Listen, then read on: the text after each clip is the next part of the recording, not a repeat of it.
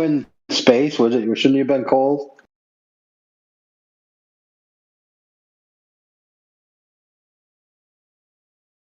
You know what blows my mind about the spacesuits, bro? Check this out. So supposedly, some footage of a live spacesuit test. A guy was in there in the vacuum chamber, and he said his tongue. He was, get me out of here, get me out of here. And he's like, my tongue is starting to boil off, basically. Like that's what he felt.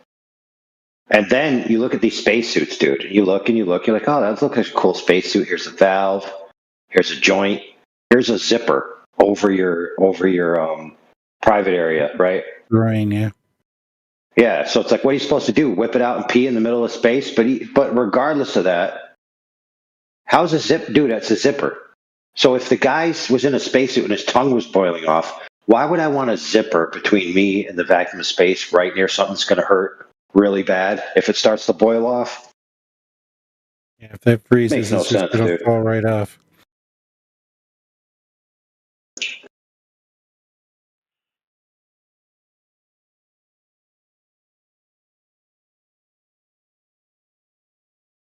And have you ever heard about the astronauts complaining about them getting chafing on their fingers from the gloves? Oh, tell me all about it.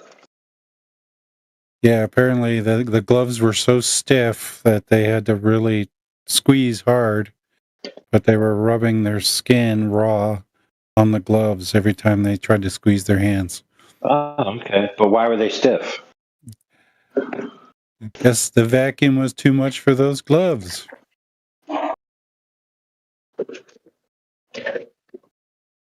And when did they say that?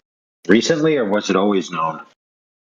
It was reported in some of the because I've known that for maybe about 10 years or so. So somebody knew about it. I think they mentioned it in like some of the other uh, missions where they were longer on the surface. Like Apollo 11 was only there for 3 hours or whatever. So I don't think they used their hands quite as much as some of the other missions where they were up there for like 3 days. Are they able to guide where it lands?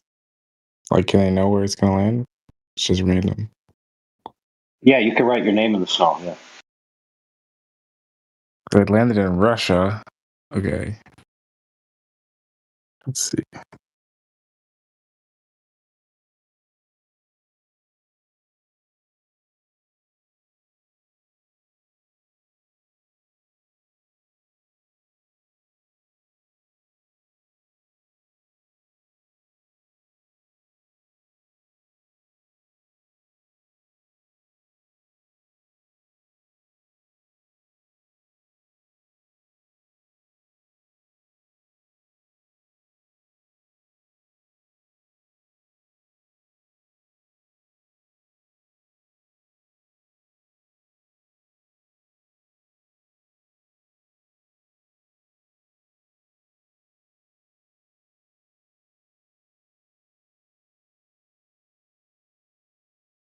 All right. While you're looking that up, whoever's available, why don't we go through a list in the spirit of Indio's 2026, the year of observations? Go over any observations that you've done in the real world that swayed you, whether the Earth was a globe or flat. So a glober can go and give their observation that they did in the real world. Not somebody else's. It has to be one you did. No cheating. So glober, you could say it. Flat earther, you could say it.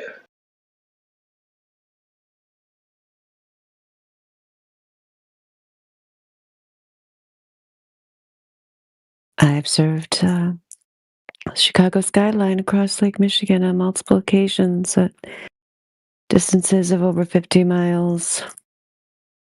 Several times with the naked eye. A couple times with my Nikon camera.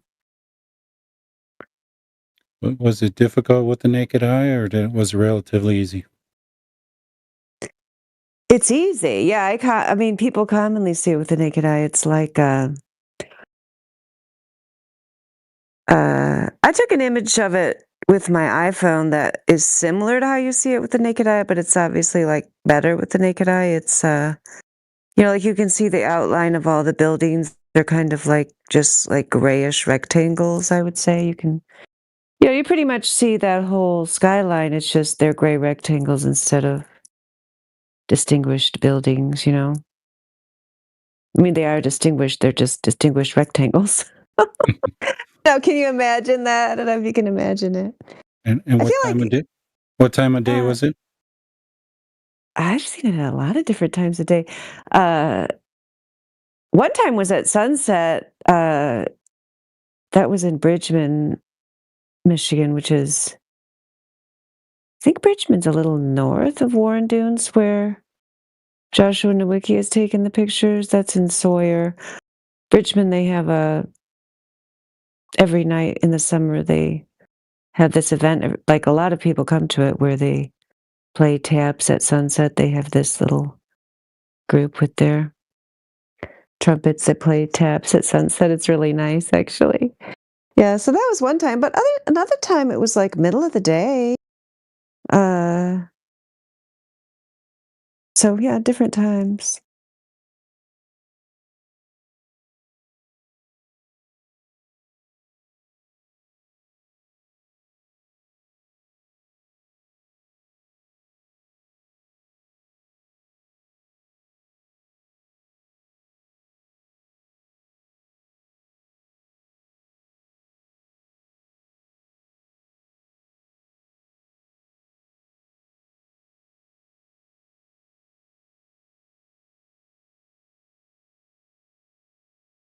Yeah, I've been observing Toronto skyline for pretty much most of my life, and what really cemented it for me was when I'm sitting down on the beach and I can see the Rogers Center Dome with the naked eye.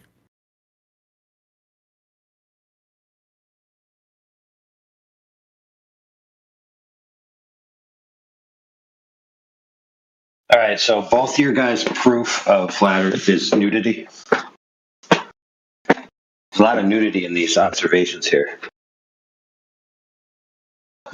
We weren't on a nude beach. Did anyone say they were on a nude beach? Yeah, yeah, can't see the nude Yeah, I beach said you from looked at it. You looked at it when you were Oh, the naked with your naked eyes. eye. Oh, yeah. the unaided eye. Okay, there you go. Make it PG-13. Hey, listen, naked eyes are not actually that far off because when you think about it, a lot of people nowadays wear colored contacts. You don't even know what their real eye color is unless you're really up close. Yeah, that's right. Next time I see a woman in a burqa where just the eyes are showing, I'll be like, "Your eyes are naked. I'm offended." Do you think she would like that? No, she would not. Yeah, I'm turned on by eyes, so clearly she needs to cover her eyes too. Yeah, I mean, eyes can definitely turn you on. I know. I think there was something, with the burqa. It's like a Yeah, isn't there a everything but saying the eyes. eyes are Yeah. the yeah, isn't there that saying what is that saying? Something about eyes. The Being eyes are the seductive or windows to the something like that. soul. Yeah. Yeah, but there's some saying about seduction with your eyes. Yep, I think I'll start, wearing a full burqa and sunglasses. That would be safe.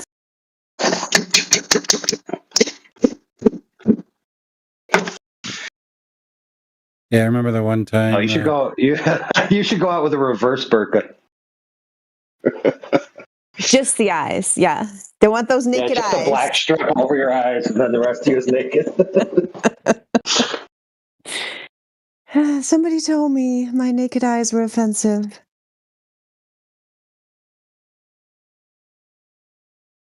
Yeah, back in my youth, when I used to work in a hotel, I remember seeing an Arab guy check into the hotel with his wives, and when it came to signing the registration, one of the wives did the signing.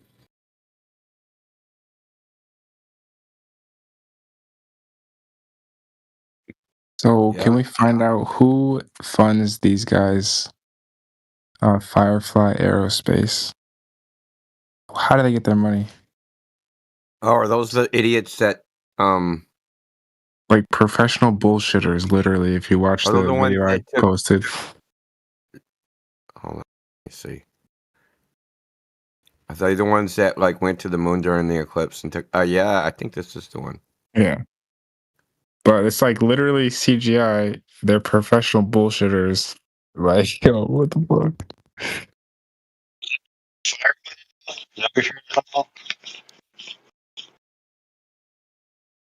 I wonder how they get their money though, and what are they actually doing? Like, what are they useful for?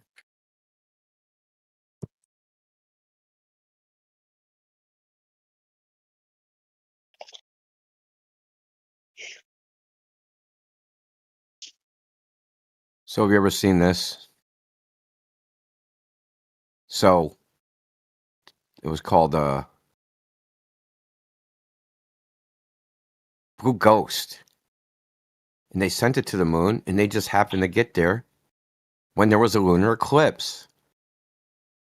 So the Earth, right? They should be able to see a solar eclipse, and lo and behold, they captured a solar eclipse from the moon. Yeah, man, ain't that It's awesome? amazing. Yeah, except for you shouldn't be able to see a solar eclipse from the moon because the Earth is 1.7 times bigger than the sun is from the moon. So the Earth Yeah, would totally they completely said cover the sun, and you wouldn't be able to see there'd be no ring of fire around they said the Earth. that is the atmosphere. 1.7. Understand 1.7? That might fly if they were close, but it's 1.7 times larger, almost twice as big.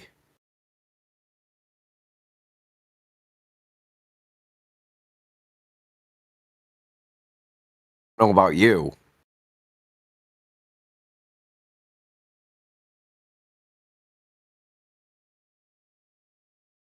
But look at how thick that band is. Oh, she just take a picture.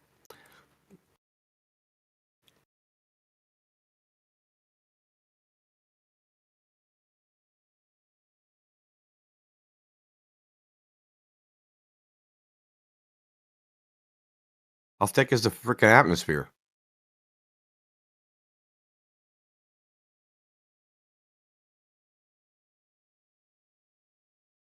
In the diamond ring thing, see the little thing? That shouldn't be Mhm. happening. That only happens, that would not happen, right? So you're getting the identical observation that you would observe in a solar eclipse from Earth, but the Earth is 1.7 times bigger than the sun. How could it be identical? It would have to look different in some way. Hey, don't you know that the atmosphere extends all the way to the moon? Oh, yeah, that's right.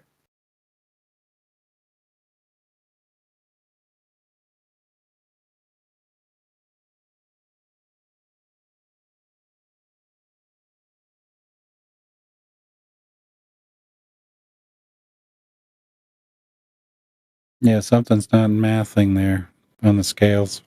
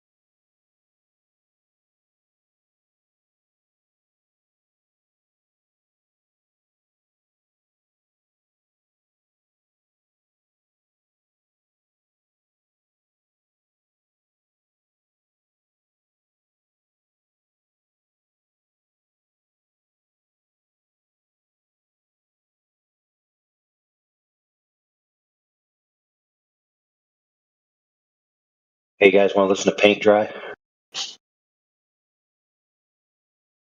What kind of paint? Bluish. I hope it's flat paint.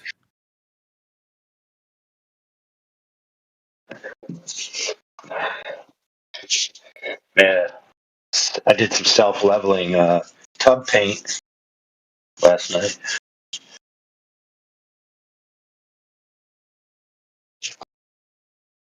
Came out nice. And I come back in the morning. I'm like, oh, this is going to be epic. Oh, it's awesome. Oh, look at it. It's bright and it's white. The tub looks revived and refreshed and renewed. Then I walked over and I came around, where you can see into the base of the tub. And guess who was in there? A spider. Hmm. A little spider. Yeah, I caught a big spider today in the house. So you know what that means, don't you? He's now a permanent part of the epoxy of the tub.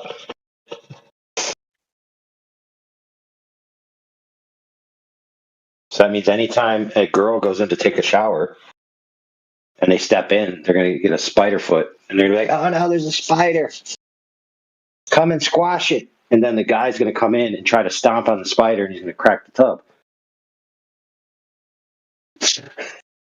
Oh man, can't win. Jeez.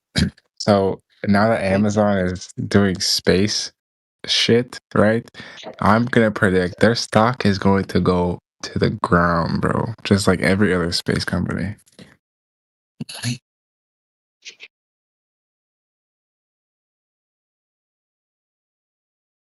Well, let me ask you this question. Do you think, knowing that they're intelligent, rich companies that do a lot of research, don't you think they know what they're doing? That there's a reason why they're doing that?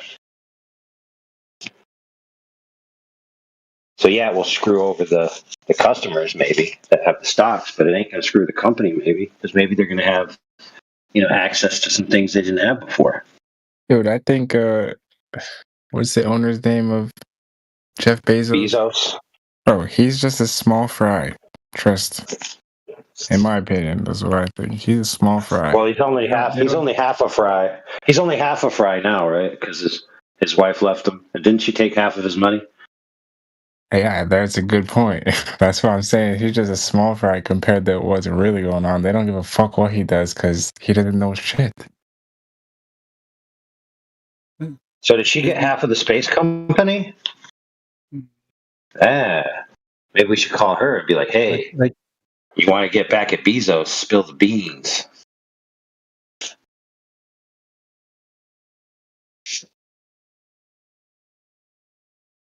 Funny how these billionaires are not smart enough to keep their money away from divorcing wives. Yeah, what you have to do is create all your money into controllable and not actually owned. So you control it, but you don't own it. Yep. Put it in a proper trust. Now, I'm not against giving women, a fair compensation for being a wife, but half of billions of dollars that there's no possible way you contributed that much value to. Did she work 100-hour weeks beside him or what? Don't know. Unlikely. So that's like these wives who marry basketball players and they think they deserve half. Were you out on the court with me when I was practicing, 10 hours a day? No. Well, the idea is absurd because the main reason why it's absurd is that, obviously you don't deserve anything you didn't work for, but there is this idea that you're a team. That's fair. But that's one of the main reasons is that there's this concept that you lose out on life by being married, and so you deserve compensation for what you had to give up during the time you were married. Yeah, but you got benefits that applies as well. Correct, but that applies both ways. So, it's a little crude, but if a woman expects money from a man in perpetuity because they were married, because of restriction of access, well, a man, when he's married, gives up restriction of access as well to other relationships. So if he has to pay out to a woman, he's hurting his future prospects for relationships. So if a woman expects alimony, then a man should expect to get seximony. So in other words, they're basically functionally still married. But the moral of that story is not about male-female dynamics. It's about getting things you didn't earn, whether it's one way or the other. Because when you think about it, did Jeff Bezos actually have anything to do with the space program? Or is it just in the company? Like, did he just say, hey, dudes, I want a space program? Or did he actually put time, sweat, and energy into it? I'm a little confused about this. He already had one called Blue Origin. Am I wrong about that? Is that Bezos? Yeah, it might be, man. You might be Yeah, right, bro. Blue Origin is Bezos. Maybe he forgot that he had one. But wouldn't it be great to be that rich?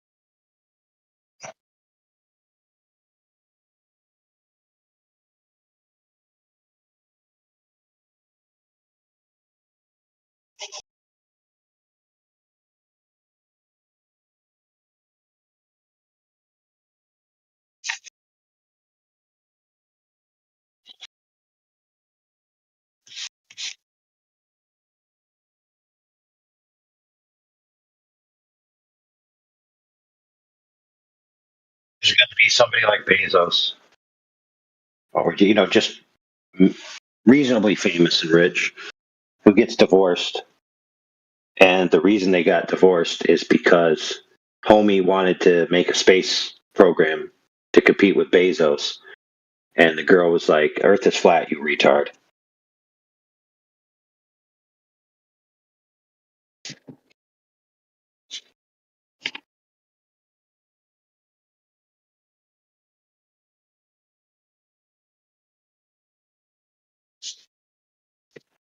We do have people in our community that have their spouse is not a flat earther.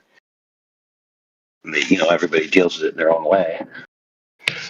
When I first got into flat Earth, there were videos of people telling their stories about being rejected by their family or their loved one. Back when it was cool to disown somebody because they were a flat earther, It's like, you're not my son anymore. You're not my wife anymore.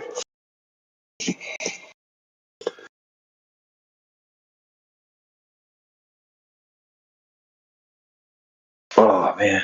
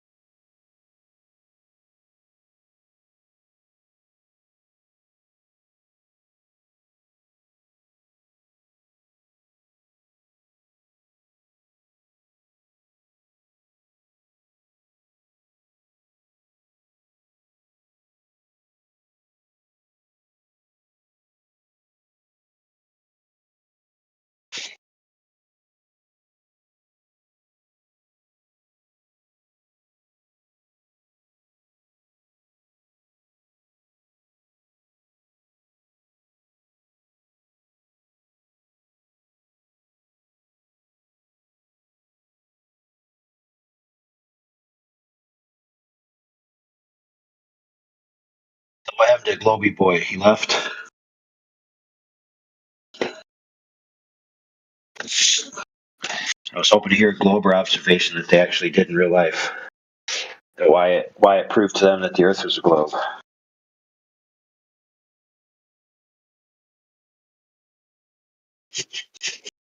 Anybody else got any other observations or stories of things that occurred in your life?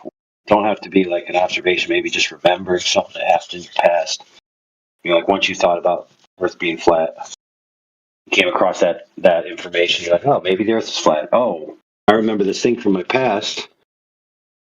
It doesn't make sense. The Earth was a globe, and I never thought about it before till somebody challenged me. Mine is everything I did in the military. We never talked about the globe once, as far as I can remember. And that just means in passing conversations. But we definitely never talked about it with anything that had to do with what we were actually doing with our missions or our weapon systems. Now, people will say it's in the manual. And that's true. In some manuals, there's references to it. But we never did any of that in training.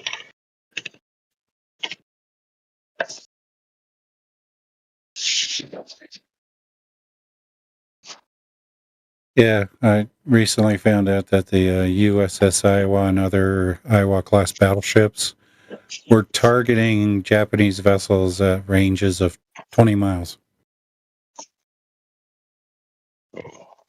Ooh. So how much curvature drop should there be at 20 miles? Enough to not be able to see a Japanese warship. Yeah, that's another thing, bro. So similar to that, dude. There's optics that we have that we can engage targets, and we actually train to identify targets by their shape, and then we know how tall they are, and then we can get the range to them, and then if we could target them at certain distances, right? But then looking back, I was thinking about, okay, let's say we were in the desert and it was a flat desert, or sorry, a flat desert, but on a globe, okay? So a desert that's curving. And then I thought to myself, wait a minute, all these enemy vehicles, none of them are tall enough to be seen.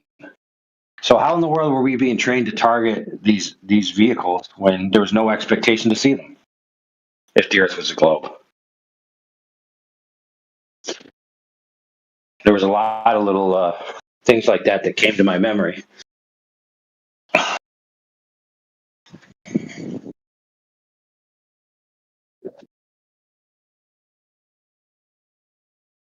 So we've got somebody new in chat, AI. You need to change your name, bro. Dog Eat Poo. I've opened your mic. Feel free to ask questions or join in the conversation. Dude, just change it for him to something that you find tolerable. I don't currently have that ability, my friend. Thank you very much. Perhaps a moderator could do that for me. Thanks. What's wrong with dogs eating poo? Dogs do eat poo. That's true. Well, at least it's not as graphic as most of them do. Like, I'll give them that. Like, yes. Well, dogs actually eat poop sometimes because they smell the poop and it has bacteria that they need to help their system. There's actually a very well-known thing called, I can't remember the name of it, but for lack of a better term, poop therapy, where you actually introduce poop that has the right, let's just call it a microbiome, and then you introduce it into the other animal to help them get cured of, like, I don't know, colic or whatever the hell they call it. Yeah, I know what you mean. It's also a nutrient deficiency thing with a lot of dogs. A lot of owners don't understand that the food that they're giving their dogs isn't what the dog's gut needs or what its diet needs or energy-wise. So technically it's not necessarily that it's hungry, but its system's looking for more. And what's passed out hasn't been digested properly, so it'll eat it again. Quite commonly. Yeah, supposedly gorillas actually do that intentionally. Like they are a post-gut fermenter or something like that, to where a gorilla like actually has to pass certain parts of its food completely through its system. You know, normally we would call it, you know, a poop, but they eat it and they do it on purpose because that's their food that they have to digest. Crazy, dude. Some of these organisms is crazy, man. Go The ahead. rabbits have to do it. Rabbits do it? Yeah, they have Dang. to. So let me get this straight. So is that why rabbits' food looks exactly like dog food pellets that you buy at a store? Because it's like prepackaged for bite-sized? Well, cat food looks the same way. Yeah, that's crazy. Isn't nature awesome? But human beings do a similar thing. They're called fecal transplants, where they take material from the rectum of a human being and put it in the rectum of another human being, and the bacteria has a beneficial effect. One of my brothers had that done to him.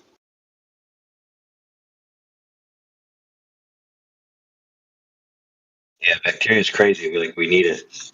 We need it. Us and them and us. We're buddies. Yeah, then they found out that if you take the fecal bacteria from a fat person and introduce it into a skinny person, the skinny person will become a fat person. What? Yeah. Crazy. But why? Like, what are they doing? Are they like producing some kind of hormone or what? What the heck? But whatever the bacteria that fat people have, it's incompatible with being skinny. I'm a little Crazy, skeptical. man. Like, I think it would have to raise their insulin levels for that to happen. I don't see how that's physically possible. I'm a little skeptical. Right? What do they do to make a skinny person fat? Yeah, they took the fecal transplant from a fat person to a skinny person. The skinny person started gaining weight. Just Yeah, but put the what if poop they started inside. gaining weight? They started eating foods that made them fat, like high carb diet. Bro, it doesn't work for Listen, me, bro. There is a supposed link between bacterial biomes that recognize the host body and they secrete things that force your body to crave certain foods that they actually thrive on. And they're actually deleterious to you and they make you fatter, like sugar and stuff. Yeah, there's I learned this a long time ago from Alex Jones covered. There's bacteria in your stomach, more so than other people's stomach than others, that will release toxins if it doesn't have sugar to feed on, which causes people to Right. feel sick and awful if they don't get their sugar fix. Yeah, that's a good point, dude. And it's like you wouldn't even know whether you had this bacteria or not. You could have just been given to it, and then it affects you. And every time you start feeling down, you need a fix. It's kind of like a mental bacteria. You're taught the Earth is a globe, and if the globe is ever challenged, you start to need a fix. And so you go and you watch like NASA videos. You go and you watch the alleged moon landing footage, and you just consume it to feed the bacteria in your mind. It's like a mental inoculation. See, it makes perfect sense now.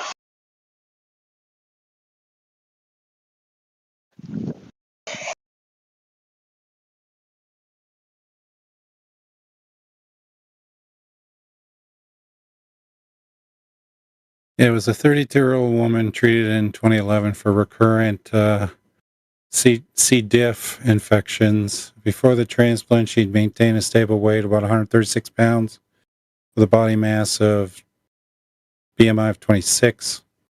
Never been overweight. She got it from the stool sample came from her daughter, who was healthy but overweight. She was 140 pounds and BMI 26.4. Well, that's how we call it now, healthy but overweight. Yeah, and then after the transplant, she rapidly gained weight despite no changes in diet or exercise. Within 16 months, she gained 34 pounds, reaching 170 pounds, a BMI of 33. And 3 years post-transplant, her weight was 177 pounds, BMI 34.5, and she remains obese. Yeah. So you'd say, well, how can you do that when you're taking in the same calories? Well, a lot of the food you eat, you don't actually extract the calories from all of it. You pass it right? Before you can get the stuff from it. But if the bacteria is breaking it down and making it more bioavailable to your body can then use it more readily rather than passing it. So that actually makes pretty good sense right there. Same amount of food, but you gain weight. Whereas previously you were just pooping it out. Now you're actually absorbing it. Yeah, because that was what some people had said about skinny people and fat people. You know, people who cannot gain weight have the same problem as fat people, except the only difference is that they cannot absorb the food, whereas fat people can absorb the food too much. So they're sort of on the different ends of that spectrum.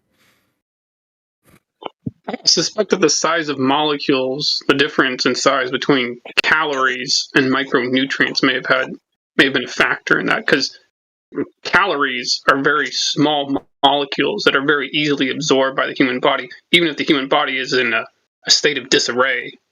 But micronutrients are much larger molecules, and you have to have a much healthier digestive system to properly absorb it. So maybe suffering from a micronutrient deficiency of one kind or another may have had something to do with that effect. Yeah.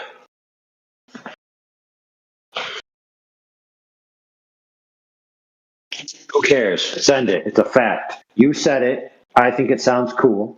Let's make a grant for federal funding, right? And then when we want to, come up for a grant to come again, we'll just be like, hey, look, we found this new data that proves our point.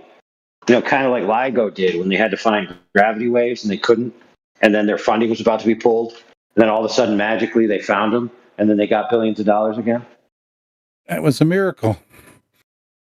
Yeah. It's amazing what you could do when your money's about to go away.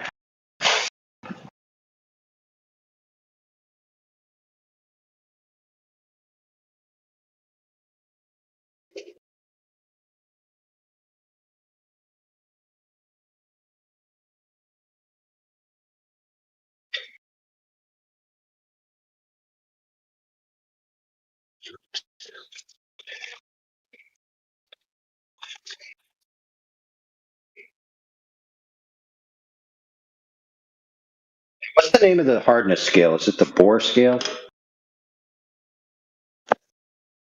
Mohs scale. Mohs. Is it Mo? Welcome to Mohs. We got the hardest tacos in the universe.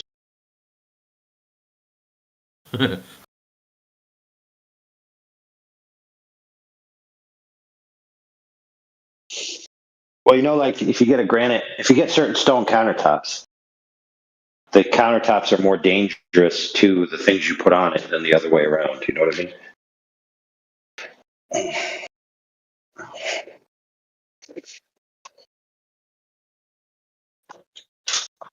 You saying I shouldn't be putting diamonds on a soft countertop? Sure.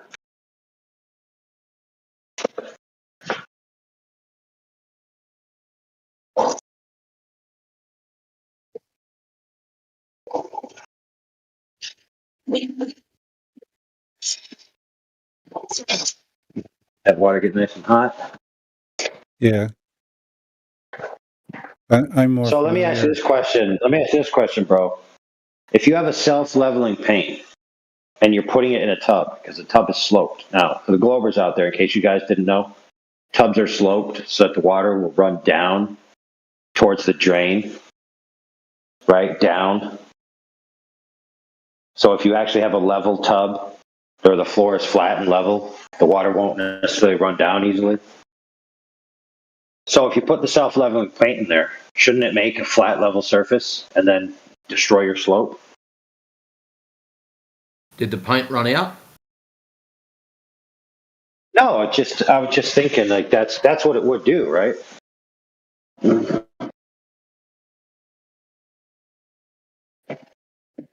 Same thing with public spaces and drains,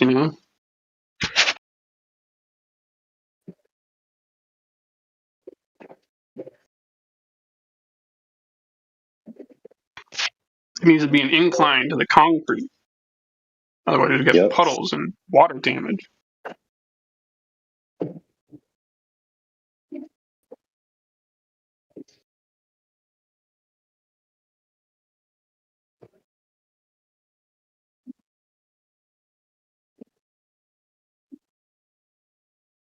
So if I put the self leveler and I just let it seek level, okay, the Globers are going to tell me that the base of my tub would actually have a hump in the middle, ever so slightly, of course.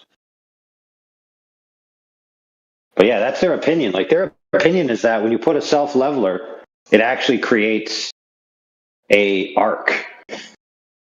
So you say, "Oh, this is a self-arcing flooring, self-arcing flooring putty designed to make the perfect arc parallel to the continuous curvature of the Earth for an extra $50. Patented microtechnology, guaranteed to adhere perfectly to the curved surface of the Earth to provide the flattest possible floor." Dude, does that not have a ring to it? Okay, one more time for the slow Globers in the back. Microtechnology guaranteed to conform to this Earth's surface curvature so that you can have the flattest floor possible. Follow that logic?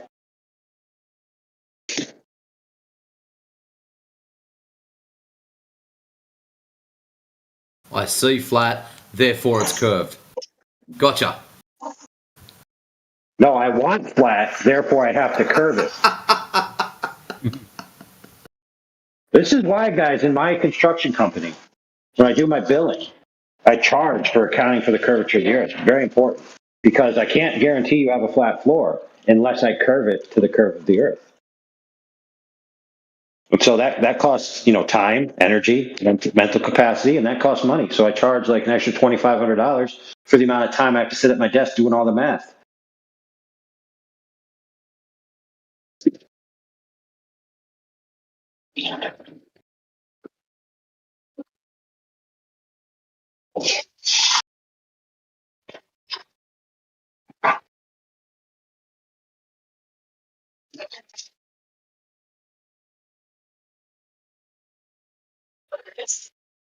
Crazy. Huh?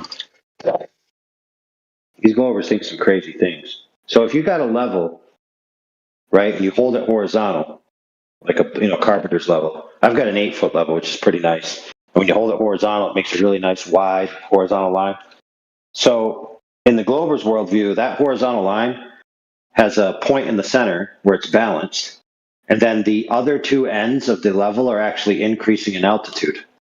So in other words, if it rained on my level, there'd be a puddle of water in the center of the level. Like what? What the heck? Does that make any sense?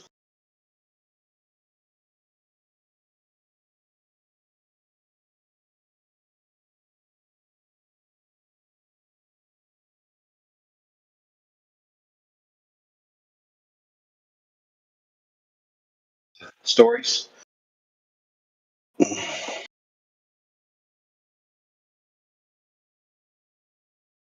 Something along those lines.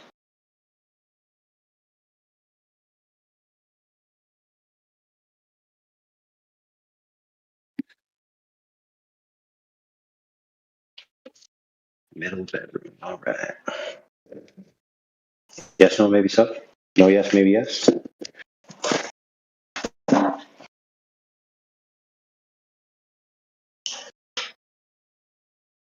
Well, maybe yes. But it looks like we have two new guests. A couple, actually more, just joining in. Cyclops, interesting name, and Spirit Crusher. Welcome. Do they have perms? No. Better hook them up before they get bored.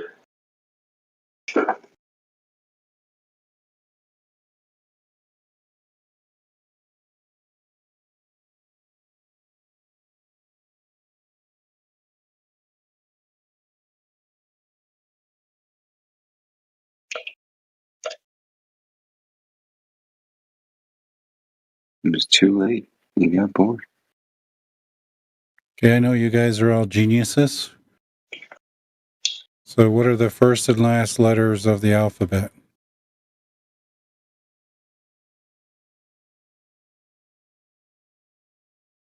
TNT.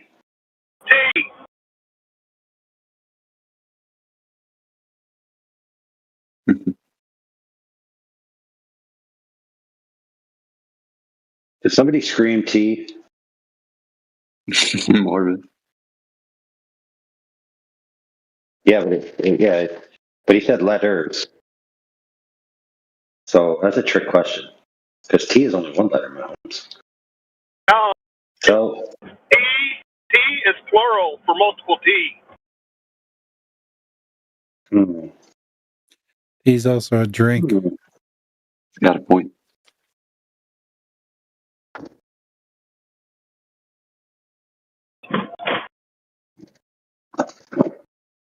If you said ANZ, that's actually 3 letters.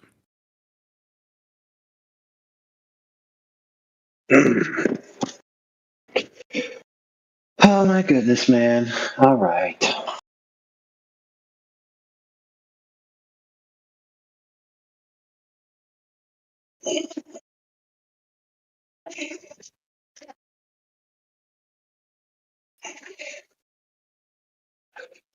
Man, I'm almost done with the blue paint. Speaking of blue paint, why is the sky blue if the Earth's not a globe? How can you have a blue sky without the Earth being a globe? The world may never know.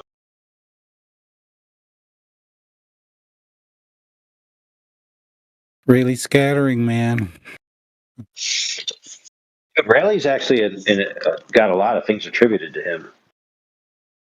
Yeah, he discovered argon. Yeah, listen, he also did Rayleigh's atmospheric coefficient of extinction, which is the fact that you can't see forever through atmosphere for obvious reasons. Yeah, What's that's another one? Transmission factor. The Rayleigh criterion. Let's see what else. Rally bicycles. That's a good one. BMX. I had one of those. Pretty awesome. Raleigh, North Carolina. Yeah. Well, the last two were just silly, but the other ones are pretty impactful. Like the coefficient extinction, whatever the heck I just said before. I'll steal that answer from previous. That towards the Globers who say, listen, if the Earth was flat, why can't I see the Eiffel Tower from the Statue of Liberty?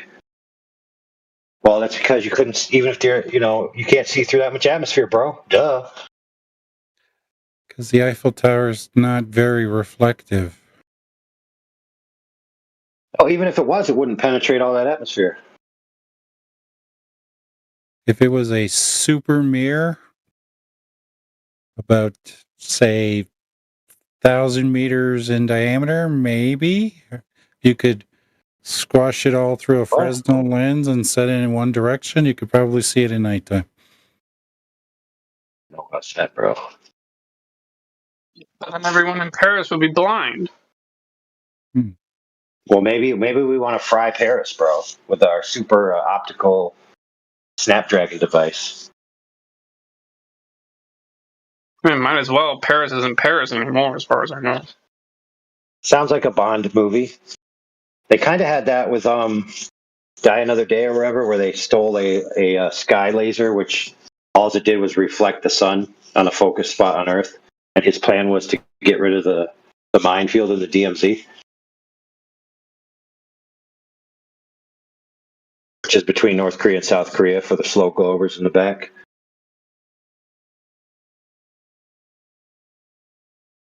So, speaking of the Rayleigh atmospheric extinction coefficient, so the Globers will say, well, listen, if the Earth was flat, I should be able to see everything I can see. But I'm like, you can, bro. So, for example, if the Rayleigh extinction coefficient makes the atmosphere opaque at about, within the range of 300 miles, there's different answers. You get different answers from different sources. But I think 300 is pushing it. 350, I'd probably say definitely it. But either way, so they say, well, if the Earth was flat, I should see things in the range of what I can see that I wouldn't otherwise see. So here's the thing: there are plenty of sightings of objects within that range. So in other words, even when you go to that the BLMS B69 videos that are referred to in the Black Swan argument, some of those videos you can see an island in the background, which is an island that's within the range of 350 miles, but you can't see things past 350 miles. So that means that you can, from that vantage point, you can see everything you should be able to see. Now, transversely, if the Earth is a globe, you shouldn't see any. You shouldn't see any of that island in the background at all. So when the Glober says I should be able to see this other landmass from here, well, guess what? You can't.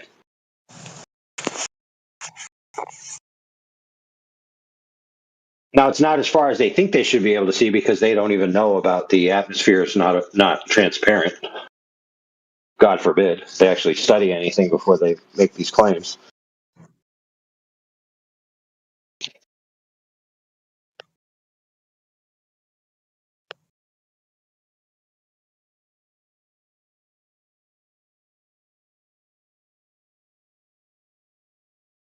A radio receiver can see the Eiffel Tower from 6,000 miles away.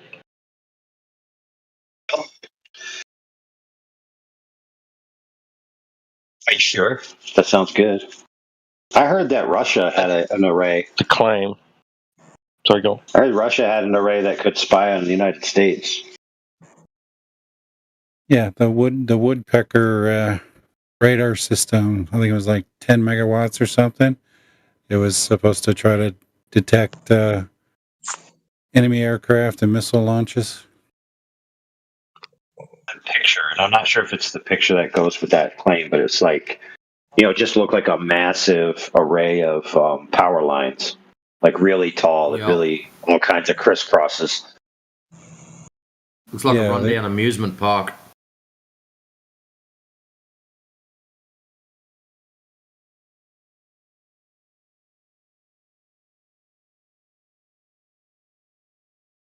So we got thousands upon thousands of miles of radio reception. We got objects within the 300-mile visual range that you can see beyond the globe geometry. We've got water being flat and level everywhere you go. So, like, where's this globe that we're supposed to be witnessing all the time, other than television? Because it's definitely on television. I know that. But then again, so is Captain Marvel and Superman. They're on television too. I've seen Santa Claus on television. Dude, I seen Mama kissing Santa Claus. I mean, never mind. Underneath the mistletoe?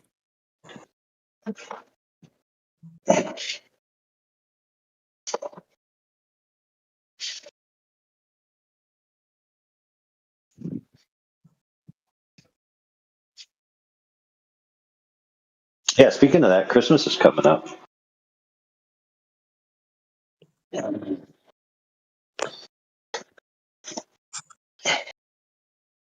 It was just my birthday. Whoa.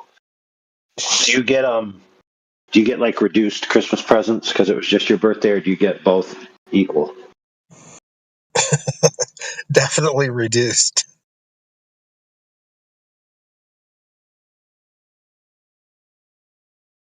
So, don't you think that you should just change your birthday and identify as somebody that's much further away from Christmas? It's been this way for 50 years. I'm okay with it. All right. How many times did you get this is your birthday present and your Christmas present in one? A lot. Yeah, I have a friend, her birthday's on December 26th. Yeah. I got a friend whose birthday is Christmas Day.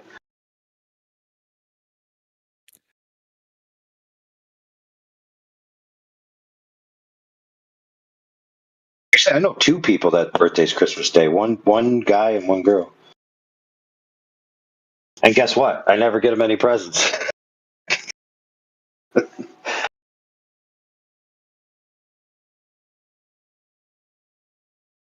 Dang. I'm sorry. Dirtbag. All right, so what is one of the presents that you got that was a combined present? Well, I haven't had Christmas yet, so I didn't get anything for my birthday. Dude, so not only do you not, so what is it? They just wait for Christmas and then they say this is a retroactive birthday present? Yeah, I have no one in my family to. Yeah, it's just me myself. Oh, no worries. It's all right. Yeah, then you can pick what present you want to give yourself, and that's exactly what you asked for. That's right. I treat myself right. Listen, you can also marry yourself. You can download all your personality from all your internet interactions throughout your entire life into an AI, and then tell it to crunch out a version of you that would be a girl, and then turn it into an AI girlfriend, and then you can marry it. I'm okay with that. So shockingly, people have already done that kind of thing.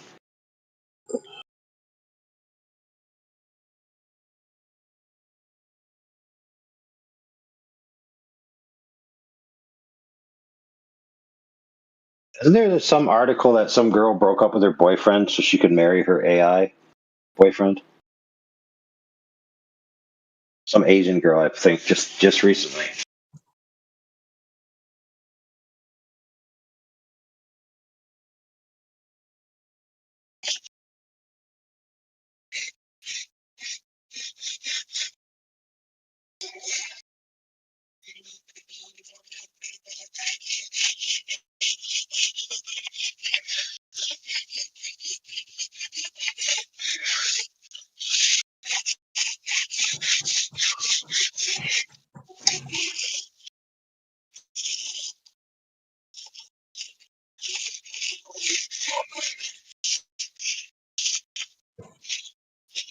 Who else has an observation that they did or seen with their own life? Nobody. You can't be talking about somebody else's. It's got to be yours. Does driving across the Nullarbor 7 times count? I guess. What you got to tell us what about though? Like what's about it? Well, I can show you a picture of it. Dude, how are you going to show me a picture if I'm blind? It doesn't really sound like a me problem.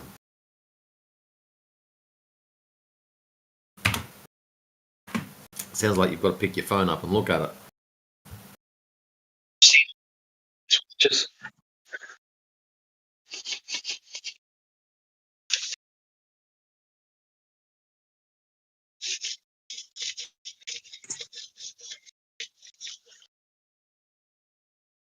You got to be careful because blind in Australia means drunk. Means drunk.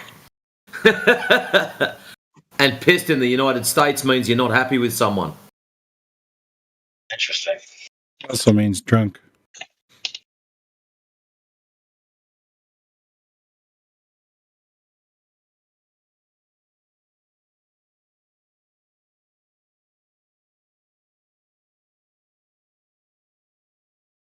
Man, this color doesn't seem like it's matching, bro.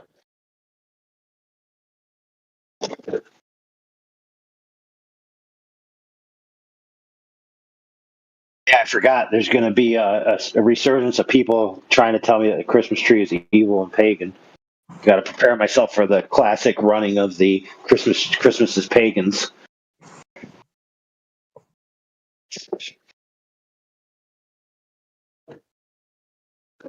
Yes. Well, they'll tell you that the Christmas tree is evil while they celebrate Jesus' birth on the day of Nimrod. Or whatever it is.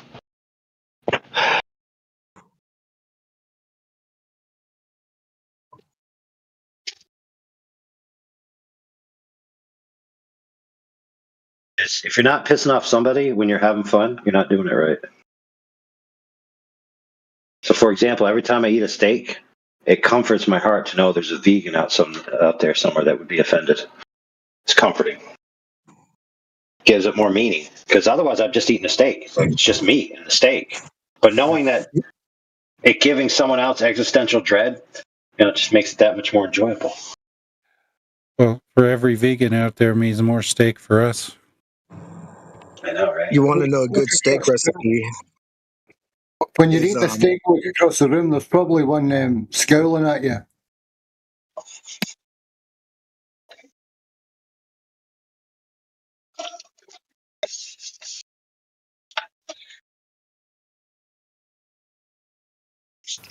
Oh, dude, I've just got this image of that, what's her name, Greta Thunberg, just standing outside of a restaurant, just staring in there, scowling at somebody.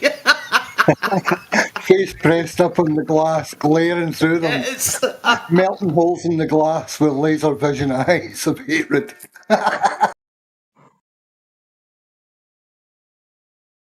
It's the steak recipe.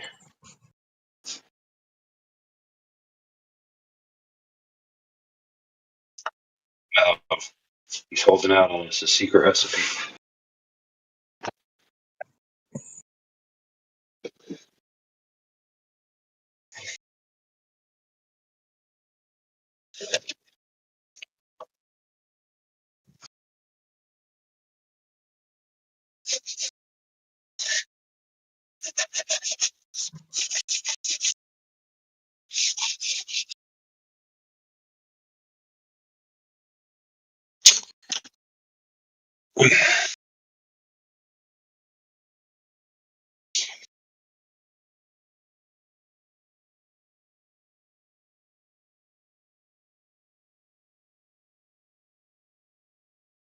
Dude, I hate waiting for paint to dry. It doesn't look like the right color until it's dry. Then you're like, did I get the right color? the second coat, third coat? No, this is just like patching from paint that's from the basement. Trying to match it. Flat. I don't know. I don't know if it's flat. Could be satin, a semi-gloss eggshell. It's definitely the paint, though, because it's one of those things where it's like it's the paint, but when you put it on, it doesn't match, and then you got to wait for it to dry. So you're like, oh man, this better dry the right color, bro.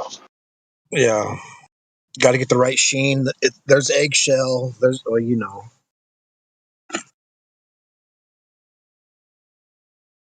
It's a rental, bro. So it's getting this, and that's what it's getting. Although I'm pretty sure it's right. I don't think anybody snuck in the basement and switched out the paint for a paint that's similar.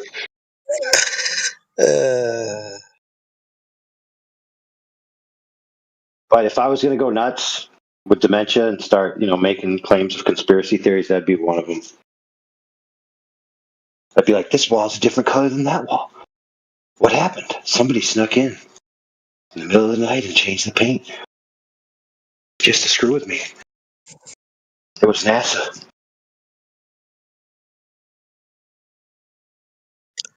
You've seen the color changing primer, right? Goes on pink or purple, then dries white. I love that kind of stuff. You know what I've been waiting for, dude? Which supposedly was announced it had to be like 20 years ago now.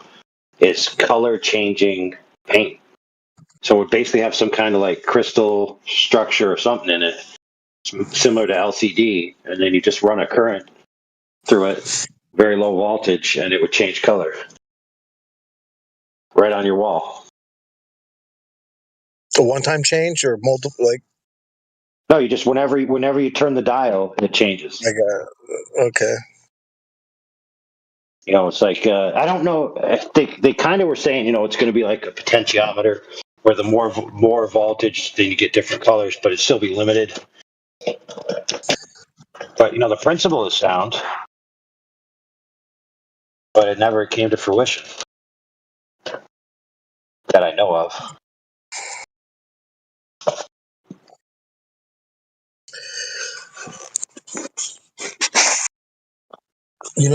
my well, not really my theory, but paint back in the day when they used to have lead in paint. They said they stopped putting it in because some kid ate some paint chips. You ever hear about that? Yeah, that was the boomer generation. Yeah. Well, I know kids that have like swallowed fishing weights that were lead, and lead pencil's been stabbed with them. Still have a piece of lead in this guy's arm. Nothing ever happened to him. I think Pencils are made with graphite, not lead. back in the day there's lead pencils. No, Pencil lead? no, they're all graphite. Really? Yeah, Forever? forever and ever. Oh. Well, okay. I don't think lead's that harmful is what I'm getting at. I think the government did it so they couldn't get a good reading on the houses.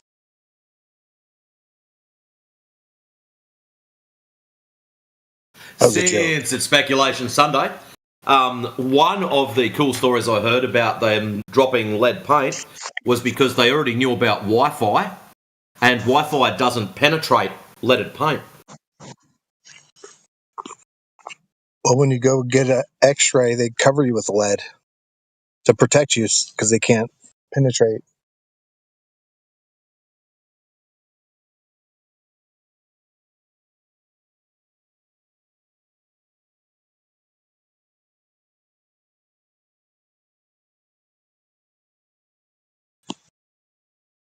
I don't know. I've sanded lots of lead paint. That's why I weigh so much.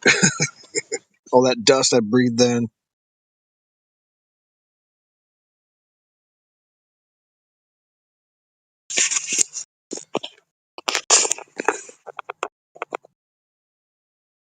Here's a bad joke. What can make the Glober alcoholic feel really depressed when his beer goes flat?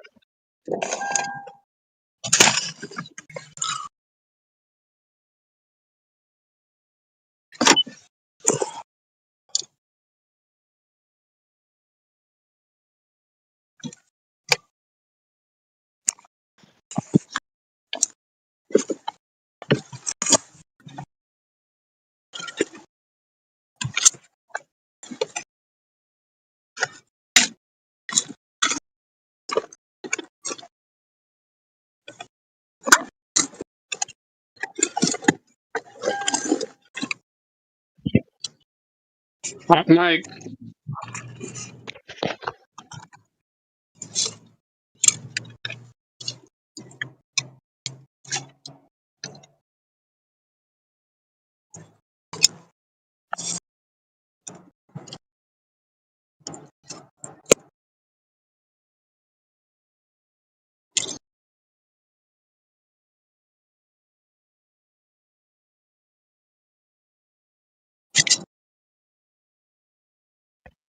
I'm gonna rub two sticks together and make a campfire while you're making all that racket.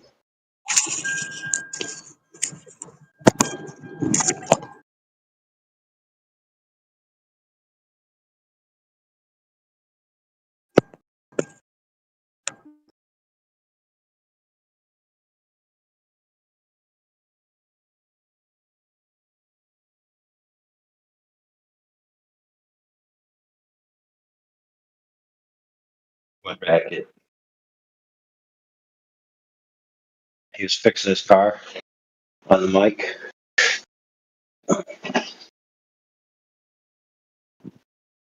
Maybe he's looking for his phone in the car.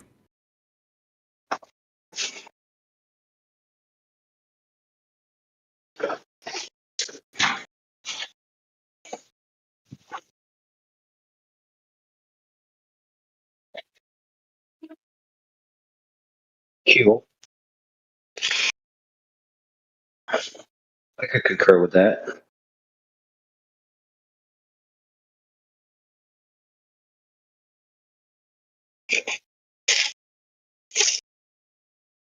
I remember the one time a friend of mine said she pocket dialed me. And I said, don't worry, I pocket answered you.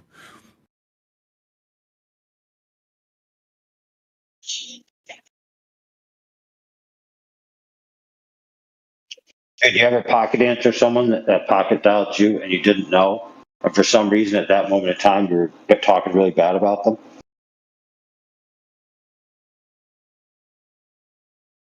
But they didn't hear it.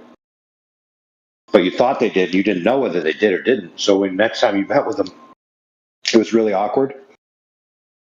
Ever had that happen? No, I've never had Schrodinger's butt dial happen to me.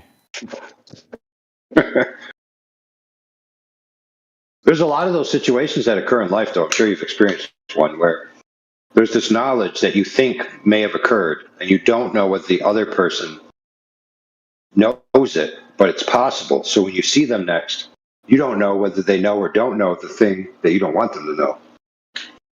Yeah. Like Karma said, But then you got to play all coy. Hard time with that. Yeah, you got to play all coy and try to ask questions around it. Be like, so, hey, what were you doing last weekend? They're like, oh, I was just around. And you're like, around where? Downtown? Or near Sally's house? Hey, why are you asking such specific whereabouts? Was there something going on at Sally's house? No, I'm not trying to insinuate anything. I was just wondering what you were doing. Now, the moral of that story, friends, is that's kind of like the astronauts that supposedly went up in space, where their stories don't jive. It's like they never got together and made a congruent story so that when people ask them what they saw, what they smelled, what things were like, did you see stars? Did you not see stars? Why the necessity to leave Dave the cameraman behind? Yeah. Well, that's because the cameraman never dies, so he's still alive on the moon. He's ready for the next moon With no landing. spacesuit. Capture the landing.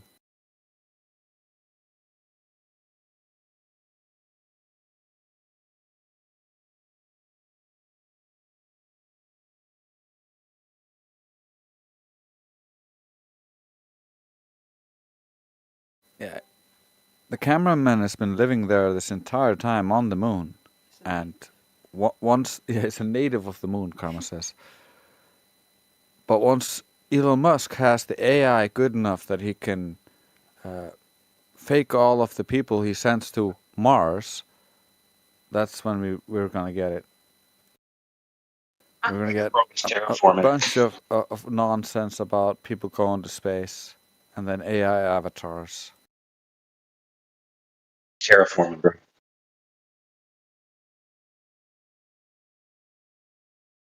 It's making the soil lively, just like in The Martian with the poop potatoes.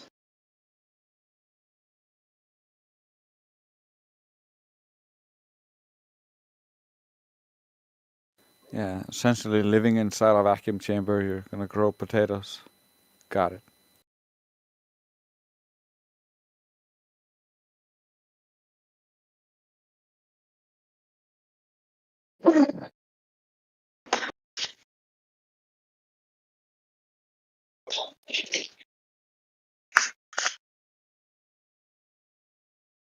This is so You're far dang right. removed.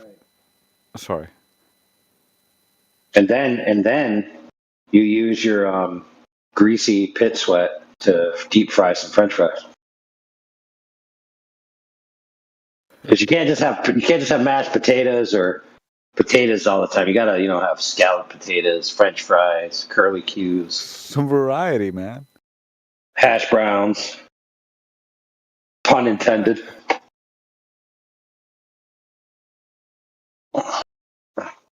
Now, some people are like, "Yo, what does bodily functions have to do with space?"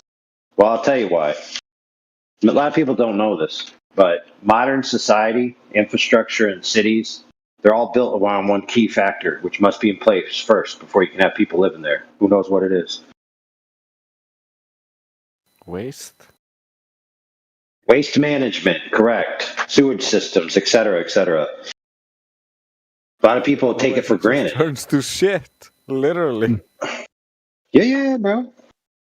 But a lot of people take it for granted that they can just always have a convenient room and a convenient set of arrangements where their waste just magically disappears and they don't have to deal with it. But in reality, if you don't deal with it, you get sick and die. Yeah, the whole city just becomes unlivable, and people just start dying in droves.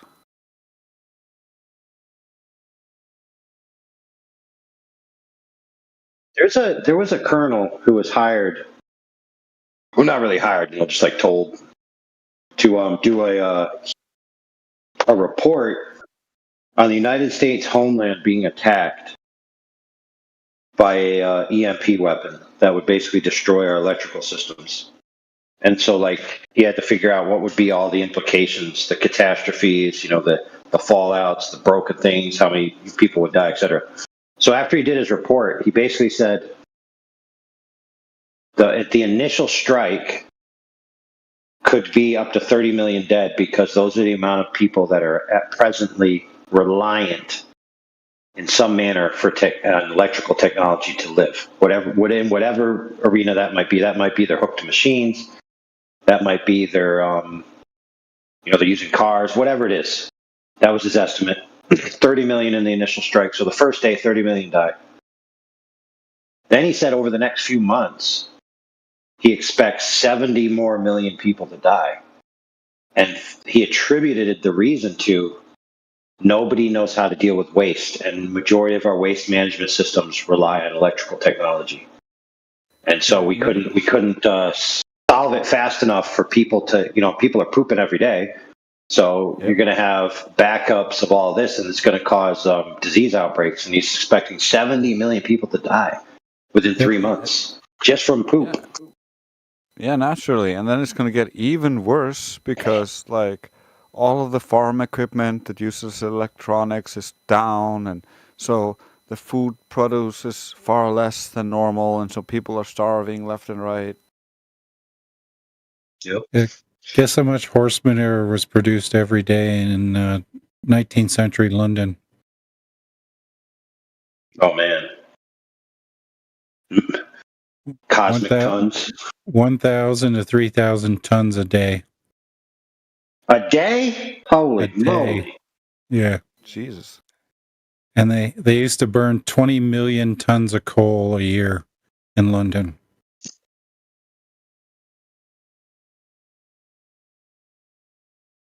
Yeah, that city was just filth at that time.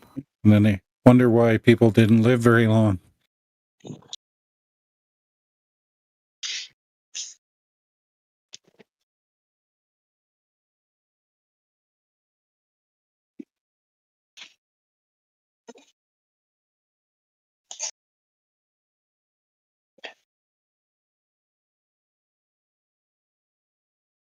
Hey, friends, I'm down to my last two colors.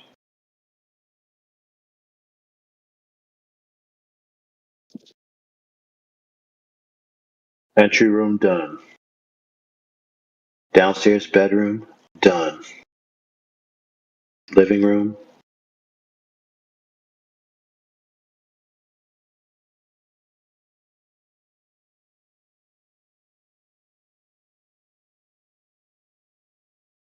Library. No. Downstairs bathroom. So what are you saying? Done. AI in the bathroom with the paintbrush. I think Dang right. my Facebook's been spying on me again because I just saw a post about Apollo 17, and now I'm seeing a post about Earthrise. All right, bro. So I'm now down to white, off-white eggshell, and snowdrop. That's my last two colors of the evening. Now, if you can tell me... Snowdrop. Well, I'm telling you, bro, if you can tell me what snowdrop is for a color... A shade of white? Or is it yellow? Well, yes. So hold on, let me find it so I can be telling you the truth here. Miscellaneous upstairs wall. There we go. Master bedroom. So it's definitely majority white. So it's white, called snowdrop. Okay. So imagine snow, a drop of snow, whatever the heck that is. So it's obviously majority white, but what colors are mixed in with it? Would you guess?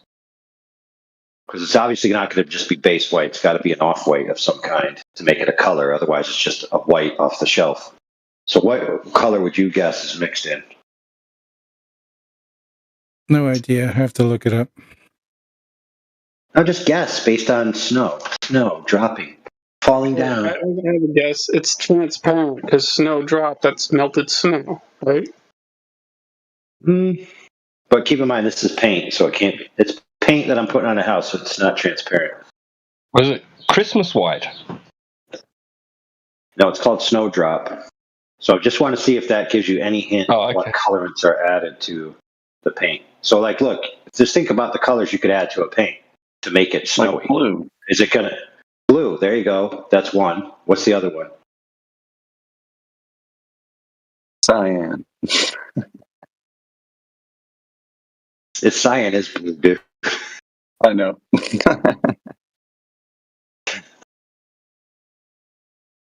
All right, I'll give you a hint. Tints, tones, and shades. That's a hint.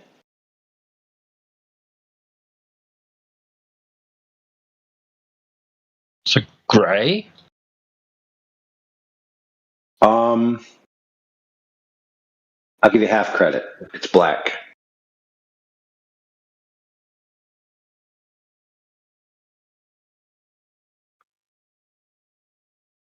So this is a very light blue, like extremely light blue, where if you're looking at it one way in the light, it's obviously blue, and then another way you're like, wait a minute, is this white? But the colors that they added are blue and black. Is it a bear color? No. Sherwin-Williams. Sherwin-Williams. Yeah, so the tints could be slightly different, but AI is telling me light blue, mint green, subtle undertones, pale yellow, light purple, lilac, pale pink, and gray. Holy crap. You get all that. Man, that's a lot. All you do is mix black and blue, and you get pink. That's sweet.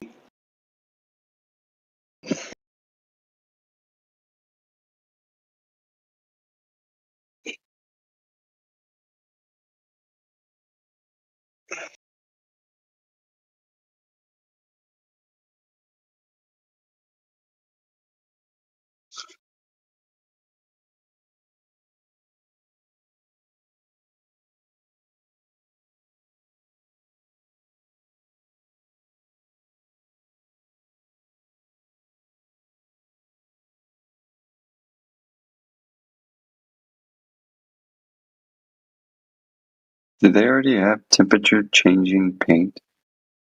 Yes. Sweet.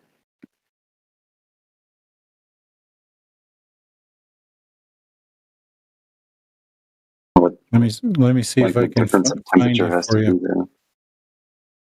Because I remember seeing a video of somebody had a black car, but they poured hot water on it, and colors started appearing. Oh, for sure. I mean, especially like 100-degree difference. But I wonder if there's like one that's very sensitive.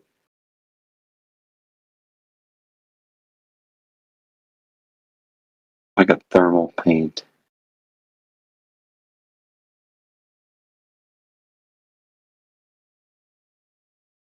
For like an industrial use? No, I was kind of stuck on paint when somebody mentioned the lead paint thing. And I was realizing I wanted to know how much of the percentage was in the 1930s and 40s, and it said up to 50%.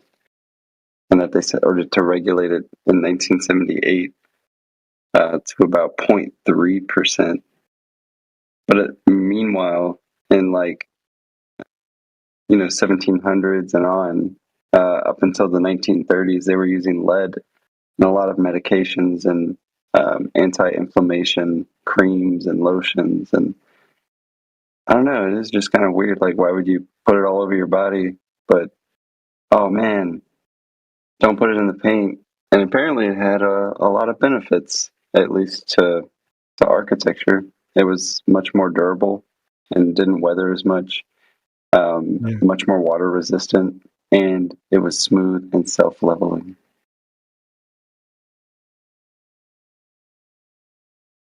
Yeah, the yellows really popped from the lead chromate. It did.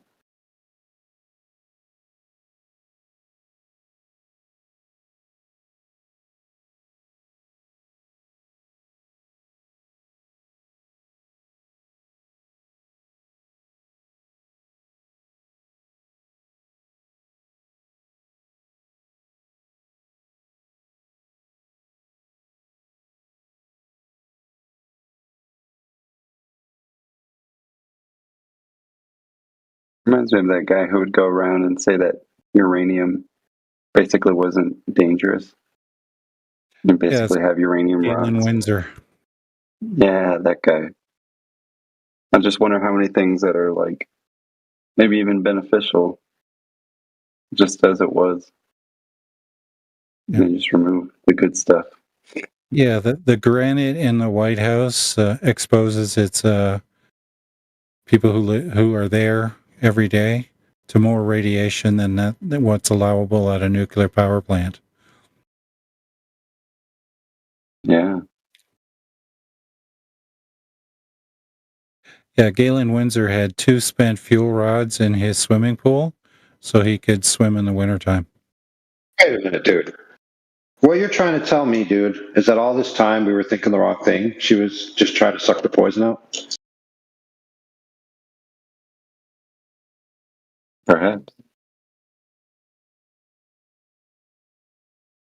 Okay, for the slow glovers in the back. We're talking about monochrome reference. energy.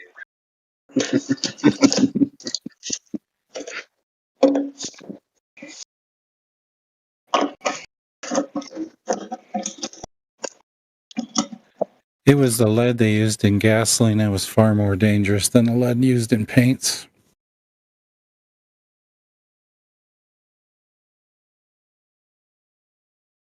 Bros, I almost took the blue painter stick that I mixed the blue paint with and stuck it in the white paint.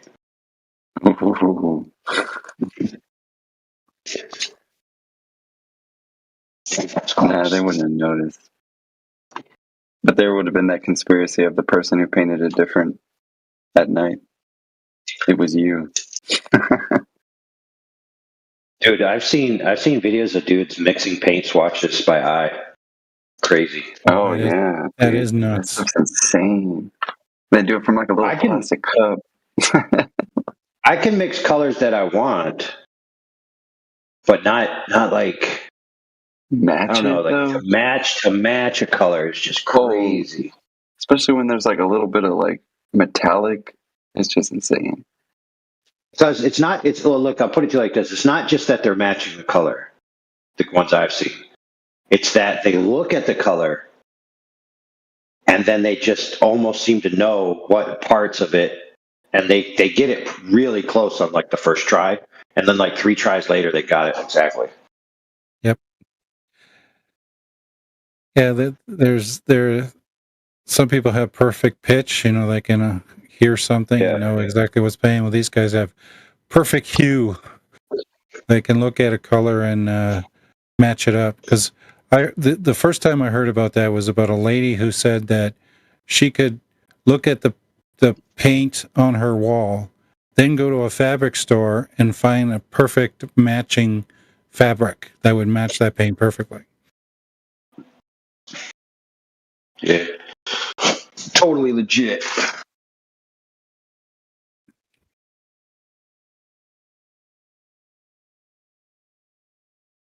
I did an interview once where there was a company that dealt with printing certain stuff, and you had to, as part of the interview, you had to do this test where they had all these different long things with blocks inside that had different colors, and you had to sort them in their spectrum. You know, so on one side it was red, and then on the other side it might be, let's say, yellow. And then they had all the different mixes of red and yellow in between, and you had to sort them towards yellow. You know what I mean? So all of it had to be as close to the actual spread of red with a little bit of yellow all the way to yellow. Let me tell you, dude, that test was hard. I've been looking at it cross-eyed. I'm like, what the heck? Is this color the same as this color, or is it different? And it wasn't just one. It was like they had a different strip with the blocks for like each color family. It was like one of the hardest tests I ever did, dude. Yeah, I have trouble matching colors exactly because the lights are different in the store versus what's in the room, and even outdoors. Dude, it's like tell me if you resonate with this sentiment. It's like gaslighting yourself. Yeah. I swear it was this color. And you're not even close. Yeah, I had to paint the outside of the building because of graffiti and stuff like that. And I got 4 chips that looked relatively close, and I picked the one that would appear to be the closest to the original of what was on the wall. No, it's not even close. Not close enough, but it looks so much better than the other paint that was on it, because this one is called Sandstone Cliff, so it has more white in it versus the paint that was on there had more grays in it, so it just looked more depressing. So I'm kind of glad I picked the color because it looks so much better.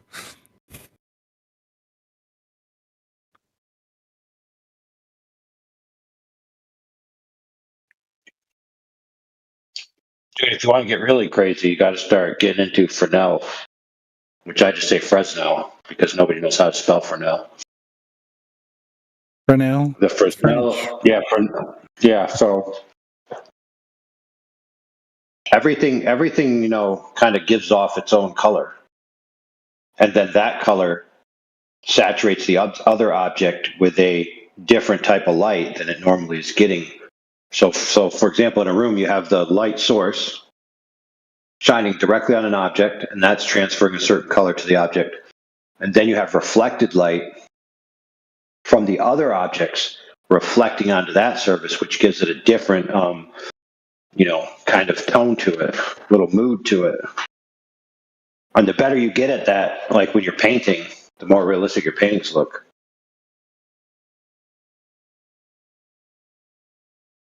And what's interesting about that too is that once you reach the critical angle of approach from the light, the reflected light takes over, and you no longer can see the object light or the re-emitted light or whatever they call it. I can't remember.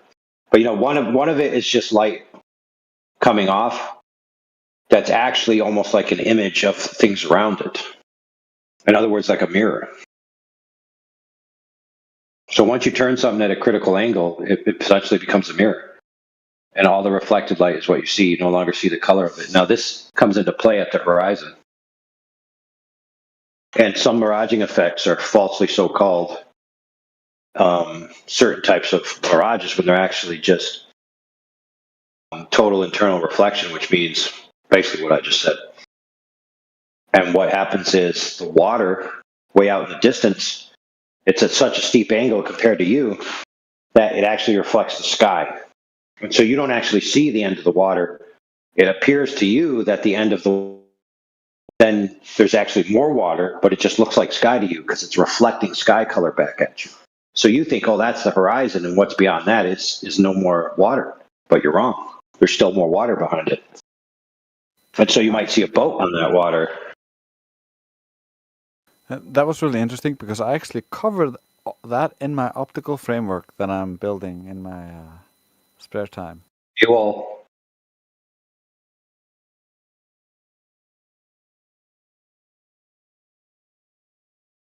I have an optical framework business. So what it is you come into my business and your truck got in an accident and the frame is all bent. And so what I do is I take a photo, I boot up my computer, and I do this advanced modeling to get an effectuation of what the vehicle would look like fully fixed and repaired. And then I just reify the model into existence, and then I charge you for fixing your truck.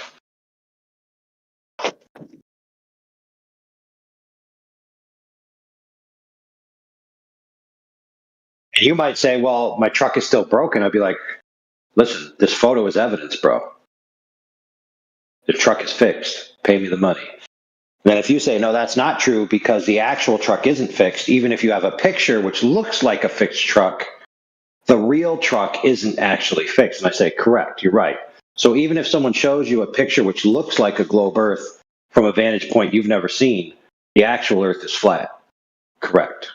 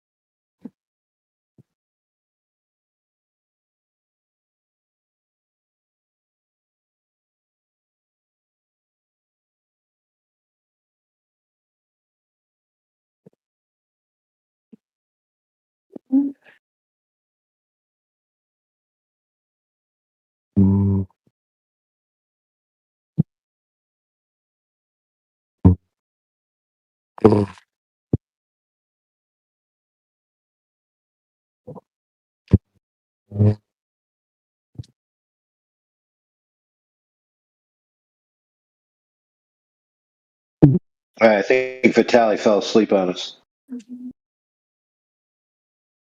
Vitaly, you dreaming?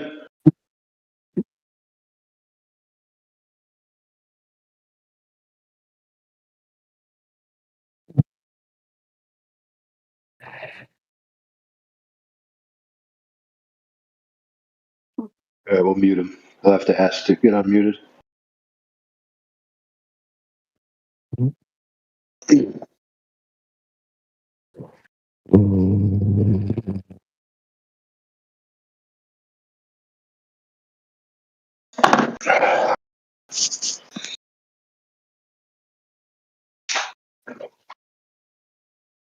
All right, we got some people in here. You guys be checking their roles. See if we got anybody that needs to speak.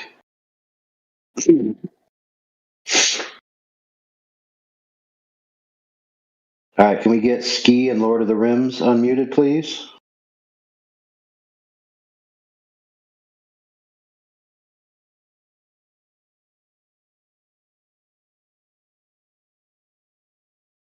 What up, Ski?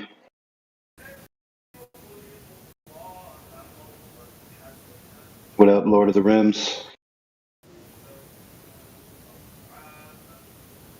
Lord of the Rims, you got that airless tires? Maybe not.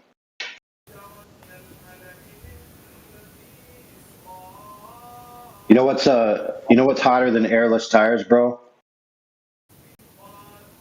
Tireless air. Yeah, you can get highly dense air just sprayed around your rim, and then you could drive on it. It's freaking awesome, dude. Never goes flat. Could run right over nails. Doesn't even matter.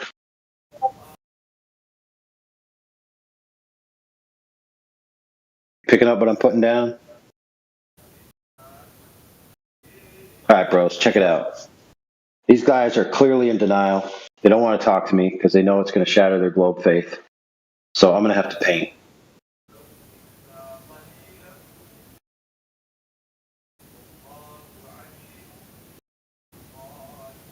Lord of the Rims, you're off mute.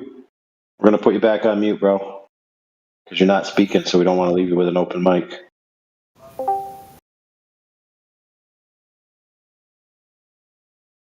Yeah, there's a company called Brightech that makes airless tires. Yeah, I'm down with that, bro. But tireless air, that's even better, bro. That's the new fangled tech. Tireless air, that would be a globe proof if it existed.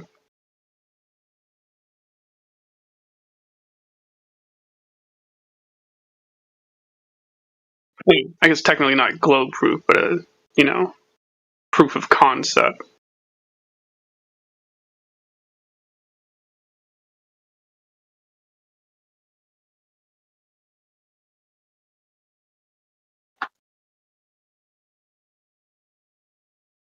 Sounds nuts. Yeah, was that Orion? Yeah. I've been hearing that guy talking like months. That's because he was too busy being super successful, unlike you and me. Oh.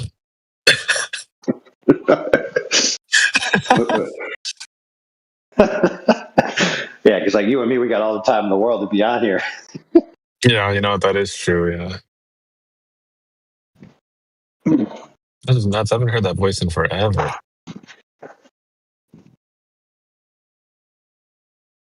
I like it when he's got a good mic and a good connection. But then again, who am I to talk? I almost always am using a bad mic.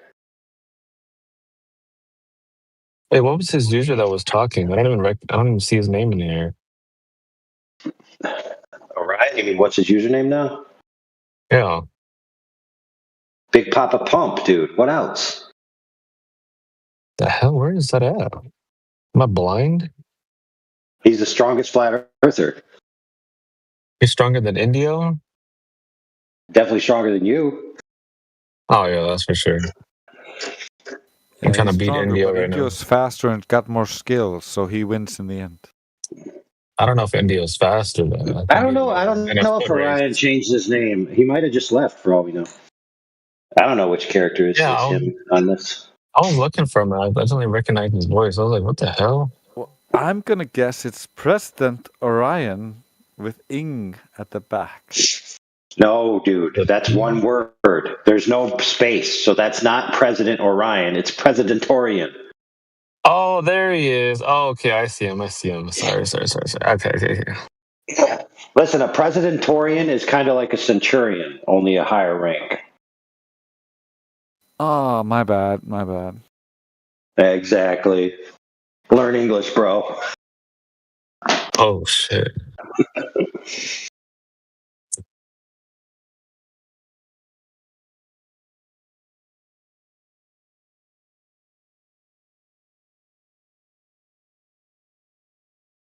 Hey, if you abolish the what is it? Oh, the Department of Education.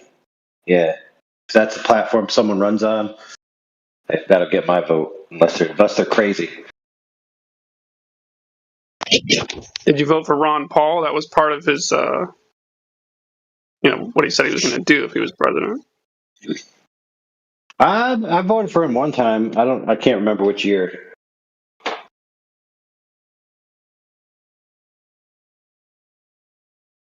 I voted for him that one time in my heart because I can't vote in American elections. Yes, you can. What the heck? You're not up on current events, bro. Yeah, you can in my state. Yeah, what's your name? What's your America? Next time you guys got elections. Drace. Is Drace your actual name? No, it's Da. Okay, let's just assume. What'd you say, David? Dave. Yeah, so simple. So now your name is Daveo Matachancho, and you're Latin, and now you can vote in 3 different states. You don't even have the letter used in my name in your alphabet, so you can't type it. Hey, well, don't worry, bro. It's not like they're gonna check your ID to see if the spelling's correct. That is true. Lol. I know, right? You could just be Dave. Yeah, I'll just be Dave. Like even like in Iceland, I go up and like my like I order. I'm like, my name is Daði. I would like this, whatever. And then I show up and they're like, David. David. And I'm like, no.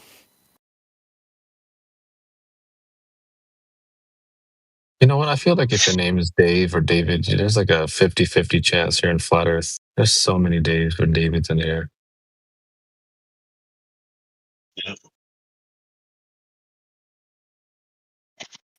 It has to be. Yeah, you got to differentiate them by something else. So, like Dave Weiss is Giant Globe Dave. Allegedly, Dave is piss drinking Dave. Professor Dave is not a Professor Dave. Yeah, I'm not a Dave, and David is a biblical name. My name is like from Gaelic and like means swift. I think that one guy, Dave from, I was just talking about him from Flatzoid's panel. Dude, I'd tell you what my name means, but you'd think I was arrogant. What's your name, Hercules? Know what it means. Oh. So, like Drace just said, his name means the swift one, or something like that. Yeah, well, my name is full name is the swift spear of the uncontrollable. Damn. What? Wait a minute. So is that some sort of sexual innuendo? no, dude, that's like No, that's that's a like direct Taco translation Bell, of bro. my name. That's like Taco Bell, brother. The uncontrollable swift spear.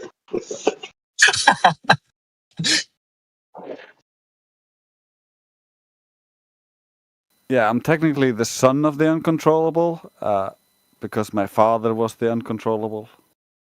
Here, Drace, I'll send you what my name means, but you can't tell anyone because then they'll know what my name is. What the yo? I want to know what it means too. Well, dude, lads, listen. If I tell you what my name is, then I have to delete you from the timeline, and I'm already over my quota for Mandela effects this month. Oh my! All right, fine, that's fine. Yeah, and When you he's retire, my you can tell me superior then. AI anyway, so like he can delete me at any point. Fine. I don't plan on retiring from FE anytime soon. I gotta be here for a little bit longer.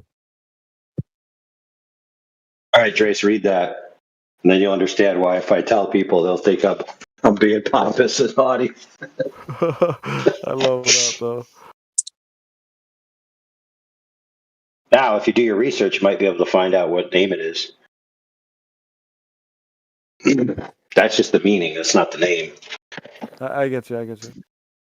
Yeah. I've studied a little bit in the meanings of names, and so I don't remember exactly which one that was, but I have looked it up at some point, so I have like a sense.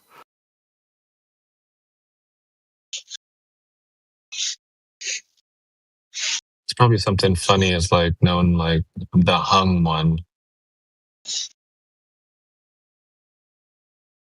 You got it, man. Good guess.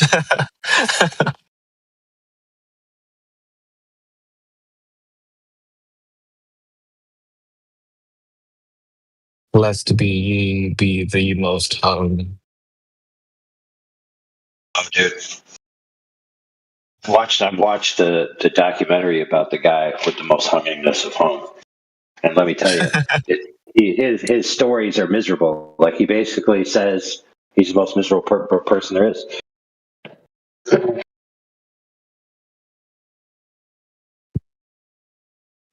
various reasons. Basically a curse. Yeah, we're gonna wrap it around your waistband like a belt. I'm gonna carry it around you. It's like a back brace.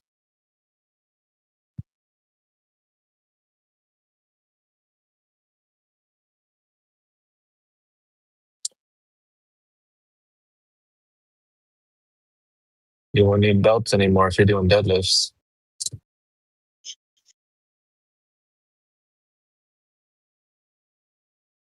You'd be like the guy that pulled the train. Can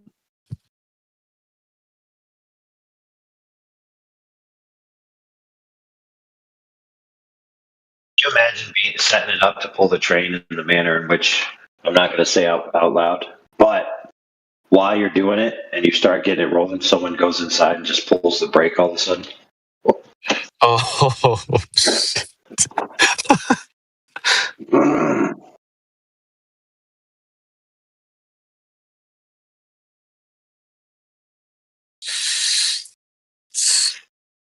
Dude, I hate spot painting walls. But it is what it is. It looks ugly, man. You really got to prime the whole wall, even with the sheetrock coverage primer that will cover the sheetrock dust that you put up. Get it all to the same subtexture, and then put a fresh coat so it all looks smooth and even. Instead of just like, you can see the patches plain as day when the light hits it. Good thing you're a professional. You're just gonna go over that entire wall after you're done. Dude, it's a rental. But what I should have done is got some 3/8 nap. So I got 1/4 inch nap, and if the wall was previously 3/8 nap, now you got patches which are even sticking out even more because the bumps are different depths, and so they're going to reflect the light different.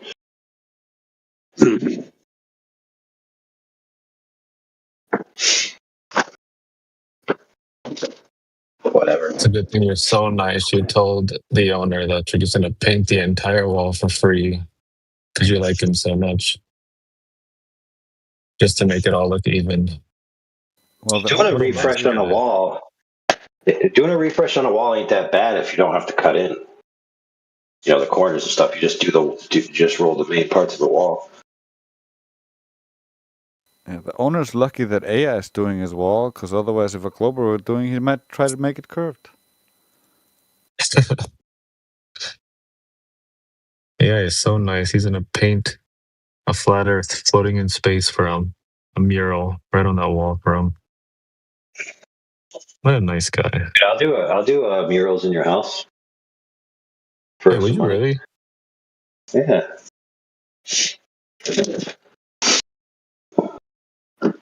The Glober would be like, I need to figure out how flat this wall is by looking at the light in the ceiling.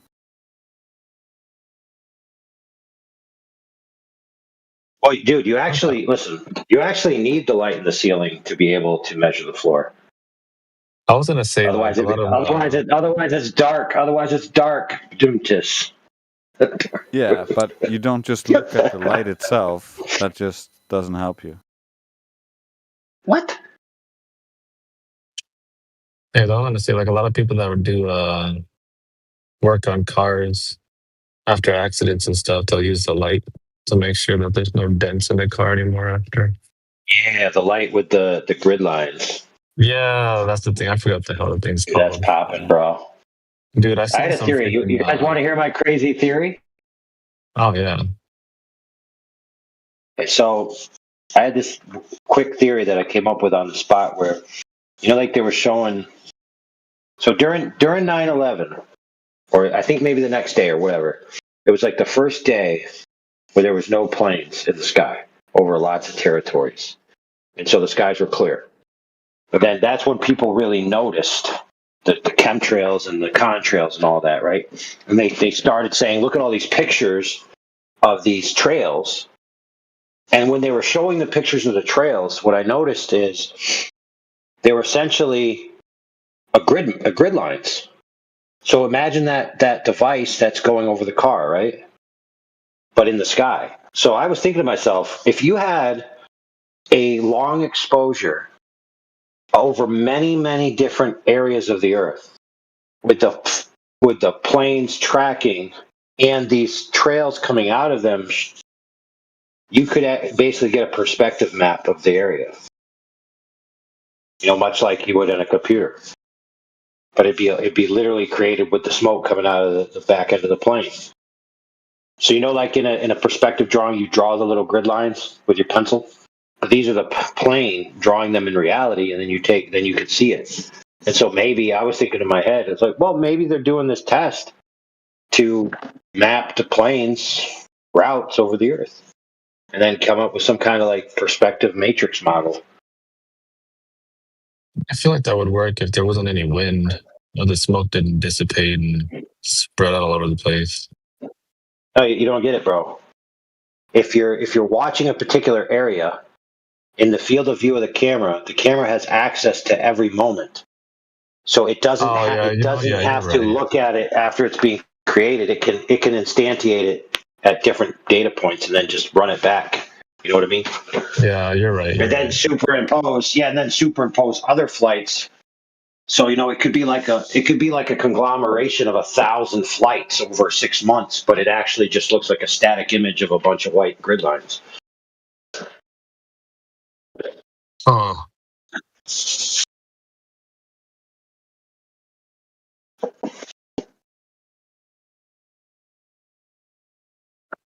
Oh man, dude, this is kind of relaxing. it's pretty interesting. I don't know why that just made me crave Jack in the Box right now. Because, dude, grid lines are like when you look at them in perspective, it's like sun rays going out, like the corona, like the crown over the top of White Castle. Jack in the Box is a competitor of White Castle. I rest my case. Holy shit, that's pretty good. Maybe that's why. Dude, I'm the king of the connections game. You know what? If you weren't a flat earther, you'd probably be the worst Glober to go against. You know that?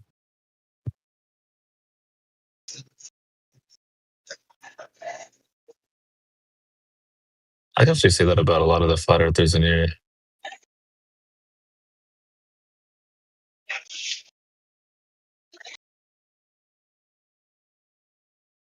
Like, I would hate talking to a lot of you guys if you guys were Globers. Yeah, I don't think we would be as intimidating as Globers, because in order to be Globers, you can't have the same level of logical coherence. And so you're kind of going to have to fall back on all these fallacies, and then you get easily destroyed. Exactly. But that's the thing with the Globers. After one of your fallacies gets pointed out, you just move on to the next one. It's like an infinite amount of fallacies you could just jump to. You make the conversation last 2 hours using fallacious reasoning, and then, oh, I gotta go. I'm getting tired. Oh, yeah, And I then would have literally, done that when I was young. The thing is, like, it's not difficult to deal with once you get used to it. And and the more you get used to calling out the fallacies and showing how they're fallacious, AI is really good at that. That's why he's so intimidating. Because he'll be like, I not raise my tone. I'll deal with this perfectly logical. I'll show exactly how you're actually being retarded without actually calling you retarded and then being like nice to you while I'm doing it. So it's a masterclass in how to teach people logic and make them actually look at their own flaws. And so, like, that's one of the reasons why I highly respect him, and that's why I think he's so scary to a lot of these people. But if he were a Glober, he wouldn't be doing that. yeah, that's true.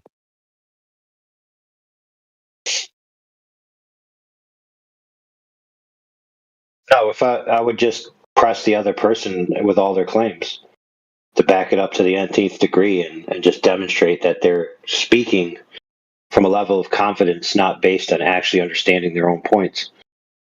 So they'd always be on the back foot.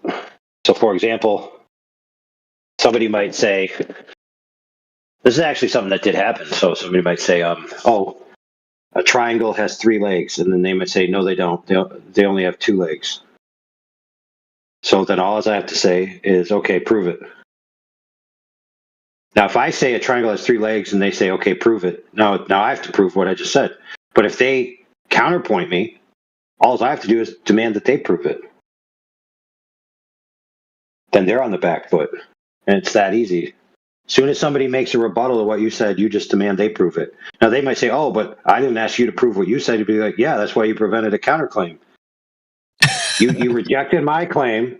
You put forth the claim. That's the claim on the table. Go ahead and prove it. Most people can't. Now, in that instance, you could just by, getting a citation, maybe defining like why parts of a triangle are called legs and what the third leg part or side of the triangle is called, right? So you could prove it, but a lot of times it's not that simple. Like there's more advanced arguments that people just don't know. They've heard them, they're capable of repeating them, but they're not capable of taking any scrutiny on them. We experience that all the time around here, don't we? Yeah, I think a lot of the times it's people don't have a deep enough understanding of the whole arguments, and so the arguments sound good. They worked when this other guy used them. They memorized the words, but they don't know why the words actually mean what they mean. So when they're questioned on it, it just all breaks apart. That's fair, but we also have a phenomenon in the flat Earth community sometimes where people don't actually win a point. They just make a statement. The other person attempts to rebut, and then they're steamrolled. And so the casual observer might see that as a victory, and they think that they can then mimic that victory by just employing the same technique. But if they're actually against an opponent that's actually going to press them to back up what they say, rather than just repeat what they heard someone else say, they're going to be like a fish out of water because they don't actually know the material.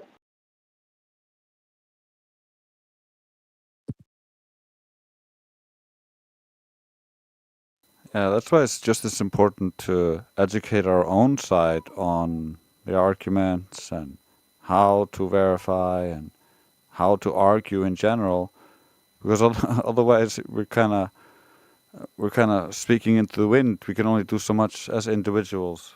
We need to teach other people. You guys want to do one? Also. You guys want to do one right now?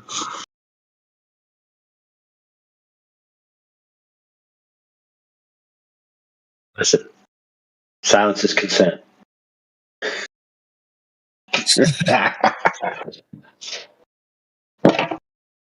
Okay, so let's do one. Okay, so here's the claim. Now, this is not me making this claim. This is just a claim that somebody has made publicly in an attempt to rebut other people who were talking about the moon and whether the moon could or could not be traveled to, or could or could not be landed on, right? So that was the discussion. Here's the claim. It's impossible to travel to the moon because gas pressure requires a container. That was their claim in an attempt to answer the questions that were on the table about, can you travel to the moon? Can you land on the moon?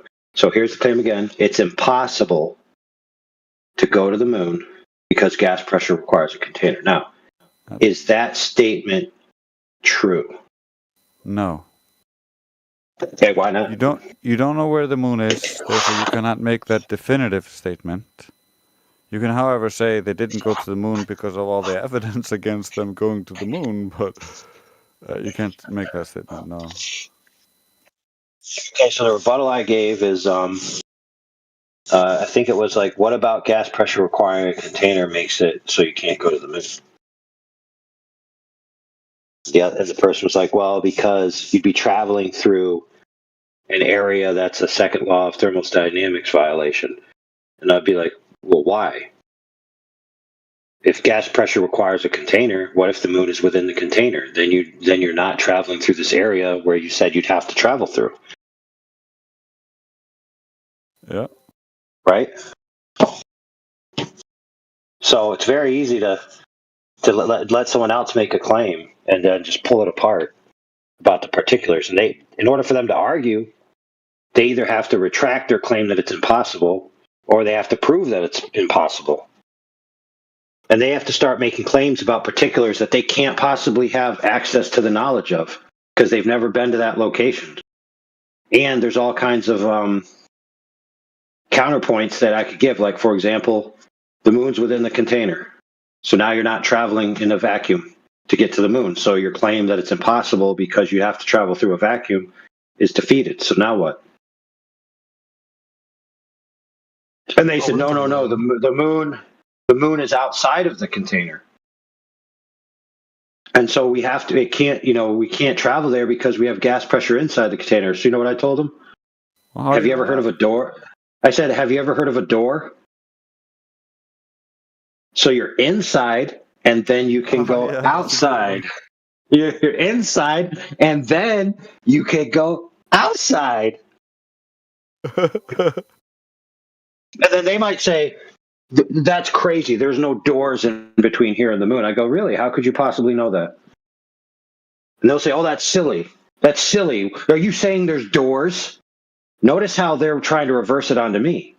I said, how could you know there's no doors? You made the claim there's no doors. I just said, how could you know that? Then you accuse me of saying there is doors. I didn't say that. You made the positive claim. I just pressed you to prove it. And then usually what would happen at that point is the person tries to tell me that I'm making claims, and then they get rage quit. And then I win. Because I was right the entire time, and they made claims that they can't possibly substantiate, which they didn't need to make in the first place. No reason to make such a claim. Yeah, they made the claim that the moon was outside and they have no way to verify any of that. And so you made an analogy to like, bro, I can just open up a door here and go outside then. It works fine. Yeah. If you can just make up random nonsense, then anybody can do that. Right, and I think one of the rebuttals attempted was, well, that's stupid because if you open the door, all the gas would rush out. And I said, yeah, okay, that's fair. Have you ever heard of an airlock? No matter what they said, they never made an actually logically contingent statement that proved what they said. But they got upset at me for critiquing their flawed logic. I mean, I feel like it would be fine if you're just debunking the system where the moon is outside of the Earth's closed, quote unquote, closed system. Because you're just debunking the claim in the globe side already. Not necessarily that it's within the container itself. Okay, so I had this argument with well, not this argument, but this discussion about this topic with another person who when they were pressed with this issue, they said, well, you're not allowed, or the opponent is essentially not allowed to give rebuttals like that. They have to use the heliocentric standard mainstream paradigm, whatever the hell that is. And I was like, why? Why do they have to argue within your framework? Why can't they hold the view that the moon is outside of the container holding the gas pressure, and you can access it via a portal that you're then and now in a different environment? And so the gas pressure on the Earth is perfectly intact, nothing, no harm, no foul, but you can still travel to the moon outside of that container. Like, why can't they make that argument? And the only rebuttal was because it's not what the mainstream believes. It's like, why? How does that restrict them? Maybe they have an alternative cosmology. Like you're telling them they have to accept this position and argue from it? Why? Yeah, I was going to say that, that argument doesn't work if they adhere to some other worldview. It's also just bad because it makes them defensive and tries to pigeonhole them into defending the religion instead of getting them to critically think about it.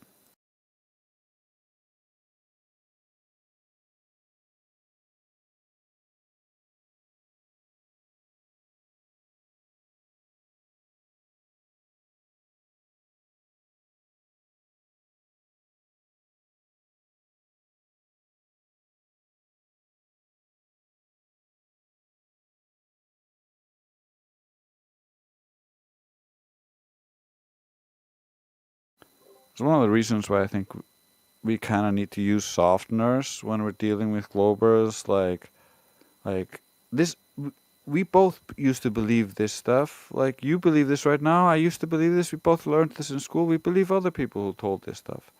Like it's not our idea. We just believe it, and like giving them the out of not being responsible for it is easier to accept that it's wrong versus when you feel like you have to defend it because it's yours and somebody's attacking you. So like it's about optics. You know, it's another reason why you might want someone to only argue from a certain paradigm and not use alternative answers, which could be logically viable, whether proven or unproven, but they fit within the possibilities logically. One of those reasons is because you, the person against that, whoever that might be, is only capable of arguing against scripted arguments. That's a possibility. So you want the other person to present a tax that you already are prepared for because you're not that quick thinking on your feet. So you're more comfortable forcing them to argue from the mainstream position, whatever that is. Because even out there among Globers, there's different views, right? There's electric universers, there's geocentrists, there's all kinds of different views. There's not just one monolithic view that everyone holds and that everyone must argue from.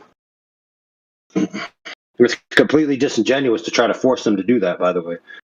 Yeah, we got 79 different types of gravity. The experts have varying opinions. The general public who don't know squat, they have a unified opinion of like, the world is like how I saw in my TV shows. Well, even among flat Earth, there's difference of opinion on gravity. So, for example, somebody might say gravity doesn't exist. Somebody might say gravity, what is that? Somebody might say gravity is irrelevant to the shape of the Earth. Somebody might say we have gravity and the Earth's flat, right? So there's not even a monolithic view among flat Earthers of what it is about gravity that has to do with the Earth. Yeah. And it's actually like indicative of like having intellectual conversations is having different types of views and then being able to discuss those views. Yep. So here's a question for anyone to answer. In fact, the more answers, the better. So, can you have gravity, no matter what gravity, and the Earth be flat? And then, yes. What's the answer? Yes. Okay. I would agree. Which makes gravity completely irrelevant to the point. Okay, let's ask another question. Can you have gas pressure inside of a container and the Earth be a globe? Yes. Okay.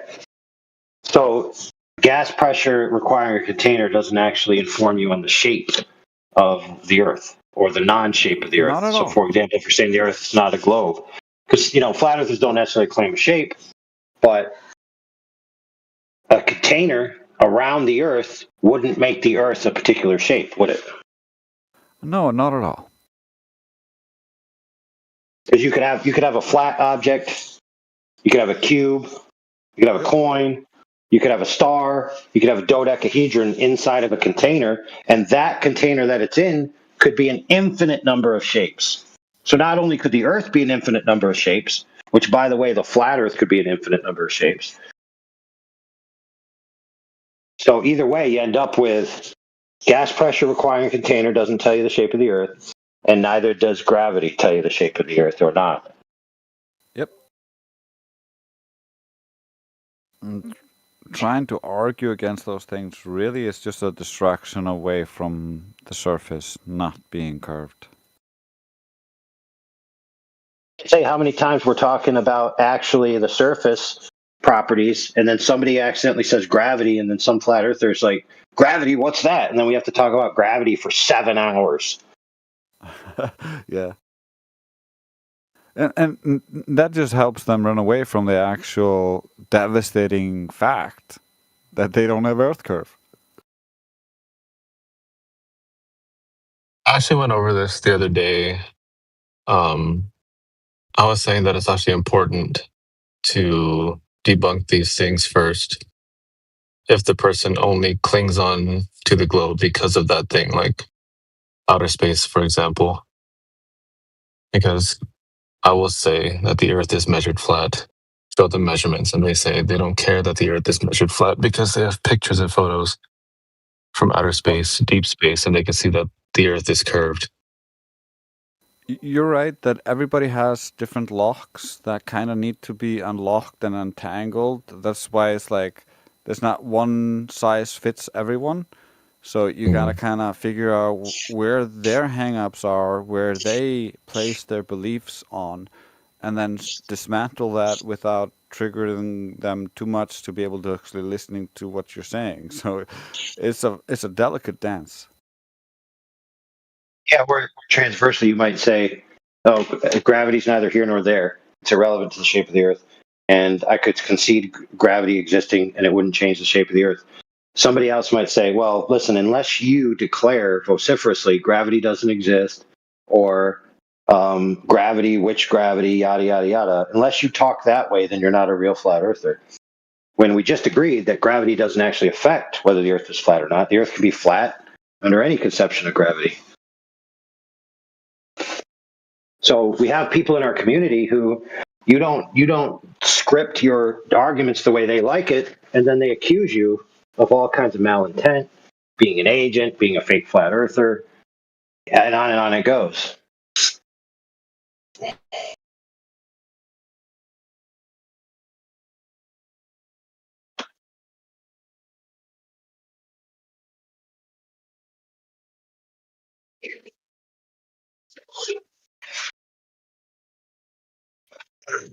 All right. Yeah, see the thing about these rooms, bro, is that the old paint is so old that it's dingy compared to the fresh paint.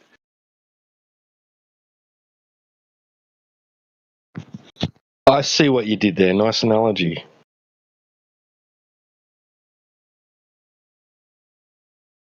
I know that was meta on a meta level, wasn't it?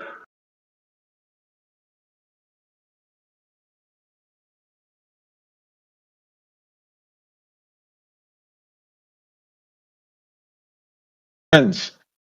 How are we, friends? Ban him. Hey. I'm just kidding, bro. I'm just kidding, bro. I know, man. That was funny.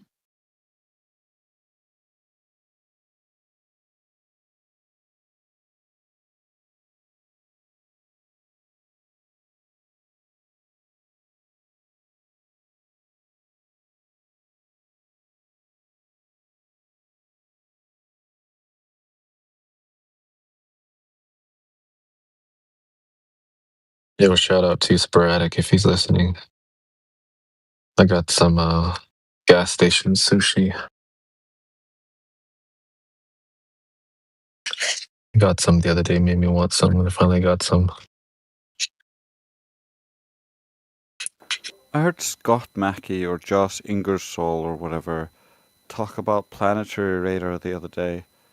And so I went and explored that and found out that basically they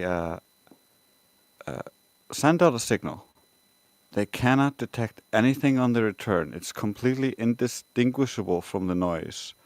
So what they do is they use the model to try to infer the noise and then from the noise affirm the model. And so it's circular reasoning.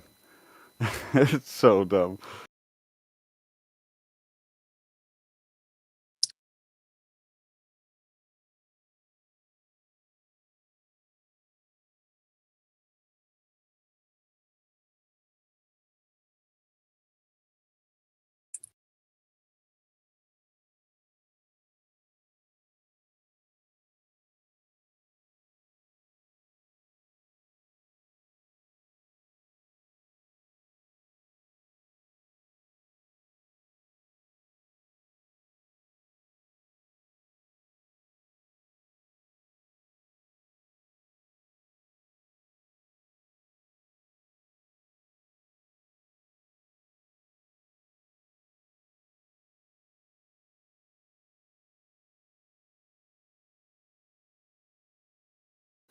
And this document basically contains the logic and reasoning behind that.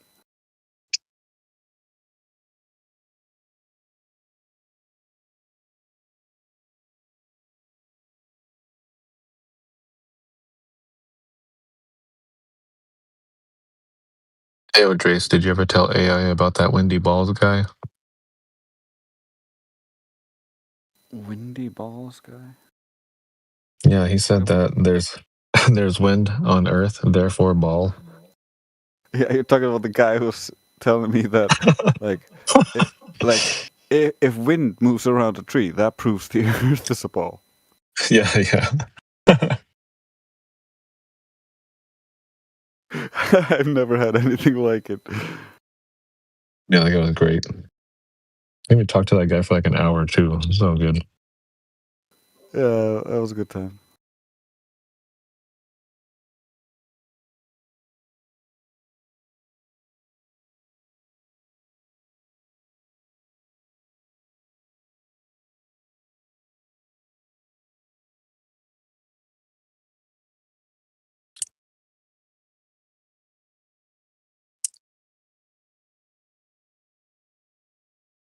So I'm saying it's important to have these conversations with these people. Let them know that wind does not prove ball. Yeah, I need to Then make we a can, meme for that. yeah, that way we can finally get down to the brass tacks, talk about measurements. Hey, do you remember that movie Get 'Em to the Greek? Huh? What is that? It's it's a Russell Brand movie where he's like a singer. Russell And Brand. there's this Yeah. Greek And is what's his like name? a venue. I don't know who the other guy is. Maybe. Oh man. Elijah, someone or something. Oh Yeah, it's all good. I've lost it. yeah, it's they're in a bunch of movies together, I think. But anyway, that guy is supposed to be getting him to his venue so he can put on a concert. They're going, getting all these haphazard things. But the moral I was trying to get to is at the end, when he gets to the concert, he sings like really crazy songs. And one of his songs was called Fuzzy Walls. And like the stage prop is like a furry wall, and he's like stroking the wall. And he's like, fuzzy walls, fuzzy walls. And so I'm thinking you should remake Windy Balls in the spirit of that song.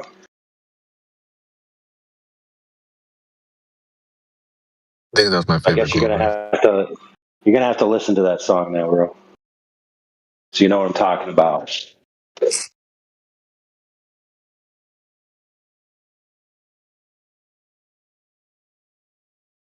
can't decide if that guy or Rob Utah adding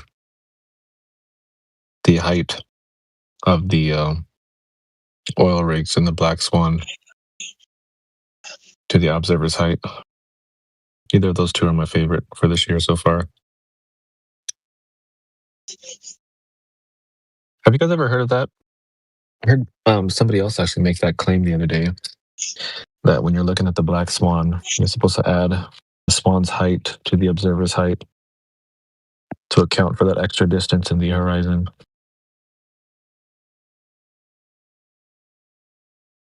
It's hard.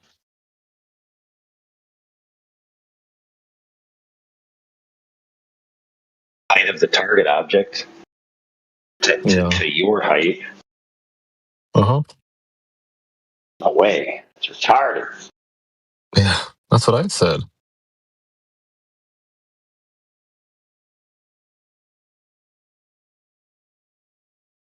Rob Utah's reasoning was that any object that you're observing in the distance should be added to the observer's height in feet to account for any extra distance in the horizon.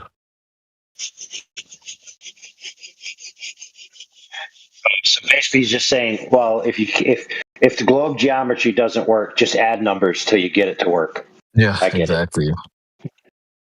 And I told him, I was like, bro, I was like, it doesn't matter if the oil rigs are like a little stick sticking out of the water. It could be your friend's arm sticking out the water, his little thumb, or you can have a little ice cube floating in the water. It's just a distance marker. Doesn't matter. He's like, oh well, then the horizon would be closer then. Oh man, good times.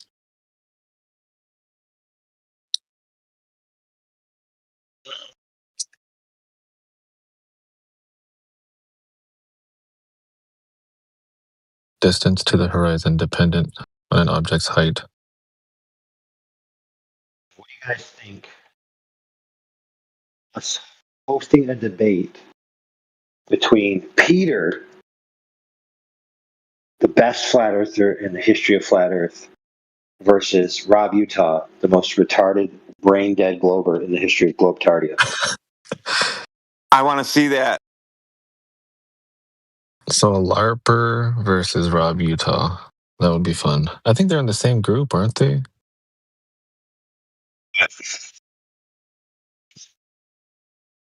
GF6.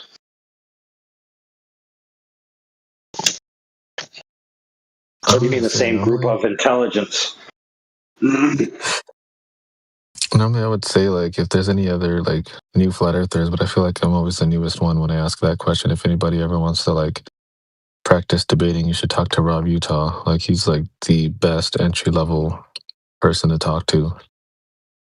No, he's not. To practice, I mean anyway. Like a sandbag. It's a or punching man. bag. I mean, okay, anecdotally, I can't think of anybody easier for practice. If you're just getting into like debating people. Did you just say prove it? For who? Who did you say prove it to? I assume he was talking to me. Did I say that? I swear I heard somebody say prove it. That sounded like you. Oh yeah. Oh yeah. Oh yeah. Prove it.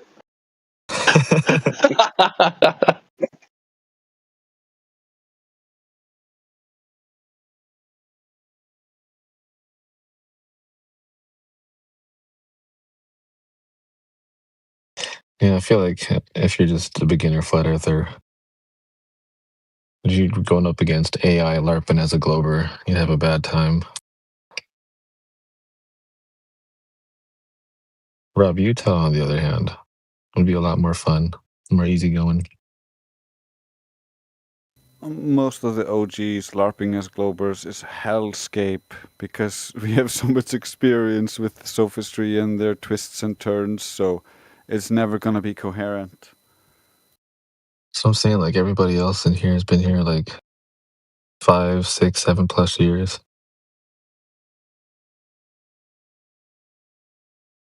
Yeah, we can all act illogical if we want to because we've seen them do it enough. We just try not to. Yeah, that's true.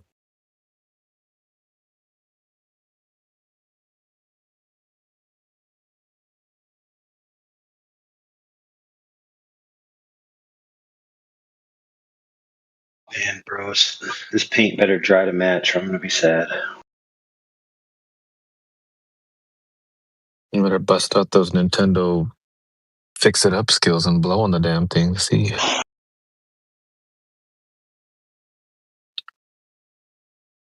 Dude, I got so much work to do. I got to be done by Monday morning. Bro, you have like 2 hours. What are you talking? It's Saturday, dude. Oh, shit, it is. Oh my god, I thought it was Sunday. Holy. Alright, just kidding, guys. Ignore me. I forgot I had this past. It is Sunday. No, it ain't. It's not how it rolls, bro. If the sun didn't rise, it's not the next day. That's my rules that I live by. 17. It's a 1 hour and 17 minutes into Sunday already. So good luck. Yeah, listen, I agree with you that that's what the calendar might say. But my rules is if it's dark out and I go to sleep, that's tonight. Wow. So if you go to sleep at 5 o'clock, 6 o'clock in the morning, and you just close at 7 o'clock in the morning, and you close your eyes, it's dark out. You close your eyes, boop, boop, boop, boop, you're sleeping, and then you open them up in 15 minutes, and the sun's out. You just slept for a whole day? No, I would have to sleep in, dude. Oh. Time just doesn't disappear, bro. Well, that'd be great. Yeah, the next day doesn't start till the roosters start. But my point is, if I go to listen, if I wait till dawn, let's say the sunrise is at 7, and I wait till 8:30 to go to sleep, then I've seen the sunrise. It's today, so I'm sleeping today. But if I go to sleep while it's still dark out, that's night, and then when I wake up, it's the next day.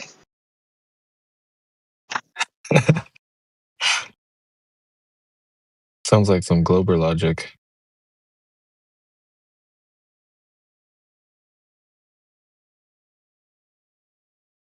No, think about it, bro. I'm basing nighttime on the sun. You morons are basing it on some arbitrary clock. Yeah, Glober's base curvature off of Yeah, flat monuments. exactly. Globers get curvature from flat water. Listen, you clock worshiping heathens. You should worship the sun like me. Oh, of course.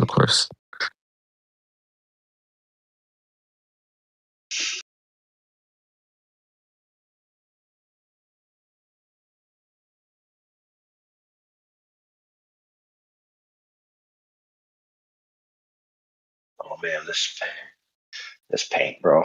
Please dry the right color, bro. Please, I beg of you. Just blow on it. That's what I was saying. Oh, you don't get it, dude. I'm not changing it. It's on there no matter what. Whatever this paint is what it's getting. Or just go into the I'm just cabin of hoping the homeowner. Just go get a little plate and use it as a fan. It's just one of those things, bro. Like, I know it's the paint because it's the paint, but it just doesn't look like it.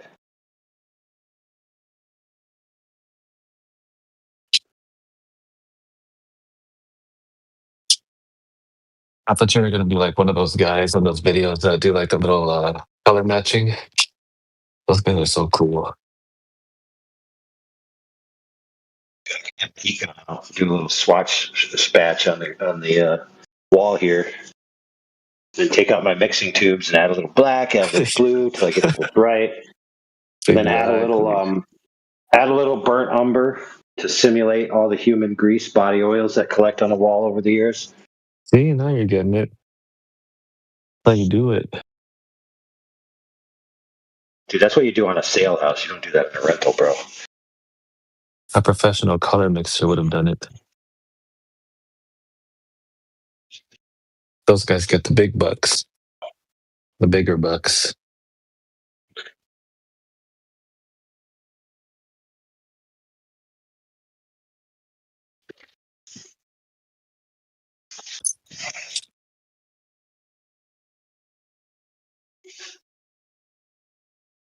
Well, I had the problem too, like I was telling you earlier with the other government I heard, is that I'm using a much finer roller than the walls were done. So the paint, I noticed in some of the other spots, the paint, it dries with a different stippling. So it actually casts light off of it differently. It's a little more shinier. But whatever, it's rental. See, that's why you're so nice. You're just gonna redo the whole walls, every wall, to make it all look nice and pretty.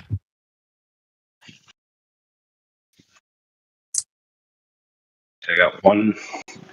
I'm about to turn the corner on one wall in the master bedroom. Then I go down to the library. Library? You're painting a mansion? It's got a library off the master bedroom, which then has stairs that go down to a room underneath the library where you can sit and read your books. The heck? I love this feature in homes. It's where you've got a stairwell that goes upstairs, and then the other part of the wall, it's like a great room that goes 2 stories, right? And then the other part of the wall is like an L-shaped balcony with bookshelves. Pretty nice what? feature.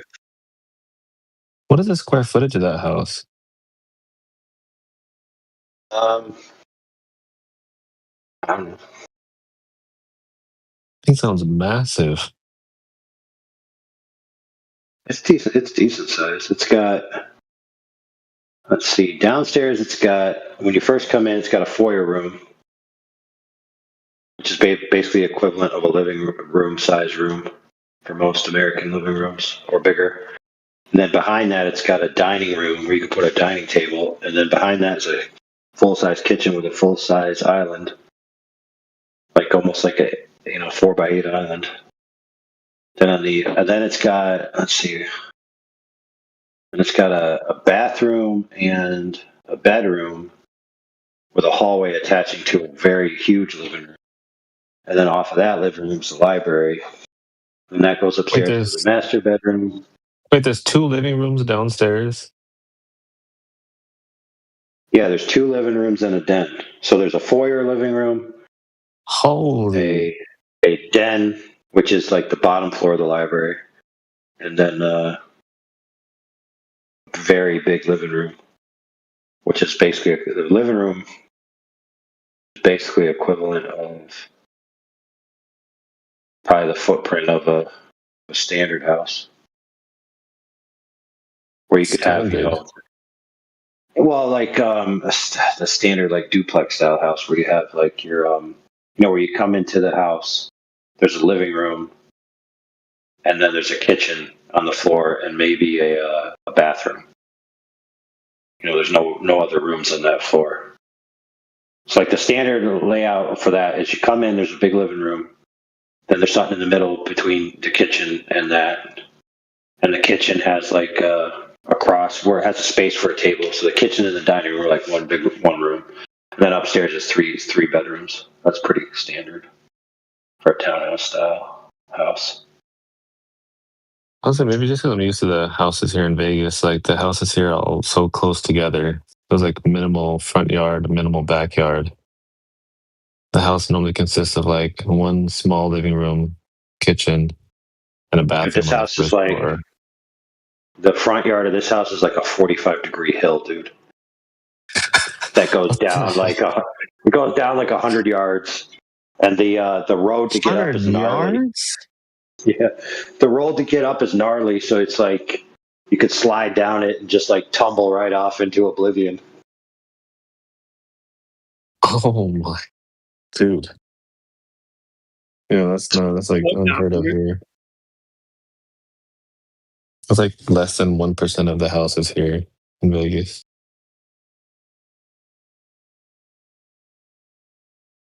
So the stairs come out the front door. It's got like 15 steps of stairs, which are like at 45 degrees till you get down to the driveway, which is parallel to the house. And so then from the bottom of the stairs to the edge of the hill, it's like the width of a standard parking lot. So if you open up your door, if you park too much to the left and you open up your door, you're like standing on the hill ready to fall down. Wait, how many car garage does that house have? It's got a 2-car garage, which is 75 yards from the house. Maybe 50. So no matter where you park, you're hoofing it to the house. It's so funny that you It's got a small two parking lot spaces halfway up the hill. So it's like a hairpin turn, You come up and then you take a very sharp turn to go up the rest of the way. And so at the crux of that turn, you could park your car there, or you could come up, park in front of the stairs, or you could go to the garage. I just think it's funny that your unit of measurement is yards. You normally use feet. Like yards, 3 feet. Driveway is going to be like, our driveway's here like 10 feet. Then it's sidewalk. It's kind of easy to judge distance in yards if you just imagine a football field. That's kind of why some people do it. That's why I use yards on those distances. No, I'm only saying it's funny because like there's no point using yards because there's nothing to measure. We have like no space in these houses here. Oh yeah. So if you say yards, people are like, "Holy crap, dude! You must be rich." Yeah, like it's fucking huge. Our front doors to like these houses are like 5 or 6 feet from the sidewalk.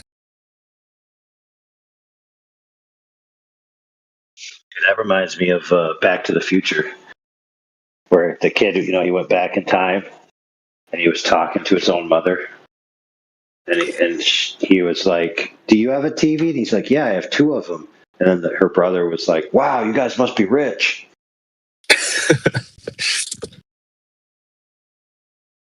And then the father was like, "Don't be silly. Nobody has 2 TVs." Yeah, nobody measures their houses in their areas and yard. Nobody's house is that big. But you got to think about it this way, brother. This is a snow zone. And you have, so effectively, you have like at least 150 yards of driveway. Right. And then if you count the loop to the garage, that's 200 yards. And then if you count the loop down back to the entry of the driveway, which is not paved, that's another 50, 75 yards. And if you want that cleaned, you got to pay a dude to plow it because you ain't got to be out there shoveling all that. That's why you need a Yarbo. The hell is a What's that? Is Yarbo? that a snow flinging shovel? Yeah, it's an automatic snowblower. Cleans your driveway all by itself like the what do you call it? The cool robot in your house, the one that sweeps the floor, but it does driveways. Oh, that's cool. Yeah, and when it's not being used in the wintertime, the blade attachment goes on and it cuts your grass.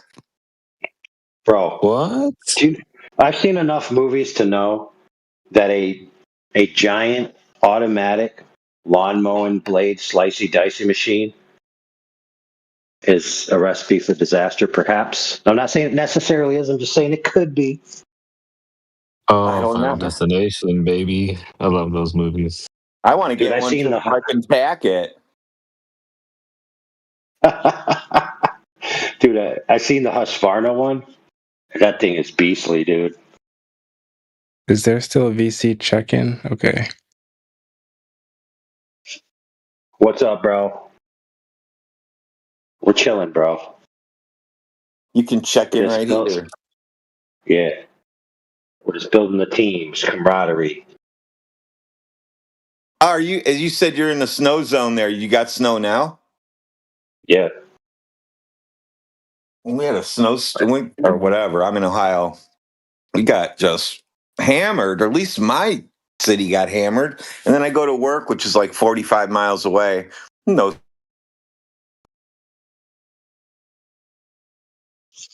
Out. People are driving on lawns and shit now because we can't even see the roads out here because they couldn't keep up with the plowing. Because we're by the lake, so it's all goofy shit. Huh? They put out this, it's a warning, like your phone now tells you the weather warnings. Oh, it's a weather warning. And then it was like 3 to 4 inches. Then we had like another couple of inches over the next few days. I'm like, dude, this is not a storm warning, you guys. 10 inches, 12 inches, that's a storm warning. Yeah, for sure. It's like around here, the tread on most people's tires is 4 inches. It's like 3 inches is nothing, bro.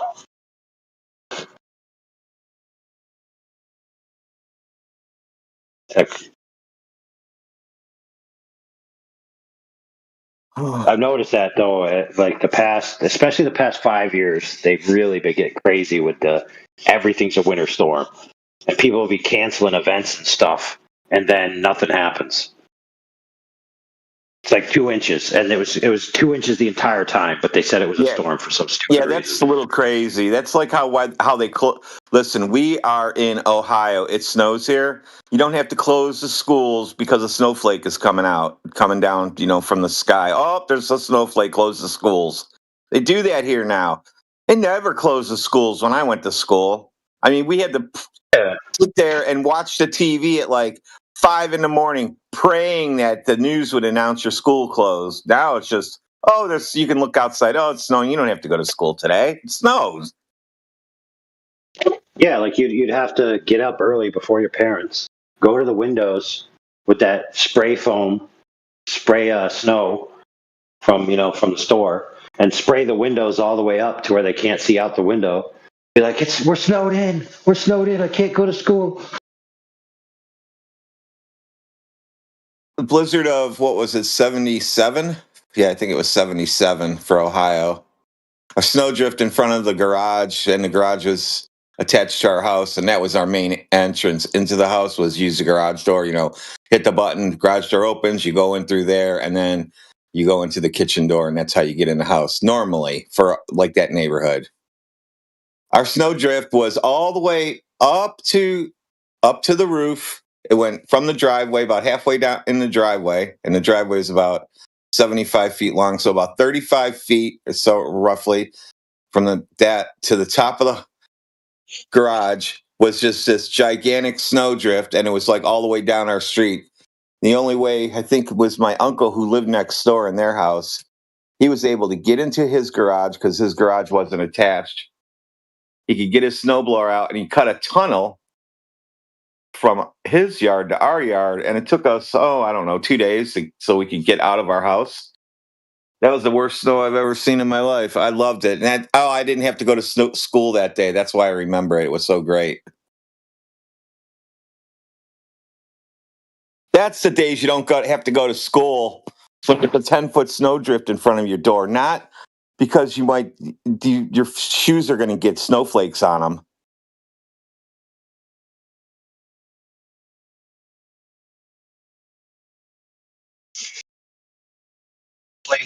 Precious snowflakes, how wimpy and sad. Man, they just don't make kids like they used to, Holmes. That's what it is. Bunch of wimps. Did you know that every snowflake is different? Yeah, some are whiny, some are bitchy. Yeah, weird says them all, don't worry.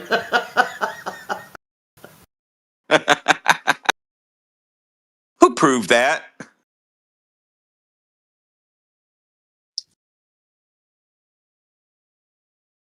What if two snowflakes came from like the same exact area in the sky and they got the same amount of everything? Would they be identical, or would they wouldn't be identical? I don't know.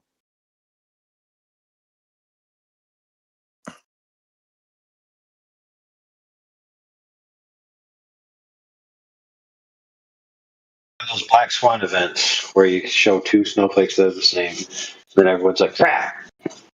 Oh man, Earth is flat. Two identical snowflakes. You guys were wrong.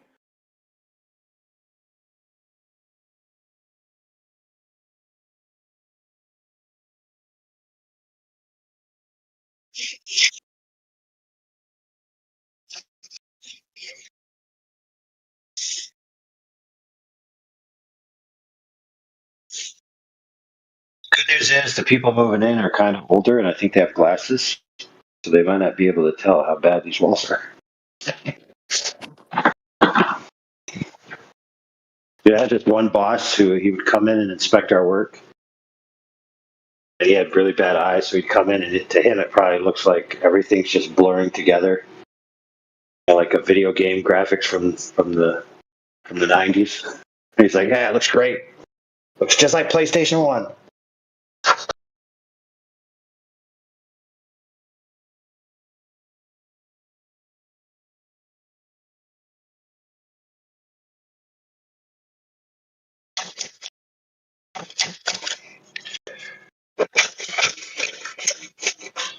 I got to scrape off some paint from the last painter off the windows. It's like, come on, bro.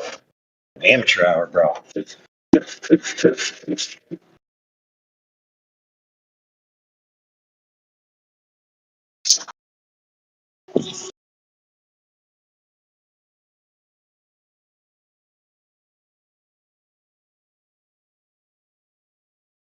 I mean, you can definitely tell where I painted it looks because, like I was telling you earlier, it's clean. Where I painted is clean, and the rest of the walls are dinge city.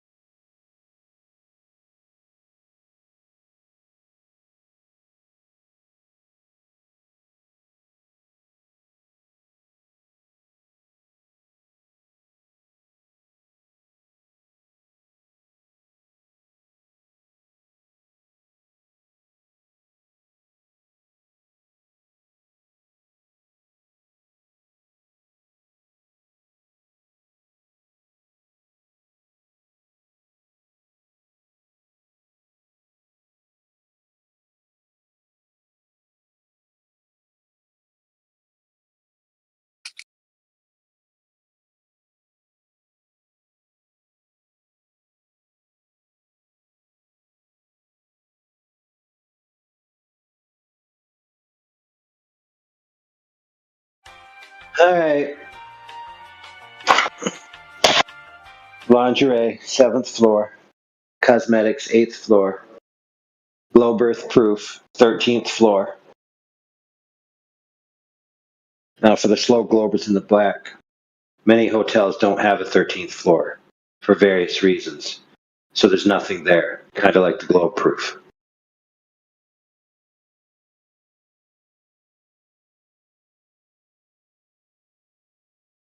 Oh man, I'm clipping that.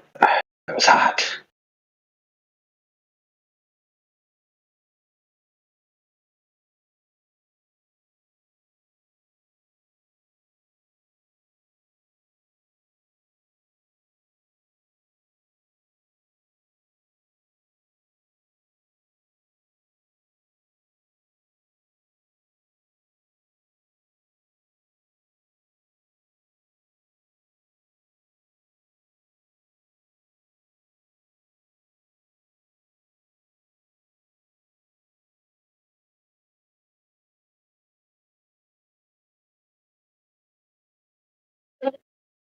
Welcome to 24/7 Flat Earth Discord.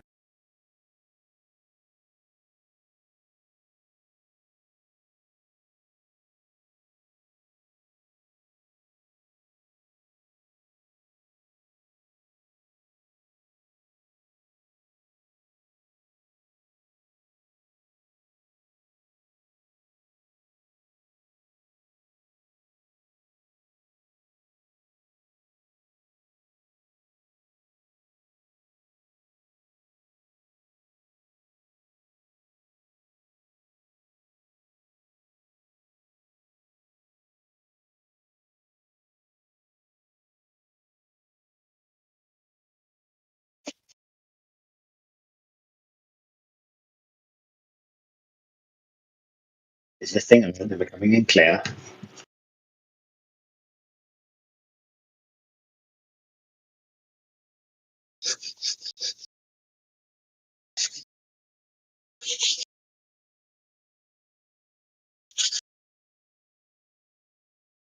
Oh man, so cool, so cool. What's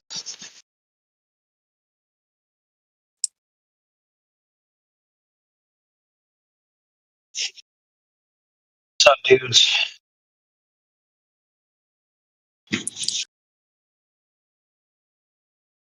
Hey, wait a minute. Deacon didn't even talk about anything.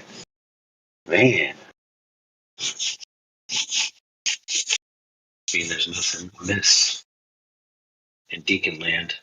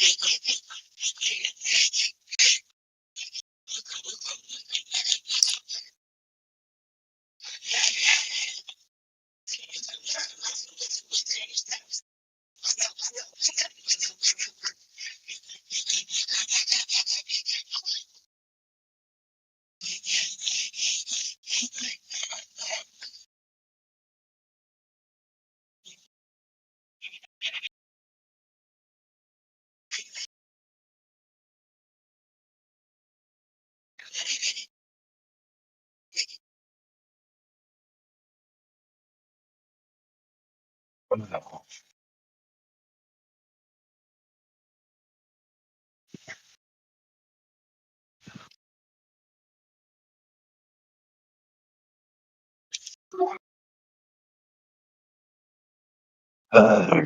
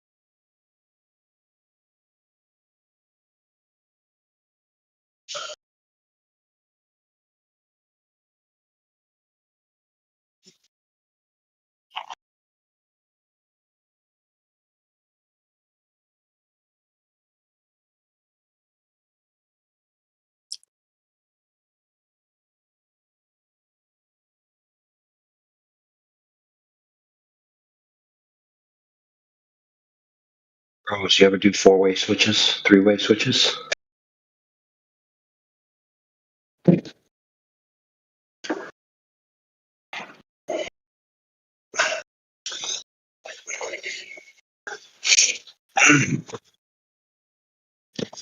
They can be annoying.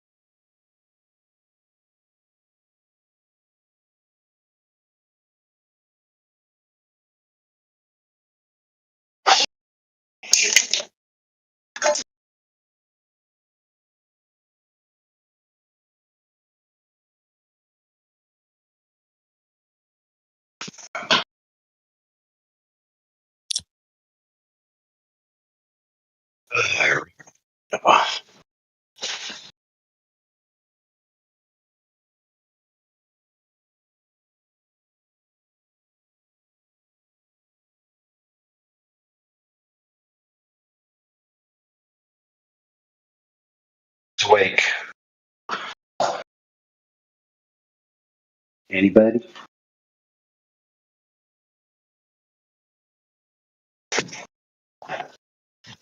Wait, what'd you say?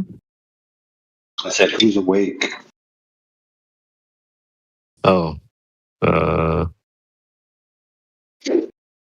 maybe everybody knocked out. I'm just watching my show right now. All right. I did the master bedroom.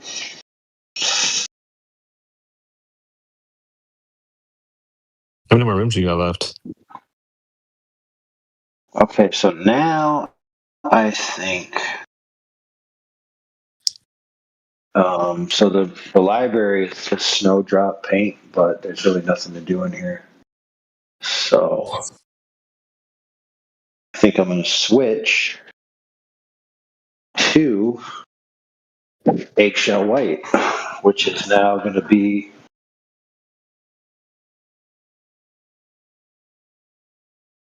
I don't know. I don't know if this room is snowdrop.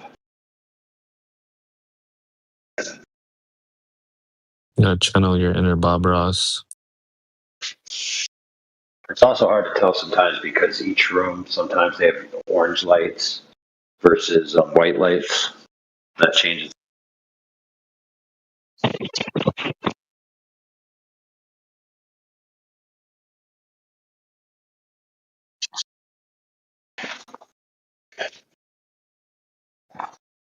Oh.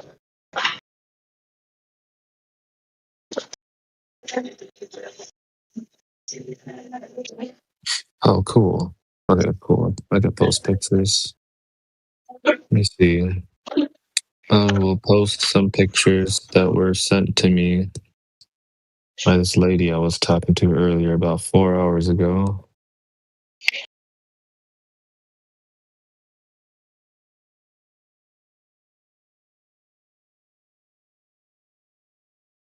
Wait, did I post them already? Oh, no, I didn't. Okay.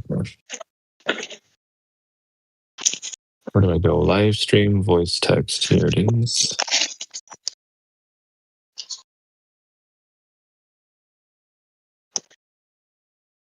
She told me this is what she sees when she looks out at the beach. Those that are just listening and can't look, she just sent me pictures of a curved horizon.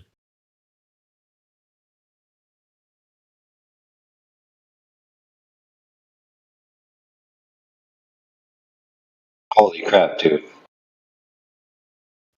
So when she looks out at the beach, she sees floating letters A and Alamy.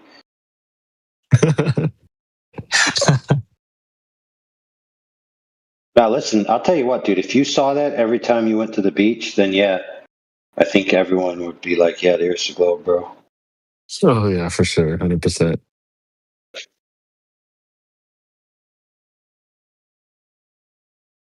Yeah, it was just funny. I was like, you know what? Fair enough. Even if you did happen to see that, you could be the only person on Earth that does see that, which is perfectly fine. You can see a curved horizon, but if everybody else sees flat, you see curved, like what could you possibly do to see what's actual in reality? What is real? This AI over here could see a zigzaggedy horizon. I could see a swirly horizon. Yeah. There's one thing we can do to check to see what it actually is. And guess what? It's measured flat. And she's like, no, it's not. Dude, it looks like this big living room has two different colors. One side's off-white and one side's the snowdrop white. But one side has yellow lights, the other side has white lights. So I don't even know, dude. And then bust out your phone flashlight, shine them on both, see which one it is. I'm just gonna, since I have the one paint out, I'm just gonna paint a little dab on the wall, let it dry, while I take a break, eat a snack. I was just about to ask you what you brought for lunch. I went and I got a whole rotisserie chicken, and then a thing of mashed potatoes and a thing of mac and cheese. Oh hell yeah! That just sounds really good. I already ate some at the grocery store. I think I'm just gonna have a little dinner break, a little orange juice.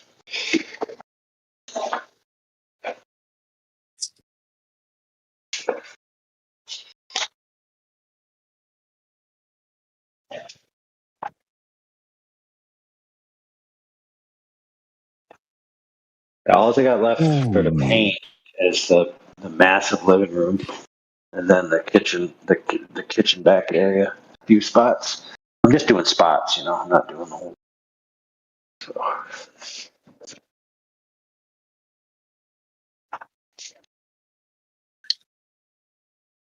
Yo, AI, you have any tattoos? No. Oh damn, you're clean. You got virgin skin. Very good.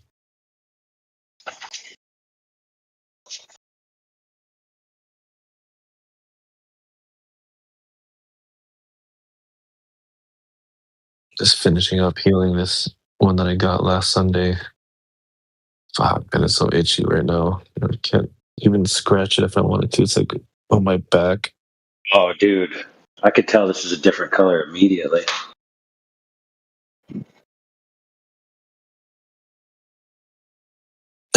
What?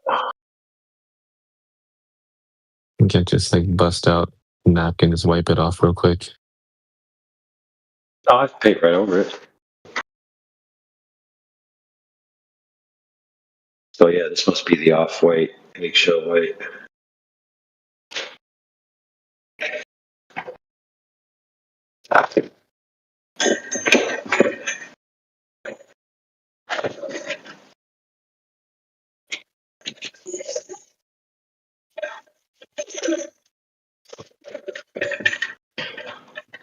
Oh yeah, you can see the one is clearly blue. See, it's so weird. Is when you put the blue paint on, it looks white, but when you put it onto a white, it looks blue. Uh-oh. Yeah, that's totally different color. So that means snowdrop blue going away, bro. Yo, that's so funny. Kingsley just asked in chat, is that CB? You know what? Have you ever seen me and CB in the room at the same time? No, Lat's a CD.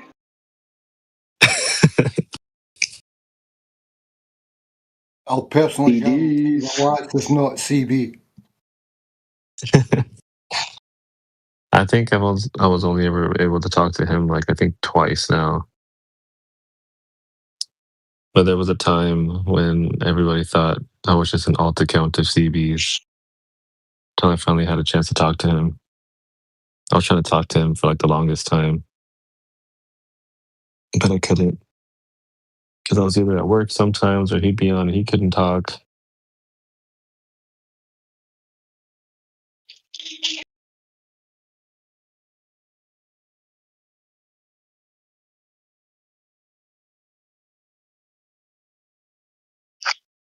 Yeah, I get that a lot. CB is Though. the strongest flat earther, bro. Oh no, we're gonna have some lifting competitions. Actually, no, maybe not. I feel like I might lose.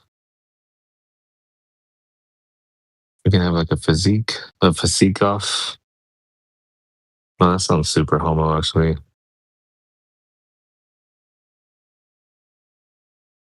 Bro, check out my glutes. Check me squeeze my glutes, bro. Look at them glutes, bro. They got form, bro. Yeah, exactly. I agree. That's some good form on them glutes, bro. Wait a minute, bro. Is this gay? No, bro, I promise.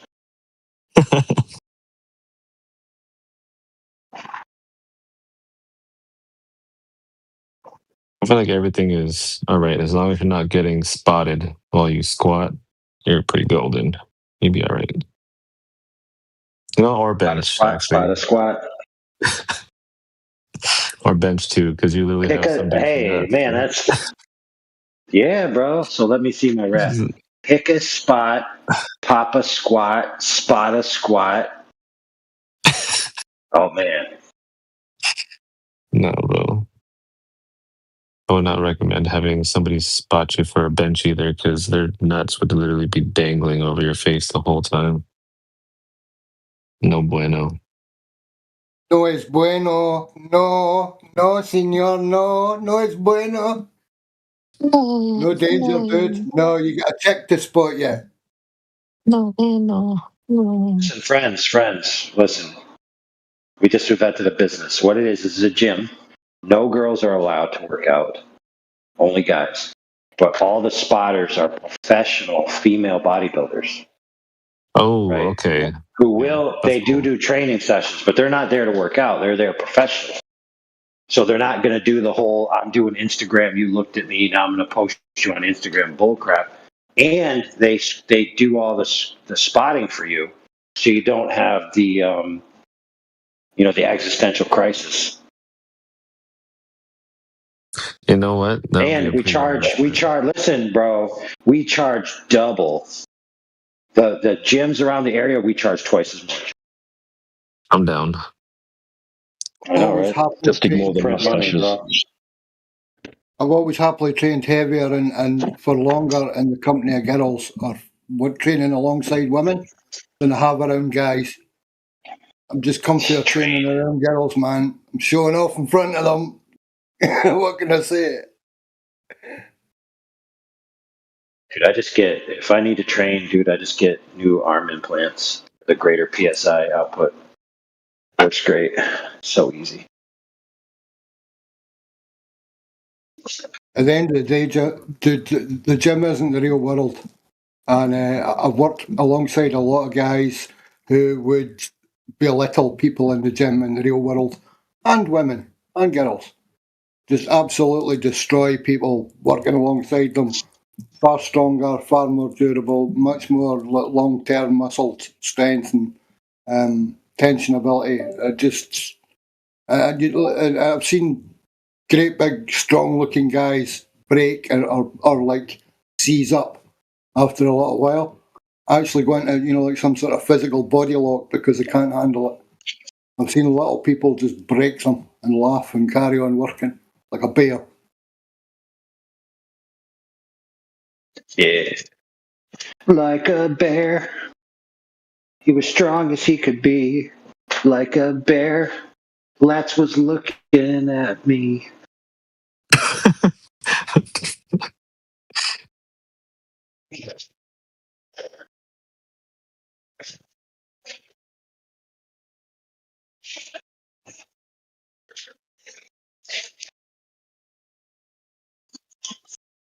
Where's my hammer?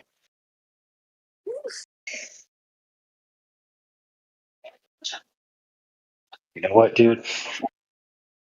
Hammer. That's an interesting topic when it comes to strength. You watch some people swing a hammer all day long, mate, and you know they've got it. You watch others that can't do it for more than 2 or 3, maybe 5 minutes. Yeah. You want to see my hammer? Yeah, show us your big floor hammer. Dude, it's long, heavy, curved in just the right spot.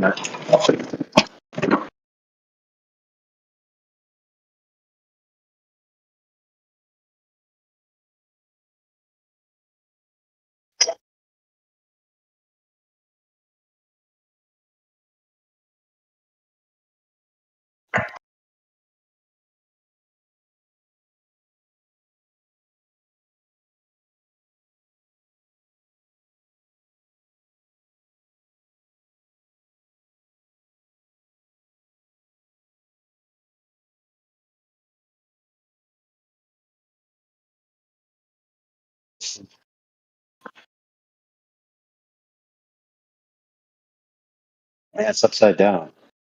Sorry, guys. It's an Australian hammer.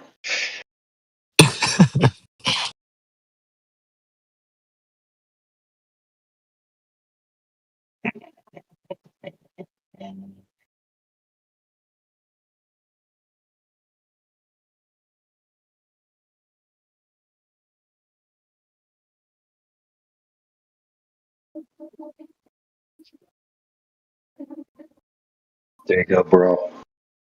So what I want you to do is I want you to guess the dimensions.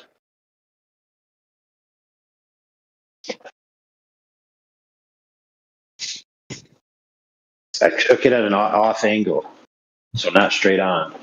So it's going to be harder to gauge the dimensions. So check out that picture there. Dang. Is that an early S-wing or something? No, it's crescent. So how long do you think that hammer is from the handle up? Can we talk about how Handle, old it looks first? Like what year it was manufactured? I feel like that's more prevalent in the length of the hammer.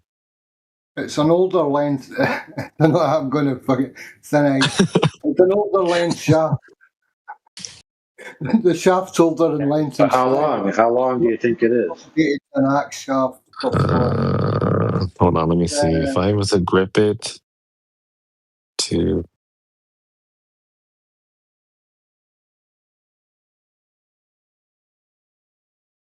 I'll say 14 inches. Yeah, I was going to give it. 17 and 3/4. Oh shit. 17 and 3/4. Almost 18. It's 22 ounce. Yeah, I was way off. This is my framing hammer. I have other hammers. This is the biggest non sledgehammer hammer that I got.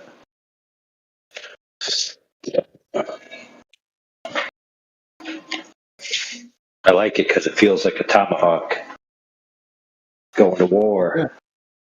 Let's see, yo, when was that thing made? That's like the oldest looking hammer I've ever seen. It's just pretty new, dude. Bro, no way. Yeah, it's only like it might be 2 or 3 years old. What? It looks like your granddaddy's. That's what I'm saying. This thing looks like it was made in like World War II or something. Yeah, American cast steel, proper cast steel. Oh, you know what? I can't. On the bottom, it kind of looks like it almost says 2022. Oh no, that's ounce. Never mind. That's 22 ounces. Never mind. I'm a fucking idiot. I'm dumb. Ignore me. It's actually more the dimensions of it's more like the dimensions of a mace than a hammer with see the length of shaft on it and the amount of velocity that the swing induces because of that, the fulcrum, the length of the fulcrum. Bro. It's exponential. I'll tell you all about it. All about that shaft length, bro. Here, I'll send you a picture of what it looks like new. Bro, but look at the wood by the head though. It's like it's so dingy. Here, look at that picture of what it looks like when it comes new. That's what I'm saying. This is why I'm telling you, like this hammer looks like it was manufactured by like the guy that made the Model Ts. Dude, look at the picture of the new version and look at the way the handle's bent. Doesn't it look like somebody really screwed up when they made it? It's like, dude, I don't know how to make a straight line or a curved line, bro. This is what you get, Holmes.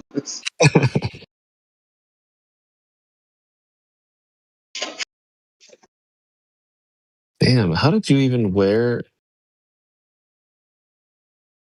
I can't tell. Is that the logo crescent? Is that like burned into the wood? Yep. Or is that how the hell did you It's even burned. wear the side? Oh, I guess when you're putting it in your belt or something, I guess you could wear the sides. Yeah, and look at the I also do like choked up swinging. You know what I mean? Like you swing higher up for certain tasks. Yeah, I was going to say, look at the rounding on the head of the shaft near the top of the hammer. Not square anymore, is it? It's been worn away behind. Yeah, we could tell how straight AI is swinging by all the dents on the side of the head. Yeah. It's like trying to hammer with the side of the you're hammer. right. Yeah. Yeah, You look at all swing the long. dents.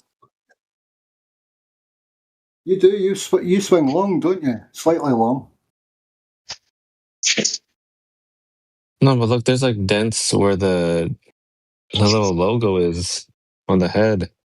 Like he's trying to hit nails in with the side of the hammer. It happens. It happens. Yeah. Like right where the T is. It's like a dent right in the middle of it. One of my favorite things to do with that hammer is if I got a piece of wood that I want to get out, I turn it around and I slam the claw into the grain near the screw or the nail, and then just split the wood, and then you just crank it laterally, break the wood in half.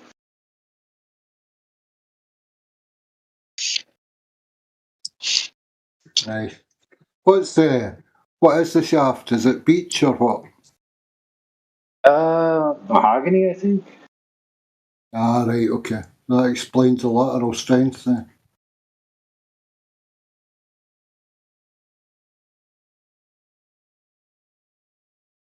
All right, let's see, mac and cheese. Let's eat it.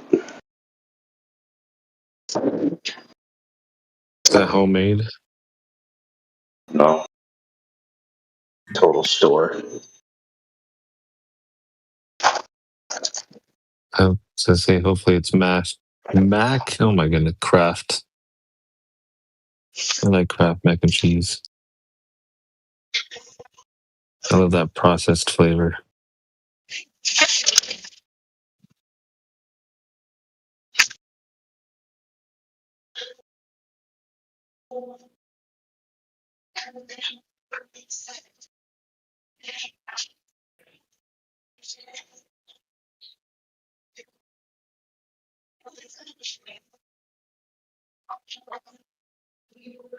And this paint forever. It's all tedious. You got to move from room to room, switch color, paint, switch roller heads, sand a little spots here and there that you forgot when you were sanding. I'm also doing things like I switched the outlet in the one room that was cracked. But once I get the kitchen and whatever done, paint is done.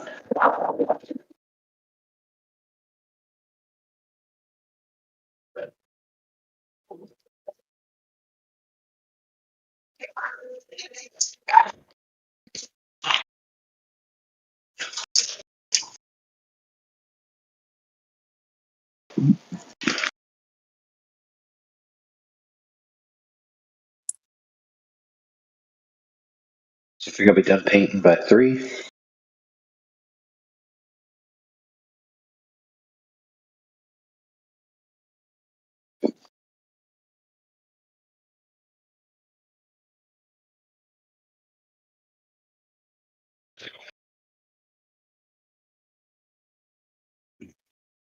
What time is it for you right now? Because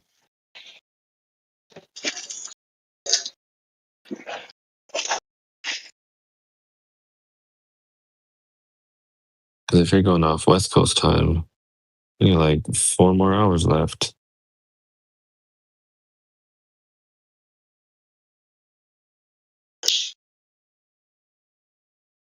You're going off Greenwich, you better hurry up at 7 in the morning. I got a whole nother day, man. Get cleaned up and get to church. Dude's trying to scare me, Holmes.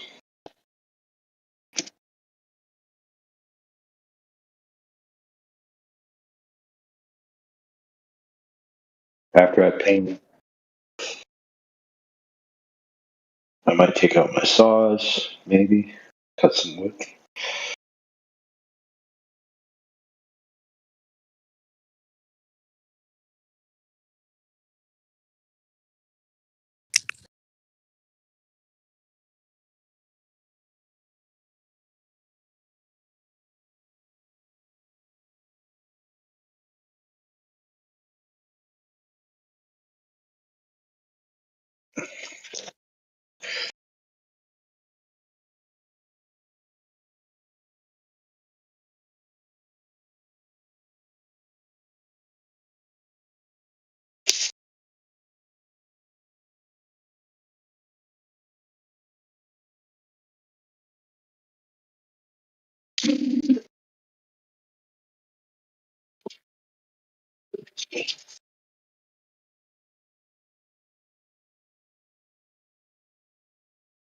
Lads, who should we unban to get some drama around here so we can get some action? Oh, you missed Brenda earlier. I don't know if Brenda's even banned in here though. Anything new from the Brenda? No. Hell no. The usual. I like Brenda. Brenda's fun. Brenda's like how how retarded do you want it to be? All of it. So you can invite Rob Utah back in here then. I'm sure he's up right now.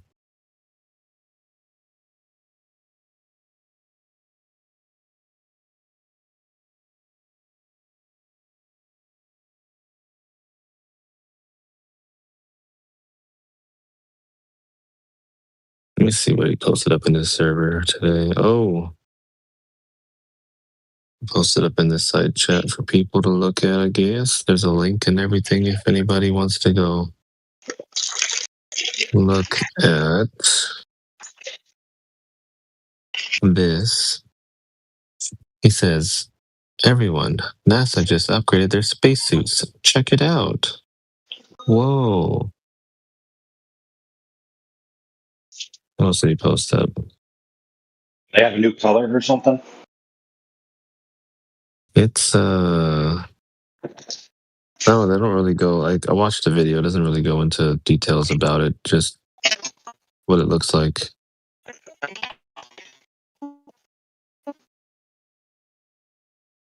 But yeah, it's like black with like blue and orange accents. Oh, you're breaking up pretty bad right now.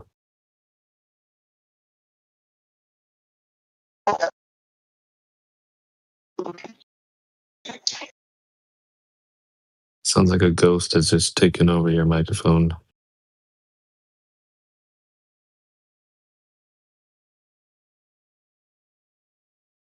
They may have, Holmes. How would you there we know? go. Sounds good now. He posted up another thing a few days ago. He says, we are heading back to the moon in February 2026. Check it out. Whoa.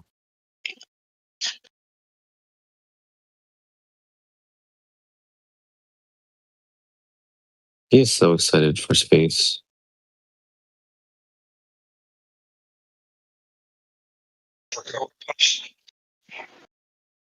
Heck, NASA's Artemis 2 crew to reveal up to 60% of the far side of the moon. Really? Didn't they already get Didn't they already get pictures of the far side of the moon?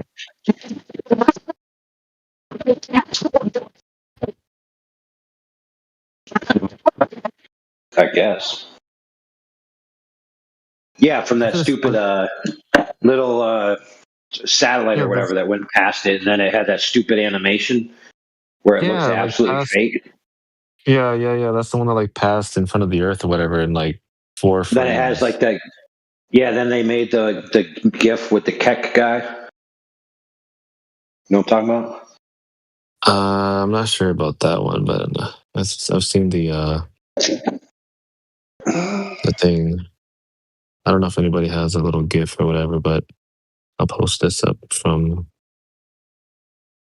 Rob. Yeah, it says to reveal up to 60% of the far side of the moon. Let me see if I can find it. Moon passing in front of Earth. Gross. Oh, I found it. I think this is it. With the face? Oh no, this isn't with the face. Hold on, let me see. There's one where it has the passing, and then all of a sudden the moon or whatever turns around, and it's that funny meme face.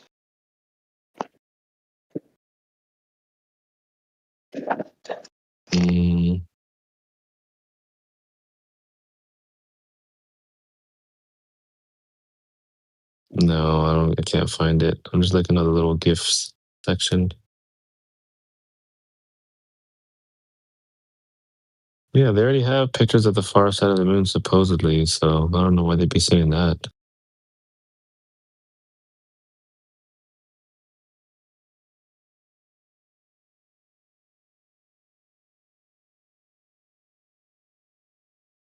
I should take a screenshot of his post and then send him this GIF.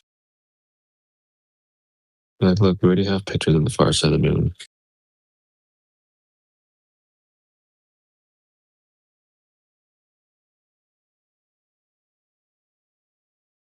Let's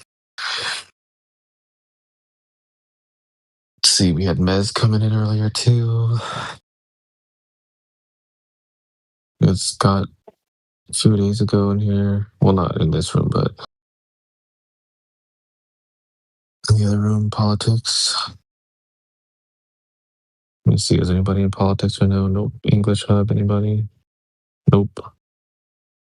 All in here. Let me go check YouTube. Maybe somebody posted a comment on there or something. What should you say? No, Plain and Truth in there. Let's see, what about the other one?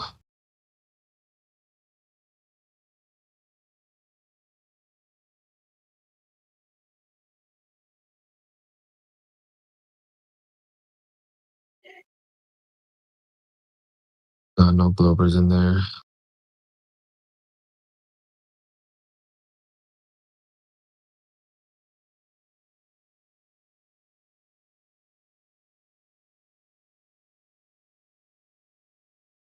See, I'm gonna go look up some NASA news, maybe something news on there. Something fun or funny. All right, refresh.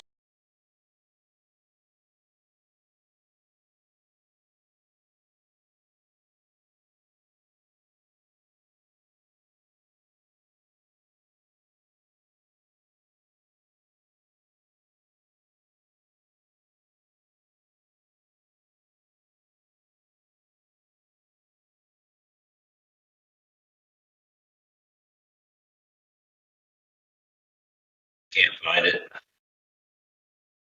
It's that same GIF that you had, only when the moon goes, it's like changes to that face, that funny face. I feel like I've seen it before, but I couldn't find it either.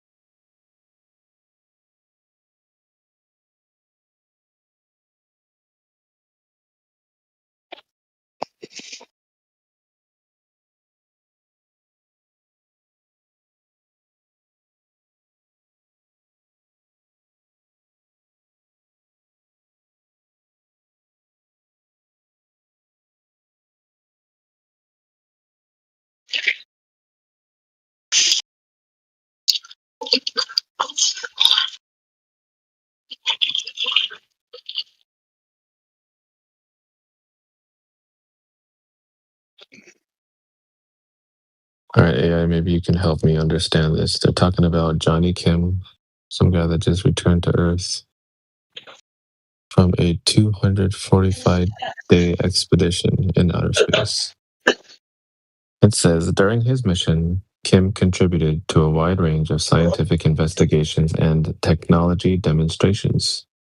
He studied the behavior of bioprinted tissues containing blood vessels in microgravity for an experiment helping advance space-based tissue production to treat patients on Earth. What does that mean? Oh my goodness, dude. It means they're trying to tell you that you can regrow human tissue to then implant it into a person. But you can only do it if you travel to space and charge an extra, $37,000 per gram. That's what I'm saying. Why would you go to space to help advance Well, because they something think, done on well, Earth? it's because they claim that, quote unquote, the anti gravity or the low gravity allows it to work better. Because it's not restricted by being pulled downwards, Oh, okay.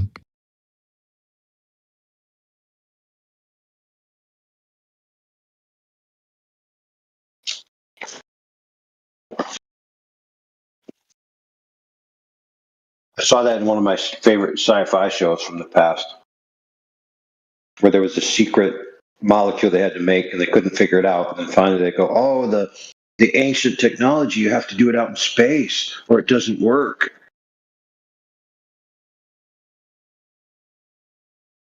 No, it's like the cure for some Of disease or course. who knows what the heck. They had like these ancient alien instructions on how to make it, and they couldn't do it on Earth because it kept on breaking down. But if they go out into space and it's floating, and so it doesn't break down. Ancient aliens. Love me that ancient aliens guy.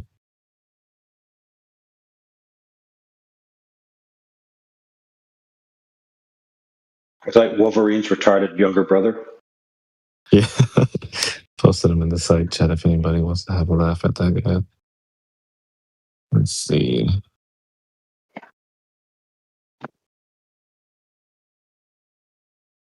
Yeah, he'd make a good Wolverine, bro. Yeah, of course.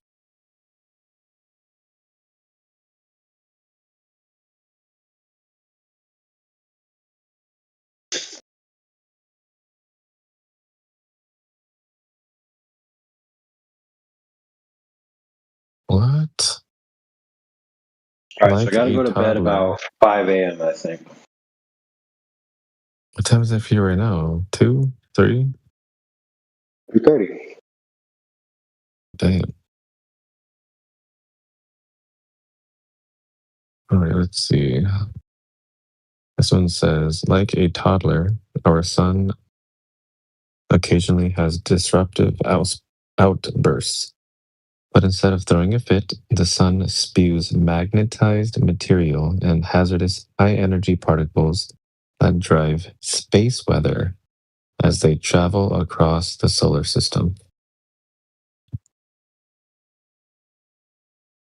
What is space weather? AI. Like weather, but from space. Got it. Okay. Like solar storms, bro. What is a solar storm? Ionic. A solar storm? I don't know. I guess it's supposed to be like electromagnetic or ionic waves of energy or who freaking knows, dude. I'm trying to understand these sentences.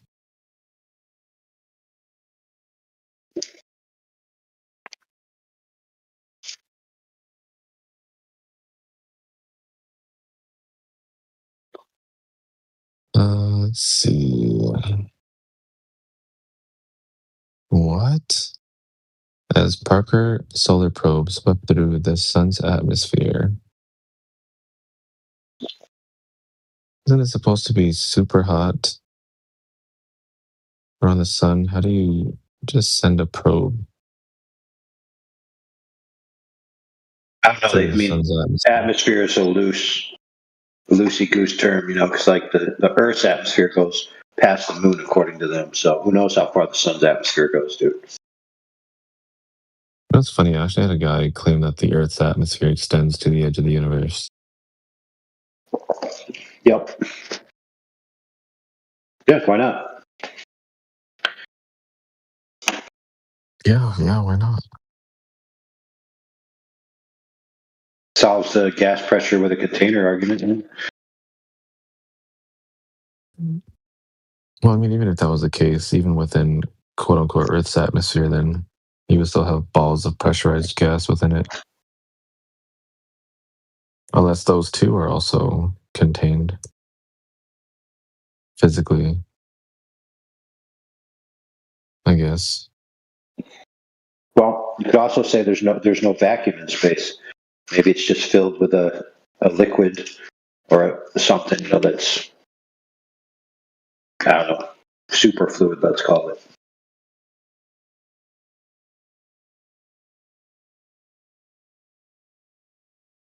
Yeah, that would solve the flying in a vacuum in outer space.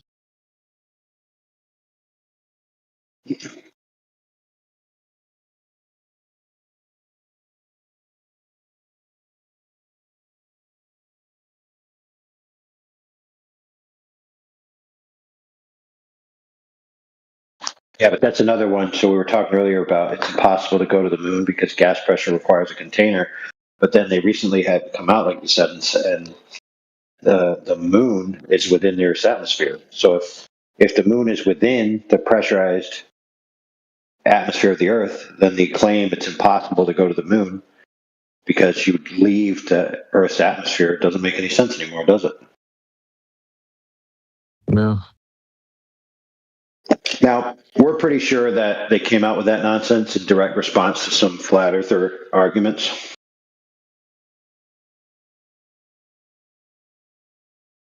You know what? I can try to counter that. Like, if that was the case, wouldn't the moon slow down due to the friction? It is slowing down, according to them. Wouldn't that rate of change of speed be exponential? Or am I tripping? Like, shouldn't it be falling towards the Earth as I well? can't remember what they say, whether it's a steady amount per year or something, but they do claim it's slowing down. It'll slow down and be stopped like 1 billion years from now or some retarded number. I feel like if it is slowing down because it's within Earth's atmosphere and friction and all that, then not only would it be getting slower, but it would also be getting closer to Earth. Mm-hmm. Yep. But 1 billion years from now, though, of course.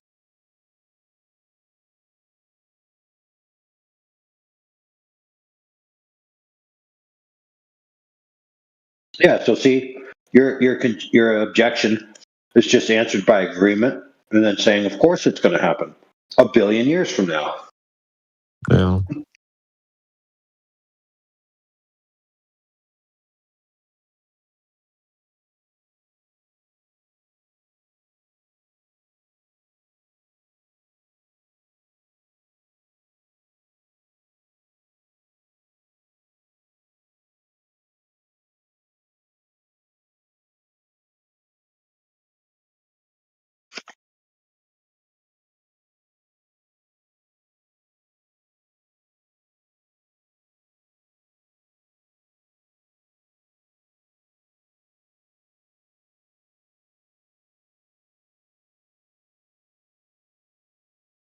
So, what would you say is the reason why the moon doesn't have gas around it then?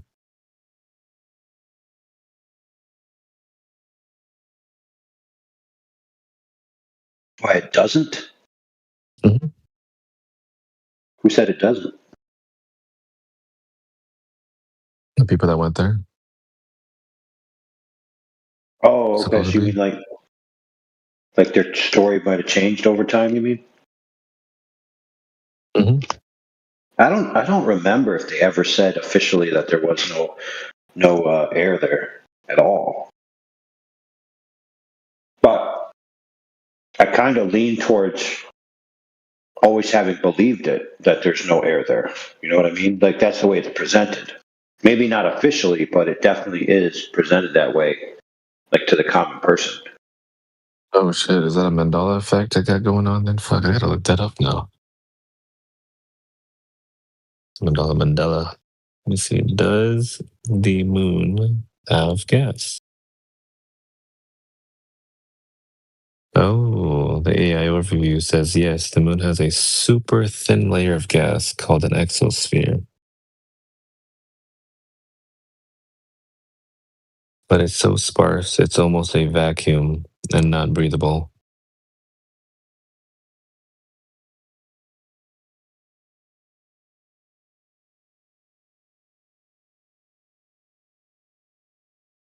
But the moon's gravity is only about 1/6 of Earth, so it can only hold on to gas molecules. So it can't hold on to gas molecules effectively.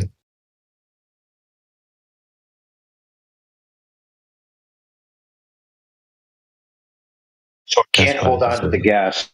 So listen, it can't hold on to the gas, but there's thin layer of gas there. How's that work? It also says here, gas particles are so spread out, they rarely collide and escape into space. Wait, so what the So it can't hold on to the gas, but the gas can escape, but it can't escape because there's not enough gas. Yeah, that's the dumbest double speak shit. Oh my god, whatever.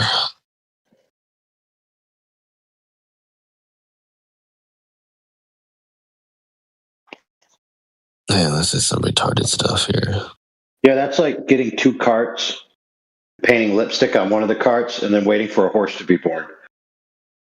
Yeah, exactly. Yeah.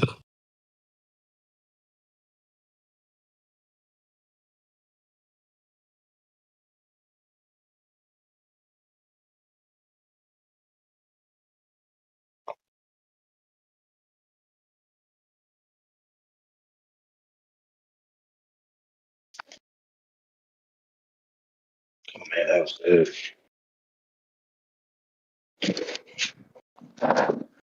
I like buying the whole rotisserie chickens when I'm working. It gives you the good proteins. Well, this is delicious. I've seen people make soup too with the bones after they're done eating the chicken. You can have some decent chicken broth after.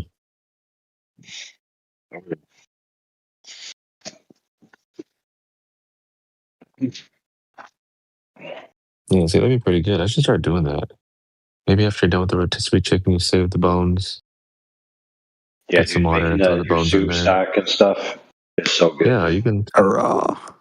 You can go make your stock while you go shower after work and everything, and then by the time you're out, it's done. It makes you feel so good when you eat that stuff too. Oh hell yeah! What are you guys talking about?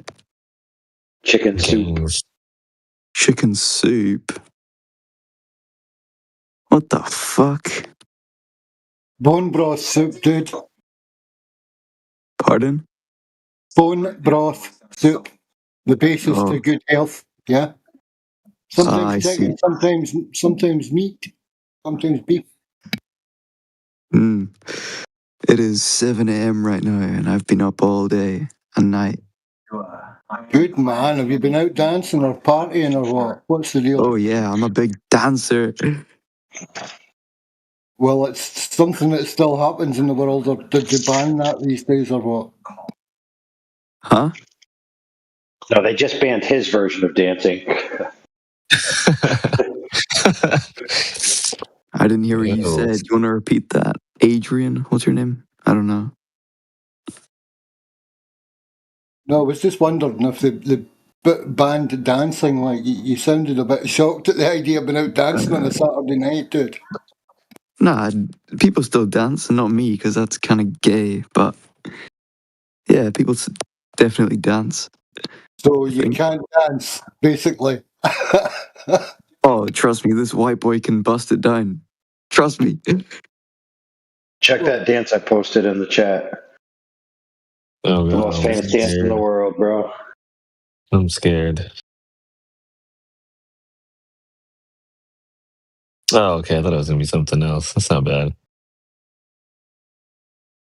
Let me see if I can find something good for you guys.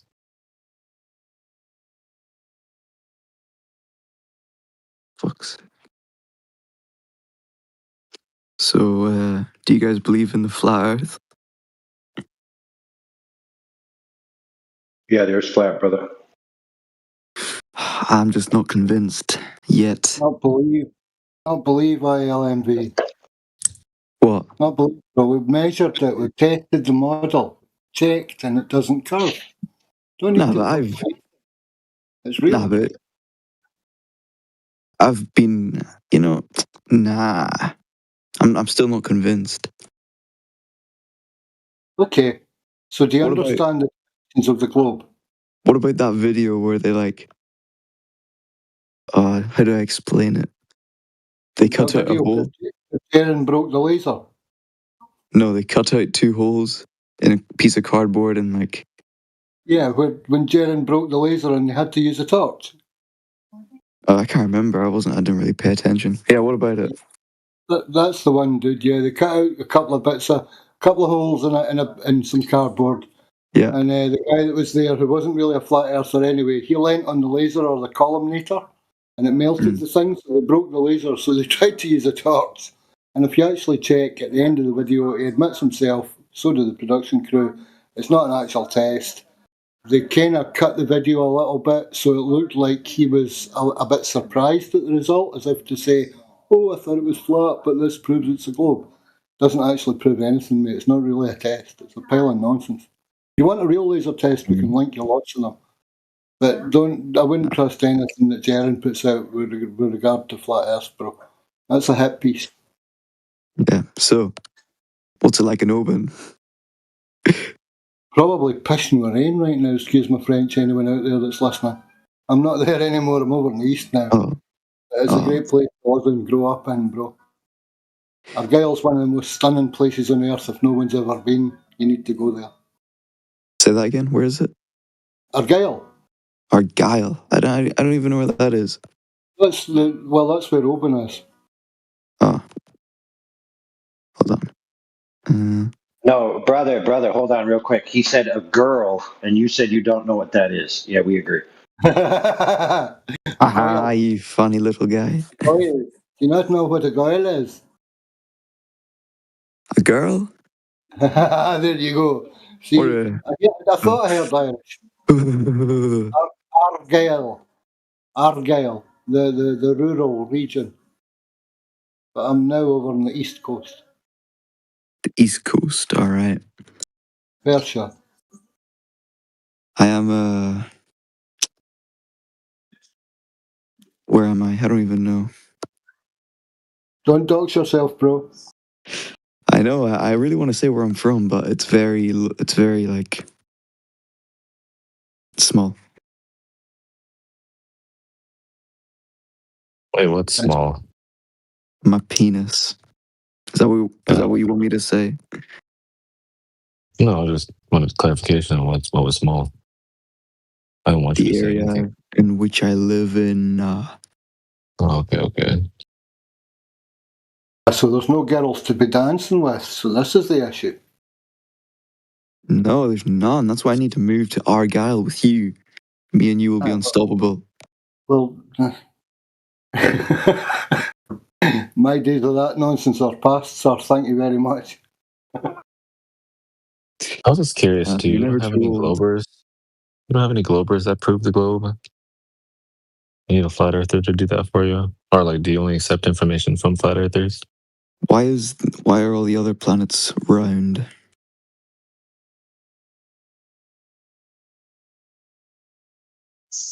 Well, so what if they are? Does that make the ground you stand on round also? But why are they round and we're not? Well, that's not the Earth, is it?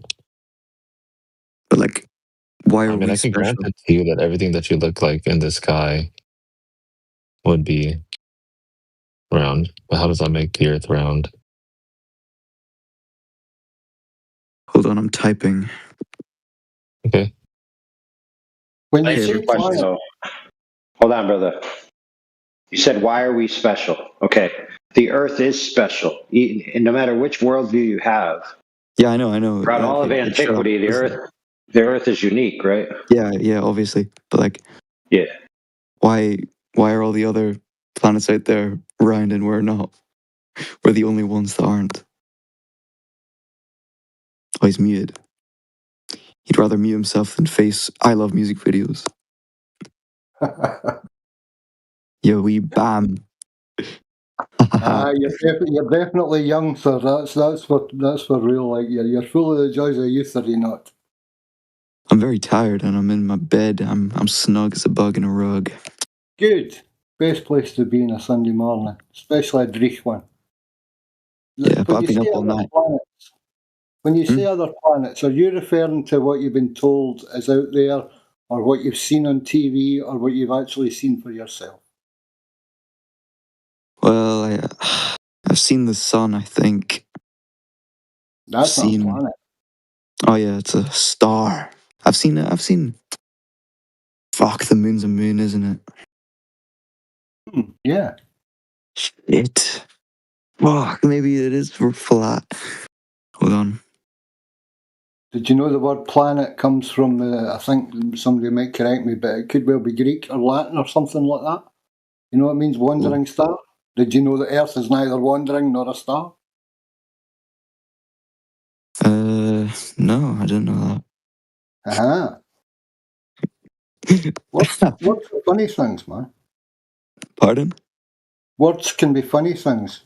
Like you should get yourself a thesaurus and a dictionary, dude, and actually just start leafing through stuff and look at the root origins around some of the subjects that we talk about. Quite interesting. Maybe I shall.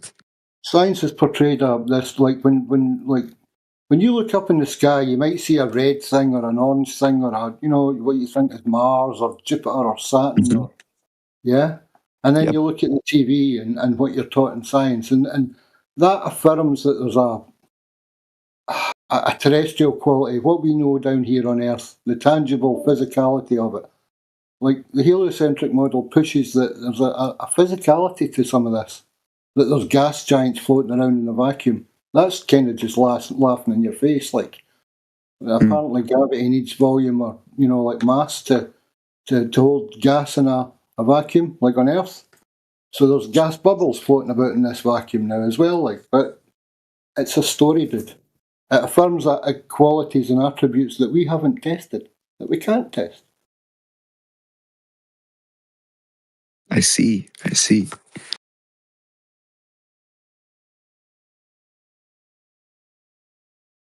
I don't know shit. I don't know anything.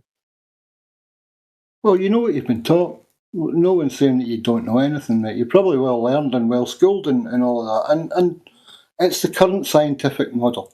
Heliocentrism is what everybody works under, the sciences, whatever.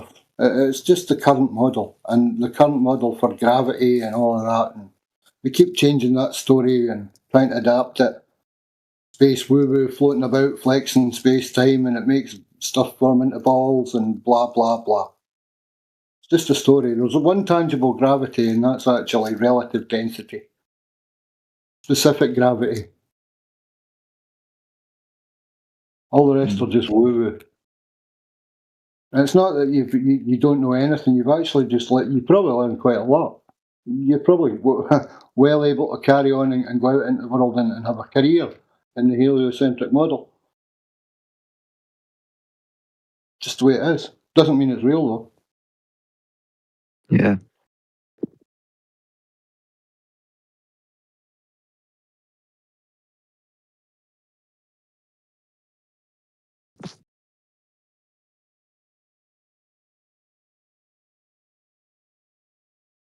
Did you really want to be a spaceman and go to Mars someday anyway? No, no. Definitely not. Okay.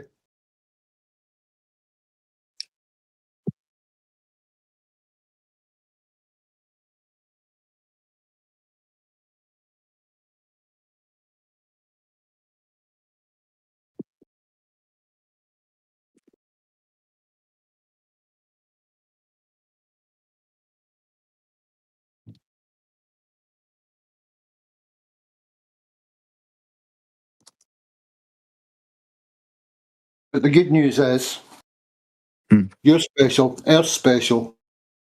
You are actually created. You're not just developed from some fish frog having sex or like from a mud puddle that got hit with a lightning bolt by an accident. It's not Do you all. believe in God? Well, I believe there's a creator. I haven't met him yet. I hope I've got a few years before that happens. But the whole thing of life, if you break it down, it's actually all genetic code. And that implies a coder. Somebody that wrote it, somebody that put it into play, somebody that made it all happen.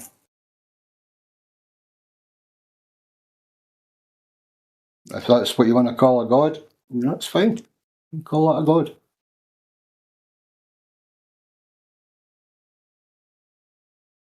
Everything about Earth says that it's actually a created realm. And in a sense, if you want to go down some of the religious books, it was created for us and we were created for it.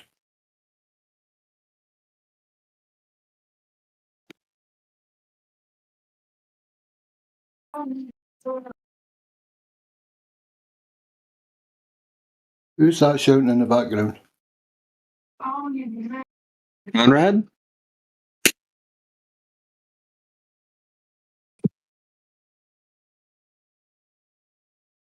Hola. Buongiorno.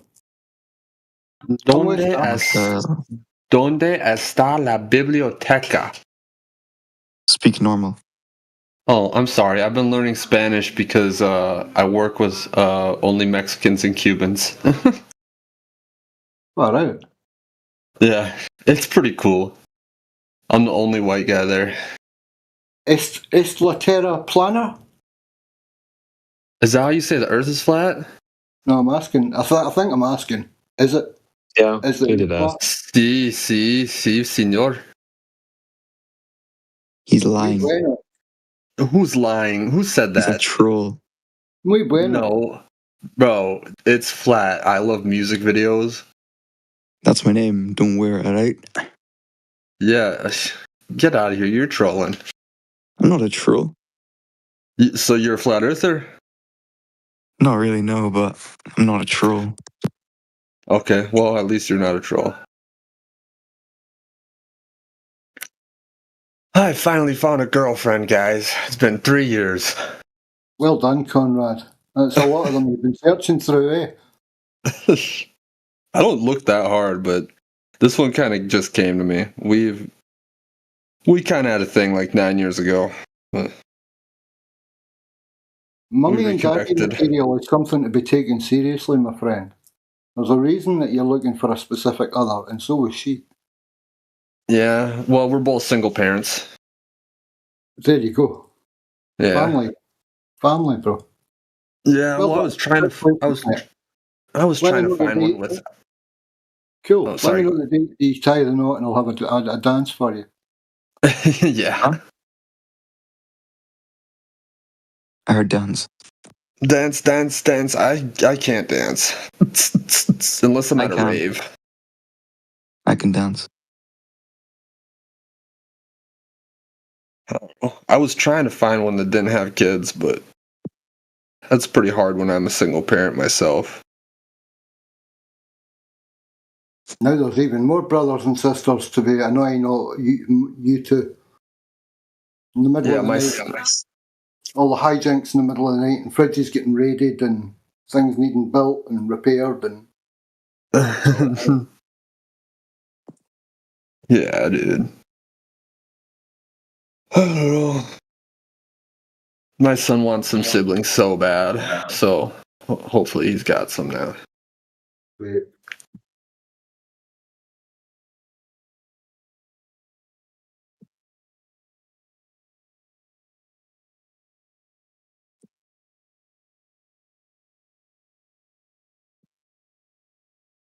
And remember, a slow waltz is still also a dance.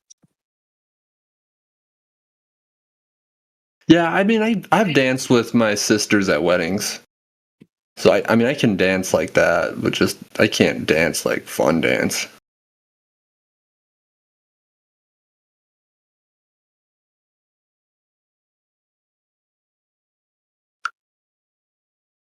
I've been eating healthier. Bro. Finally started cooking for myself. I made some spaghetti earlier. Have you ever been to any Texas or country dancing? No. Well, there you go. There's a date idea for you and your lady. Square dancing? Any of those places where they do it and they kind of tell you what to do and everybody just, follows the instructions and they all have fun. It's very simple dances. I just got to get her to let me take her on a date now. She kind of put me in the friend zone a little bit. What? Yeah, but she's still texting me every single day and still wants to hang out with me just as friends. But I can get out of the friend zone. I've done it before. It just takes a little bit of effort. Bro, take her line dancing or square dancing or whatever you call it, like AI says. She would not be down for that. It doesn't matter. Hey, it doesn't matter. Doesn't matter, brother. This is how you do it, bro. You tell her. This day, this time, we're doing this. This is what you need to wear. I'll pick you up at this time. Boom. Done. Yeah. Before you know it, she's watching you move and it's all over. Yeah, then you got to go get some. You got to get some nice cowboy boots and a nice cowboy hat. Oh. Then you bring her a cowboy hat. You bring her a cowboy hat, and if she doesn't have her cowboy boots, she'd be like, "Where's your cowboy boots? I told you to have them. Now go get them." And then when she comes out, you put the cowboy hat you got right on her head, and you go, "All right, we're ready." I'm not a boomer like that. No, I'll give it a shot. I was just thinking I'd take her to a restaurant to start. Heck no. American, man. Oh? What about Top Golf? Your honor and your right to do such things. You're free to do these things in your country, man. Yeah, true. Brother, check it out. Golf, boring. Listen, going to the dance, there's a whole bunch of other people there having fun.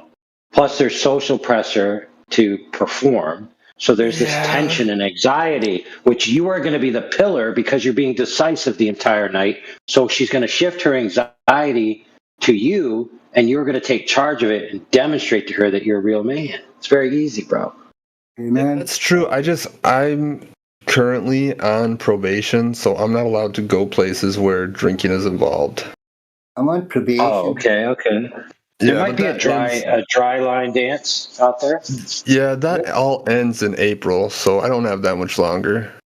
Again, another reason to show your manhood to her. If you're working within the confines of the law system, sure, you're a real man and you don't need the law system to hold you back, bro. Go to a dry line dance and sure you can be fun without alcohol. I quit drinking and I quit smoking weed too. Well done, dude. Yeah, it was a lot of work. Now I just got to get rid of the caffeine and the nicotine vape. Yeah, give it time. Yeah, well, I haven't had caffeine in like a while, and now my head has just been pounding. Yeah, I've been having these crazy weird dreams since I quit smoking and drinking too. Yeah, dude, that's the downside of stepping away from the nicotine. Like, there's actually studies involved that tobacco is actually good for us, and it works a lot like CBD, and it can have medical properties that actually work. Yeah, I've heard that. Tobacco, as we smoke it or vape it, like nicotine vapes, I don't think it's healthy. But yeah, there's something about tobacco that's natural for humans to work with. But yeah, I think it's become abused in a lot of ways here. Sí se puede agree. Tobacco, but I don't like red cigarettes. I like menthol. That's probably bad too. Well, mint, in actual fact, is one of nature's herbs. It's a healing herb. It's a cleansing herb. It works a lot like if you you can sort of cook with mint because it's in a sense, if you make it into a sauce, you can use it like lime juice in a way. Oh, that makes sense.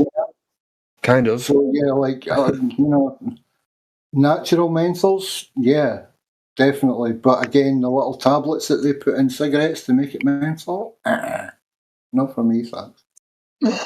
The spaghetti I cooked was so good. I ate it all. So I miss carbs so bad. I've been keto for about 3.5 weeks now. I'm trying to get fat, dude. I'm so skinny. Me flaco. Jammy bastard. Hey, tried poop therapy? Poop therapy? Oh yeah, brother. Dude, the more I eat, the more I poop. No. Poop therapy is that you need a different microbiome inside you. Oh, Apparently, so I you gotta could eat get yogurt? Well, yeah, but also you could have the poop of something else placed inside you, and then it'll give you it automatically. Oh, no. No, thank you. It'll make you gain weight, brother. No. No, I'll just try skyr yogurt. That's like yogurt from where I'm from, like Norway.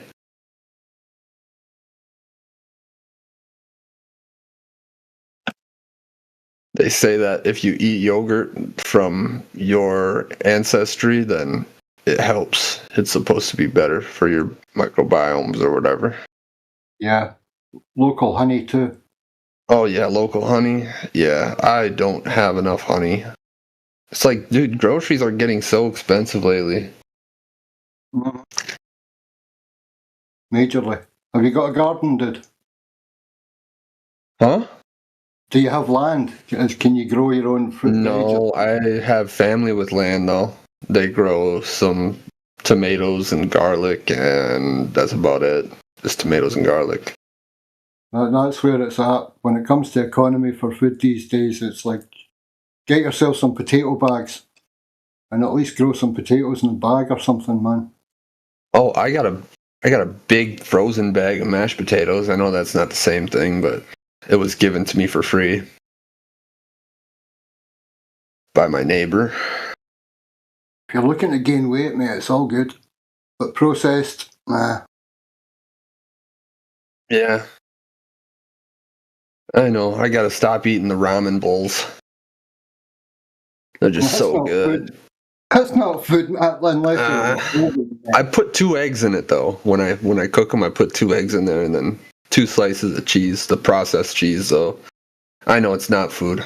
The only thing that's in there that's food is the eggs. I don't know. It's just quick and easy. But that spaghetti was super quick to make. I was surprised.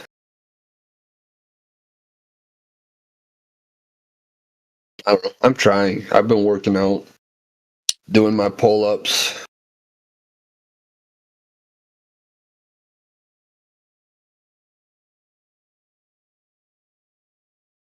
Good man. Do you do resistance training? I've got a new toy that I'm sharing with everyone. Ooh, toys. That sounds a little kinky. Just kidding. Yeah, like I've discovered. Well, I kind of knew this a long time ago. Like when I was young, I was into climbing, and I also knew some people with amazing grip strength. But like of late, I've been researching a lot, and it's the resistance training is just bizarre when it comes to muscle strength building. Hang on, I'll drop something in the live stream chat for you if I can find it. Where the hell I'm is it? waiting. Oh, you might be waiting a while. Me and technology aren't the best friends. It's on top of all of our names, dude. But it's finding the damn thing. Scroll up. Here we go. Wait a minute, there's a quicker way because I did share it earlier. Hang on. I had a dream that just woke me up that was like snakes on a plane, but I was in a cabin instead. Was it a fear dream? I wasn't that scared, but the people I was with were scared. And like one of them needed me to protect them, and I just kind of watched as the snake wrapped her head up, and then it eventually left her alone. Like she was fine, but she was just like kept saying my name as it was wrapping her up, and I just felt like such a loser. Yeah. Which is the story of my life, feeling like a loser. Even though I know I'm not. There's been points in my life where I've been pretty loserish, but Not really anymore. Yeah, the nicotine, the high nicotine or the no nicotine dreams are like, well, it seems to be a lot of fear, threat, like you say, it's sort of like the plane crashes and stuff that you can't do anything about. Dude, I have this recurring dream where I get arrested. For what? It's remember the live though? What? I just said it's the worst. Like, I'm dreaming that I'm getting arrested. That's a sign of the times, bro. Yeah.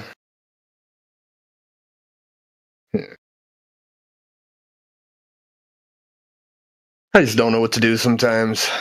I always gotta remember to come in here when I'm feeling down. There it is. That's the answer. Go and hang out with people that you feel comfortable around and talk, dude.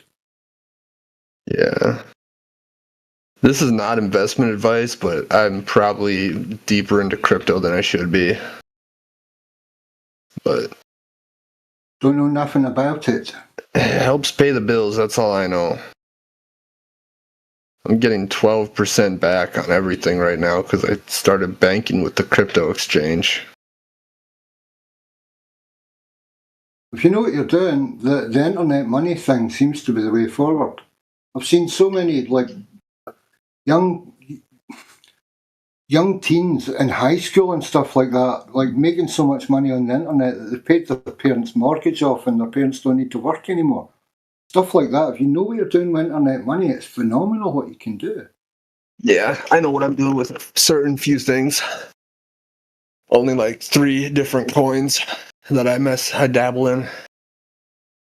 But they're good, but I just feel like it's the mark of the beast sometimes. Uh-huh. Yeah, but I'm not putting no chip in my brain, no chip in my arm. I don't care, they can take it all. Well, if you can make the system pay for itself and have fun while you're learning stuff as you go through it all and you know, give Rome its due in the process. Yeah, this girl is supposed to call me today that I met on Snapchat. She's gonna give me some advice. She has like a big group of traders. They're all younger than me, and they know what they're doing way more than I do. That's exactly what I mean. It's like the next generation down from you are super switched on. It's freaky weird. Dude, I should have like $60,000 in XRP right now. I started following it when it was 22 cents. Ah, nice. Yeah, it's $2 now. So frustrating, but I can't just sit and kick myself about it. I gotta get back on it. It's looking at the first quarter in 2026. It's looking at $27. $27 rally. That'll be insane.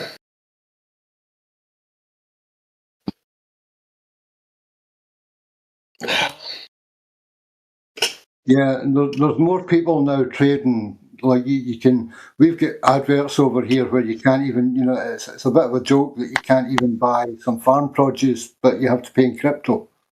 But it's sort of like in a lot of places now, you can actually use the crypto. You don't need to, you know, step back into the financial or fiduciary system that's the cash orientated side of things.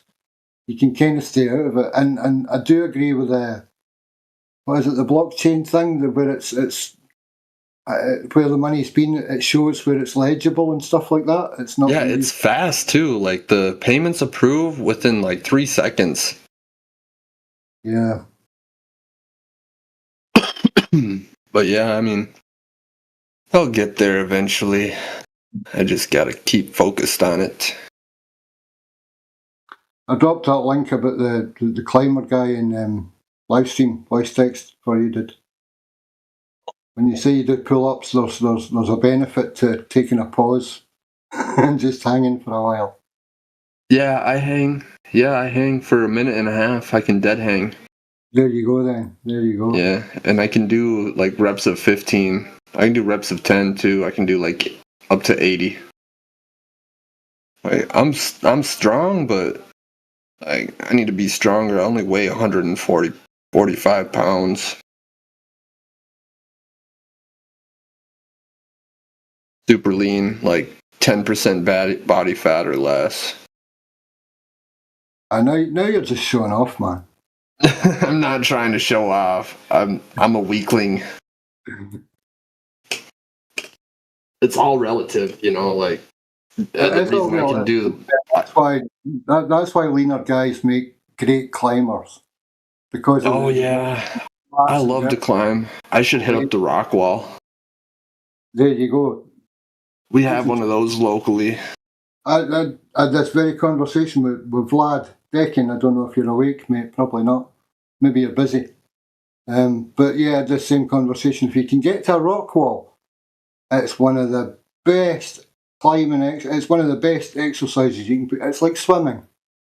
You get a good spotter on your rope, someone that knows how to work with you, and let you take dangers and jumps and leaps and things. And man, and your strength goes through the roof. Yeah. Oh, I should try and go like next weekend or something. I only got to work 4 days a week now. It's nice. I just don't make hardly any money with my job. We make plastic parts, so it's pay is not great, but I just got to keep at it until I can be an electrician finally.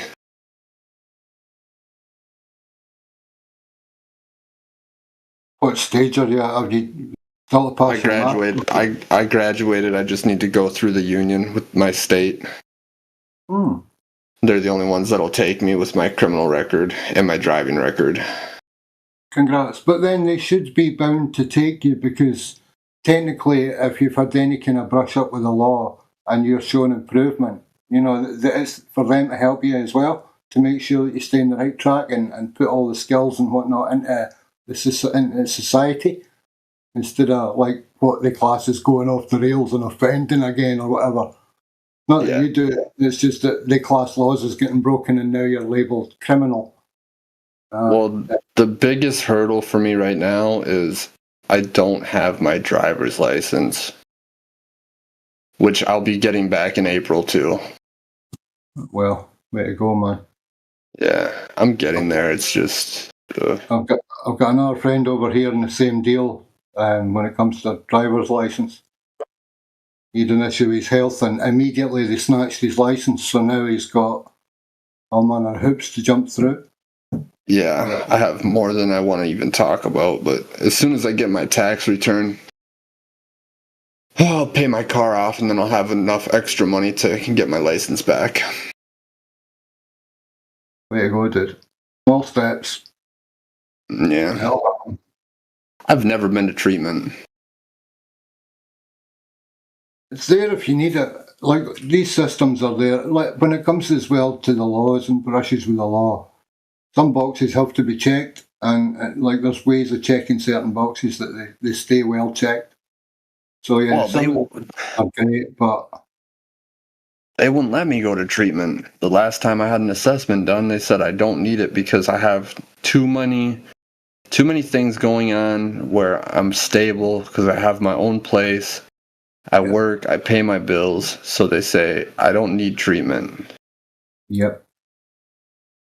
So I guess I don't. Sometimes I feel like I do, though. Excuse me? What? What? You can be depressed as hell. You can have other problems. You could be OCD. That's why you're tardy. I mean, and clean. Bro, like, you could have something that doesn't necessarily, like, classify you as, like, you know what I mean? Like, I have ADHD. Those things don't necessarily disqualify you from needing treatment of some kind. Well, Like, the especially thing mental is, health. though, Like, man. The thing is, though, they're probably just gonna tell me I need to get back on my ADHD meds. yeah, that's the system. Yeah, I don't really want to do, but it does help me a lot. Like, a lot. If you don't want to, then you don't have to. You can look for alternatives. And you could ask them, I don't want to go on that medication. You need to help me find alternative treatment. Yeah, well, drug and alcohol rehab, that's not going to happen because at my assessment, they were like, nope, I can't just go in there and lie. Yeah, you've already got too many positive doing well markers against you, and there's no point in you going in and saying, like you say, you don't need to lie. You shouldn't need to tell them that you're in a bad state of affairs, or that you're failing or whatever to actually get help or get counselling. It's maybe not that you need the medication, but I would say that you're probably at a point where you need a conversation with a few people about it. Just to sort your thing out. And at the end of the day, dude, if you are ADHD and you have been using medication for it in the past, you probably found where some of it can work for you or some of it ain't good for you. Okay, yeah. So Adderall for me is a no-go, but Vyvanse, it can't be abused. The only way for Vyvanse to work is for you to take the pill form. Yep. But Adderall can be abused in pretty much any way you could think of. Absolutely, dude. Yeah, absolutely, and that's the problem with pharmacia. That it can address or attend to an issue, but it's also got so many other fucking deals going on with it. That's why I think holistic medicine. Yeah. Oh yeah, maybe I should try to eat some mushrooms. I'm not suggesting you do. I would suggest some serious conversation with some people that know what they're doing, though. Oh yeah, ketamine therapy. No.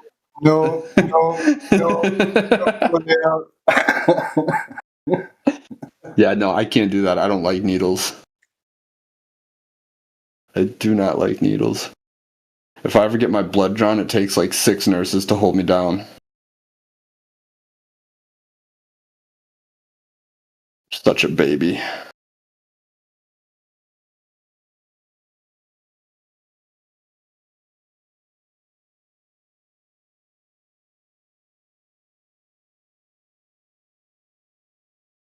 Yeah. Just need some good music. That's all I really need. Everybody does. It's the first high, bro. Yeah. I listen to terrible music. It's not that bad. It's lately it's been some country, some kind of sad, depressing stuff, but also has a good message that I relate to. And then country music, line dancing, inviting that chick, showing her how it is. It's all coming together. A little bit of Hasty Dixie, dude. Yep. A little bit of Hasty Dixie. Happy country. Fun country. Not my granny shot my dog and my son fell into the combine and all of that stuff. None of that. I like Sam Barber. Bro, I'll play a song. Hold on a second. I think Sam Barber is good. Yaga Bruno says, yo, in the live stream chat. Yo, what's up, dude? Have you found the curve yet? I've been looking for it my whole life. Not really, but pretty much. Feels like it. Yaga. Isn't Yaga is that Ghost? Yaga. Yaga, I think so. Oh, I'm flat. Okay. Yeah, I'm always looking for a globe fight. I mean, come on, dude. Where is whoever learns, whatever the guy is that learns? David learns? Matthew learns? Yeah, that freaking guy, man. Scared to debate me on archaeoastronomy. I don't even know what that is.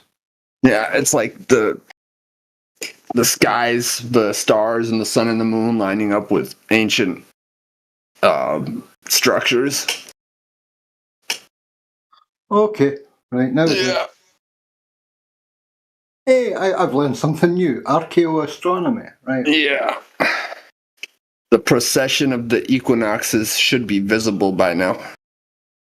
Why Stonehenge, the pyramids, the Mayan temples, they all still line up with the sun and the moon. Makes no sense.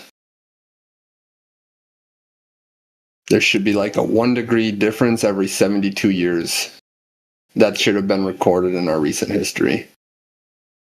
Urban Cowboy. I'm not going to listen to that. All right, I'll give it a shot. Oh man, this song is fire, bro. It's about dancing. Oh man, it's great. Playing it now. 10 years old, dude.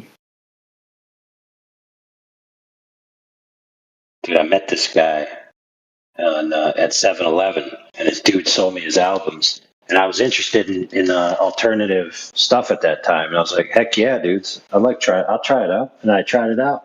Man, slam. Oh, yeah. It's all right. It's all right. I like Justin Bieber. I like Justin Bieber. Oh, really? Have you ever heard Psychosocial Baby? No. Well, let me ask this question. Do you like any kind of hard rock? Well, let me ask this question more in straight reverse. up. Okay. How about Slipknot? No. Nope. Okay. So this song that I'm talking to you about, it's a weird mix-up where they took Justin Bieber's song and they put in some Slipknot lyrics, and they made it into this like melody to where Justin Bieber and them are collaborating. It's really weird because like if you didn't like Justin Bieber and you didn't like those guys, it's totally something new. It's really crazy. It's AI. No, they just clipped it together. It was before the advent of AI stuff. Okay. I see.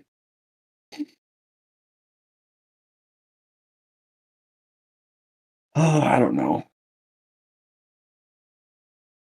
I'm such a Justin Bieber fanboy. That's all I really do know. Not his new stuff, though. Like the stuff in his prime, like 3 to 4 years ago that he was making is so good. Bieber, I haven't actually heard anything. I thought he dropped off the scene because he wasn't well or some stuff. No, there's always a bunch of fake news coming out about him. Yeah, like he used to be a chick. Yeah, no. I've known him since I was freaking 8, 9 years old when he first came up. Although probably used to be a chick is that other singer. Who's that singer? Bruno Mars. That person looks like a chick. Yaga, you gotta go find the Wetas and bring them in here. Go find the girls, the chicas. Go find them. You missed the chicas earlier. There was girls in earlier. It was ladies' night, wasn't it? Any night can be ladies' night, but yeah, it's Saturday Night Fever. Yep. I've linked some music in your DMs, dude. Don't blame me if it causes pregnancy. If it causes pregnancy. Bro, there's some tracks in there that if you turn up the bass and you turn up the volume as well. Flat Earth music? No. No? No. There's also Flat Earth music in there too, yeah. I got a... Oh, okay, I see. We got a whole radio station now. Oh, right on. Right. No, I have a... what's it called? I have a killer sound system. I just can't start blasting it until like 8 a.m.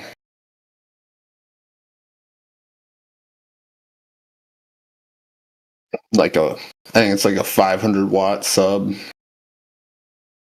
If you like Falling in Reverse, dude, you would like Cell Dweller and Blue Stally. I also like, what's it called? My Chemical Romance. Okay. I used to be like an emo kid. A little bit goth, a little bit dark. Yeah. Green Day is cool. I used to listen to a lot of rock, different kinds of rock. Linkin Park. Conrad, have you ever gotten to Prague? Have I ever gotten to Prague? You know, Prague, like the genre, progressive. It's not like liberal or anything. Nah, okay. I thought you were talking about like Prague, the city with the Prague clock. Oh no, that's interesting too. But I'm thinking, like, you ever get into Dream Theater? Green Theater? Dream Theater. Dream Theater. Let me look it up. It's more like a metal band, but Prague. I think it's a genre that it's kind of classified as like non-typical rhythms.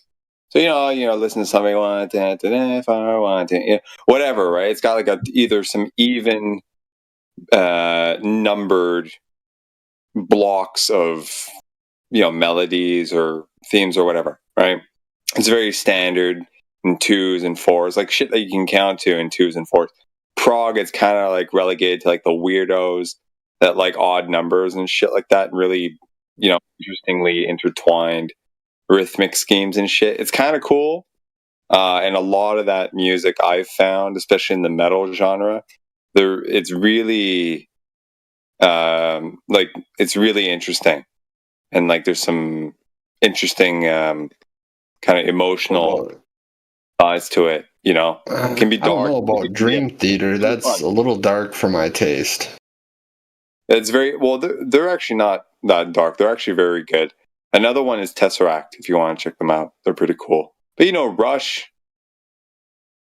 from like the '90s and shit. I think they classify as nah. Oh, they're good. I'm pretty uncultured, dude. Oh, okay. Well, Rush is classic. Prog rock type thing. Dream If I'm Theater gonna is like listen to older rock, I prefer like Pink Floyd and stuff like that's that. classic rock. But Rush Yeah, is I know. very good. Dream Theater is more the metal prog, and then Tesseract is also like a newer metal prog. It's good shit, man. It's because like the odd time signatures, they invoke something differently than your typical 4/4 and 6/8 and shit like that. You've heard that Black Sabbath tune, yeah? Stairway to Heaven. Yeah, Stairway to Heaven. Yeah, that's the height of the prog era. All that, like, that are right out there. It's like electric metal jazz in a lot of ways. You play Stairway to Heaven backwards, and it's like demonic or something. I've heard. Yeah, there's a lot of that stuff. I've ruined a few records and a few needles in the process, looking for a lot of things on Iron Maiden albums. Still wait.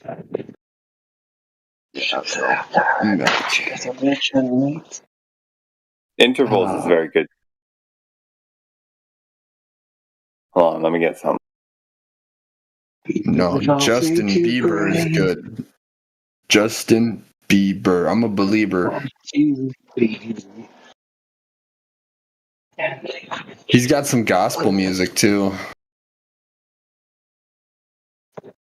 That's a side of him that I found very interesting. Like, for all the hype that is said about him, the boy does sing gospel. And you see it in him. He's not just singing the words. He's not just putting. I've seen a lot of interviews with him and like where he talks about stuff like that he's been through and like talks about his tattoos, and then I went and copied one of his tattoos. It's not in the same spot as him, and it's not visible. Only if my shirt's off.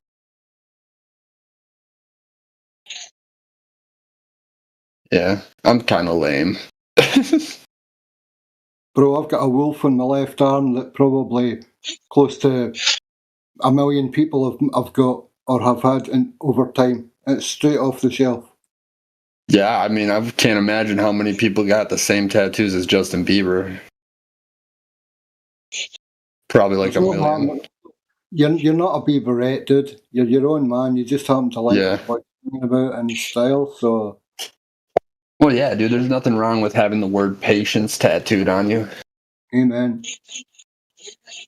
I also have the tetragrammaton on my right shoulder.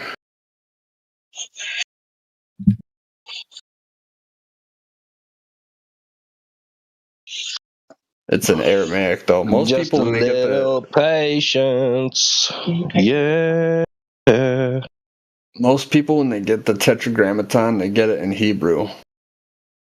Yeah. Mine's in Aramaic, so I'm different there. Okay. Nice. Different approach. I like that. Yeah. My next one is going to be a spider because my son wanted me to get a Spider-Man tattoo, and I'm like, I'm not putting a superhero on my body, so I'm going to get a spider, and then I'm going to tell him I'm Spider-Man.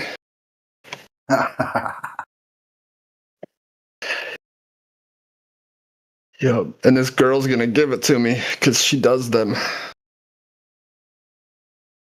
She's an amateur tattoo artist.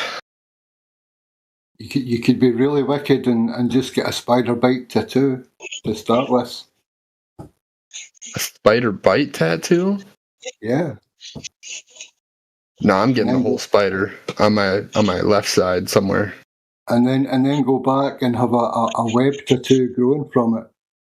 Oh yeah, web would be cool. Spider with a web. Yeah, that'd be fire. That Hey, would if be you're going to lie about Santa Claus, lie about Santa Claus. You know what I'm saying? Like, if you're going to have fun with your little one, it's not malicious, bro, but yeah, just make the most of it. I don't lie to him about Santa. He's got other family to do that for me. I just say, Well, oh, yep, okay. I'll get him a stocking. That's I'll what get I him mean a about stocking. Spider-Man, you know, or Batman or whatever. Like, definite fictional characters, you know, like good case in point to have a joke about what's real and what's not with a little one. With a Yeah. young one. Yeah. He's going to be 7 in less than a month. He's growing so fast. It's crazy. What age? Yep. He doesn't want to leave my house anymore. He wants to stay with me. I'm like, no, you got to see your mom too, buddy. We share you.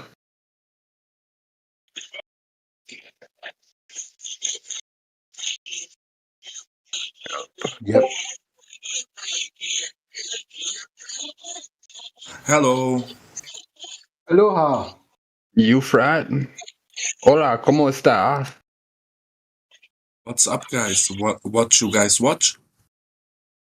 What do we watch? We haven't watched anything since I've been here. We've been sharing music videos. Sharing music videos, talking about tattoos, talking about girls, talking about flat earth. Where is the curve, man? Where is the curve? Where is the curve? The biggest question. Yup. I ain't never seen it. Only in the CGI images. Did you guys see the video from the German YouTuber Kianush? He let a balloon flowing to the air, and then he make a camera on this balloon. I don't watch the videos anymore. Okay. No, dude, I haven't seen it. Could you see? Could you drop it in text chat? Could you share it? I don't need the videos. I got enough knowledge in my brain about this stuff. Oh. I don't need them either, but everybody else does. That's true, but I actually just found a flat earther earlier when I was playing Fortnite.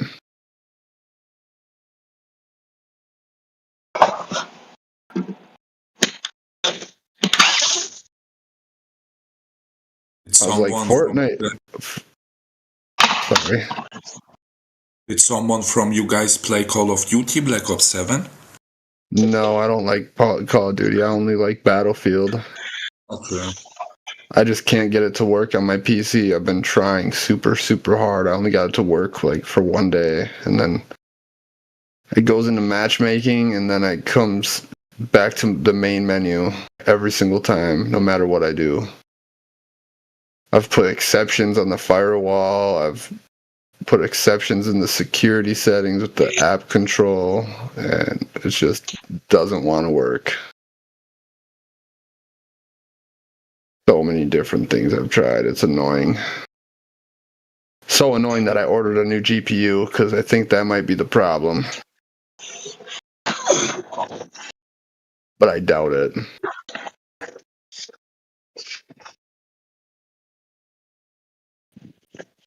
There used to be a Call of Duty squad, a COD squad on the server. I think lots of the mods played it at one time.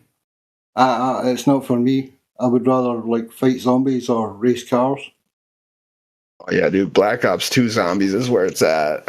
It's insane. That was a great game. Yeah, they still have servers up, don't they? Or no? I think so, yeah. Yeah.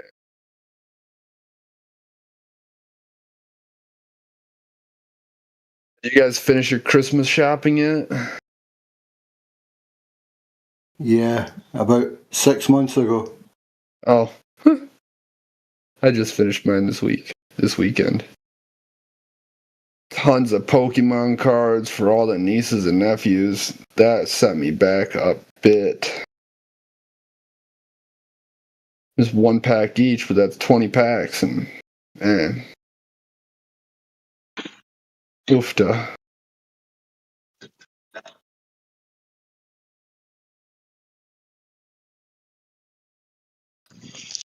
I hope they pull some good cards out of there. That's all I'm saying.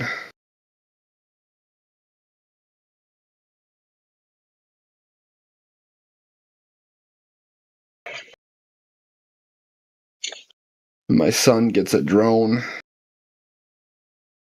Cool.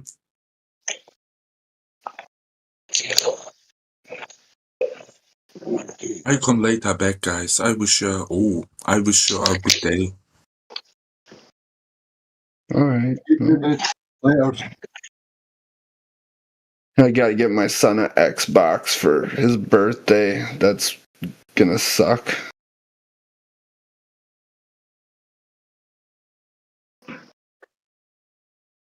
What do they cost over there now? Oh man, with the tariffs for the big one, a Series X, the refrigerator looking thing. Too much. Yeah. I'm not gonna get him that one.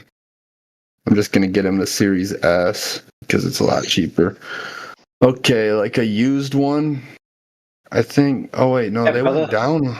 They went down a little bit. They're $599 right now for a new one. $600. Are Xbox games fully backwards compatible? Most of them, yes. Sort of. I'll tell you the truth. They are, but they only are allowed to be if the people who are involved with the game say it's okay. So they're just not available. Oh, right. Yeah. Yeah, I can get a Series S for $229. Dude, if you get a Series X, man, you can play Battlefield on it. That's true. The Series X rips, bro. But the Series you can play it on the. No, you can, but it won't be at like max settings. Yeah, but it still plays. Like I play it on the Series S. I can get 100. But yeah, if you get the X, dude, dude, the X is gonna give it to you, man. Yeah, I would have to. If you could get it 4 payments on that one if I got it. Or if you could get a used one for the same price as a new S, it'd be worth it, I think. Because, dude, there really is a big difference between the X and the S. On those types of games, like those AAA, really intensive games, you could really tell the difference. Well, a used one is only going to be $50 cheaper now. So I might as well just get a new one. From GameStop. From where? Oh man, I just get all my stuff from people on Facebook. Oh yeah, that's a good idea. Nobody's gonna be selling one around Christmas time though. Yeah, they are. Yeah, they are. They gotta buy things for other people, man. Yeah, Oh Mom, yeah, Mom, if I true. sell my Xbox, will you get me the upgrade? Oh, okay, son, get it sold. Yeah, dude. Yeah, people want to switch to PlayStation too. The PS5 is wrecking my gaming experience, man. Oh, there's one in Owatonna for Oh, man. 470. There's another one in Owatonna. I'm doxing myself right now. I don't live there. I live pretty far away from there. Nobody heard that. Dude, even the PS4 has wrecked my gaming experience. I'm thinking about getting an upgraded PS3 now, paying like $600 for it. Dang, there's one for 380 Listen. bucks. Dude, the PS3 era, I believe, and the Xbox One, maybe even the S. No, Xbox They've 360. cracked them. Yeah, but they've cracked that one too, where you can get them with a software on it, and they basically have like all the old games on it. Hell yeah. Oh, I'm gonna have to get this So one. like $380. for an X, that's a good deal. Yeah, it's white too. Yeah, so that should mean it's a terabyte memory. Yeah, I believe so. It doesn't say, but I believe so. Yeah, that's a ripping deal, bro. It is. I'm just not gonna Because be. even think about it, this brother. If you get an S, that's the cheaper one. It only comes with like a gig of memory. Yeah. Or the 1 terabyte or something. And like I'm telling you, bro. No, actually, the S only has 500 gigabytes of memory, dude. The one of them. Yeah. And I can have. Listen, this is what I got on mine. I've got Elden Ring. Another big game. Elden Ring, Remnant, Clair Obscur, three games, and then I've got a few small games, and I can't put anything else on there. So I have like 3 main games and then really tiny games. But like if I wanted to put Call of Duty or anything on there, I have to erase all the other games. Not enough space. My son only plays Fortnite and Fortnite and Roblox. Yeah, so that would be Fortnite and Roblox would be like less than 100 gigs. Yep. So you still have room to put Battlefield on for yourself. Hell yeah, you are correcto mundo. Mi amigo. And don't forget, you're his dad. Bedtime, son. I'm sorry. I'd love to let you play, but you just have to sleep. I could teach him how to play Battlefield too. The new Battlefield is great, brother.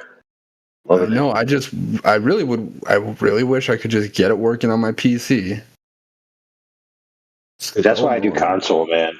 I don't even mess with PC because when I want to play a game, I just boot up the system and I'm playing in like 30 seconds, bro. Well, I like mods, though. I like to play stuff. Yeah, I hear you on that. Well, listen, check this out. With Battlefield, you could get the creator thing and you can make stuff, and then you can play it on the Xbox. Huh.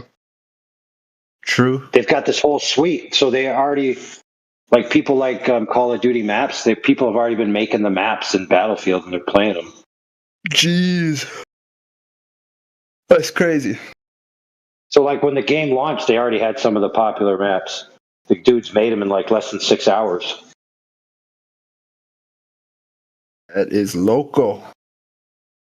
And it was kind of like a big FU to Call of Duty for some of the nonsense they've been pulling lately. Because they're like, listen, we want this kind of action. We don't want freaking crazy Nicki Minaj's boobs dancing around with neon flashing lights in our freaking Call of Duty shooter game, bro. Oh, no, it's so dumb. It's so dumb. Battlefield is where it's at. I should really try to mess with it some more and try and get it working. I just don't know what the problem seems to be. Bro, are you on a Discord for it? Are you on a Battlefield Discord? No, I probably should get into one. Yeah, man, get in. Like, 'cause my game stepped up when I joined a Gran Turismo Discord. Just listening to them, the way they talk about tuning the cars and stuff, or like listening to gameplay, like watching in the background. Incredible what I picked up just from reading back chats as well. It was like, that's what I'm doing wrong. Or there's a setting I haven't even thought about changing, and my gameplay just totally changed. Yeah, like Discord's a great thing for stuff like that. You play Trackmania at all? Well, let me ask this: did you have a PC or a Mac? Yeah, I'm on PC. Okay, perfect. Because I was going to say, if you had a Mac and you were worried about the setting, the most important setting is to take it and set it in the trash. For real. I only use Apple for my iPhone, and I like it. I like it for the iPhone, but that's it. I just feel like it's more secure than Android. But I could be wrong.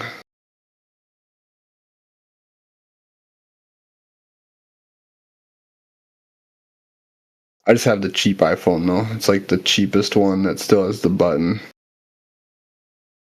It's good nostalgia. Yeah, dude. I'm struggling to. I don't want to upgrade because anything later than I've got a Galaxy S7. I'm an Android. Anything later than that doesn't have a back button, and I'm not. I need some way of just being able to go click and get out all this nonsense. And without that, no. I love me a good button click. Security wise, is one better than the other? Well, probably not. Every keystroke's was recorded, whether it's sent or not. You tap a key, somebody knows it's logged somewhere. Yeah, But you're right. For me, the security is just like in the banking apps, and like if I'm paying with anything online, and I only use PayPal or one of the well-established payment schemes that guarantee you return payment if there's any issue at all. So as far as the rest of it goes, well, I've got nothing to hide and I don't care. Hey, bro. Think about it this way. We guarantee that you'll lose your money or your money back.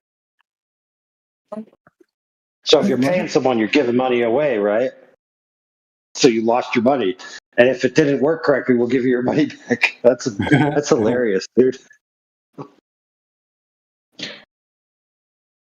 I don't know. I know that two-factor authentication definitely helps with security, like receiving a text and an email with a code and then Face ID. Bro, that took me 3 years to figure out. I couldn't log on one of our satellite channels for like ages because I couldn't do two-factor. I can't do it on Face ID, bro. Face ID allows the cops to open your phone. Yeah, I'm not having any of that stuff. No danger. Well, I don't have Face ID to open my phone. Oh, good.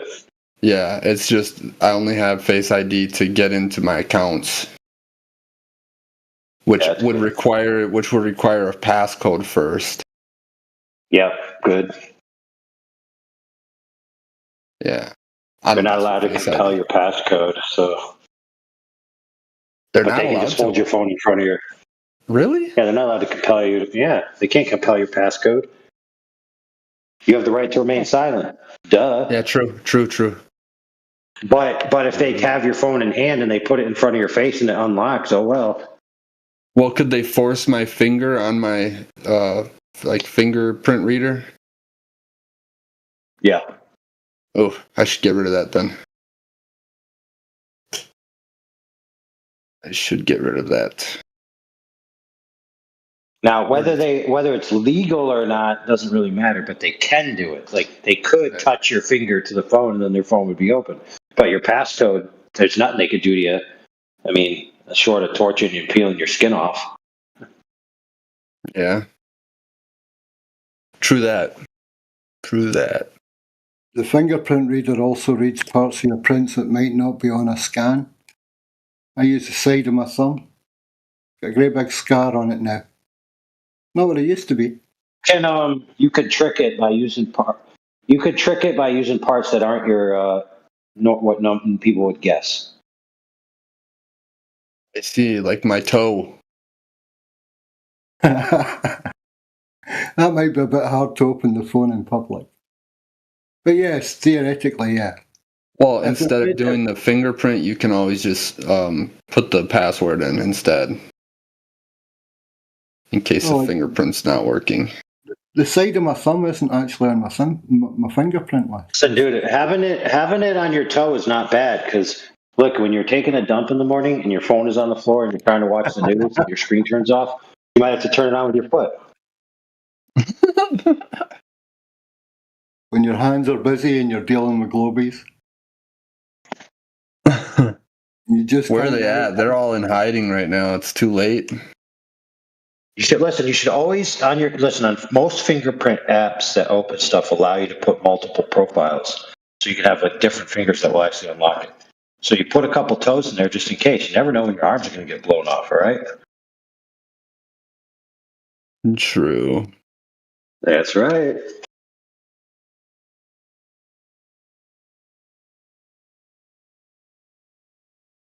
Like, imagine if you put your crypto key in your phone with your fingerprint, and then your arms get blown off, and you're like, "Remember that guy that told me I should put my toe print in there? Yeah, should have listened." My crypto key that'd be dumb to have it in a phone. Dude, do you remember that story where the guy is like a 50 billionaire and he can't remember his key? Yeah, I've heard that. Yep. Stupid. Estúpida. I got my key tattooed on the inside of my colon.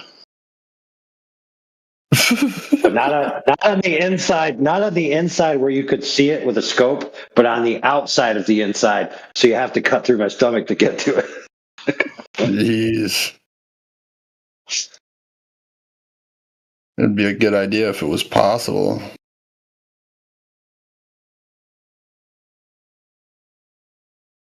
I suppose anything's possible.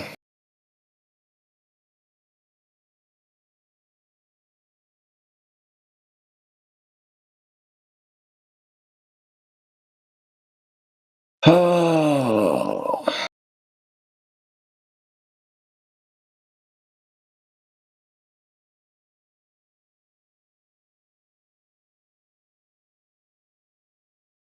I gotta do some cleaning today. I've been slacking.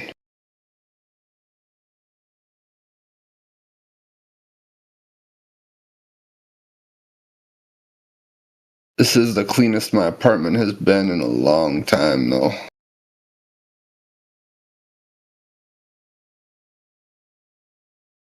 Just mainly I have to vacuum all the hair up and get all my dirty laundry into one spot. And then do the laundry. And I gotta organize all my papers. They're all over the place.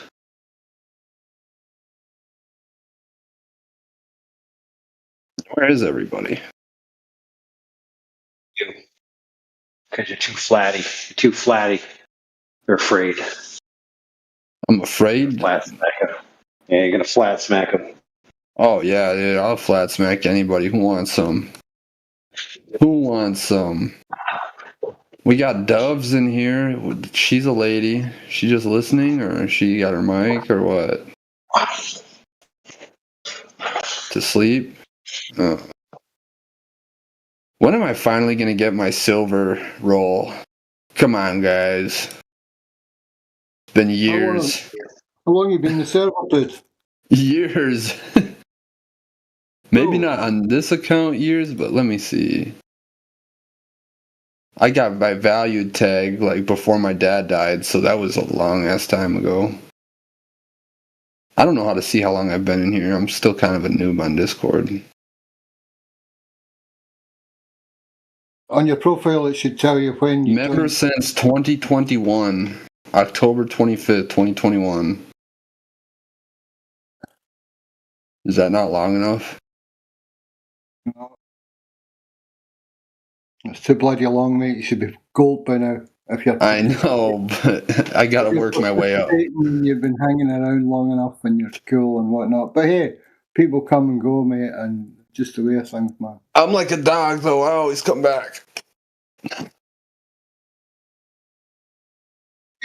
I'm like a golden retriever, actually, to be more specific.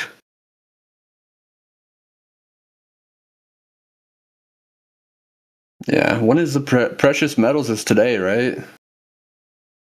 No idea. I think it used to be a Sunday. Well, we ended up doing speculation Sundays, but Precious Metals, was it originally not something like a Tuesday or whatever? No, Precious Metals was on Sunday when I was first here originally. Oh, I got you. Precious Metals quit. Nobody does it anymore. But do you want to lead it? Do I want to lead it? I don't think I could lead it. Maybe like once I could do it. But not consistently. I got too much going on right now. The door's open. Yeah, you don't have to do it. You can do it whenever you want. You can, because the Precious Metals was about the silvers and the golds having their own little show. Well, I would free from the I would at least need to be silver before I agreed to that. Exactly. I don't know, man. I have to hear you flat smack first. Hear me flat smack? I'm Cogdis VIP. Look, come on now. Wait, did you guys have a dedicated time slot to talk about metals in here? No, it was the silver and gold ranked members had their own show so that they could be free from all the moderators steamrolling over them to take the mic. Okay. All I'm going to talk about if I do it is how we can see too far. That's it. If that's your thing, if you're happy talking about that. I'm not going to get into the refraction bullshit. No. 1.225 times the square root of the observer's height in feet, and that's it. All right? That's all we're going to do. I might get a little bit into archaeoastronomy, but that's not. That talks about what's up in the sky, and we're talking about the floor, not the ceiling. Yeah, preach it. Yeah, it's probably just a slight hiccup with Pony Express, mate. I've got a feeling that your rolls are somewhere in the post. My rolls? Yeah. I'm valued. I'm flat earther and Cogdis VIP. No, the roles that you're seeking, I've got a feeling they're in the post, mate. What? Like I'm gonna get them soon? Well, carry on acting like that, you probably will, eh? Yeah. Well, I mean, dude, I used to put flat Earth business cards around my local city. Yeah. I ran out of them now, though. I don't have any more. Weren't you one of the early ones, the first ones that started business cards? I'll tell you what, bro. I'll give you silver rank if you can answer the question. What question? Hit me. What is the question? Where's the curve? That's a pretty good attempt. Oh, no? What is the shape of the Earth? No? Jeez, come on. What is the question? Tell me, and I can answer it. To the best of my abilities. You tell me what the question is, bro. How long have I been a flat earther? Is that the question? I mean, that's a question I can answer right now. I know the answer. Good, answer it. 2017, dude. 27 years? Holy crap. 2017. That's only 8 years. I'm 27 years old. Dude, do you think I can do math? I'm a flat earther, bro. Yes? What are you talking about? Of course you can do math. I got an A in technical math, algebra and Ohm's law and all that stuff when I was in school. Graduated the top of my class, 3.58 GPA. I'm a smarty pants when I want to be. So you'll know what the word is then, yeah? I know what the what? The word. You know what the word is? The word. What's the word? The word is flat. No, the bird's the word. Oh, birds. Yeah. Yeah, well, we're not watching Family Guy in here. We're talking about flat Earth. Yeah, but you're talking to boomers. Well, I'm almost a boomer. I'm Generation Y. Somehow, were you just talking about the warp and the weft? Not that old. About that. Not that old. You guys are talking about stuff that's way over my head right now. Anyway, brother, I'll tell you what. If you could tell me what the warp and the weft is, the warp and the weft.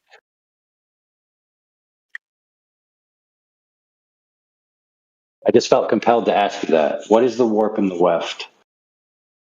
They're two sets of threads in woven fabric. You are correct. Yeah, warp threads run lengthwise, and weft threads run widthwise. I can't speak right now.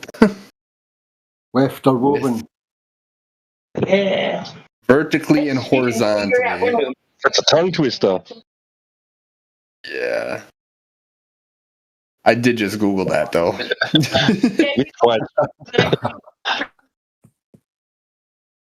AI overview for the win. If you're compelled to answer a question, and the task is to give the answer, does finding the answer mean you didn't give the answer? Of course not. You did what was necessary to get the correct information. Now, many people will not humbly research where the correct information is. They'd rather rely on their own mind or their own ego to speak that they're on the spot and they have to know some obscure trivia. So you actually did the correct thing. You didn't know, and so you researched it and found out. Dude, that AI is crazy these days. That was just the AI overview that told me about it.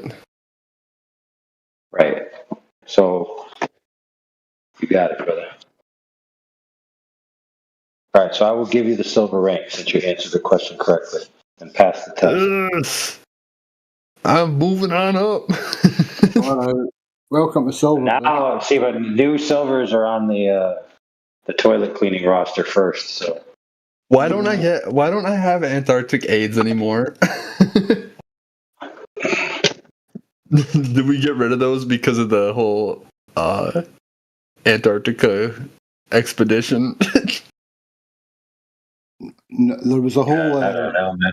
We lost a load of roles. Meme kind of cleaned out a lot of the roles. Oh, okay. I see. I was like one of the first ones to get Antarctic AIDS. Because I kept talking about getting silver means you get access to a new back chat where you can hang out with other silvers and talk to them about secret stuff. Nice. Yeah. Well, the first order of business in there is bringing back the Antarctic AIDS role.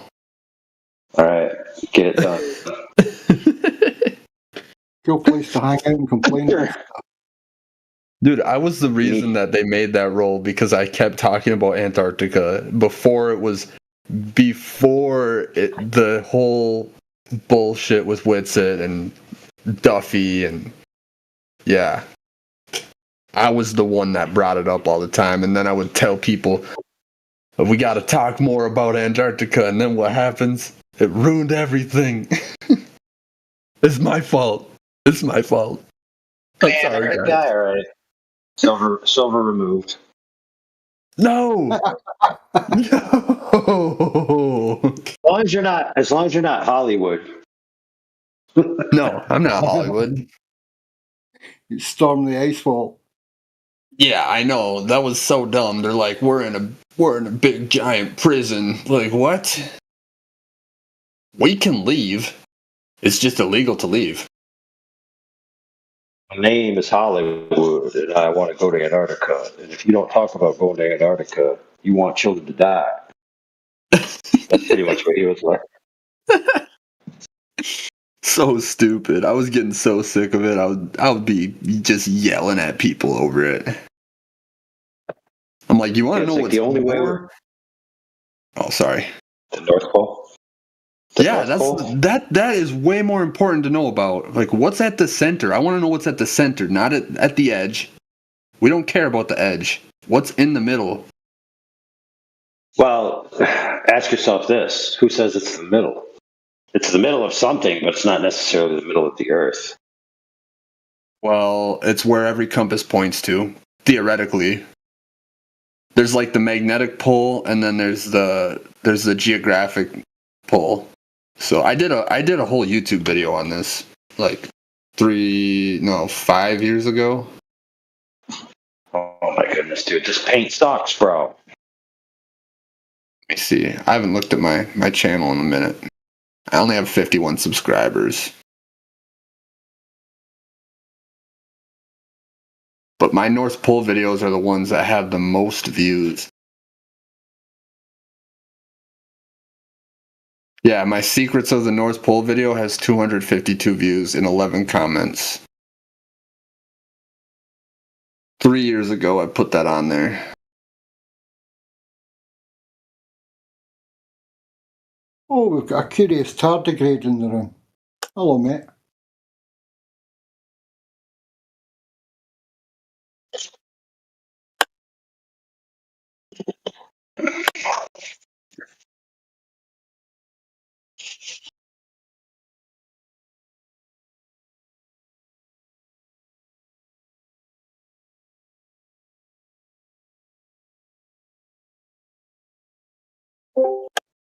Yeah, you've got voice prems tardigrade. Are you there?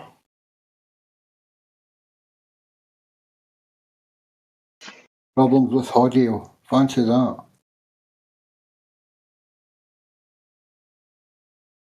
Discord can be really bad for audio problems for a lot of people, eh? Check it. You want to know? You want to know what's going on there? Check it out. It's not that great quality, but not. Yeah, I've shared that with a few people, dude. Just the map or the video? Video. Oh, really? Yeah. Yeah. I don't know. I got longer ones too, where it's like. Because you know the deal. I mean, like we have to counter disk Earth or what's at the edge or why don't you guys have a map? So like yeah, it's when you start to show people more and more things about maps and such and try and explain how it's the globe's been reified from what we know from reality. A lot of people don't understand that it's a lot of conceptual nonsense based on what we did actually map. We might have the land masses theoretically in a bit unusual sort of way on some of the older maps, but some of it's actually really correlatable with the is it the A map or the Gleasons or whatever it is. But it's all about scale. It's 1 through 3.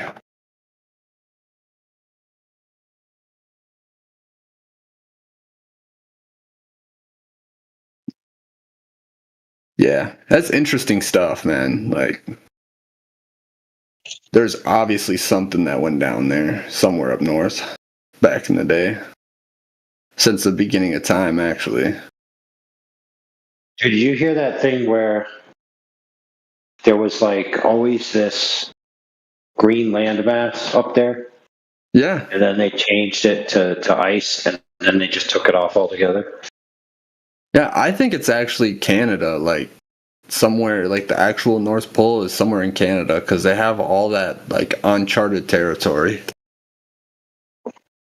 Like my personal opinion, or north in Greenland, which is also really close on its own. But like, I don't know. It's in the videos. I talk about it.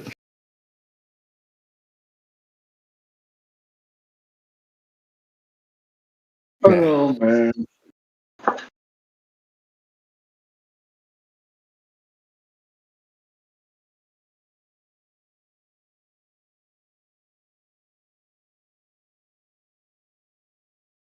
Oh, this artist just dropped a new song today.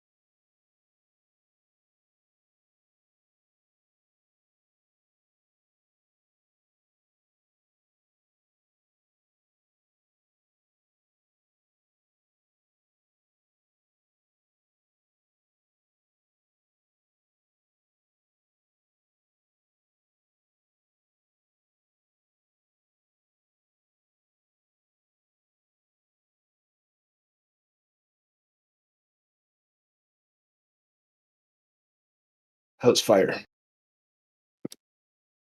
You gotta love a new song.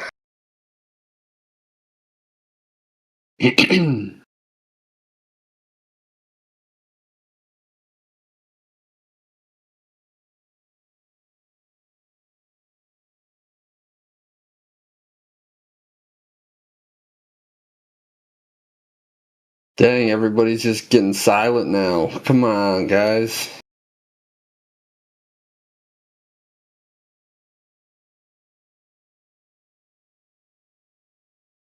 Come on. Migo, we go. What's up, dude? Long time no see. Nothing, huh? Effie Batman. What are you doing? Nothing. Anybody? Oh. Dang, these guys are slacking. Oh, there's I Effie. heard my name. What's good, brother? It's long time no see.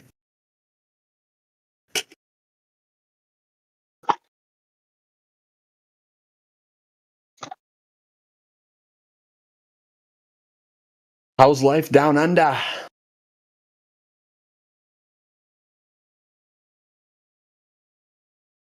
No? Oh. Alright, fine. I didn't want to talk to you anyway.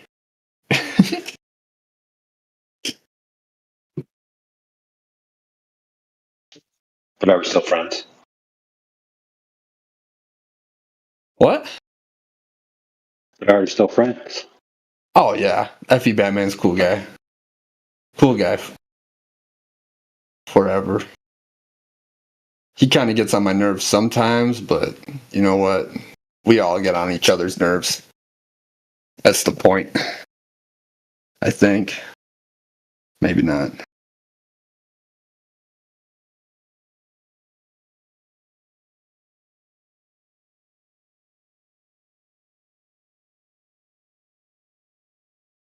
Oh. Bathroom break.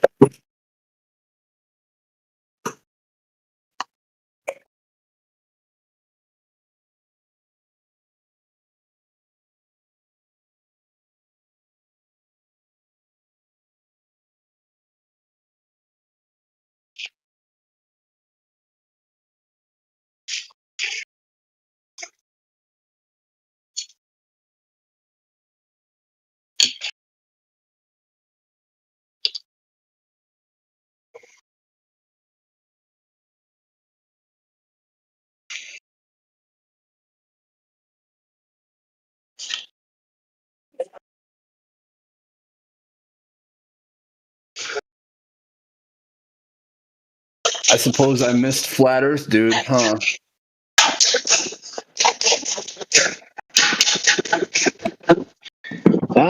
He usually comes in some around this time. Yeah, Yeah. that's what I figured. Either tonight or Yeah, he's a Saturday nighter. Yeah. yeah, and it's what is it? 3? It's 1 a.m. for him. Yeah, this is about when he gets in here. He likes Speculation Sunday. Being one of the founders. So what is the speculation for today?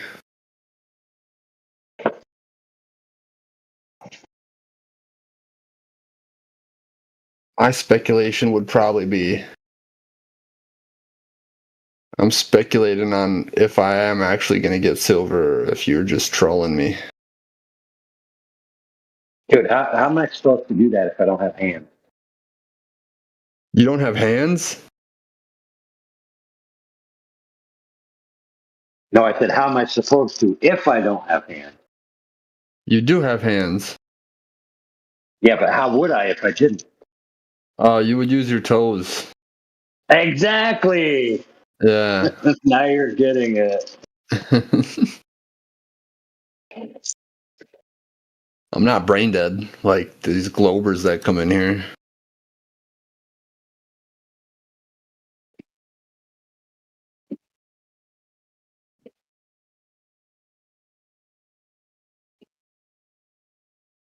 I was surprised there was nobody in the politics today when I checked it. They were earlier. Oh, we're having an event. Yeah, we're having an event over here. Yeah, well then I checked and they were in the English hub. Everybody's in the English hub. Now nobody's in either of those and everybody's over here. You're dang right.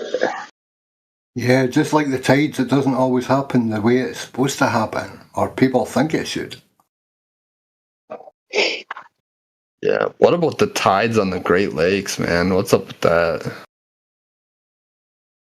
What's You guys think there might actually be oceans instead of lakes? What's the Great Lakes of the United States? I know. I'm trying to sort of find out what's the difference between high and low tide on the Great Lakes? Because we've got lakes and lochs here, enclosed bodies of water that show very, very minimal tidal change, if not almost zero. But I mean, they get like 5-foot waves around this time of year. Yeah, but that's not tides though. That's wind and weather, bro. Well, it does recede during low tide. And is it higher on the opposite shore? Or does it recede too? Same time. I guess it's less than 2 inches. Pause. Yeah.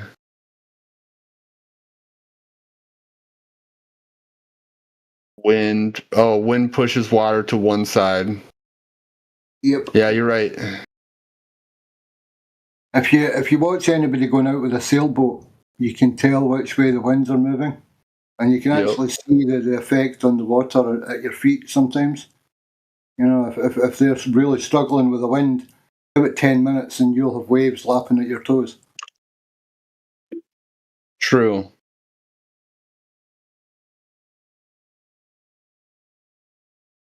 Physics of water and why I don't really get it. I don't really get the physics. Like I kind of do really.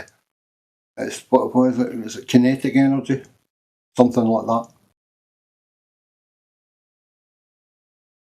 But yeah, it's easily mistaken as tidal because you can have a wind on a shore quite far away. It can move a body of water, and before you know it, you've got surf hitting the beach where you are, and it sort of looks like it's tidal because it's gaining ground as it's like the waves are getting bigger and it seems to be coming up the shore at you. Yeah, I've only ever been to Lake Superior.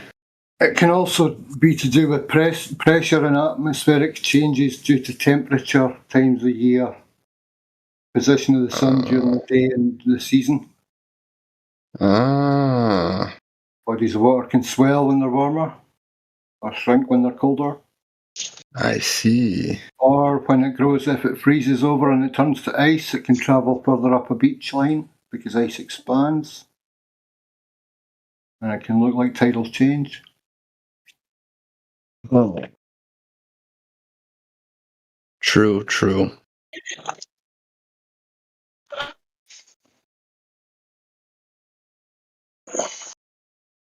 Where are the Globers? Hiding, as always.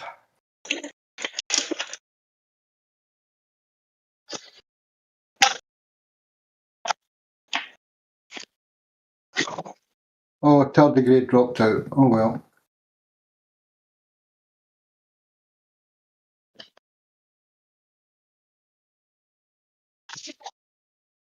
I just pinged them all.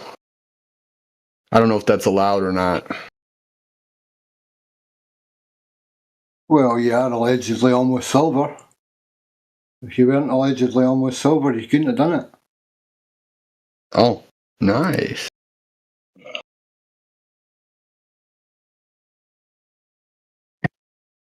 I doubt they'll show up for that, though. We might get 1 or 2.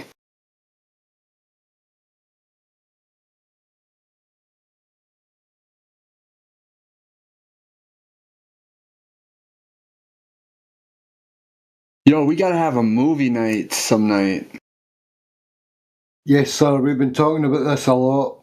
Doing more of what we used to do. You remember how busy this place once was, eh? With movie night, religious discussions, and people hanging out in chill chats and stuff. It was actually Yeah, that was my favorite, was actually going to the religious stuff. But that's not allowed. We can't talk about that here. I know the rules. No, but this movie, The Running Man, we gotta watch that. Yeah.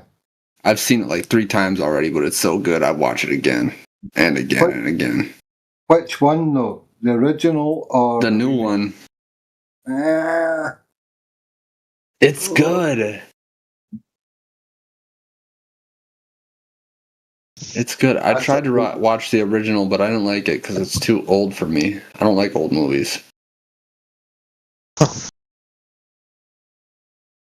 Arnold Schwarzenegger? No. The full-on game show edition version. Yeah.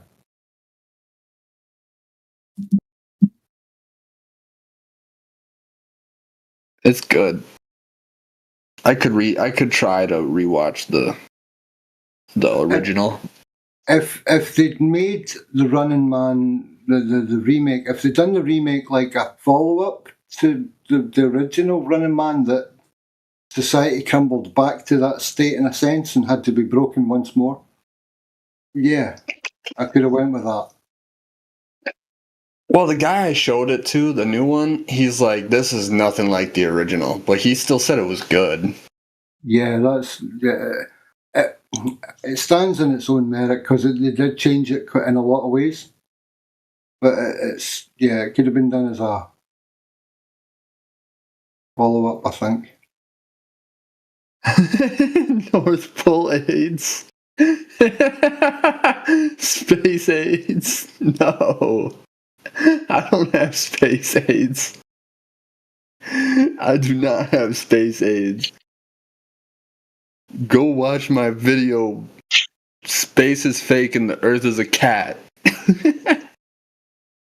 Or Space is Cake. I got a Space is Cake video. You got to be very careful what you talk about around here. You're liable to catch one of these verbally transmitted diseases. Hey, I'm fine with the North Pole AIDS. That's fine with me. I'll hold on to that one forever. I'm the first, the OG North Pole AIDS. I'm gonna give it to everybody else. Oh, hey, wait a minute. Hold the phone. You guys aren't using protection. You're gonna catch it too.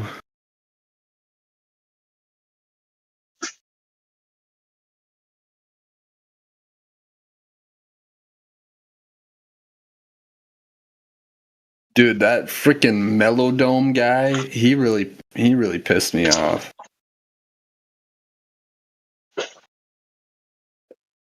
Who? Melodome? Meh. Yeah. Don't know the name. You don't know the name? Oh, well. He's a flat earther. He was making videos and then he went off on everybody after the final experiment bullshit. And I was like commenting on his live while he was live, and I was like, dude, you're sounding kind of like disingenuous right now, just the way you're talking. He's like, well, maybe you shouldn't have your name, maybe your name shouldn't be FE for life, putting your whole identity around flat earth. That's why you're the one having problems with what I'm saying. I'm like, dude, whatever. Like, he was just going off and it was unnecessary. Like, I had always been like pretty tolerant of him and supported his channel, and then he just started saying flat earth is a cult. It's like, no, you think it's a cult because you can't think for yourself.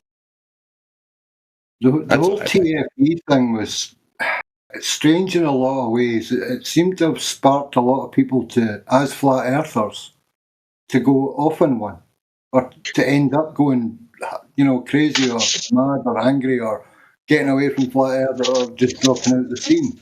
It's a strange one.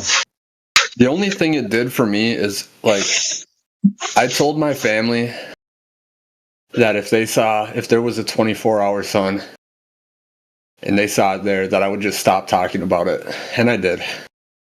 I kept my word. But that doesn't mean I'm going to change what I believe. Like, well, why wouldn't there be a 24-hour sun at the, like, allegedly? It makes sense. I've seen the models by that other guy. Yeah. Like, why wouldn't the sun be down there for like an entire 24-hour period when it's the middle of winter up here in the north? Yeah.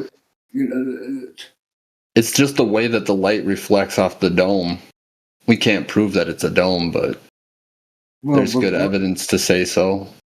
Again, we don't have any real decent, trustable, like, concurrent video footage from, like, down there. You can get 24-hour sun, you can experience it without too much problems. You could go to Greenland or Iceland and actually experience it. But, like, down there, it's shady sort of information at best. There's too many problems with the videos then, and there's not enough actual, like, every year, oh, here we are with the 24-hour sun, it's middle of summer in the Antarctic. Yeah, they gotta go back. There's none of that, like, it just... Shit, I'll go there. No, well, see, that's why I think it's shady as well, because Will Duffy and a bunch of people going from flat earth, and why isn't there all this data from the people that are working down there, all year round? Yeah. We should be able to go look at a live stream right now, and we can't. Apparently, a lot of the Antarctic stuff has to close down during the deep winters. It's just the ice storms and stuff get... Yeah, who's to say that's where they actually even were? I mean... There's a lot of people ship out at that time of year, and they work through what for them is the summer months. So it's strange that there isn't actually evidence and regularly recorded every year. Hey, Mum, look at me, Christmas. Christmas Yep. in the summer, all of that stuff. There's none of it. This headache is killing me. We gotta drink some more cough syrup. Drink some water as well, mate.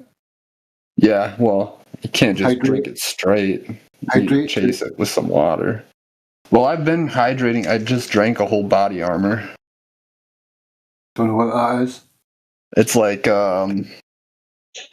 strawberry banana. It's filtered water, cane sugar, coconut water, citric acid, electrolyte blend, fruit and vegetable juice, all sorts of vitamins. It's supposed to be really good for you. It's all natural sugars. Yeah. Okay. No artificial dyes. It's good stuff. I think it's good stuff. It's better than drinking soda.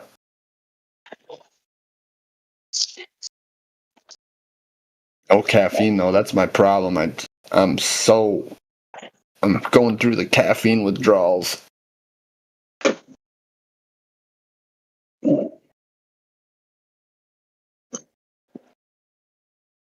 Is there a reason you've dropped caffeine? I was drinking a lot of soda and my teeth just are not in good shape. No. Yeah. Caffeine doesn't only come in soda, bro. I know, but coffee isn't good for your teeth either, and I don't want to get caffeine pills. I would just like to not have it if I can. Just avoid it altogether. You do know you can brush your teeth with, like, stuff that won't actually fry your brain after a coffee. You don't need to deny yourself. Yeah, I have a hydroxyapatite toothpaste. There you go. Go and get a cup Fluoride of coffee free. afterwards, dude. I don't have a coffee maker, dude. It's instant banned in your house, like. I don't use a microwave. I only use an air fryer. That's probably just as bad, though, huh? To make coffee? No, to use an air fryer. Like, you've got a kettle, yes? Nope. Ah. I only got one pan, dude. Well, that's a way of heating water to a boiling point. True. That and a little instant coffee and some nice honey. Brush your teeth afterwards. Don't go crazy. Splash of milk. I wouldn't use honey in it. No, not milk. No, dude. No. Either clotted cream or full cream. None of the fake scoots or any of the creamers or like only the real deal. Milk. Well, whole milk isn't that bad though, is it? Well, it can be. Yeah. I don't know. I'm Norwegian and Swedish. Like milk is supposed to be a staple of my diet. Yes. Well, why haven't you got, like, I was just going to say that's probably why you've got headaches. You're genetically fucking predispositioned to certain food types. Well, I've been eating salmon and beef, tomatoes, rice. My food has been pretty good the past couple days. Bro, is full cream or cream a big part of your diet, or butter? Butter, yeah. Well, yeah, I use butter. Like get some proper full cream, a spot in your coffee, or even better, clotted cream. It's one step closer to butter. Yeah, I gotta wait for DoorDash to open up to get some of that. Cream of the cream. Oh, I forgot you're part of that world, aren't you? Yeah. Dude, sorry. You're actually living in heaven. Well, I got Dash Pass, and with Dash Pass, I've saved... How much have I saved this month?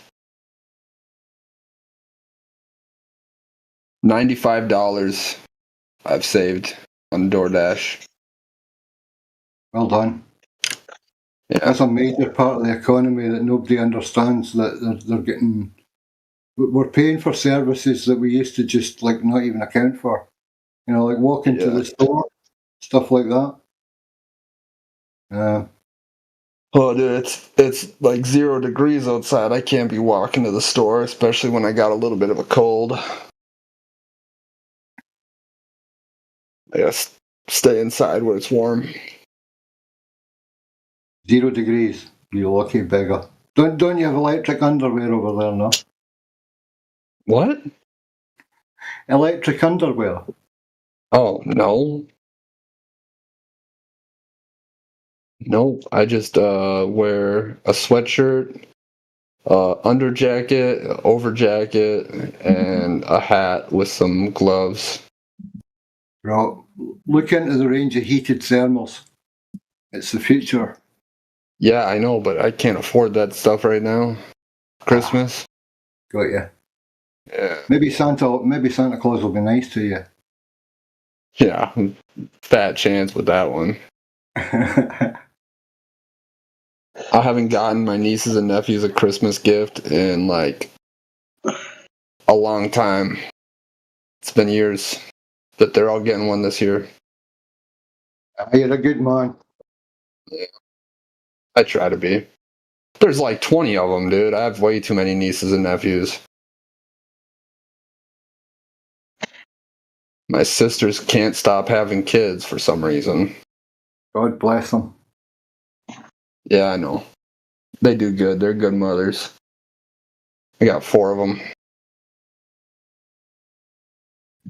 All of them have 3 or more babies. Well, one of them has 2, but the rest, one has 2, one has 3, one has 5, one has 4. That's good to hear, man. Then I got mine, my boy.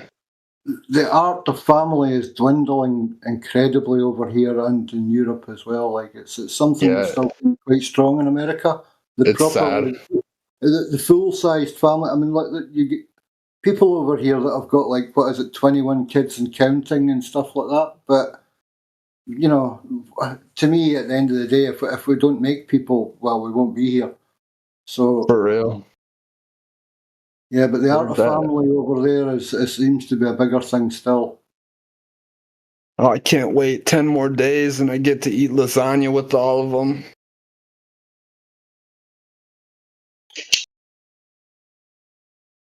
Lasagna for Christmas is so good. My stomach's starting to hurt just thinking about it. I'm hungry. What do you think I should make for breakfast? A salmon fillet with rice or some more spaghetti?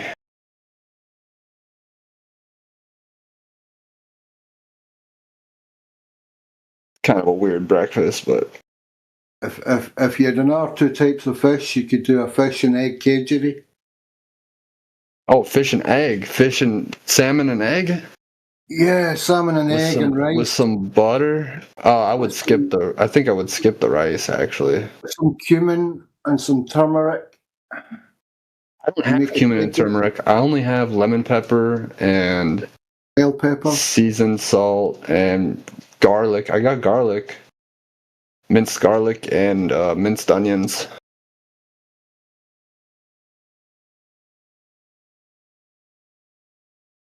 Be good. Just minced garlic, minced onions, butter, eggs, and you did say you've got a cold. Yeah. I think you're answering your own questions. If you've got lemon or lime, go for it. Well, it's lemon pepper. That's kind of close, I guess. Started. How much butter should I throw in there with 1 salmon fillet and like 2 eggs? All of it. Like half a stick? Nah, all of it, man. Dude, I have a pound of butter. I'm not gonna use all that. I need it.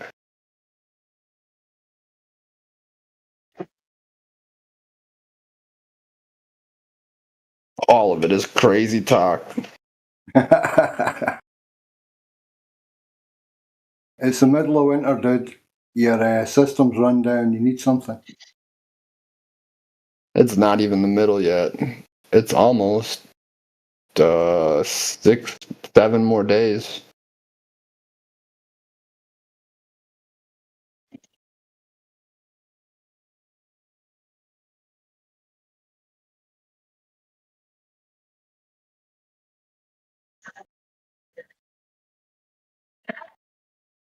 My mom is in Hawaii right now.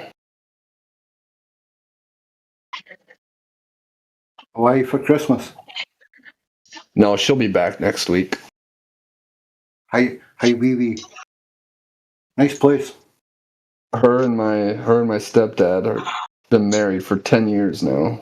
10-year anniversary. Sweet. Yep. I met him on Christmas. It'll be oh well, no. I'm trying to think. Yeah, no, I think on Christmas it'll be 10 years since I met him.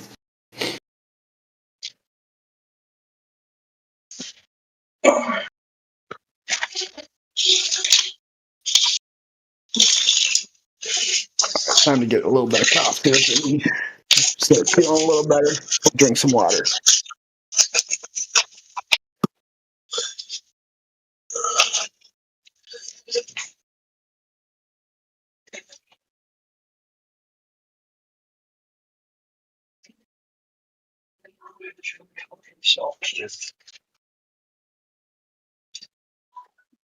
Oh, Alex is in. Good morning, Alex. I hope you're well.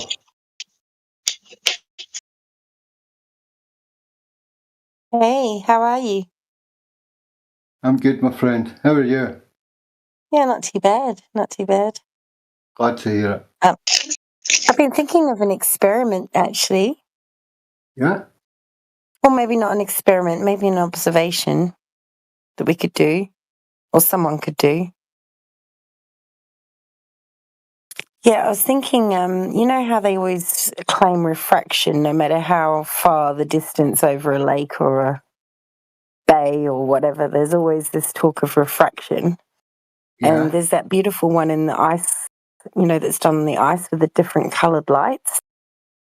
Yes, I do. Yeah. Well, if you cleared a track in the ice or maybe a lake and you had like thermometers along there and you basically had a boat with a massive white screen at the back of it and you went at a really even speed, maybe you'd have to use GPS, I don't know, or just try and move at a really even speed, that white screen, and have the laser fire at it at all times and have it drive away precisely and have the track all sorted out so that you have even markers so that you're really exact in the line, and basically just have that boat sail away or drive away in whatever, and have that laser and have it disappear off 10 miles. Do you know what I mean? And then that refraction, you'd be proving that the refraction would be always perfect to show that it was as if it was flat. Do you know what I mean? It would always be dumping up the exact amount to show that it's got no curve. Yep. I've got you. Sounds about right. Yep. Do you think anyone's ever done it? No. On like spotting a target and then pulling it progressively further away to hold the point of the beam on to prove that it doesn't bend or move. Not that I know of.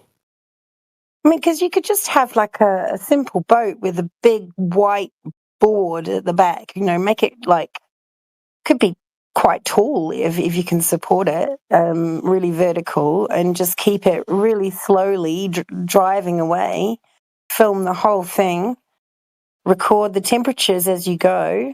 And if it is an ice lake, I mean, I suppose that would be dangerous if you're driving on an ice sheet. But I mean, maybe there's a way to do it. And you just drive away slowly. And that white wall, I mean, I guess you'd have to be careful you didn't blind people with the laser or whatever. But if the wall is blocking off that laser from the boat, but the boat has markers and knows exactly where to go for the entire 10 miles in a straight line, then potentially you're proving that refraction is not there. You know what I mean? I don't know, maybe. Yeah, I do.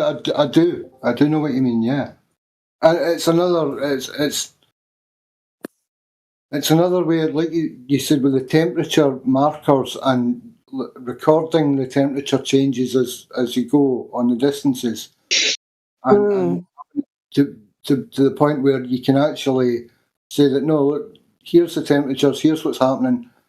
And again, if you could find somewhere that experienced both ends of the temperature scale, where it would be like, yeah, one over a warm period and one when it was ice.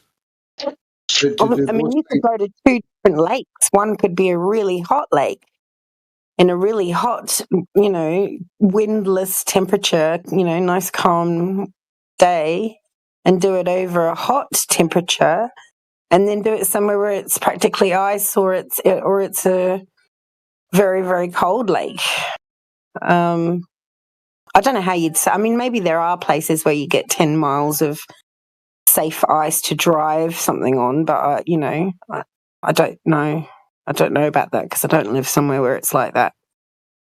But yeah, you could do both, and then it would be like if you got the same results with both, it'd be really interesting. And then you could be filming this not only from the point where you're shining the laser, but you could also be filming this from other situations around the lake and see if there is any bending of that laser. I guess you'd need mist or something to be able to see the whole laser, wouldn't you? But We have a 7 mile. We have a 7 mile stretch of lake where I live, and it's all frozen right now. All right. And could you drive a vehicle on it with a big white cardboard thing at the back? We could probably sometime next month. It's not safe yet. Yeah. I mean, God, it would be terrible if something terrible happened. But yeah, I mean, otherwise, a really, really Snowmobiles, though, cold lake with a boat. we got tons of snowmobiles. We could easily do that with one of those. Yeah, the trouble is, as soon as you do a road, then people just talk about topography and curve and, all the rest, the water and ice. That's why that ice one to Big Conspiracy showed was so good, because you had the different coloured lights all perfect height above the ice, so it'd be really great. A boat on a very calm lake for 10 miles with markers, with temperatures, with viewpoints from the side horizontally, 90 degrees from the other lake shores. You could really document it and then do the same thing in a hot place. Hey, you've been here since 2025 too. Oh wait, no, that's this year. Never mind. I was just gonna say. What do you mean? In the Flat Earth server? Yeah. I've been on Discord for I used to do a lot of free press stuff and anti-censorship. So I was I was in an Assange group on Discord many, many, many years ago. So I think my profile's pretty old. Yeah, but I never really knew how to use the voice stuff. I never did that. We used it just as a sort of place to go and get documents and chat to people. I see. Yeah. So I think my account here is really old, but I only just worked out how to use Discord. I used to listen all the time on YouTube. Yeah. I just finally got my silver roll after being in here for 4 years. Oh, yeah? Yeah. I just think I went and got myself the flat thing. I don't know if I've got any rolls. How do you get a roll? No, you're valued. You don't have the flat earther roll, though, but I don't think you need it if you're valued. Oh. Well, I don't have it either. I think they removed that one. Oh. What does the valued mean? Blue. It means that you're like a valued member of the server. So like when you speak, if someone's not valued, you can kind of talk over them a little bit. Not really, but like you're supposed to still be respectful, but like what you have to say is definitely going to be held to a higher standard than what they have to say. Oh, wow. Okay, I feel honored. Yeah, valued is good. Valued is good. I was valued for like 3 years. I haven't really flat smacked anyone.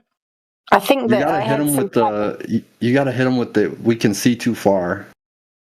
Go tell them to look at the ocean. Go tell them look at the ocean, and you're about 6 feet tall. Maybe not. I'm 6 feet, so it's just easy math. I flat smack people in real life all the time, but I haven't flat smacked people on this server very much. Not really. I think one flat earther pretended to be a glober and tested me. That's about it. Yeah.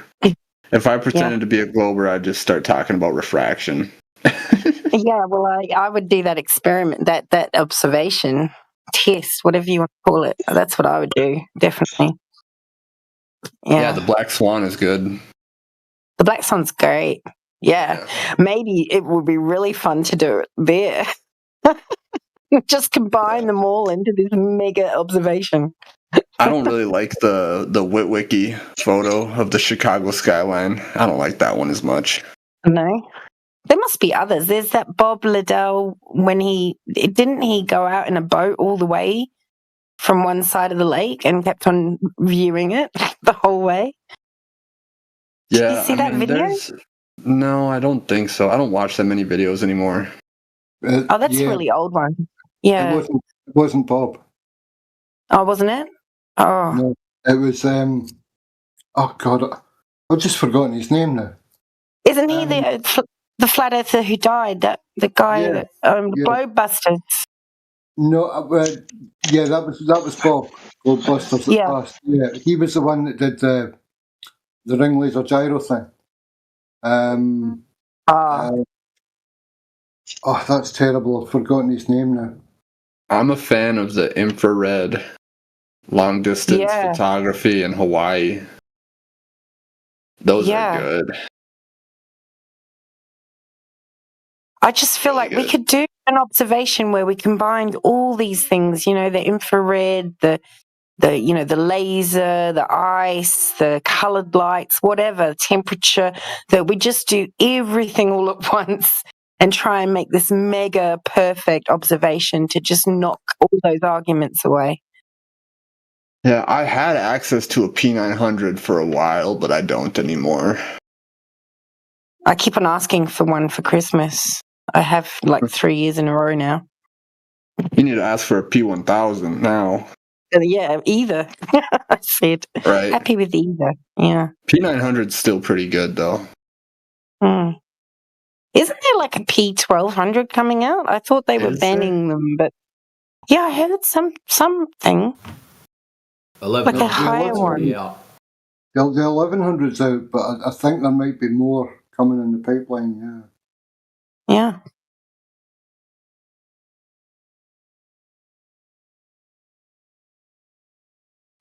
P1100. I don't see anything about a P1200. 1100 maybe? I don't know. I just thought I heard someone talking about it. P1100. Yep. Oh. There we go. So we need to get a P1100, an infrared filter, multiple observation points around a lake, a big white screen on the back of a boat, and markers, and then sail it away and keep the laser on it. It'd be really interesting, I reckon. Oh, we got a moderator in here. Creation Bear. What is up? Oh, is he not in the voice chat? Is he? There you go. Oh, yeah, he is. He'll sort you out with the roles that you need, Alex. If there's a mod around, he can sort you out with the roles that you need, pal. I don't even know what roles mean, so I'll have to learn. Just don't catch the North Pole AIDS. You don't want that. Yeah, I don't believe in invisible enemies. I'm patient zero. It's not invisible. Trust me.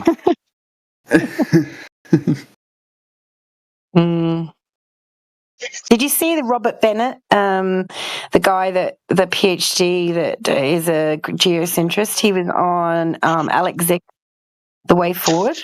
Really interesting. He's not quite a flat earther, but he hangs out with them. Do you know the guy? No. I haven't seen it, but I've heard that, like people are talking about it. It's one on a watch list that I've got. You know what you need? You need the ability to post links. You need to image embed that role, so that way you can post links in the chat, and then you can show us what you're talking about. Yeah, I can show you what I think I have that ability. Yeah. It was Rob Skiba that did the boat trip to. Oh, you do now. Yeah. You just got it. You didn't have it until just now. Rob's passed as well, cool. Alex. What's that? Rob Skiba that did the Chicago skyline, he's the one that took the boat trip, but he's passed as well now. Yeah, that's Dude, Rob true then. Skiba was like one of the first ones that I found, actually, one of the first flat earthers I found. He was, I think he was already passed when I found him. I'm not sure when he died. Right, I found the link. I'll just post it. It's the live chat, isn't it? Where is it? It's not the actual place. Live stream voice text, please. Yeah. I'll find it.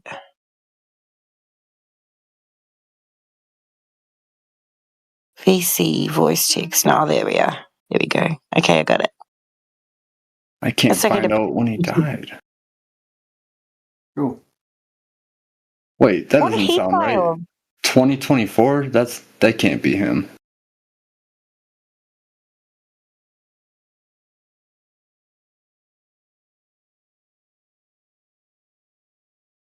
Of 2021. shit. Yeah, 2021. October 13th, 2021. Because one of them died in the hospital during COVID, right? But I don't know what happened to the other one. Yeah, no, he was the COVID one. Right. Yeah, so that's I don't Robert know. Bennett. I've just posted down there, and he talks about the Sagnac effect. He talks about how wrong Einstein's relativity is. He uses all sorts of, he talks about the Aries failure, which was actually an Aries success. So all the Michelson-Morley, all the experiments that we get told mean a certain thing. And he's very into the ether idea, whatever you think of that, I'm into all of it. I think it's worth looking at. It's not hard evidence that there is an ether thing, but it could be evidence that there's some sort of electrical drift, some sort of toroid field. It doesn't prove a background medium, but it shows something's moving. And it's, Well, I think in order for there to be light and light waves, and most people think that light is some kind of wave, it has to have something to wave. It has to have a medium. There's just no, or whether it's water or whatever it is, something has to be the medium that allows it to transfer through. Otherwise, it wouldn't. Like Eric Dollard says, it wouldn't even go through the vacuum of space. Well, there's moisture in the air also. Well, not if you invoke the Tor, whatever it is, 17 vacuum. Right. Yeah, that's all just mumbo jumbo to me. Yeah. Yeah, I mean, obviously the atmosphere's got water in it that we're breathing here, but if there is something that the lights of the stars are coming through, or the planets or whatever, then I guess the argument that Eric Dollard would make is that light cannot propagate through the vacuum unless there's True. something. No, that sounds about right.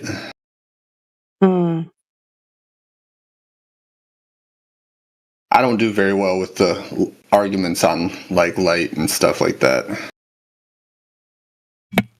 But it's hard to understand when we can't measure it really very easily. Right.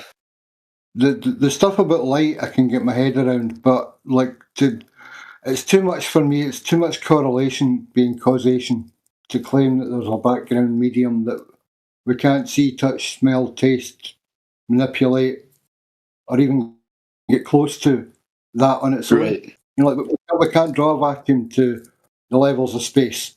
And even if we could, how do we eliminate this so-called background medium? It's another one of these gravity claims, like the heliocentric gravity. There's no evidence for it. There's no test for it.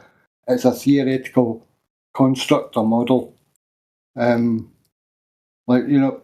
to me that it's not the mind of God that's holding everything together. You've got as much Well, it's evidence. like I heard someone earlier today talking about two skydivers on either side of the planet. And if the planet's meant to be expanding up, accelerating up towards them is the gravity, then how is it doing that on both sides of the Earth? Exactly. Very interesting point.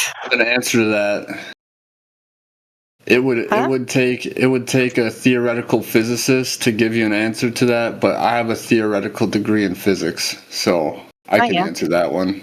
It's all bullshit. Where's the evidence I suppose if the universe is expanding infinitely, then I suppose the Earth could be just increasing in size infinitely.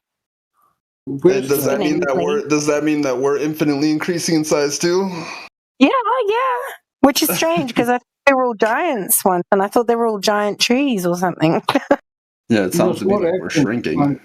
Smaller, it's true. Our brains are getting smaller too. You can tell when you talk to a globe earther. Zero evidence that Earth moving replace gravity.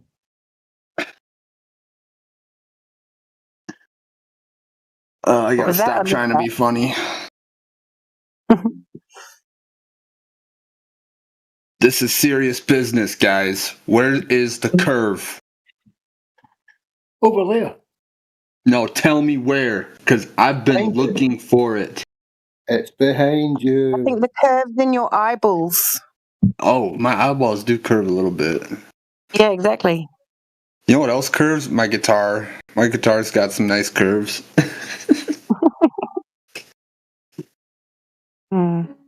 I gotta learn how to play that thing, man. I've had it for too long. I play the violin. Get yourself a that's slider. cool. Get yourself a slider, bro. Lay it on its back and mess around with it. I learned far more about I learned loads more about guitar than actually trying to master all the finger holds. Just What's to a play guitar slider? Let me look it up. Dude. You know, like punchy music on the steel guitar, isn't it? Yeah. Oh, okay. So you can bar the strings easier with one of those. Yes. Is that what you're talking about? You put it on your finger? Well, you could put it on your finger, yeah, or you could just lay the guitar flat on its back and mess around. See, I know a few chords. I'm decent with the ukulele too. The trouble with guitars and ukuleles is the frets. That's why I love the violin. It's analog, not digital. It's the frets, but when you got a steel thing, you can actually make it do almost any pitch. True, but it's not just the frets. There's six strings on a guitar, and there's 4 on a ukulele, and they're in a different order. Yeah. That's where it gets confusing for me, because I started with the ukulele, and then every time I pick up a guitar, like the chords are all different. No, the ukulele is totally not logical at all. Banjo's good, much better than the ukulele. Yeah. I want a coffee Creation can. Bear. What are you talking about? Oh, off topic. We're going off topic. It started with a Kirtan guitar. Speculation. Creation Bear, where are the globe earthers? Like, we need to get some in here so we can stay on topic. Off topic is a little bit off topic is okay. Globers are all in church, man. We always get back. Going to their Glober churches and hanging out with their Glober friends on a Sunday morning at church. Yeah. Or they're all too drunk and they're in their beds after partying too hard all night. They'll come in here and then we'll flat smack them and they'll get scared and leave. Yep. That's how it always goes. But no, I want a box, I want a coffee can banjo, and I want a shovel guitar. Have you seen them? No, stay on topic. Topic, music. Music, Flat Earth music, man. Hell yeah. We talk about Flat Earth music. I like ODD's stuff. ODD TV. I like his music. You need to jump into the radio room. Grace has got FM, Flat Earth FM set up, broadcasting 24/7 now. And he's got so much stuff in there now, man. I'm not too much in the mood for music. More all the time, but yeah, I like a lot of ODD stuff too, dude. Yeah, I do. I don't mind rap if it's good rap and it's legible rap and it's got content. I'm all for it. Oh yeah, I know what you mean. Let me You see. like ODD conspiracy hasn't. music, Guru? Yes. Oh, Alex. he's all right. He's a cool dude. He drops in every now and again. If you're out there, Oh, nice. Alex, hello, mate. Yeah, he's cool. Geez, ODD hasn't dropped a video in 4 years. Nah, he's busy doing other stuff right now, bro. Like what? He's not in a position to be making videos or releasing stuff, put it like that. He abandoned us. Wait, did he get in trouble? Trouble comes to everybody's door sooner or later at one point, man. True. And irrelevant of whatever's went down in anybody's life, it doesn't change the fact that Earth's still flat. Yeah, you're not wrong.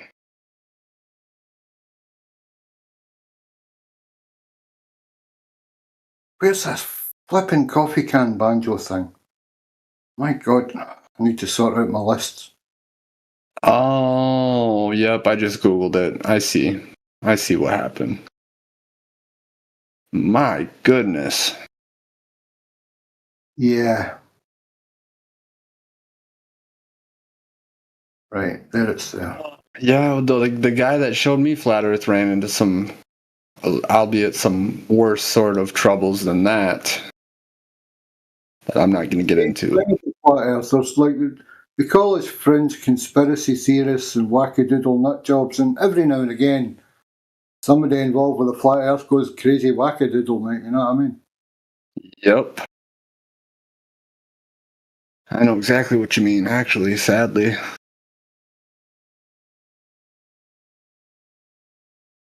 If you ever hear me go crazy wackadoodle, it's a psyop. Somebody's darted me with something. Yeah, same. From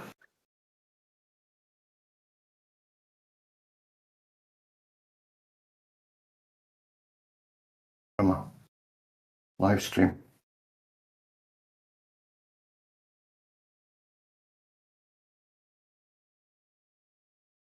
Yep. 3 string shovel guitar. I want one of them. There's a dude over your way makes them. I'll get you one for Christmas. No, you will not, sir. You've got far too many nephews and nieces to think about. Yeah, I know. It was a joke. But thank you very much. Maybe Santa will. Yeah, I'm so grateful that I'm done Christmas shopping. Like, I'm so over it. I just got one more gift to get for mi novia.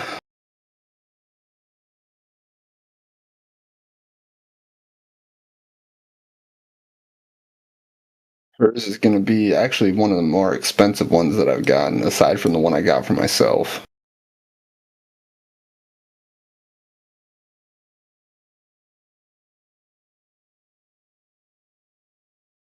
Oh, old dude. Oh, he's back. Woohoo! I just had a power cut. Epic! I wonder if it's going to snow soon. Oh, snap. Where are you at? Scotland. Oh, Scotland? Want me to check the weather for you? By all means, check it, dude. More than likely, it won't be what's happening at my house. Why, are you like way up north? No, it does what the hell it wants whenever the hell it wants around here, mate. You get It sounds like it sounds like Minnesota. You got all manner of great weather forecasts and it's horrible. Then you get told it's going to freeze or snow and you get nothing but light drizzle and almost sunny days. It's wild. Your temperature is nice right now. Yeah, quite mild, but it's quite damp as well. It needs to go cold and snow. It's templado.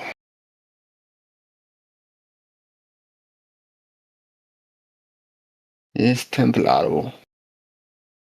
Oh, I can't look at the radar. The winter seasons, the cold has been coming here later and later in the year now. Like January, February, we can get snowed in quite easily now, where it used to be all gone by the end of January or start of February. It can take that long now before it actually hits.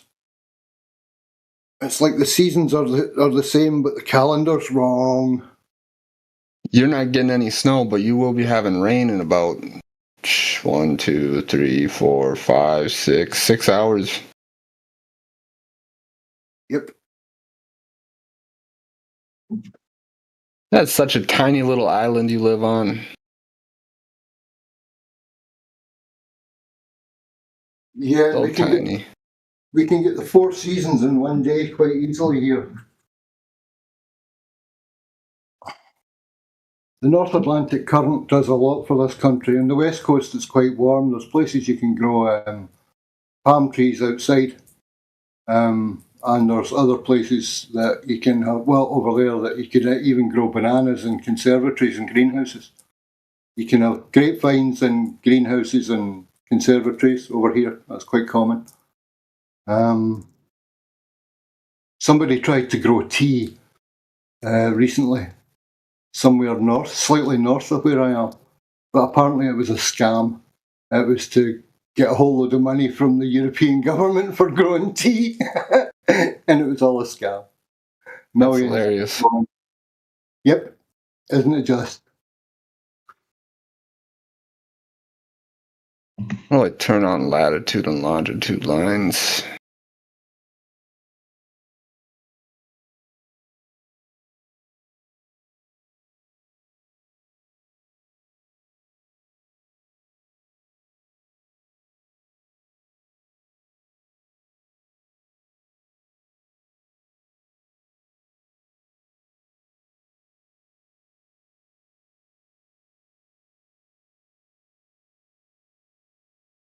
There we go. Oh, good, AI Ardent's back. Has your paint turned from blue to white yet, AI? Yo, how? You're on the 60 degree line? What is that? Latitude, right? No. Longitude? Yeah. No, I'm not as high as the 60th, man. I'm not far from it. I'm 50, I think I'm 53 or something like that. How does that make sense that it's 50 degrees for you and I'm on like the 45th and it's 0 degrees here? Where's all your heat coming from? Where's all the hot air come from? The south? Well, there's warm.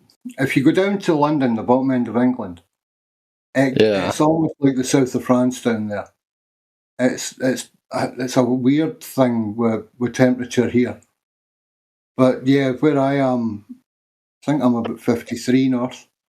It can be minus for, well, again, I'm in the east and there's a spine of mountains run down the middle of the country, which occludes a lot of the light in the winter, so we get long, deep frosts over here.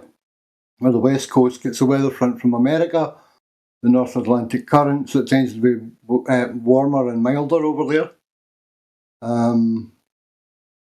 Yeah, but weather fronts can build up on that mountain range and either drop all the rain or accumulate even more and then just drop it over here and we get flash floods. Oh, you get all the warm air from Mexico.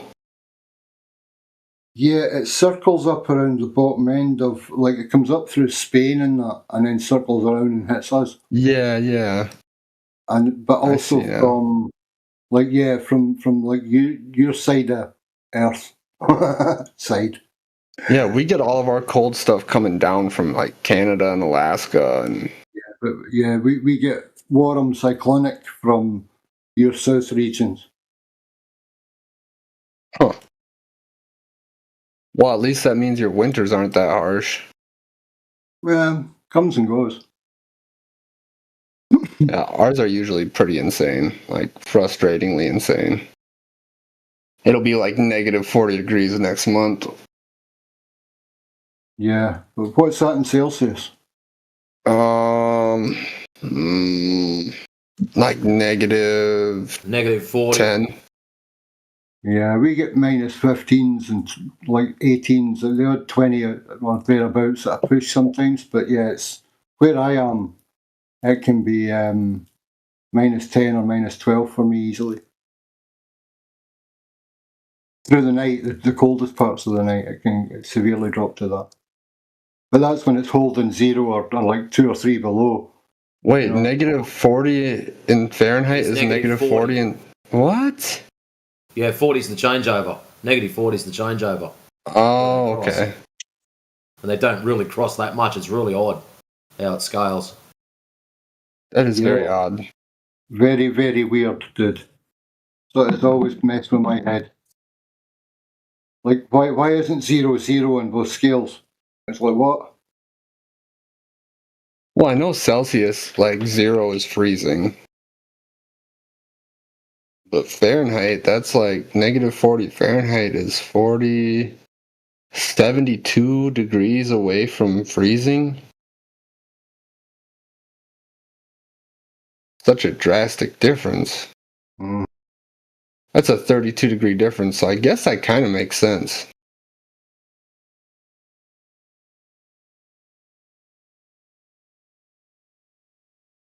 Right? Or am I not? I don't think I'm making sense.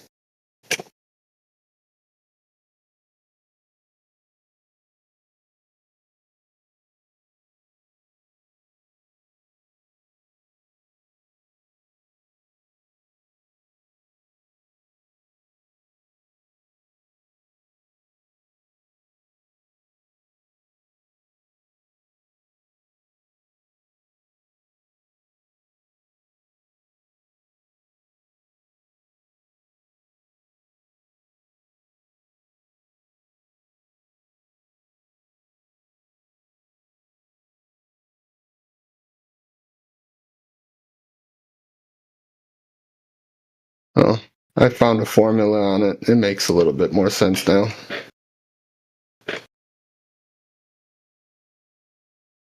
Ravioli, ravioli, give me the formuoli. Celsius times 1.8 plus 32 equals Fahrenheit.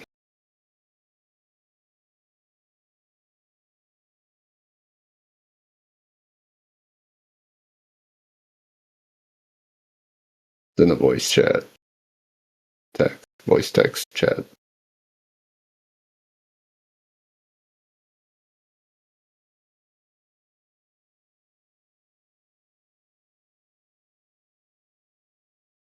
Event started. Speculation Sundays? Nope. No. What event? The night train. Let's go.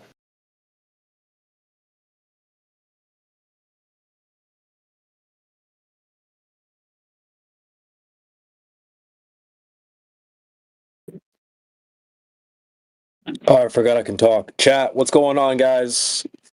We are alive. We got people piling in. Welcome, Ari. Welcome, everybody. How we doing, chat? Bueno. Let's get ones in the chat if you are currently actively listening. Ones in the chat. Let's see who's here. Twos in the chat if you're not listening. All right. We got some ones flowing. Very nice. Appreciate all the support. We'll take a little bit of a background roll for tonight. I got some stuff I'm working on, but I want to give a shout out to Made We got twos in the chat. Very nice. Special shout out to AI. I want to give a shout out to Made Tetrix. Welcome back to Old Dude as well. Shout out to Stark. We got Greenweaver Alex. Hello to Doves. We got ones piling in. All right, guys. This is the night train. JJ, what's going on? JJ was just unlocked. A brand new person, it looks like. JJ, you can now talk. Hello? Don't be scared. There we go. He's on. Welcome to the server, JJ. Thank you.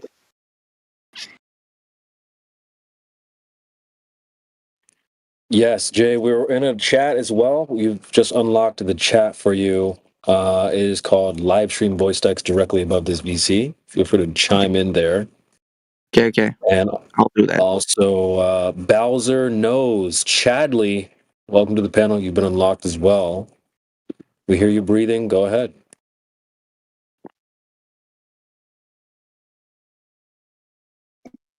Hello, how you doing?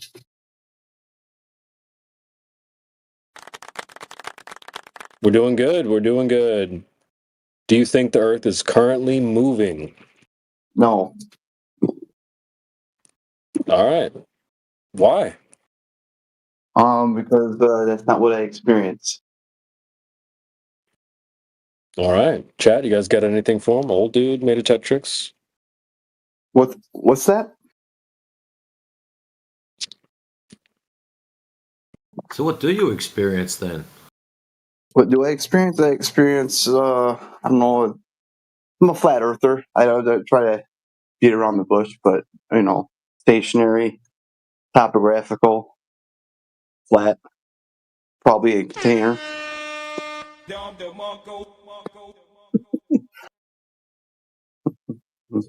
That's great to hear, buddy. How long have you been on the? How long have you been on this wave? Been a couple months, couple years, couple days. Probably since 22. 22. Yeah. He's in the class That's a of pretty solid 22. wake up area. Yeah, that's a pretty solid wake up time for a lot of people. Yeah, I watched the debate, and the globe guy did more convincing me than the flat earther guy did, actually. And after that, it was all over. Which debate was it? It was a long time ago. It was before I even knew a lot of these people. It had Whitsitt, even Jern was there, by the way. Dave, all three of them. And then there was a professor and some Air Force guy. It was a weird one. It was like this 5-person debate one. It was a long time ago. And then I also remember Whitsitt debating some geologist or something. Seismologist. Seismologist talking about the waves that would wrap around Antarctica if it was a globe, but it wouldn't. And the guy's claiming, "Oh, well, Antarctica's got this special shelf underneath it." Like, man, these guys just have an excuse for everything. And it was like that was right around that time. I'm like, because I was kind of looking into it. I'm like, yeah, you know what? And after that, I never went back. So what's your biggest proof then? My biggest proof? Yeah. That's hard. I always said the moon was both. Like, will the moon look solid? Like a Hold on, solid. though. Well, I know. I said both. But at the same time, that was what really got me started thinking about it was, how the hell is this thing always facing towards us the whole time? I get the explanation, whatever it's called, like gravitational lock or whatever. That it's not the center of gravity is not the same, so that's its equilibrium where it's going to be in this orbit that's tidally locked. But then they say that's the same thing about Earth. Why wouldn't Earth be tidally locked? Especially since it was supposed to be here first. Like that kind of stuff, it just never added up. So eventually, I'm like, okay, well, why don't I watch a flat Earth video and actually consider it might be true? And then about a year later, I was convinced. So let me ask you this. Yeah. Are we supposed to be looking at the sky to tell us what the ground is? I've heard that before. Nope. But no, I know the answer is no. But that to me, like that was looking at the sky was what started the question. Well, you know what?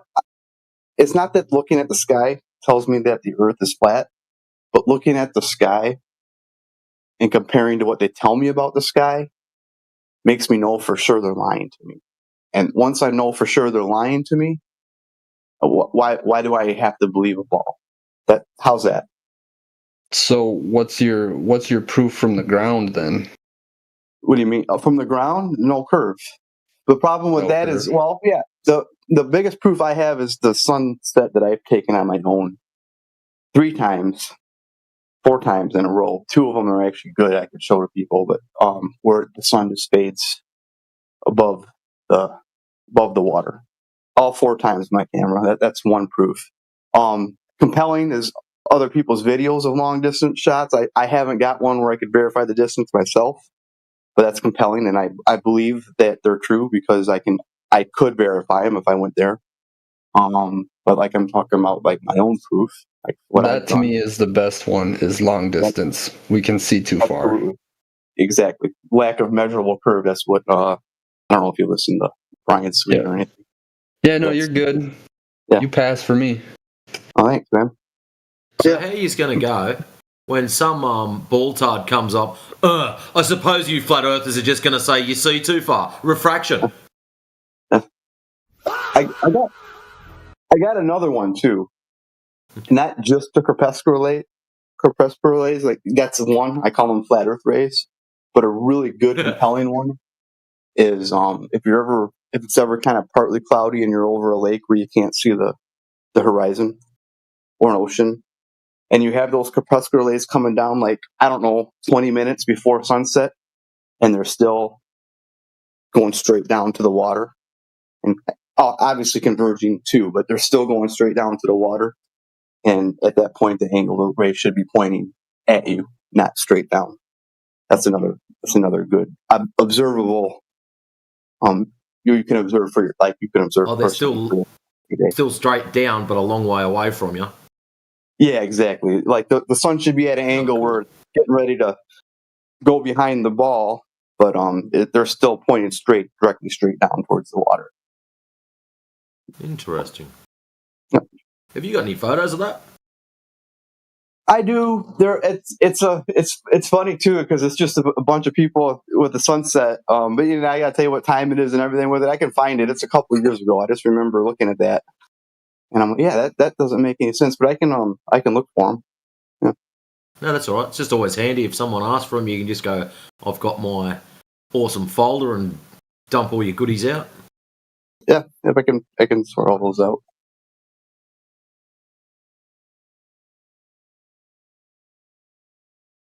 Because Thanks, Stark. Stark, you're slacking right now, phrases. dude. What's Stark doing? He doesn't want to mic up. He's probably He's scared. For a while. Well, that's all right.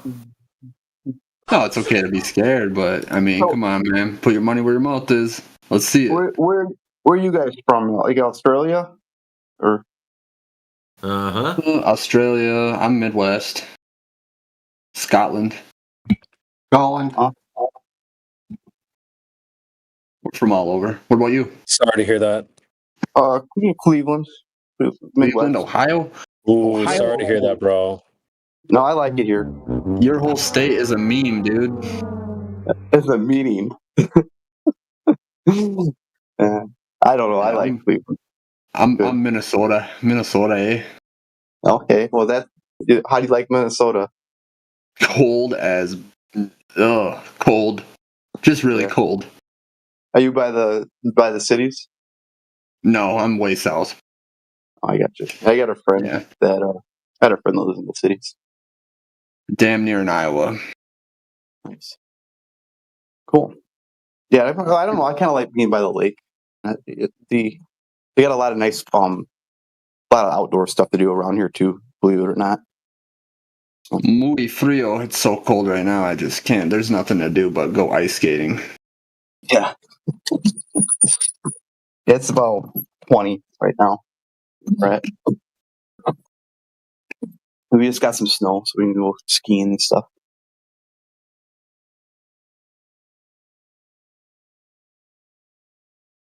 Well, Stark, I'm never going to be able to forgive you until you mic up. Sorry. Oh shit! Oh shit!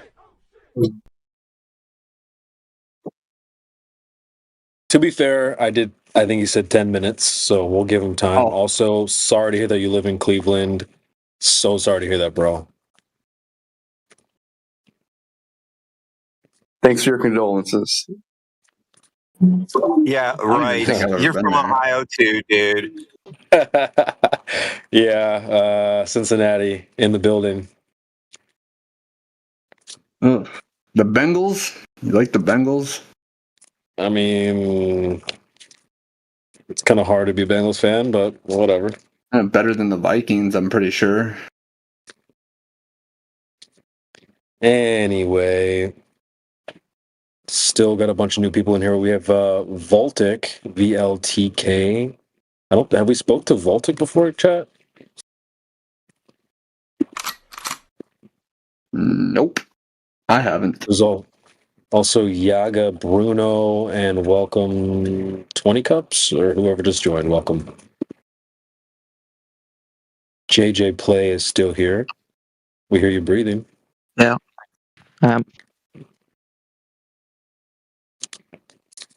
You got any questions, JJ Play? Not really.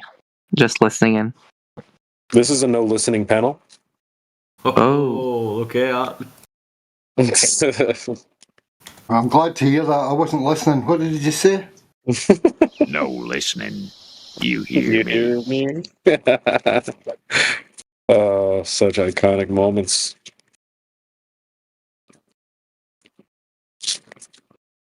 So, JJ Play, which side of the fence do you sit on? Is it a ball covered in water, spinning through the vacuum of space? Or is it planar with topography? No, spinning round, yeah. Why do you think that, bro? Come on, it's like 2025 is nearly ended. I just think there's. I was debating one of you guys one time, and I just think like a lot of the things he said was just things he found on, like on the spot. I think. Name one thing. Name one thing. It was like something with asteroids. It was like saying, I don't remember really, but it was like that I don't remember. It was just like a really weird thing about asteroids or something, where they came from. Asteroids. Yeah. Asteroids for you prove curvature, or asteroids are just this weird random... No, it's just like... Yeah, it's just a lot of weird things. Oh, cool. So why is it you think you live on a ball? Or let's reword it. Let's call it an oblate spheroid, since that's what the scientific experts call it. Mm-hmm. Why is it you think you live on one of them? I would say that there's just like a lot of things that points to it being round. I think there's like just so many things that point that way, and I don't know like why would so many people in space lie to us? Like if they're Lord. The only people things that seem to be pointing that way are all the people that believe in it.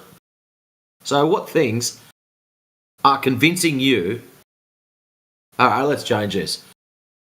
If you were to become a flat earther right now, what would convince you to be a flat earther? If someone gave me like a good description of like how night and day work, maybe. Well, that'll be And easy. that's it. Okay. So how night and day works. Yeah. Anything else? Give them something harder. You don't want to just hand it to them. Okay, what about when you're like out of the ocean and a boat goes like far away? Why does it just that's disappear? He's on a roll. Horizon? Here's a good one. Why don't you get them to show you how flat the ground is? Like, if they're claiming flat Earth, shouldn't it be flat?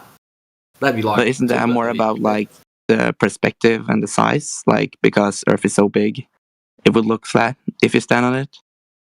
Is that why you think we're flat earthers? Because we believe that it's that big that it looks flat? No, I don't really know. I was just listening in. I didn't even mean to like debate anyone today. No, you're right. It's just interesting to get people's perspectives. So why do you think we're flat earthers? I got bumped on the head. Be honest. No, I just think, mate.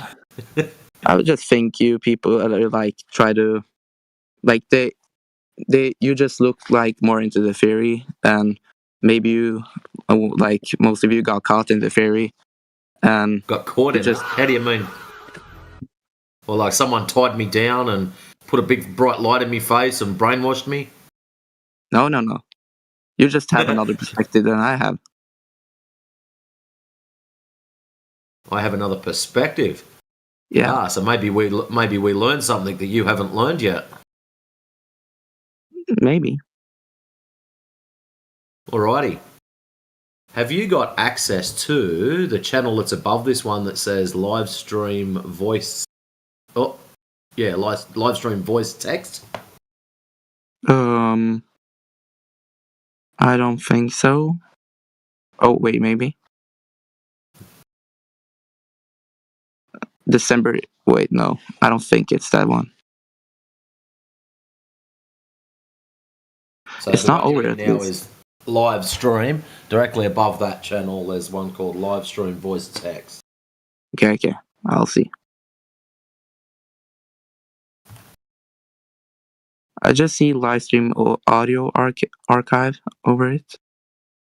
Oh, you might have scrolled too far. The actual voice channel that we're talking in now. There you go. I got it. VLTK just. There we go. Now, when my computer decides to start loading things up, there we go. Drives are spooling up. Oh, we'll chuck that in there. Now, there is. You see that image that I just chucked in there? Yeah. With all the lines on it. Okay. See how you were saying about the ships disappearing from the bottom up? Mm-hmm. On the left-hand end, that little stick figure is not me, because I'm a lot fatter than that. But anyways, that's another story. At the other end, or the right-hand end, is a boat. And you can see his happy little tall mast there with his crappy little flag on it. But anyways, what's happening in that image is the yellow line represents the observer's line of sight. All right. The line, the white one below that, is his line of sight to the bottom of the ship. And the purple one to the top of the mast is obviously to the top of the mast. Now, these get broken up into basically two angles, as you can see. So there's the angle from the top to his personal line, eye line, and from his eye line down to the bottom. Yeah. Now, what happens is, as you get further away from something, this is called perspective, things appear to get smaller and smaller and smaller. All right. Yep. That's Happy true. with that so far? Yep. Yeah. We all agree with that. It's pretty obvious. Watch something get further away, it gets smaller. Now, when something gets really small, so when that angle gets to 0.02, we have a little bit of trouble resolving that image. It becomes out of focus. You can't resolve it. It's not clear. So when you look at that ship there, and you can move yourself further and further away from it, which one of the two angles do you believe will hit 0.02 first? The top one from the top of the mast to your eye level, or the bottom one from the water level to your eye level? Which one do you think is going to hit 0.02 first? 0.02. But I didn't really as you get further away, so what's going to happen is those angles are going to get smaller and smaller and smaller as you get further away from the ship. Yeah. Okay, so there's a big angle on the top and a little one at the bottom. I think it's 14 degrees and 2 degrees, if my memory serves me all right. So as you get further away, which one is going to get smaller first? The or purple is going one? to hit? Which one was that, sorry? The purple one? Why do you believe that it's going to hit 0.02 first? Probably because it's going to be like a bigger change. Like the other one is quite close, so you're probably going to like drastically see more of the purple line going down. As perspective, things shrink evenly, don't they? From all sides. Yeah. The top comes down, the bottom comes up, the left goes to the right, and the right goes to the left. Yeah, because your diagram there. So if you move to that boat further away to the viewer, so the angle between that angle where it is now will be less, even again, right? Because the thing appears to get smaller and takes up a smaller portion of your field of view. But so that you got to take into account perspective, right? This is what Matrix is trying to tell you, which isn't really in the diagram, right? But it is, but it isn't, right? I should do a second one, make a little movie out of it, so it shows the angle shrinking as it stretches further back. Yeah, I understand a lot better. So what's going to happen as you move further away? Those angles, those lines are going to get longer and longer and longer, and those angles are going to get smaller and smaller and smaller. It's actually the bottom one that will hit 0.02 first before the top one does. So what happens is when he hits 0.02, you can't resolve that image or that section. And it just so happens that the section that's hitting 0.02 first is the bottom of the ship. So you've got your eye line down to the water, and that's the bit that's going to become blurry first. That's why everyone says, oh, look, the bottom of the ships are disappearing. It's because they can't resolve it. There's a little video in the GIF in the chat for you that I actually thought it was this you were talking about, but you're talking about at full distance, aren't you? Well, you've got to take all these other things into account too, right? Yeah. There's quite a few things that are happening all together. Yeah. Exactly. Yeah, it's not just a single cause. You got to account for all things.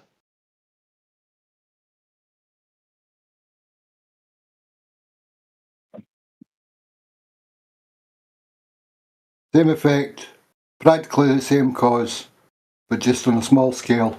The video shows that it's too small to be Earth curve. That's on a little pond.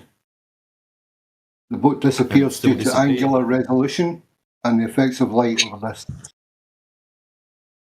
And angular compression. Same thing you see away out at sea. A little bit of occlusion on the hull, and the rest is the angular effects of light as you perceive them, not Earth curve.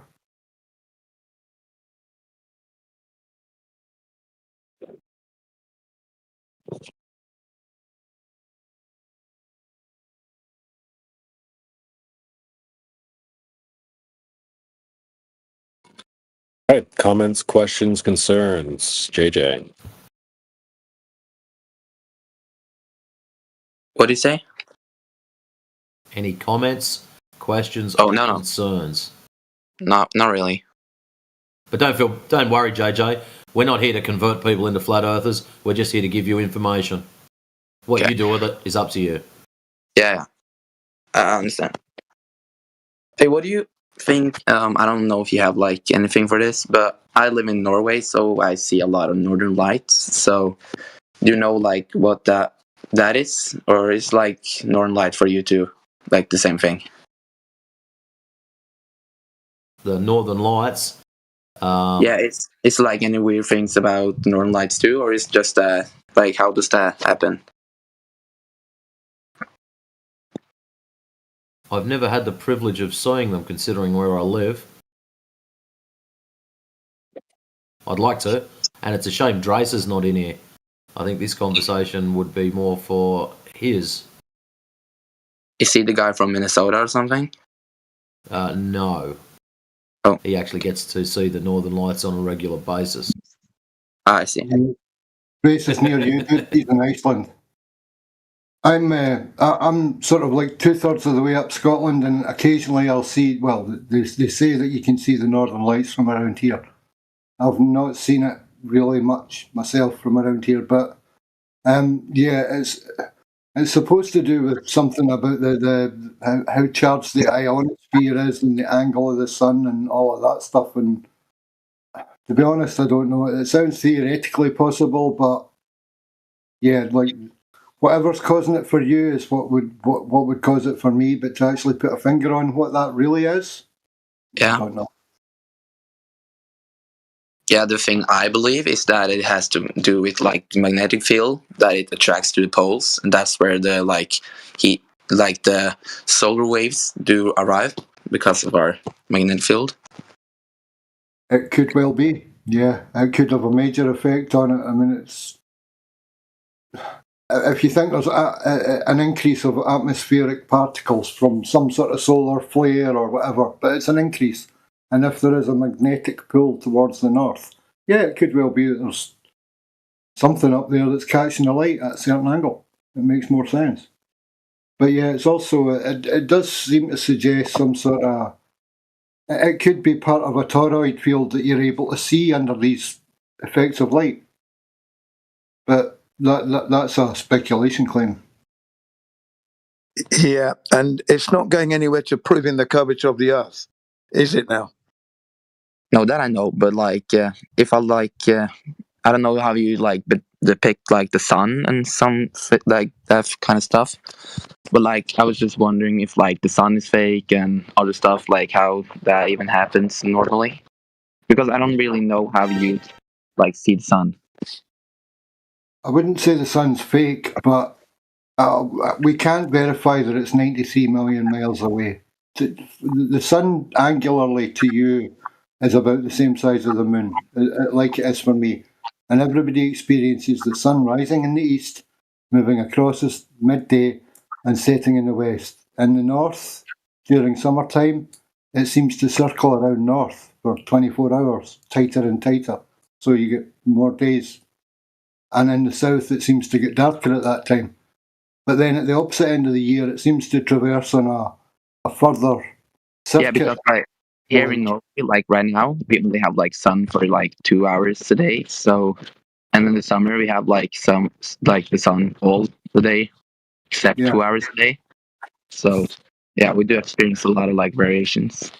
I mean, even in the globe model, they say that the sun's got an analemma, a path across Earth. You know, Earth changes its path around the sun in the heliocentric model, and that gives the analemma. But in actual fact, the analemma shows the change in the sun's path. It may well circle around north, but other than the 24-hour sun observation at north, we can't fully map the sun on its whole transit throughout the year, anywhere, really. Even the stuff from the Antarctica 24-hour sun is shady. But if Earth were flat and the sun was down there for 24 hours in the winter, then that would suggest that it doesn't set, and yeah, okay, it correlates to flat Earth if you like. But it's not causation, it's correlation again. And how do you see like the moon too? If I could hear that. Same idea, but it moves in its own transit, its own different, what may be an orbital rate above Earth. But do you still believe like that the tides have an effect with the moon, or not? Not necessarily, because when you look into it, there's a thing called oh God, I can't even say it. It's the map of the tides across Earth, and it doesn't correlate to the moon phases. There's more tides in some areas than there are in others. If it were the pull of the moon causing tides, it should affect all bodies of water, but it really doesn't quite affect fresh water or fresh bodies of water. That may be a magnetic thing with salt water, but if you look deeper into it, we've got a section about tides. It doesn't correlate entirely to a globe model. It's not necessarily what you've been told. I see. But do you have any videos or like a picture of how we could describe the tide or something? Yeah. It's in the Sankey matrix. Yes. It's in the linguistics, yeah. I see it. I'll look into it. I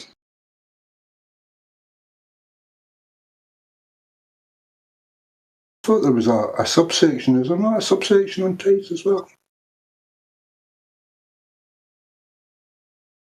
No.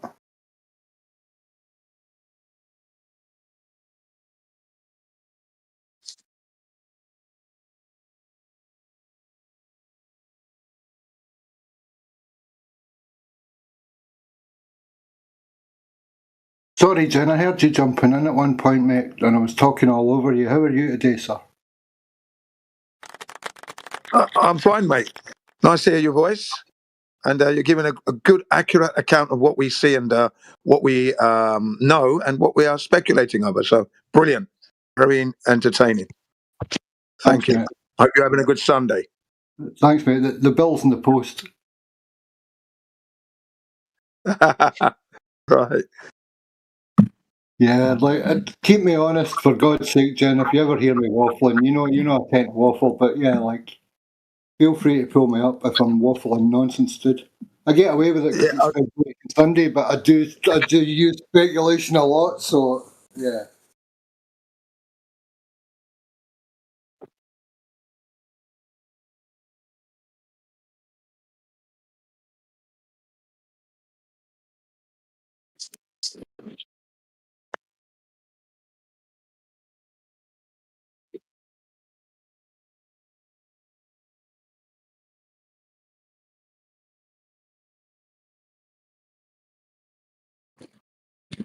All right, it's been a good discussion so far. Let's get some W's in the chat, guys. W's in the chat if you're still here.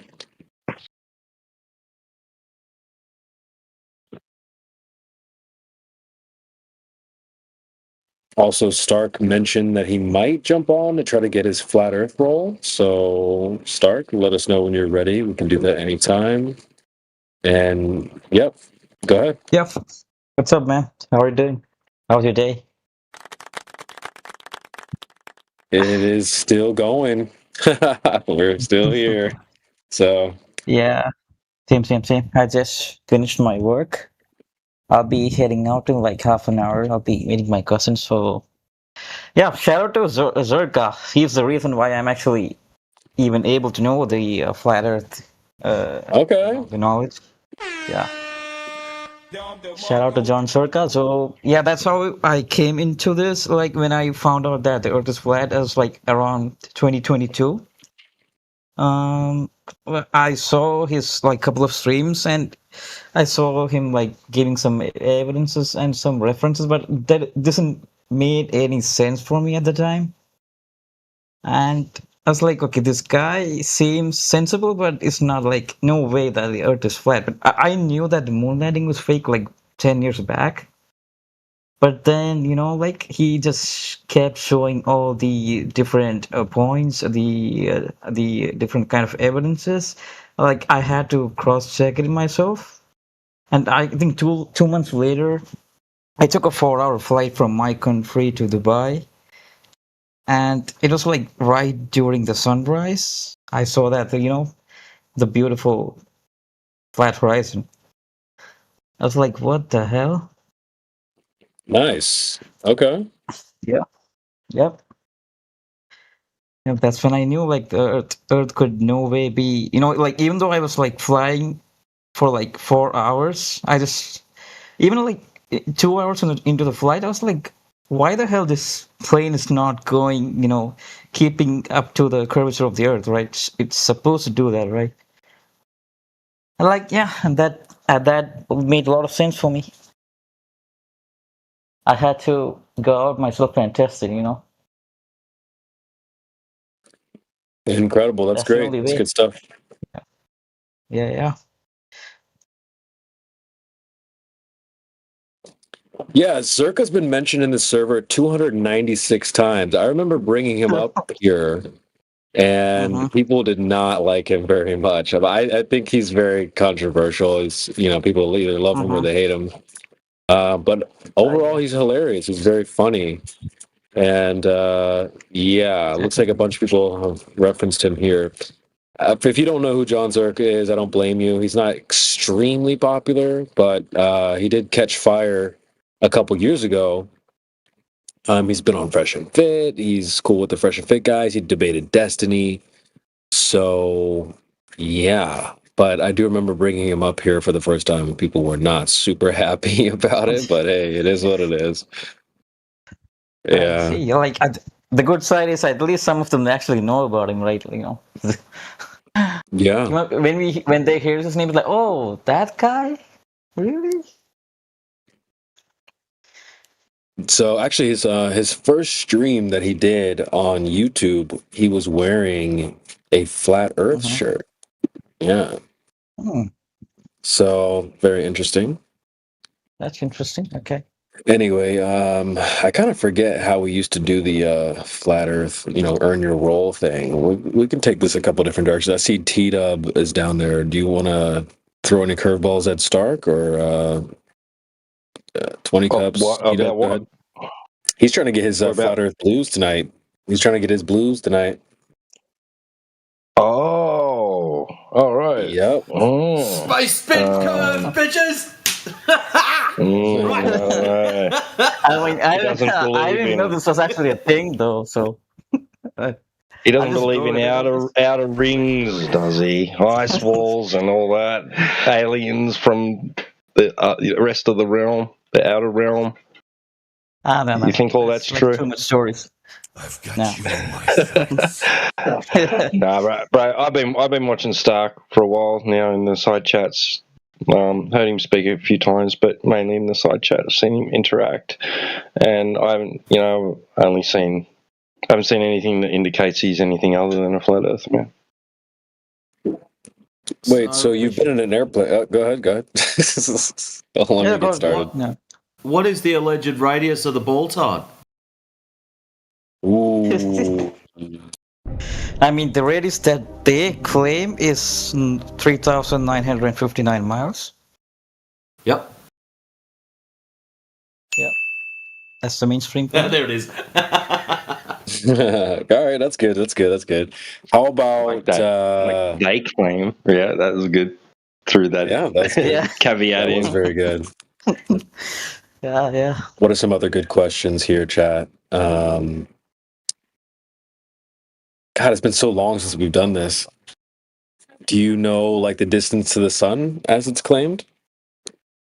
That would be 93 million miles. Okay. What about the supposed angle tilt of the globe tide ball? What is the angle tilt supposedly? Oh, the angle tilt of the sun? No, of the globe. The tilt of the Earth. Okay.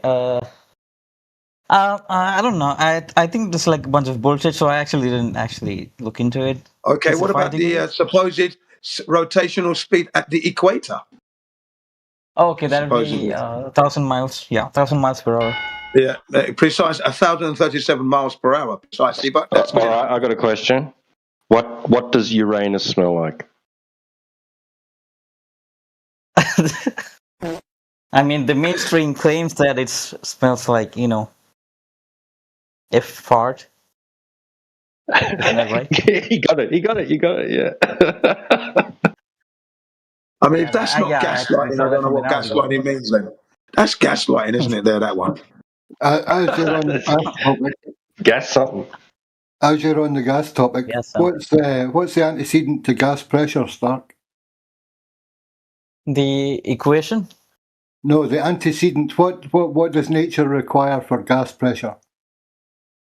You mean the gas would require, gas pressure requires a container. So without a container, gas would, violently fill the available space.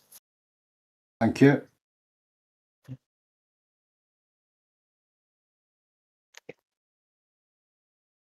All right, give us your best argument. Like, what's your go-to argument for flat Earth? Okay, how I actually, let's say, for me, the best ultimate moment for me was like I was flying through the airplane, right? So I never noticed any curvature, even though let's say that the radius is being 3,959 miles, right? So the airplane, if the Earth is actually a ball, the Earth has to curve at least, by significant. I mean, let's say if I cover 500 meters, right?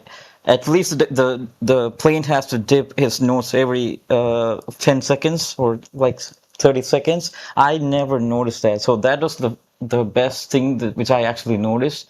And from that moment, I just knew that it's not I experienced that, so it's not a belief anymore. Just like once you go flat, you never go back. All right. That's what I experienced. All right.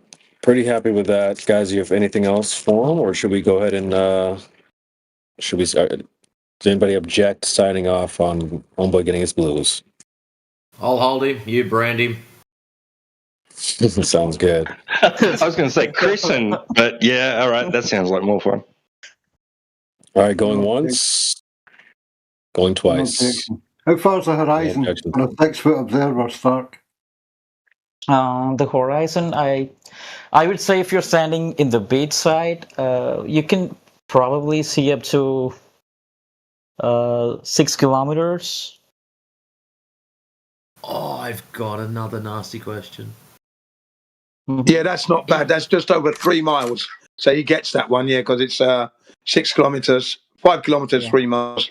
That's not bad. Yeah. What is the black swan argument about? Okay, so the black swan. I recently heard about this black swan argument. So the first thing I usually hear is the boats disappearing over the horizon. That's the only thing which I actually heard about. Is that the one that you're referring? No, I'll post it up for you, mate. Hold on. Is it something regarding the oil rigs? The oil rigs one, yes. Yeah. Right there.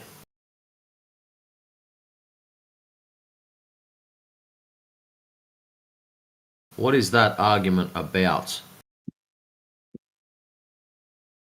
I'll give you a hint. Not the oil rigs. Wait, we could ask it like this: is it about the Okay, horizon or so- something else?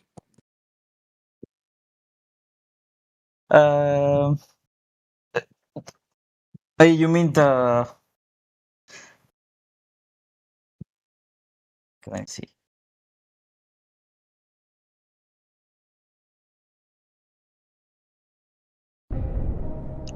So the horizon that we see is actually it's an apparent horizon.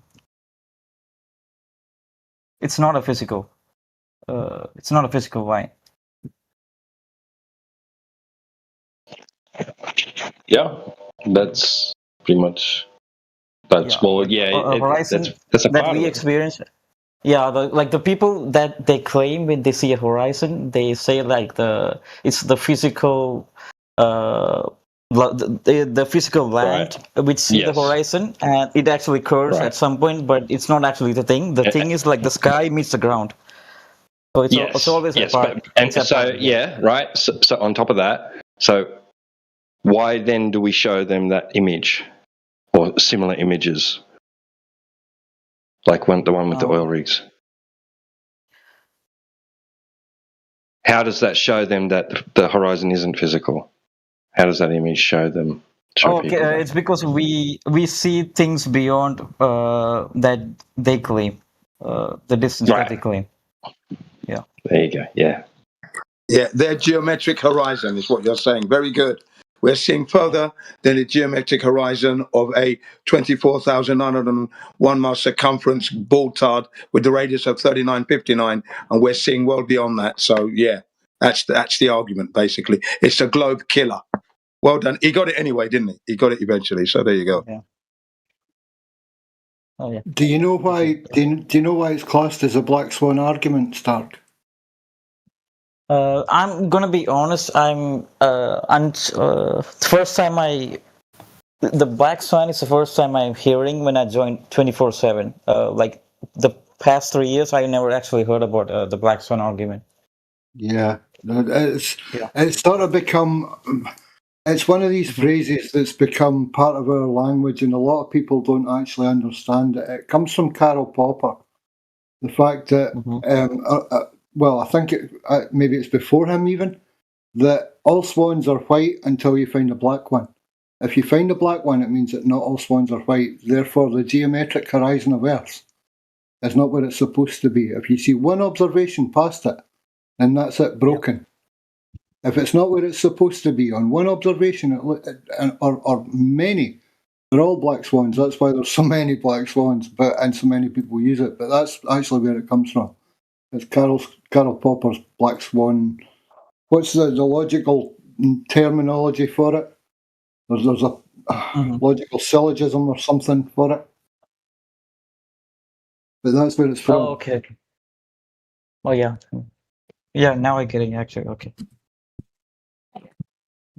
But he did pretty good. All right. Yeah, Any final? If P, then Q. If not Q, then not P. That's what he was talking about, I think. Yes, Jen. Yeah. All right, Chad. I think it's time to crown this king right here. So you guys are good to go, or any final questions? Hit the button, CB.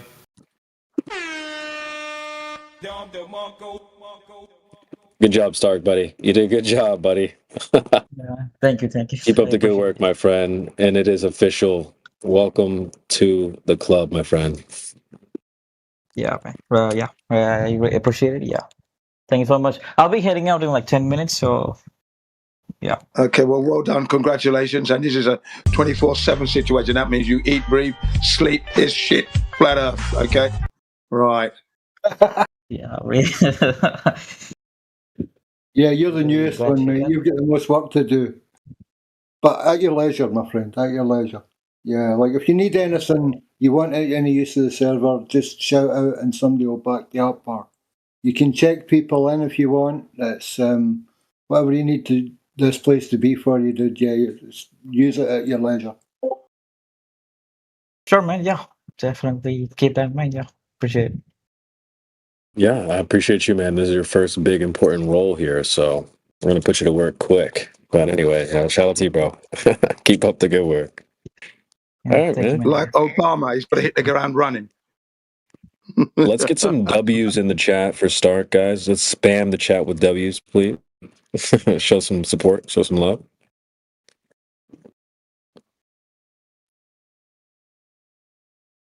And for the Aussies, JJ has a question. He says, I can't talk, but I have been in Australia, and I wonder why we see so different stars and formations that I do in Norway. Just want to hear your take. And we got to get some W's after Start, guys. W's in the chat.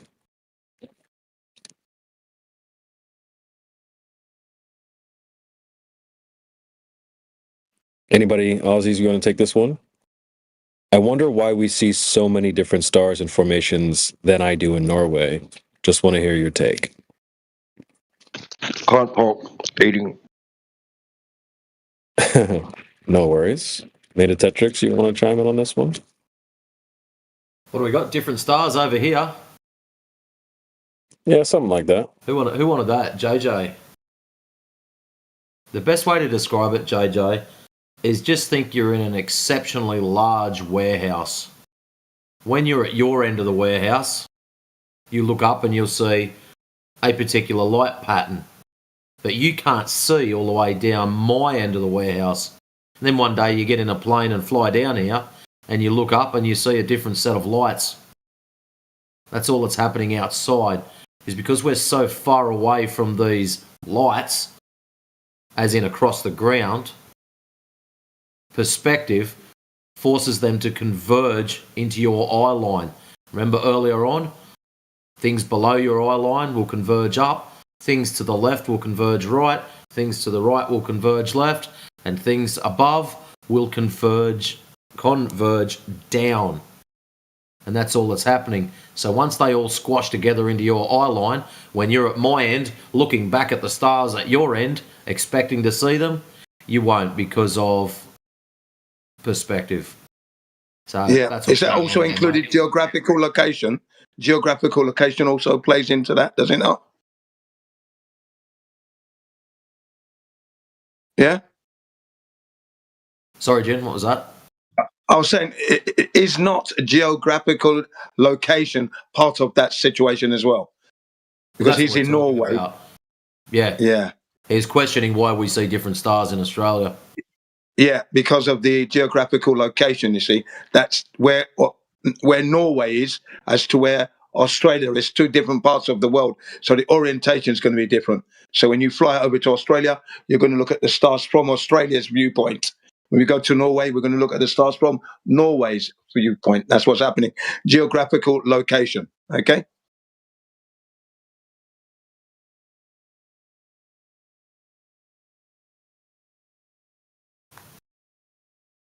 Hopefully that answered your question for you, JJ. Oh, he's typing something.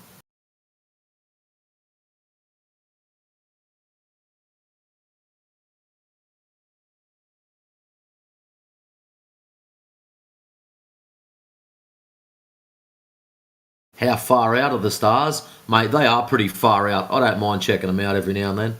Oh, not that kind of far out. Okay.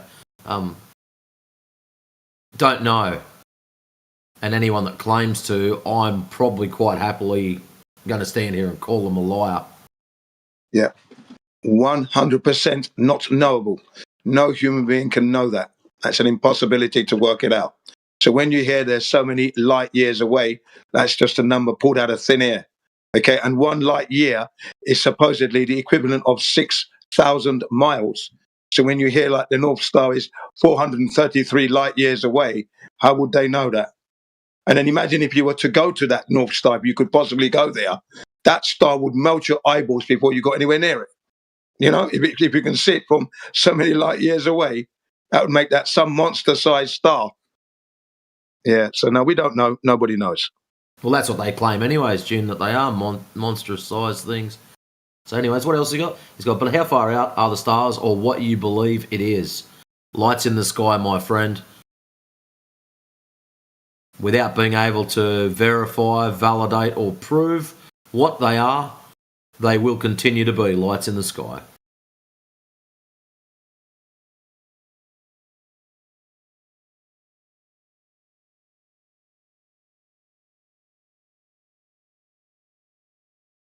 Yeah, we choose not to do the beliefs that the mainstream scientists, astronomers,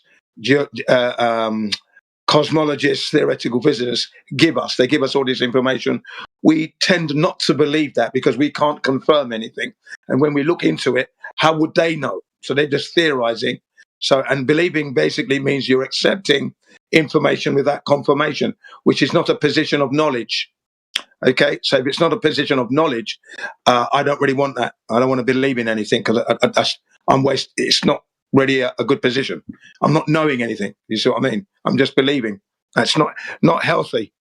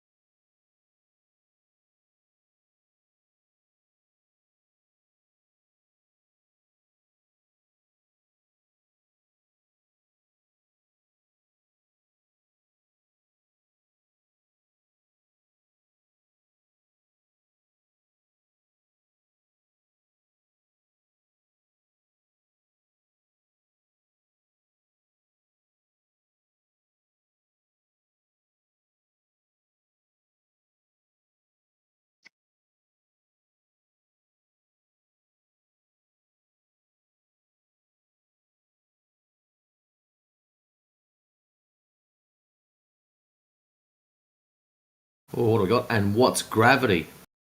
I want to hear your take again. I heard something about air pressure and density. Ooh. Well, gravity is one of those awesome ones which you can start an absolute shitstorm. But since there's so many to choose from, I'll use one called specific gravity. Or you might have heard it called relative density.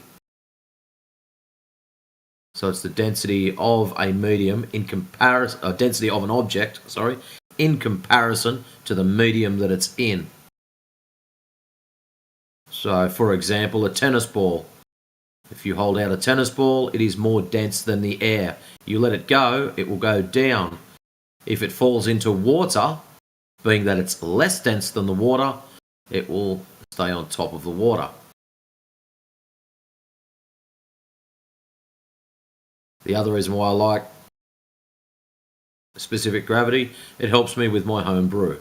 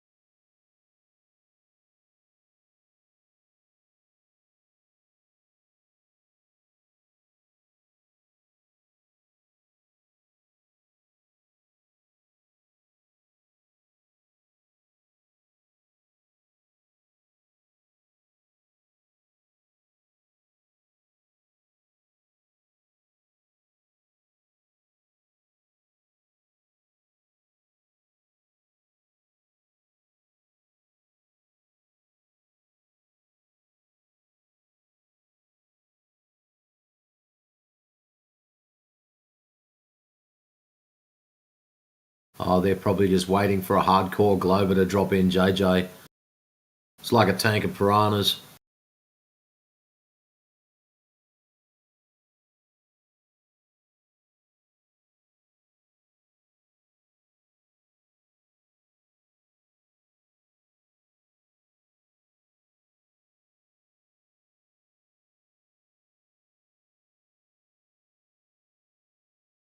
What I got? Gravity still works perfectly fine in an environment without air, though. Relative density.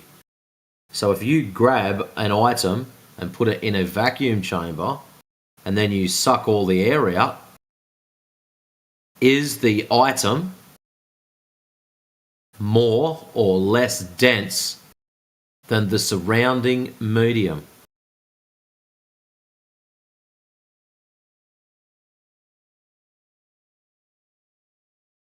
Same.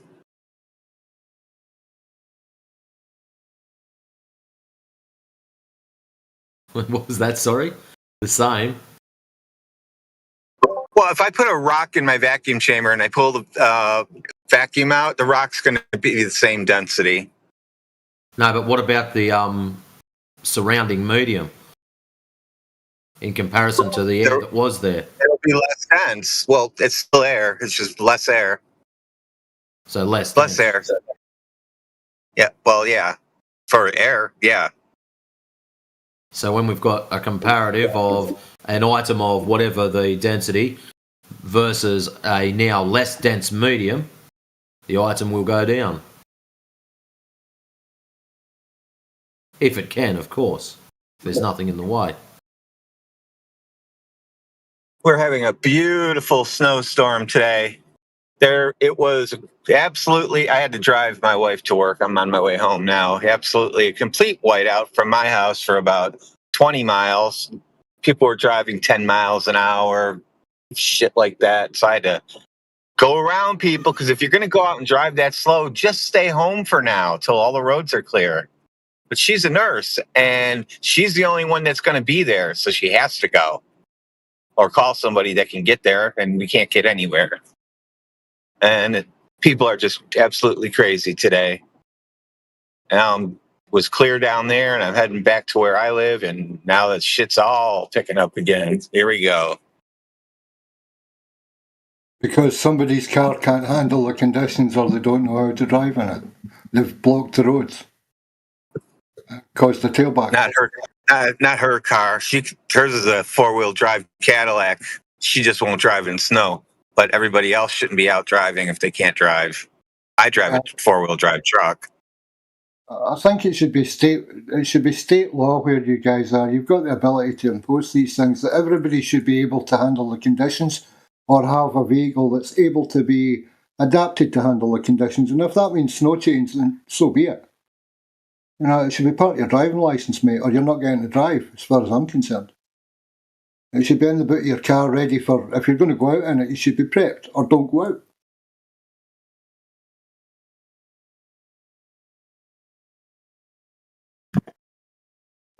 It shouldn't shut down the infrastructure or the grid network for the emergency services. It shouldn't block the roads for people that can't actually drive and get to their work. You know, it just shouldn't be an issue, dude.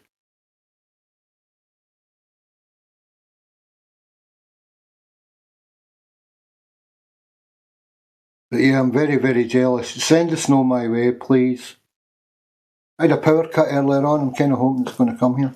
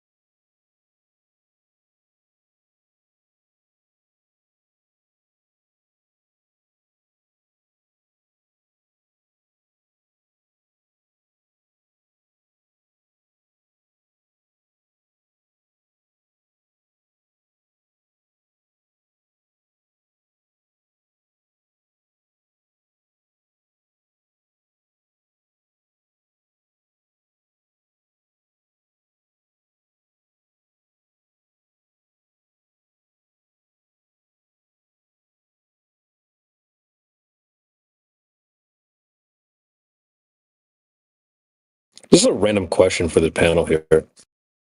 If you want to learn how to start a business, you think you would ask like a CEO or someone that never has had a business before?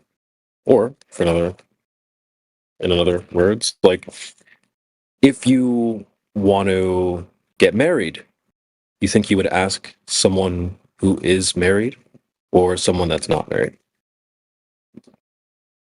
Well, with the business one, all of them. And also ask someone that's had a failed business so you can see what they did wrong or where it went wrong.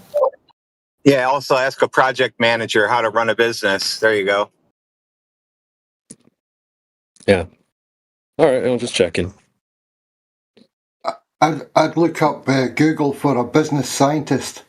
And if my marriage were failing, I'd look up Google for a marriage scientist. Basically you would want someone who has the knowledge or the experience or the understanding of the process, whatever that process is you're looking to do. It's seeking guidance from those who have successfully navigated a situation or a skill.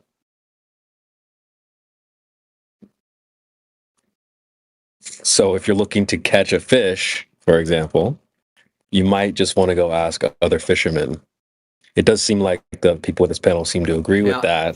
So that's a poor analogy because most fishermen won't tell you where they're catching fish from because they don't want you to catch them. Steal their shit. If you want to catch a fish, you go and watch where the fish hang out. You feed them what they like. You become their friends. You learn their nature, how they work, what they like, and then you can lift them out of the water. There you go. Right. So how many fishermen catch a fish, take the fish home, love the fish, cherish the fish, nurture the fish, give it a good environment, and create a long-term relationship with the fish? That's certainly an option if one so chooses. No, the point is that the majority of fishermen, if not 99.9% of fishermen, never do what I just said. They just catch the fish. They look at the fish, they measure the fish, then they enjoy a picture with the fish, then they throw the fish back in the water, or they eat the fish. Yeah. Amen. So if you want to eat fish, or if you want to look at fish, you use the fish for your benefit and then throw it back in the water, yeah, sure, ask a fisherman. But if you want to nurture a fish, care for a fish, have a long-term relationship with the fish, then you got to ask people who've done that, not fishermen. Yeah. Globers. I mean, you're not entirely wrong, I guess. I'm 100% right. Well, the people that did do that were fishermen by definition. So, I mean, no, not necessarily. I think people are looking a little too deep into the fisherman thing. Essentially, it's just like the other examples. If you want to learn how to code, you would ask a programmer, not someone who's never even touched a computer, right? It's you can apply whatever you want to the analogy, but it's simply I know that, thing, but right? It's not a full analogy. That's the problem, because when this analogy is given in regards to women, which is what it's about, is that it's often about getting a woman, right, as opposed to I would keeping a woman, because that's not what it like. If I was able to explain it, which clearly no one really cares anyway, but it's not how to get them; it's how to be attractive to them. Is basically what I would input into the analogy. If you want to learn how to be attractive to women, you can be attractive to women without any good designs for the purpose of the use of that attraction. Much like you get an attractive lure for a fish, but it's not in the best interest of the fish for the fish to be attracted to that lure. The fish has no knowledge of why it's attracted to that lure; it just is. But the fish is destined to die. Check it out. The fish is destined to die or be discarded, because most fishermen are intending to use the fish. They're not intending to do anything other but use the fish. And that's why they don't care about the actual fish. But people are getting so hung up on like, well, you're comparing a fish to a woman. How dare you? Da da da. It's like, bro, it's not that deep. Well, It's It is not that deep. If you bro. if you It's want not to that open an deep. analogy, listen. If you want to open an analogy, then you got to open it. You can't Well, start an analogy and then stop it halfway through. it's not stopped, bro. Like, it's really not that deep. I didn't come up with the whole Okay, so saying it's like you not don't deep ask then. All questions and right, then shit. who cares about it? If it ain't Well, deep, then who there cares? seems like a lot of people that care about it. It's like they're like so hurt by it. It's like, dude, oh my goodness, I'm getting DMs left and right like that. That was so toxic, that's so nasty. You compared a fish to a woman. It's like, bro, what are we doing here, dude? Like, wow. What are you doing here, bro? I thought you were I'm just, trying to quite learn how to frankly, catch listen. I'm fish, quite bro. frankly getting sick and tired of hearing about this nonsense. If girls is your thing, dude, like DM me anytime you want, mate. I've been married multiple times. I've had many partners and many bedfellow partners, female partners. So, like, yeah. If you Oh, want hold to on. Good thing you said female at the end there, because I heard bedfellows and I heard fellows. Yeah, he's got a lot of fellows in I his mean, bed. I was just honestly, I was just testing the waters to see if people understood the idea that you would go to someone with experience in something that you want or would like to do. Like maybe I want to get married, so I go ask a married man, right? And people, it just seems strange that people would fight against that idea, which I just find weird in general. But again, people are really bothered by women having something to do with that. So that's I guess Who's a it's married bothering man people. that you asked? Well, that's it. That's my example. I'm saying like if I wanted to learn So how you to become haven't a yet. married man. Hold on. If I wanted to learn how to become a married man, I would go ask potentially men who have married before, right? Well, why didn't you ask a man who is married People are and fighting got that a good idea. woman and has a successful marriage? How about that? Why would you ask somebody that has a failed marriage? Well, I mean, ask old dude. He said that. I didn't say that. I don't do what they did. No. See me. I could care less what old dude said. Notice how I asked you. Are you going to answer me, or does old dude have to answer me? Well, I'm just saying that he's not entirely wrong. You can learn what not to do. I don't care. I'm asking you. I'm trying to answer why you. wouldn't you ask a married man who's happily married? I suggested that. That was my initial suggestion. Go ask a married man who has a successful marriage. That's what I said. I don't know why are you arguing with me on this. Oh, you didn't say successful. Yes. Yes. Isn't that not implied? Well, maybe you did, but no, it's not. It's not implied, dude. Lots of people are married and miserable. Why would you ask them? So that's what I'm just saying. Like, if you wanted to be successful in something, go to someone who has success in that and ask them. But what was your goal? To get married? Well, that's where the analogy, the saying, like, don't ask a fish, ask a fisherman, is you can apply that to many different areas. Whether you want to learn how to become a coder.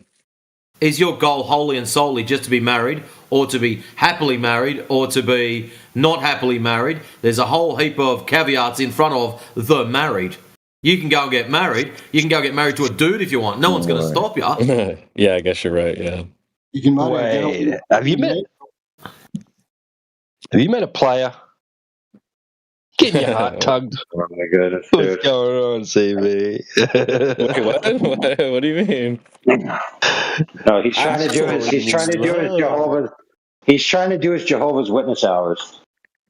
Nah, I was just dead air. I was just testing the waters to see if people understood the saying, right? Because I'm getting like everybody understands. I'm getting like fucking arrows for saying, hey, if you want to learn how to start a business, go ask like a successful CEO or whatever. No, you're not, dude. That's not true. That's not true. That's exactly, dude. That's exactly. Yes, no, yes, no. yes. Okay, why don't you tell me then, since you know so I'm going to tell you 1,000%. Nobody is critiquing you for saying what you just said, and you're mischaracterizing what occurred. Okay. All right. Well, what actually happened? Because what you're saying is not in a vacuum. What you're trying to do is justify the fact that you're going to sleep with as many women as possible before you finally settle down. No. Listen, that's what. Look, as much as you want to deny it, dude, that's what everybody hears because that's the type of experience that you talk about. That's not intelligent. Yes, dude, to just hear what you want to hear. That's not intelligent. No, dude, we heard you a million times say, "Oh, Myron says you should sleep with 50 women before you. That's your experience before you can get married." Okay. Look, I'm not going to sugarcoat it for you, brother. Okay, what all these dudes are trying to do is they're trying to justify they're sowing the wild oats while they pretend that they're looking for a wife when they're really not, and they fool themselves into thinking that the prerequisites to finding a good wife is sleeping with a bunch of whores, and then trying to end up at the end of that journey finding a good young virgin who gives a shit about them. Sounds Muslim. A fool. Yeah, it's a fool's errand. I mean, shit. Sorry. I didn't say that. That's just the virgin part. The virgin part, not the rest of it. Not only that. Honestly, not only that, but to the point of denigrating a woman who is a virgin and who is saving herself for somebody worthy and calling her a loser. Beauty is in the eyes of the beholder, right? AI. So what you deem as valuable might be different for someone else. No, you said it yourself, dude. The women should be pure and chaste while you go out and sow your wild oats, and then you expect to get the pure and chaste woman at the end of that journey. And then you call the women who are pure and chaste losers. How does that work, brother? How does that logic work out? I don't know if you can quote me saying You don't know. Right. You don't know. You don't know how the logic works out because it doesn't work out. It's that simple. That's why your only defense is to call women who are reserving themselves for a good man, even if it is until 30, a loser for doing so. When did I say that, AI? Dude, do you want to play games with me? I don't recall saying that. I don't know if I... Yeah, you did, dude. You did. When? Where? My goodness, dude. Here, let me see if I can quote it from memory. Drace is a faggot, and Karma is a virgin at 30, a loser. I'm not going to save her. The fuck? Okay, all right. We're just airing out dirty laundry. Okay. Yeah, why not? I mean... Dude, people are sick and tired of you talking about this crap in our forums, so I'm putting an end to it today. It's over today. Today's the end. Listen, hey, CB, today is the end of it. No, you brought it up, Dre. You brought absolutely not. Hey, dude, you brought all of this up. You did exactly what you did intentionally, and you know it. So stop trying to gaslight me, dude. It doesn't work. What you just said was in a complete other server. Hey, change the topic. Doesn't matter. Come, Leo. You brought it here with your, when you ask people about business and experience, dude, you keep trying to bring it up. People are sick of you poking the bear. Brother, you brought it up. I was speaking very vague about asking, hey, if you want to learn how to have a business. You were like, oh, you're talking about women. Listen, dude, everybody who's following along that's not into living in a vacuum knows what you're doing, dude. So don't try to lie to me. You can lie to yourself all you want, but you can't lie to me. Well, don't throw it out on air and then blame it on me, AI. Yeah, whatever. Dude. I see. That's. I mean, it's not very. Like these situations, dude, and then play coy like you're the innocent party, dude. And people are sick of it. And hey, bro, I'm telling you, as a brother, that people are sick of it, and they're sick of you for being that way. Okay, well, you brought up the conversation, AI. You wanted to have the conversation. Yeah, you put it on. Hey, douchebag. Keep saying that, dude. All right, bro. Keep saying I brought it up. You did. I know it's recorded. But see, the thing is that you think that we're so stupid that we're going to fall for your gaslighting. So and that's disrespectful, my friend. Listen, you are disrespecting me. You are disrespecting my intelligence right now. You're calling me a douchebag, AI. You are one because you just brought it up. You knew what you were doing. And when I call you on it, you try to gaslight me. So you are a douchebag. Okay, AI. Well, if you go back and watch the recording, just for the record, I can care less with women. You brought up your analogy, which is your analogy you've been fielding in all different areas and complaining about. So cry about it, dude. You're getting called out. Everyone in here agreed with me, by the way, that you should go to a married man and who's successful in his marriage. I don't care. I don't care. The topic you're talking about is boring. I couldn't give a fuck about bullshit politics. Do you know what I mean? About hey, it's a Jen. I understand. Who cares? I understand, bro. But get muted. How you like that? AI, we've also got a direct request from Lulu that it goes to the back chats, bro. Hey, the reason why nothing ever gets solved is because people, right, say things in some places that are public, and then when they get called, oh, let's go to the back chats and talk. I'm willing to have that conversation, AI. You're having it right now, dude. People are sick of your crap. You understand? But see, what's going to happen is they're going to say, oh, well, you were discussing it on the live stream, which I wasn't. This is you having that discussion. And then say, well, I'm putting a stop to it, even though I'm bringing it up. AI, this is on you for going even deeper into it. Reading out, well, I don't have a problem with what I said is what I said. I have no problem saying I'm dragging it out into the street and publicly beating it and then leaving the dead body in the street as a witness. Just so the chat knows, he's bringing this out into the live stream, not me. I don't care to have this conversation here. I was helping getting the panel going from Flat Earth earlier. Yeah, whatever, dude. Hey, hey, listen, dude. Listen. Yeah, dude. Everybody knows you were intentionally provoking the topic, dude. Ain't nobody stupid here except you. Okay, you took the bait, AI. You took the bait and ran with it. Right, so if I took the bait, that means you were giving out bait. Okay, you got baited. Right, so you're admitting the truth that you were trying to bait people. I spoke of something extremely vague about whether you would go to successful. Whatever, dude. Everybody knows, dude. It's fine. Everyone agreed with me. I'm happy with that. You wanted to talk about these things in a deeper manner? That's on you. That's not on me. That's on you, bro. Yeah, that's on me. Yeah. I kindly invite you to come to Frontline and have a full. I'd love to do a panel. What? Because what are you talking about, dude? There's people. What do you mean? What am I talking about? I'm speaking English. I invite you to come to do a panel on this topic and Frontline. Oh, so you just want to provoke people to come to your panel? That's what it's about? It's not. Clearly, a lot of people have things to say about it. I think it would make for a good debate. If you feel so strongly about it, let's have a discussion. You and a bunch of other people seem very strongly opinionated. Dude. I can't share space with a man. Yes. Yeah, dude. I'm not going to share a space with you when I said what I said and you didn't even apologize to the party. Apologize for what? We're not having. I'm not going in depth on this in here with you, AI. I already know this is like I don't know if you're doing it intentionally, but like you're setting this trap where he went in and had this discussion in our server. I'm smarter than that. AI. I know. Are you stupid, dude? Are you stupid? I'm not trying to trap you, you moron. Engage with you. If I was stupid, I would engage with you on this topic. Hey, dummy. I'm not trying to trap you. I'm just sick of it. I don't know if you know it, but it's very obvious what you're doing. Yeah, dude. What's going on here is you're a gaslighting little punk ass bitch. That's what's going on. Okay. Another person. Honestly, I thought you were bigger than this. That's crazy, dude. I am, dude. I'm not going to allow myself to be gaslit by a little punk gaslighter. Okay, bro. I mean, you're getting baited right now by calling me all these names and stuff. And I'm getting baited by a person who denies they're baiting people. Interesting. How's that work? How's that logic function? I'll say it again.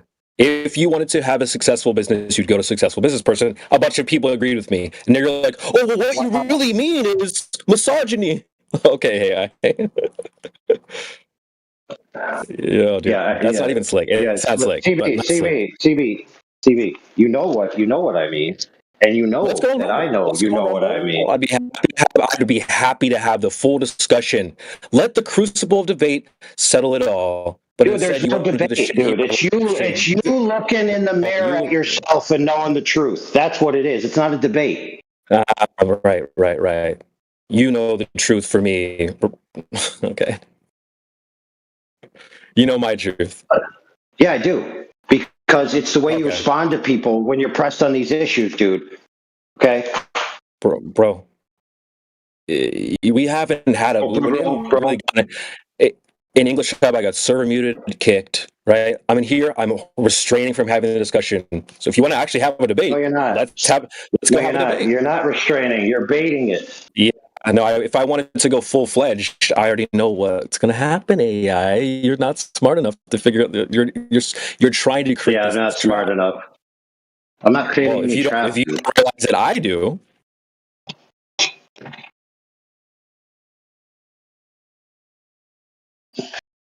Oh, so you think that you're going to pass it off that I'm trying to get you to talk about it so I can punish you? Are you retarded? Let's be honest. There's a good chance that would definitely happen. Whether it comes for you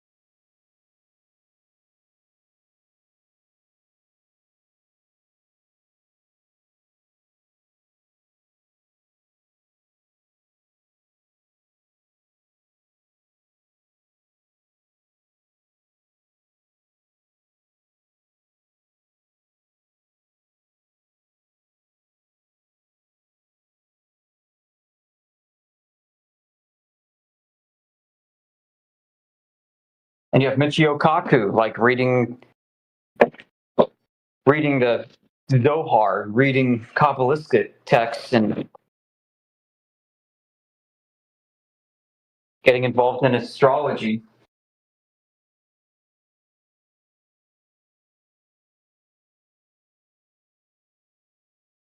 Studying the Tree of Life diagram, which is really just a table of emanations in a Gnostic sense.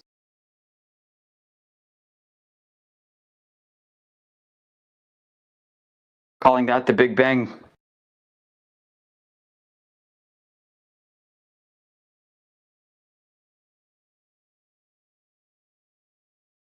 It's giving a lot of these ancient Greek ideas a modern veneer of technical, scientific sophistication.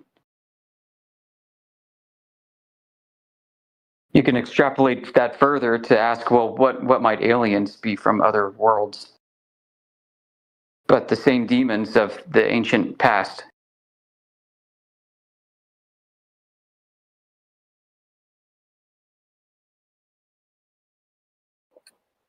Well, I think you've heard my diatribe of what they call outer space is just a codification of a spiritual underworld. And it's kind of misinterpreted to be the heavens. And that's what explains for the floating through walls and things like this, and et cetera, of ancient yore, where now you just have supposed cosmonauts who float between various quote-unquote planets.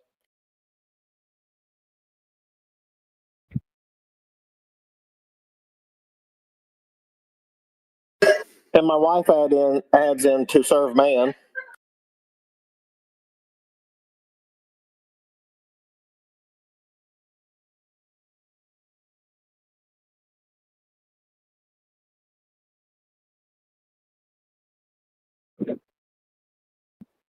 And of course, that is how you get the silliness of the demonic critters like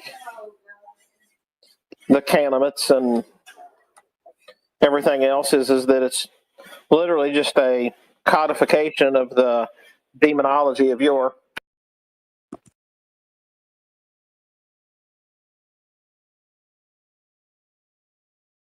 Here's a quote from Einstein's aphorisms, and it relates to the prior discussion on the eclipse.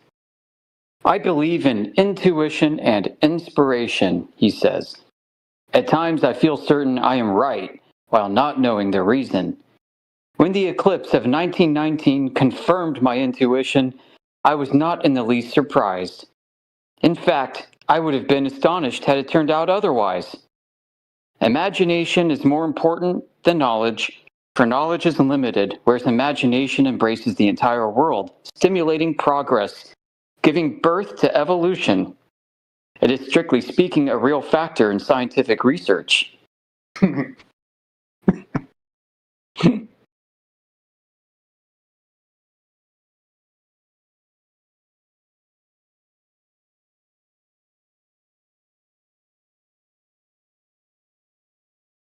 And then he says, by furthering logical thought and a logical attitude, science can diminish the amount of superstition in the world. There is no doubt that all but the crudest scientific work is based on a firm belief akin to a religious feeling and the rationality and comprehensibility of the world. This guy's all over the place. And I kind of wonder if this is where science took on more of this anthropomorphic quality to it. Science does things. Science is this. Science is that. Science is a verb.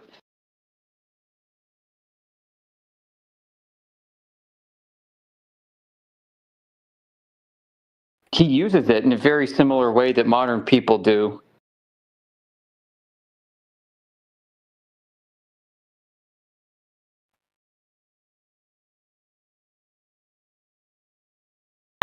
A law, so like a natural law, I guess he says, yep, a law cannot be definite. Really, a law cannot be definite for the one reason that the conceptions with which we formulate it develop and may prove insufficient in the future. There remains at the bottom of every thesis and of every proof some remainder of the dogma and infallibility.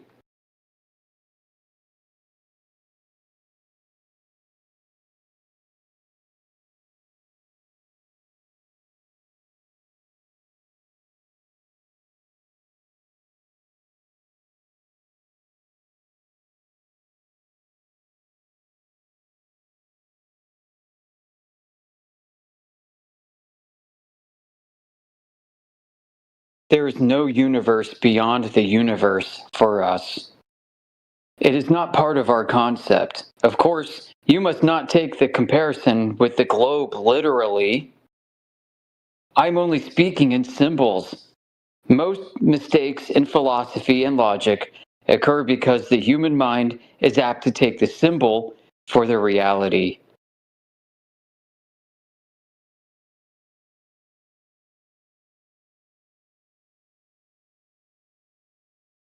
Wow. That's a good one. I am going to screenshot that.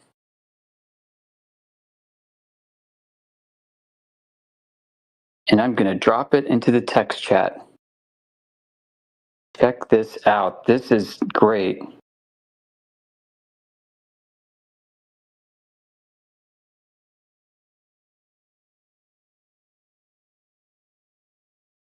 Hey, Quantum. Hello. Hello. So I would like to discuss your assertion that the Schwarzschild tensor does predict the time dilation of satellites accurately for GPS to work on Earth, but it can be explained differently, specifically for a case where Earth is flat, using different metric. Within the Schwarzschild metric, but with different vectors, right? Yeah, GPS doesn't inherently prove a globe at all. You can use the same pseudo. I wanted to tell you that what is a Schwarzschild metric to begin with. It's the exact solution to Einstein field equations that describes space-time geometry around. Basically, the object has to follow three conditions in order for us to apply the Schwarzschild metric. It has to be static, it has to be non-rotating, and it has to be spherically symmetric mass distribution. Oh yeah. And right. How do you know that that's true? How do you know that the radius is straight and not curving? Radius and not curving because for a vector we take the shortest distance and not the longest distance. Yeah, so what about the Schwarzschild radius? I mean, how can you know for sure that that's actually straight when it could be curving in a higher dimension? Well, we want to use its application in 3D world. That's why we mainly focus on the what we can observe in 3D, which is the Schwarzschild radius that we observe is a 613. No one observes the Schwarzschild radius. That only comes out in math and descriptions using mathematics. You can't go out and observe and measure a Schwarzschild radius. Well, yeah. So let me continue to what I was talking earlier. So so the object has to be static, non-rotating, and it has to be spherical, symmetrical. And we do have a lot of other metric as a solution of Einstein field equation. For example, the Kerr metric KERR for black holes. And for the universe, we use the FLRW for measuring cosmic micro background radiation. How do you know we black do have holes other are real? metrics for like. How do you know black holes are real? Yeah, black holes are real. So what? How do you know? How do you know that's true? Well, in 2019, we did find they published it a lot. Didn't you see that the first image of black hole? Yeah, I did. What's the evidence for it? What did they actually do? What instrumentation was used? Well, it was a complex evidence, and I would let's stay at the topic, okay? So we do have different metrics But why do we specifically use the Schwarzschild metric? That is the key. In case Earth was flat, we use something called the Israel Darmois formalism or Israel thin sheet formalism for a flat. I know. I told you about this earlier. That's the coordinate reference invariance. Yeah, but we do get when we apply the Schwarzschild metric to measure the time dilations, then we get the accurate time dilations in order for the GPS to work. If we used any other metric than Schwarzschild, then there's something called error analysis in physics, and the minimum error would be 10 kilometers per day, which would make the GPS and navigation system. It would make it futile. It wouldn't work really. That's why I've got a first-hand reference, actually. Ron Hatch, who owns dozens of patents for the GPS system, said that you don't need these timing corrections because there are other corrections that cancel out those timing corrections. Special relativity is canceled out by general relativity within the own GPS system. And I can explain further. But we do use first, and what's also destructive to this is GPS systems require an absolute frame of reference in accordance with special relativity, which debunks general relativity. That's number one. Number two, Earth being treated as a sphere with an equatorial bulge in general relativity produces a time dilation effect that cancels out the accelerated time in special relativity for the satellites in motion. Well, so you don't need them in the first instance, as if they're not even needed as a consequence. Well, you can calculate that yourself. You can avoid using the Schwarzschild metric. This is what Ron Hatch published in his papers. Well, can you fill the papers in the chat? Yeah. Give me a second. I've got zip files, and I will read them tomorrow because I think you connect all these things to your web of beliefs. I think you also believe that the Bible says yours is flat.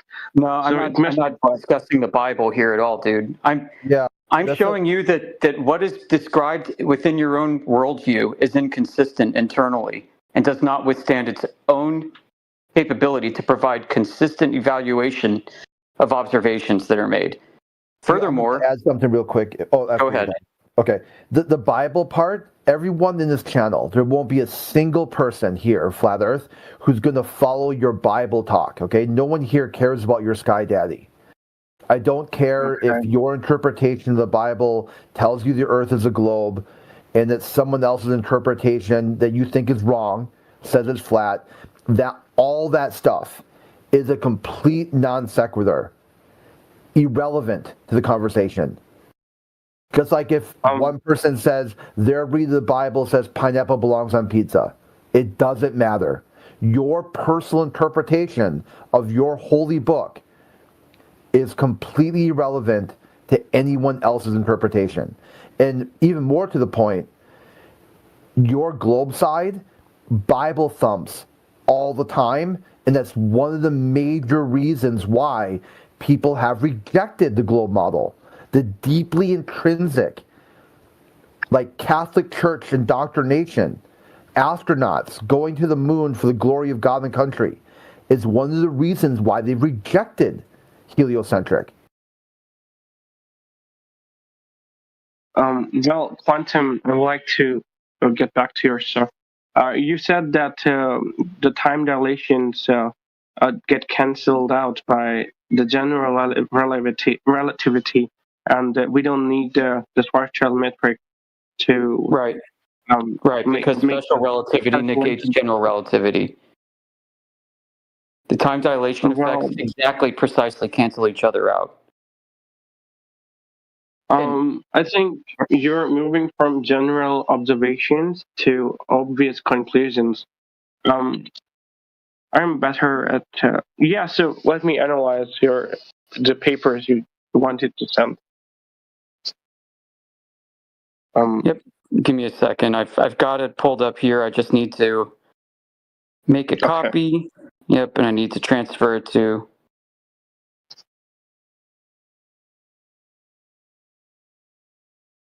Yeah. Fortunately, my phone is not interacting well. Let's see, share. Quantum, you can, whenever you find them, you can ping me in the chat and share those, and I will read them and discuss them tomorrow, okay? Okay. Okay, goodbye. Yep, so furthermore, GPS uses pseudo-ranging. So they're just beacons that are beaming,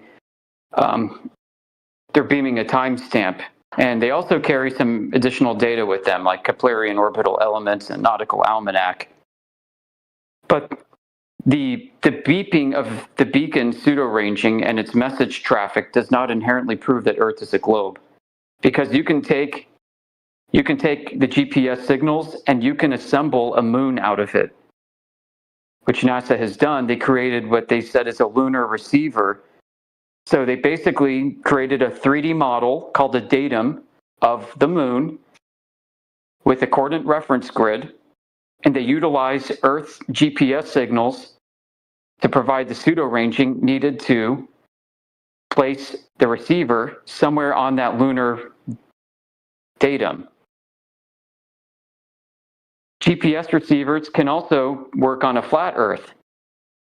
The same process where you take the same pseudo-ranging and you apply it to a flat datum instead of a round datum like a globe.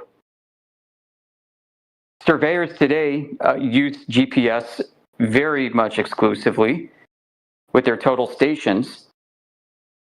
And their total stations allow them to choose a coordinate reference system to apply the GPS signals to. And they can choose old datums of the globe where you have one set of coordinates, or new versions of the globe with new coordinates, or even a state plane coordinate reference grid, which is flat.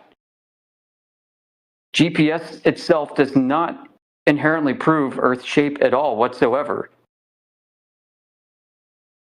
And what does that mean these satellites are doing? Well, we need proof that they're in an orbit. But here's the problem. The very concept of an orbit itself relies on first assuming that Earth is curved, and we measure the Earth flat. The orbital coordinate reference system that is used a lot in satellites is called IGP-4, which is taking the WGS-84 datum and adding an altitude to it. WGS-84 is a model of Earth that was developed off of how the sky appears to be behaving and is interpreted. It's not based off of ground-based measurements at all. So, to bring this back down to Earth, so to speak, what this means is that this coordinate reference system is a choice. The coordinate reference system for satellites or the coordinate reference system that your satellite beacons can give you on the ground are both choices. They're arbitrary. Just as arbitrary is the coordinate reference system that you think is true within Einstein's relativity framework, which is also just a choice, a preference, and you can use that same framework and develop other coordinate reference systems. You can, with general relativity, draw those geodesic lines as curving, as looping, or as flat as you want. And it preserves the underlying physical dynamics because you just add higher dimensionality and it becomes unfalsifiable because you're not supposed to be able to measure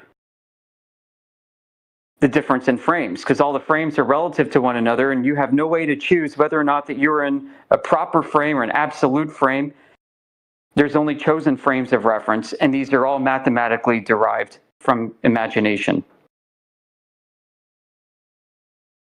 So to come here and absolutely say as a relativist that the Earth is absolutely a globe is actually betraying what Einstein tried to do, and that is deliver you an open-ended field of infinite possibilities for what the Earth should be, for what the universe should be, it can take on any shape.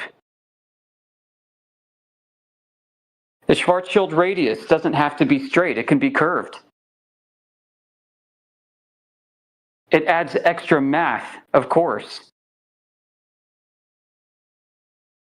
You can assume that it's straight in one reference frame but curving in another, and you have no way to choose which of them is the true one, because the point is there is no absolute true one. So, arguing for the globe as a relativist is self-defeating. And to say that GPS relies on relativity to prove a globe is self-defeating. And physically is not true, as Ron Hatch points out in his own research, that the relativistic corrections that are applied are actually canceled out by other relativistic corrections elsewhere within the same system. You can greatly simplify GPS by honoring that.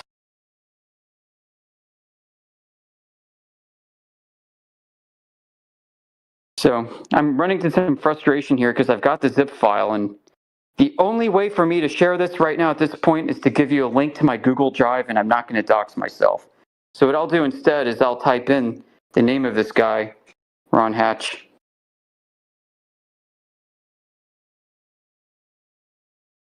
And his assistant is Ruyong Wang.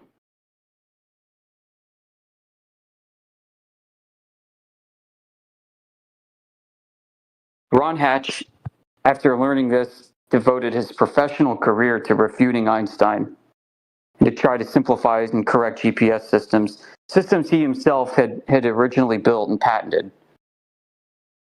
Isn't that funny?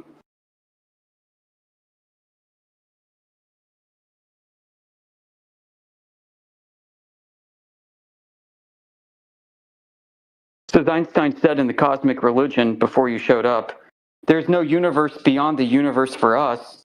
It is not part of our concept. Of course, you must not take the comparison with the globe literally. I'm only speaking in symbols. Most mistakes in philosophy and logic occur because the human mind is apt to take the symbol for the reality.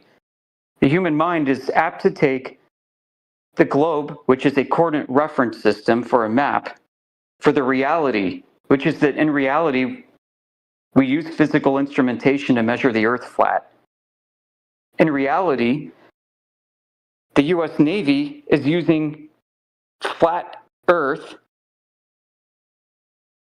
to improve the precision of their targeting for aerial drones.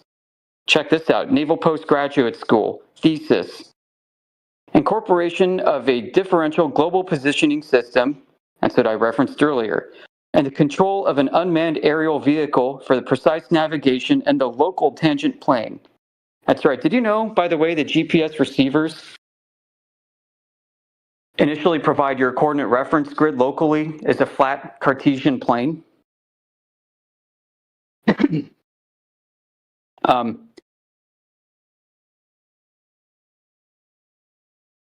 You can use the same beacon, though, like I said, for any coordinate reference system.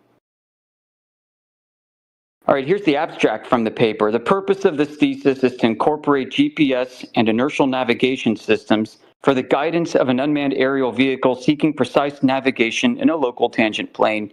By applying the differential positioning technique, GPS position data becomes more accurate.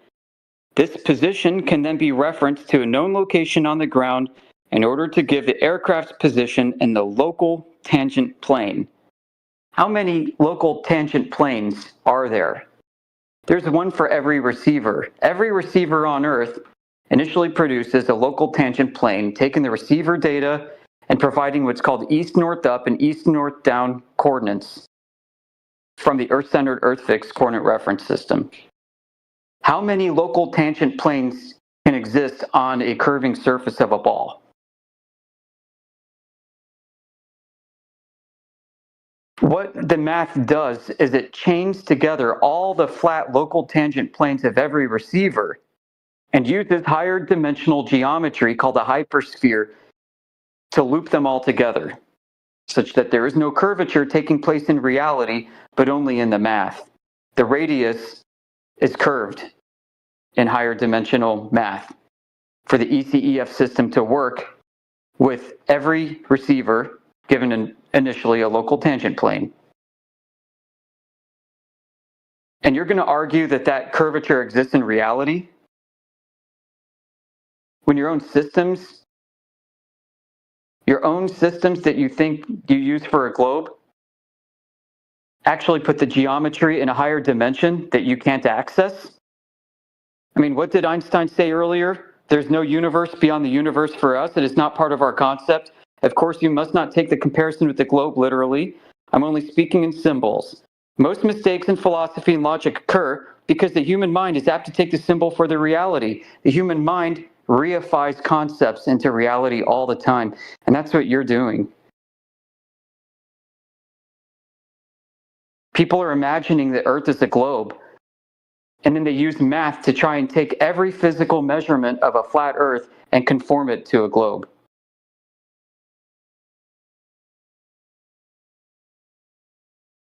The whole point of relativity is to ensure that you can't definitively say one way or another whether the Earth is flat, in my opinion. So why would you say it inherently proves that Earth is a globe?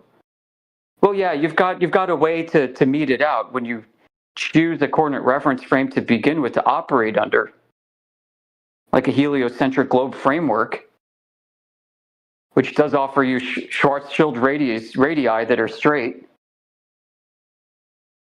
But the framework of relativity says that this is not absolute and cannot be said to be inherently true, because all reference frames are equal, including the one where your radius is actually curved in the math. So how about we get back to the fundamentals, right, and get out of this reified mathematical concept land and start looking at detectable reality itself. Start measuring the Earth. Look at our laser tests, folks. Look at our long-distance observations, both in the visual spectrum and in infrared from high altitude. Go get a camera and zoom in on the horizon. Ask yourself if the inferior mirage above the marine layer of the water is curvature of the Earth or not.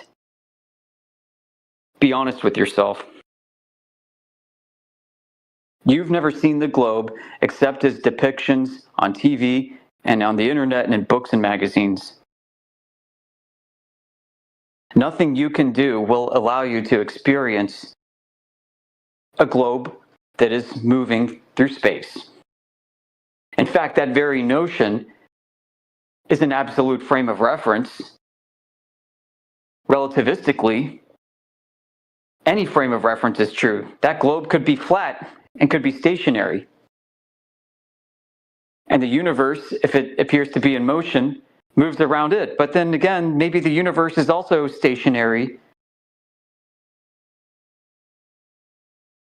And there's yet another frame of reference that we're operating with. It just gets insane. There's no reason to defend any point of view if you're going to adopt the position of Einstein.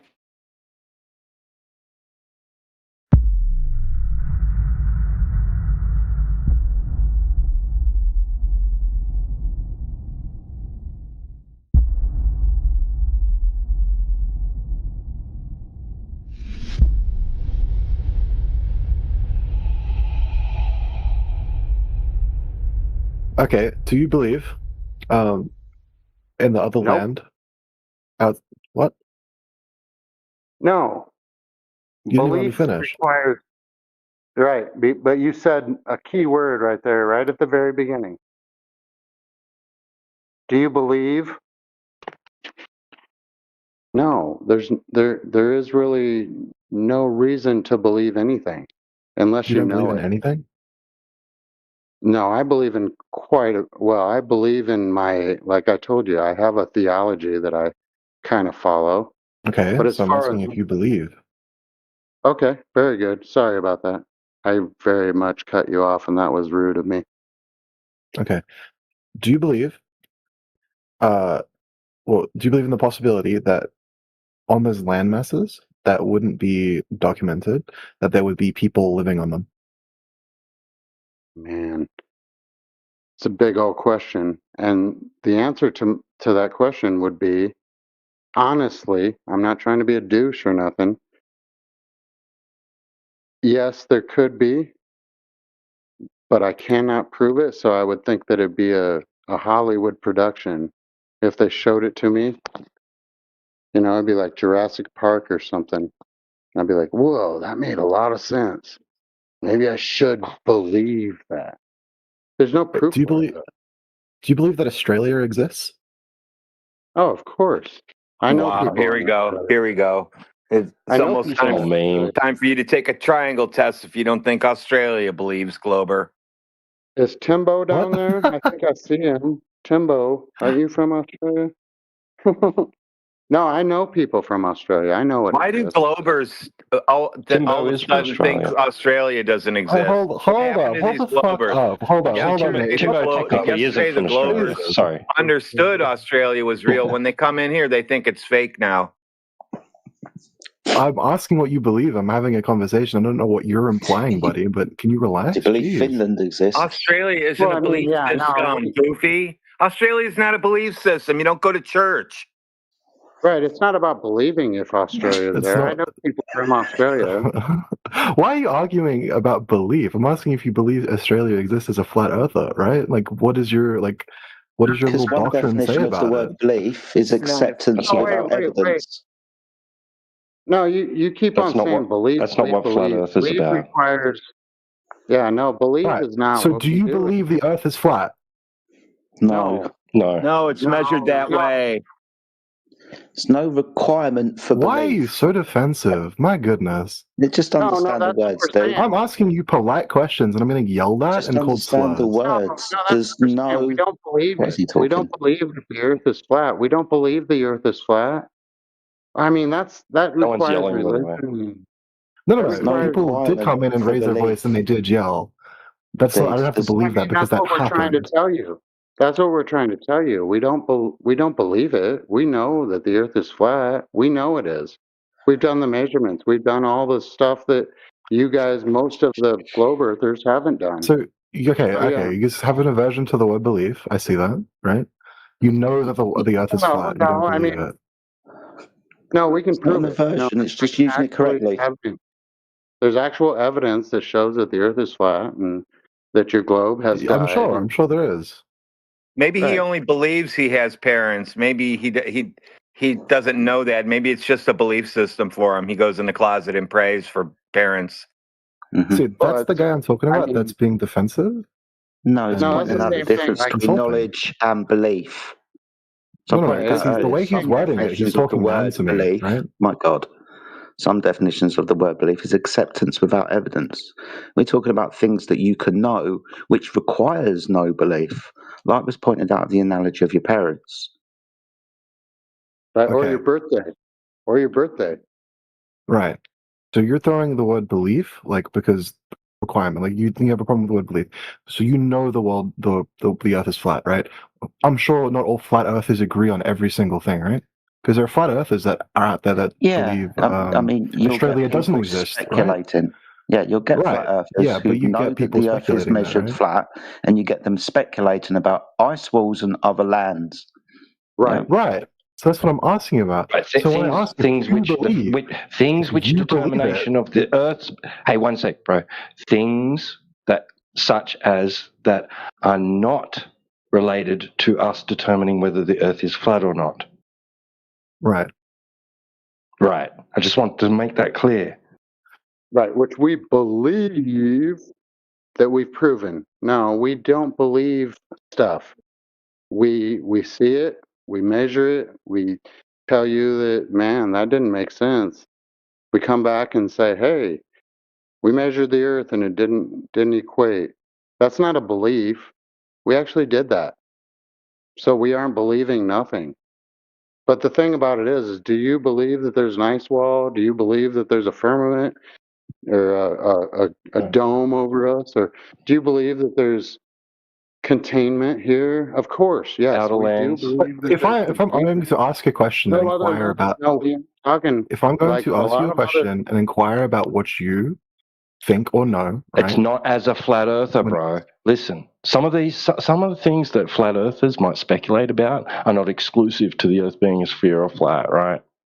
So they're just ideas, right? So because I could easily just as easily say all globers don't believe in the moon landing because some globers don't believe in it. So Right, don't but that doesn't make them stereotype, flat please. earthers. It's not I'm not like that. stereotyping. You're not asking flat earthers what they believe about this and that. You're asking them how they know that the Earth is flat. That's what you should be asking flat earthers, because it's nothing else to do with anything. Right, T-Dub, you nailed it there because there are That doesn't make sense to me. So, it doesn't make sense to me to word it when I'm asking you a question about something that I don't know, to ask whether or not you know that it is this or this. I'm just letting you know. When, Okay, just go like ahead you and just ask another said, to question, and I'll speculate. tell you whether that is related to our reasoning for the Earth being flat or not. And then we can just move Right. away from that if it's not. Well, okay, You I described understand. it I perfectly. understand. He described it perfectly. So a lot of globe earthers that think that we're living on a spinning ball shooting through outer space or a globe, they don't believe that we landed on the moon. That doesn't make them a flat earther. That just thinks that we didn't land on the moon, right? Because Yeah, of all and I'm asking what you specifically, as a flat earther, believe, because some flat earthers would believe that, right? But you're saying it has nothing to do with flat Earth? Well, I mean, Should we I ask have each other my what we had beliefs. for dinner as well? Right. What's that? I have my beliefs. I mean, everybody has different beliefs. Like if I asked somebody in India what they believed and is it different from what I believe, I'm sure I'll get a different answer. I mean, I have my beliefs. However, I have some knowledge too, some wisdom, some actual evidence that the earth is not a spinning ball shooting through outer space. I have evidence that says that. So that's what I know. If you want to know what I know, I can tell you what I know. But if you want to know my beliefs, we can go into a different channel and I can tell Okay, you. what Oh, I would can you tell you say? all my beliefs. What would you say about the flat earthers that say that they know that Australia We doesn't don't give a shit about flat earthers. There Right, aren't no, anyone. There aren't any. There aren't This guy's any. yelling. There aren't any, no. bro. I'm letting you know there aren't any.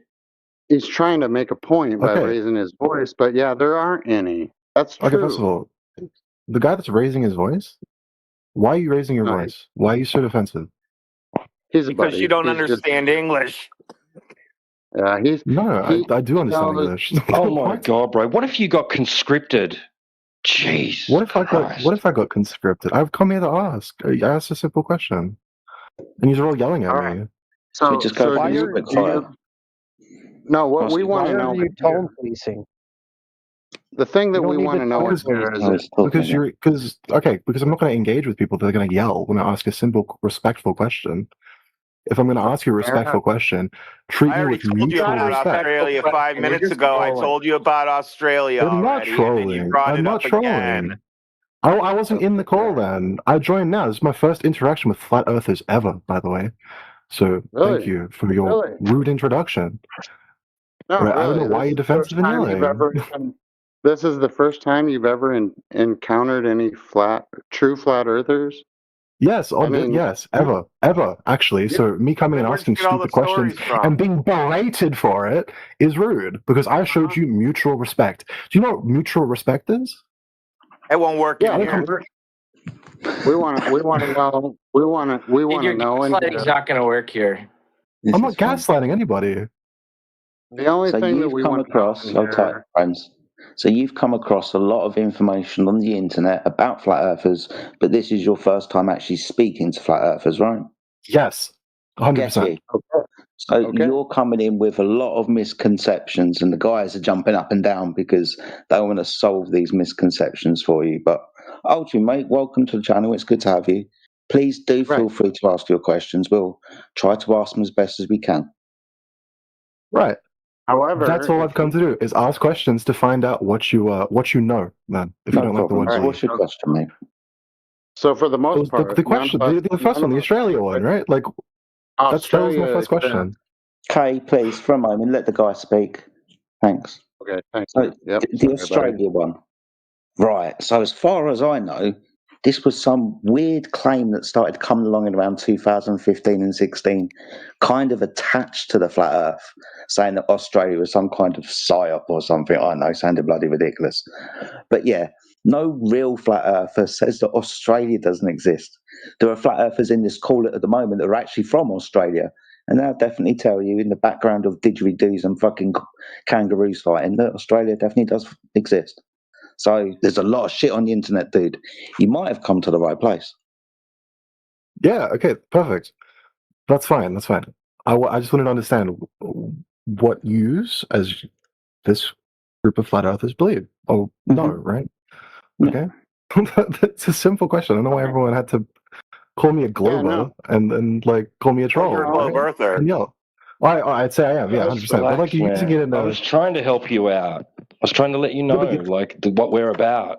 That it's not what you've seen on TikTok or anywhere else. Like, it's not all about ice walls and outer lands and domes and stuff like that. Right? Like, we all started. We all started. And Special K was trying to point that out to you as well. Like that, we're just here to talk about what we can actually go out into reality and verify for ourselves regarding what is claimed and presented to us from birth about our reality. That we live on a big spinning ball inside a solar system, inside a never-expanding void, right, of a vacuum of space. Right. Well, we don't experience any of that. We don't. We just don't. You go outside, you don't experience that. It's quite contrary to your natural experience of everyday reality. Right. So then we go out and we look at the surface of water, large bodies of water, and we realize that it's not curving at any particular rate, which means it's just flat, which means it can't be what they're trying to tell us. They, as in academia, media, right? Just all this idea that you're on a big spinning ball in outer space, it can't be true. And that's what we're all about. We're not about presenting an alternative cosmology where we explain how the sun and the moon work and why the stars doing what they do, or seasons necessarily, or any of the other things that the globe claims to have knowledge of, right? And is reliant upon the Earth being a big spinning ball in outer space. We're not here to replace it. We're just here to share the information that we have that tells us that empirically and objectively that it's not a spinning ball. Okay, understandable. I respect that answer. Right. So I'd say I have a lot of misconceptions, and like I'm coming into talking. I want to talk to people that believe these things, right? Oh, know these things. The word like I'm going to struggle with that. Sorry, but that's all right. Obviously, I have a lot of misconceptions, and I want to talk to the people that know these things, right? So. And like understand why it's like that, and like what you think and what you attribute as scientific evidence and so on, right? So like, why? So is the basis of like flat Earth being the fact that you can't see curvature and like how it's measured, right? Kind of. So, yeah, kind of. Yeah. Right. Yeah, you're on the right track. But yeah, no, we've all been there before. And here's the deal, like. You want to say that you want to understand it or whatever. Yeah. It's really not that hard. You have a globe, and they tell you how big it is and how wide it should be, and we went out there and tested it, and it's not that.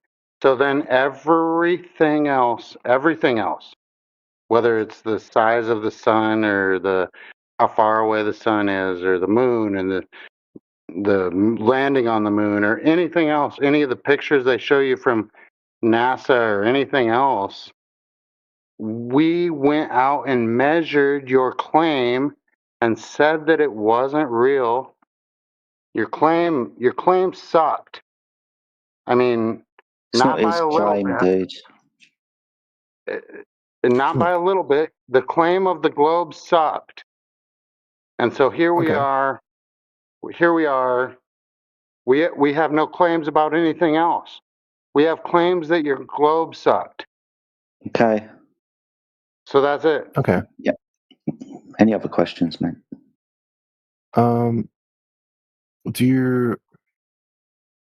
like, what's your thoughts when it comes to like, well, he was talking about like photos from space and so on, right?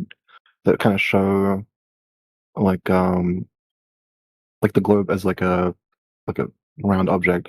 Like, do you think that is all like faked or something? Like, do you think it's like doctored or what? Like, Okay, so we can go into the individual pieces of evidence that show the Earth to be a sphere in some kind of image, and we can look how the image was constructed.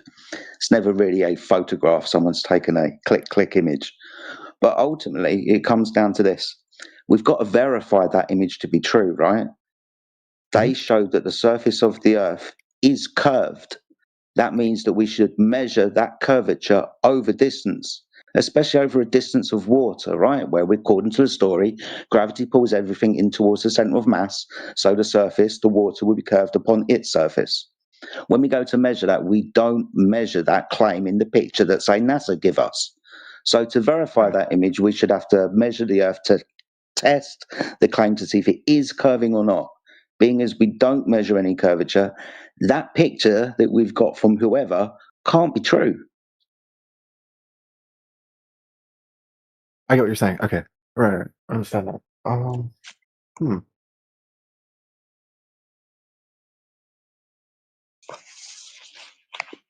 I understand the logic. Okay. The logic's pretty simple, dude. If we're told 70% of the surface of the Earth is water, and water is observed, measured, and then practically used as a horizontal reference datum, then the surface of the Earth is horizontal. Horizontal is contradictory to curved. So the Earth can't be a curved surface like a sphere. Okay. Right. So if you can grasp that or accept that without any religious or anything else, you can say that yep, no, they've proved it to me that that's true, then everything else falls apart. Like the solar system, everything, because the globe has to be this certain size in order for everything to work that they've ever taught you about the globe. So if we've proven that your globe has flaws to a 999th percentile, you have no proof of a spinning ball Earth, then everything else falls apart as well. So talking about anything else other than these measurements that can be made by you and me together, we could go out and do it. Measure this stuff and say, oh, where's the curve? And so I would straight up welcome anybody after they've done that to the flat Earth. I mean, it's flat. It's measured flat and everything else. So every other question that you have after this one, after we've figured out that it's not spinning, that it's not curving, that anything else is irrelevant. You could say, well, what about space or the sun or the moon or the stars? No, we want to come back to this measurement. We've measured it and it's flat. Welcome to Flat Earth. Are the sun flat as well? Is the moon flat as well? Is the sun and the moon flat? Now, we can't tell you that because we can't go to the moon and measure it. We can stand on the Earth and we can measure between point A and point B. And now you want to talk for me, that's fine. Who's crying in here? We did go to the moon. Yeah. So what are you talking about? Belief. Leaf's broken again. All right, I got him. Never mind. Thank you. Wait, yes, mate. Does flat Earth, like, what are your thoughts on the moon landing? Quite a lot of us would suggest that the moon landings didn't take place in the way that we're told, right? Because the moon is supposed to be in orbit around the Earth, being a sphere. The Earth isn't a sphere, so already that story starts falling apart. We'd say that the moon landings kind of took place as to say, maybe add credence to the story of, look how far away we can go from the Earth, and when we turn around and look at it, it looks like a sphere. Back to that claim again of an image being a sphere, and we should be able to measure curvature, which we don't. So it looks like some kind of On one hand, propaganda piece to add credence to the whole heliocentric solar system model, and two, some kind of technological flex by America, to scare the rest of the world, because look at the Americans that are going to the moon now. Right. Yeah. Understandable. Amen. This might be a He weird nailed one. it right there. This He might be a nailed weird it. question. I personally believe. Do you remember that Katy Perry thing where when they went to space? I think that's fake. I think that's fake as fuck. Yeah, man. I don't know if that has. Do you think people going into space like that is like fake, or do you think it's like let's say like the space station? Right. Okay. So I don't think Katy Perry and was it Blue Origin or whatever it is went high enough to mathematically see the curvature of the Earth. And you got to be at least or beyond the International Space Station, and it didn't go that high. We just seem to think. I say we. The public just seem to think that because the Earth's a sphere, you go high up, you're going to start to see the curvature of the Earth at 100,000 feet just in the stratosphere. That's not mathematically true. It's just I don't know, mate. I don't think this happened in the way that we're told, right? It's not a curved surface that we're going above. Right. Well, could the Earth be could it be round, but it be way too big to be able to measure it being? No. We're too small? No, because that's a contradiction. He would measure over distance a rate of change of slope, no matter how big the slope is, right? Right. Now, it's fortunate, right, because we're told the radius value of the Earth, 3,959 miles, diameter twice that, and circumference 24,000 miles. This also gives us a rate of change of slope, right, of approximately 8 inches per mile squared. It also gives us a geometric horizon for an observer at altitude at 1.225 multiplied by the square root of the observer's height in feet. Just to keep that relative to, that's when you go to the beach and you see the horizon and you're 6 foot. The distance to the horizon, if you're on a sphere, is just under 3 miles away. So the consequences of the claim of the radius give us an Earth we should definitely observe curvature on, and we should definitely measure a rate of change of slope. Because over 10 miles at 66 foot of descent from horizontal. That's crazy. Okay. And that's what you should always come back to. That right there. Whether you think Katy Perry went into space or nothing, you should always come back to what Jedi just said. The Earth is not a spinning ball according to what they told us it was, based on the measurements that we've taken. So go on with whatever else you want to think. Okay. Well, I've never questioned it to be honest. It's not really. Neither did we, dude. Yeah. That's like me 10, 11 years ago, back in 2015. I'm nearly 50 years old, dude, and I'd never questioned it up until it got shown to me on the internet or somebody was talking about it. I thought it was a foregone conclusion that you didn't even need to question, right? So welcome to that club. Yeah. Right. Okay. So, what about people sailing, circumnavigating the globe? Oh, what about it? What how can you sail from one place, right, and make it all the way around? How do you end up where you started from? Right. Yeah. Go in a circle. It's built into the word circumnavigation. If you're going to navigate east or west, you're going to do that around a pole. East and west are circles of direction around a center point. So for you to circumnavigate the Earth, you just went round in a circle around a pole. Call that pole north. Okay. Yeah. It's like walking to the mailbox. Walk down to the mail about less than a mile away. I walk down there and then come back around. Someone's got some crazy feedback going on. So somebody got that microphone open. I think it might be is it better now? Yeah, it's better now, buddy. Yeah. All right. Yeah, I know. If I walked to my mailbox and then I took the long way home, whatever, I just walked in a circle back to my house. I went down to the mailbox, walked in a circle, kind of a small scale example, but that's what they do. You start off and you go around and you come back to where you're from. It doesn't mean it's a globe. Doesn't mean it's a globe. Or you could take your dog for a walk around the block. In so many Yeah, words. Yeah, something short like that. Right? Okay. So yeah, it's not about going to the mailbox. It's about just walking in a circle. Walk in a circle. You can do it. I can do it in my living room. Start at the ceiling fan, walk around until you get back to the other side of the ceiling fan. Pretty easy. Yeah. That's what all. you're saying. That's Well, how a lot of this stuff is pretty easy when you think about it. You just don't really think about it, like you said. No, you But don't. when Yeah, you you do, don't. it's quite simple. Well, it's just like, why would they say it's a globe?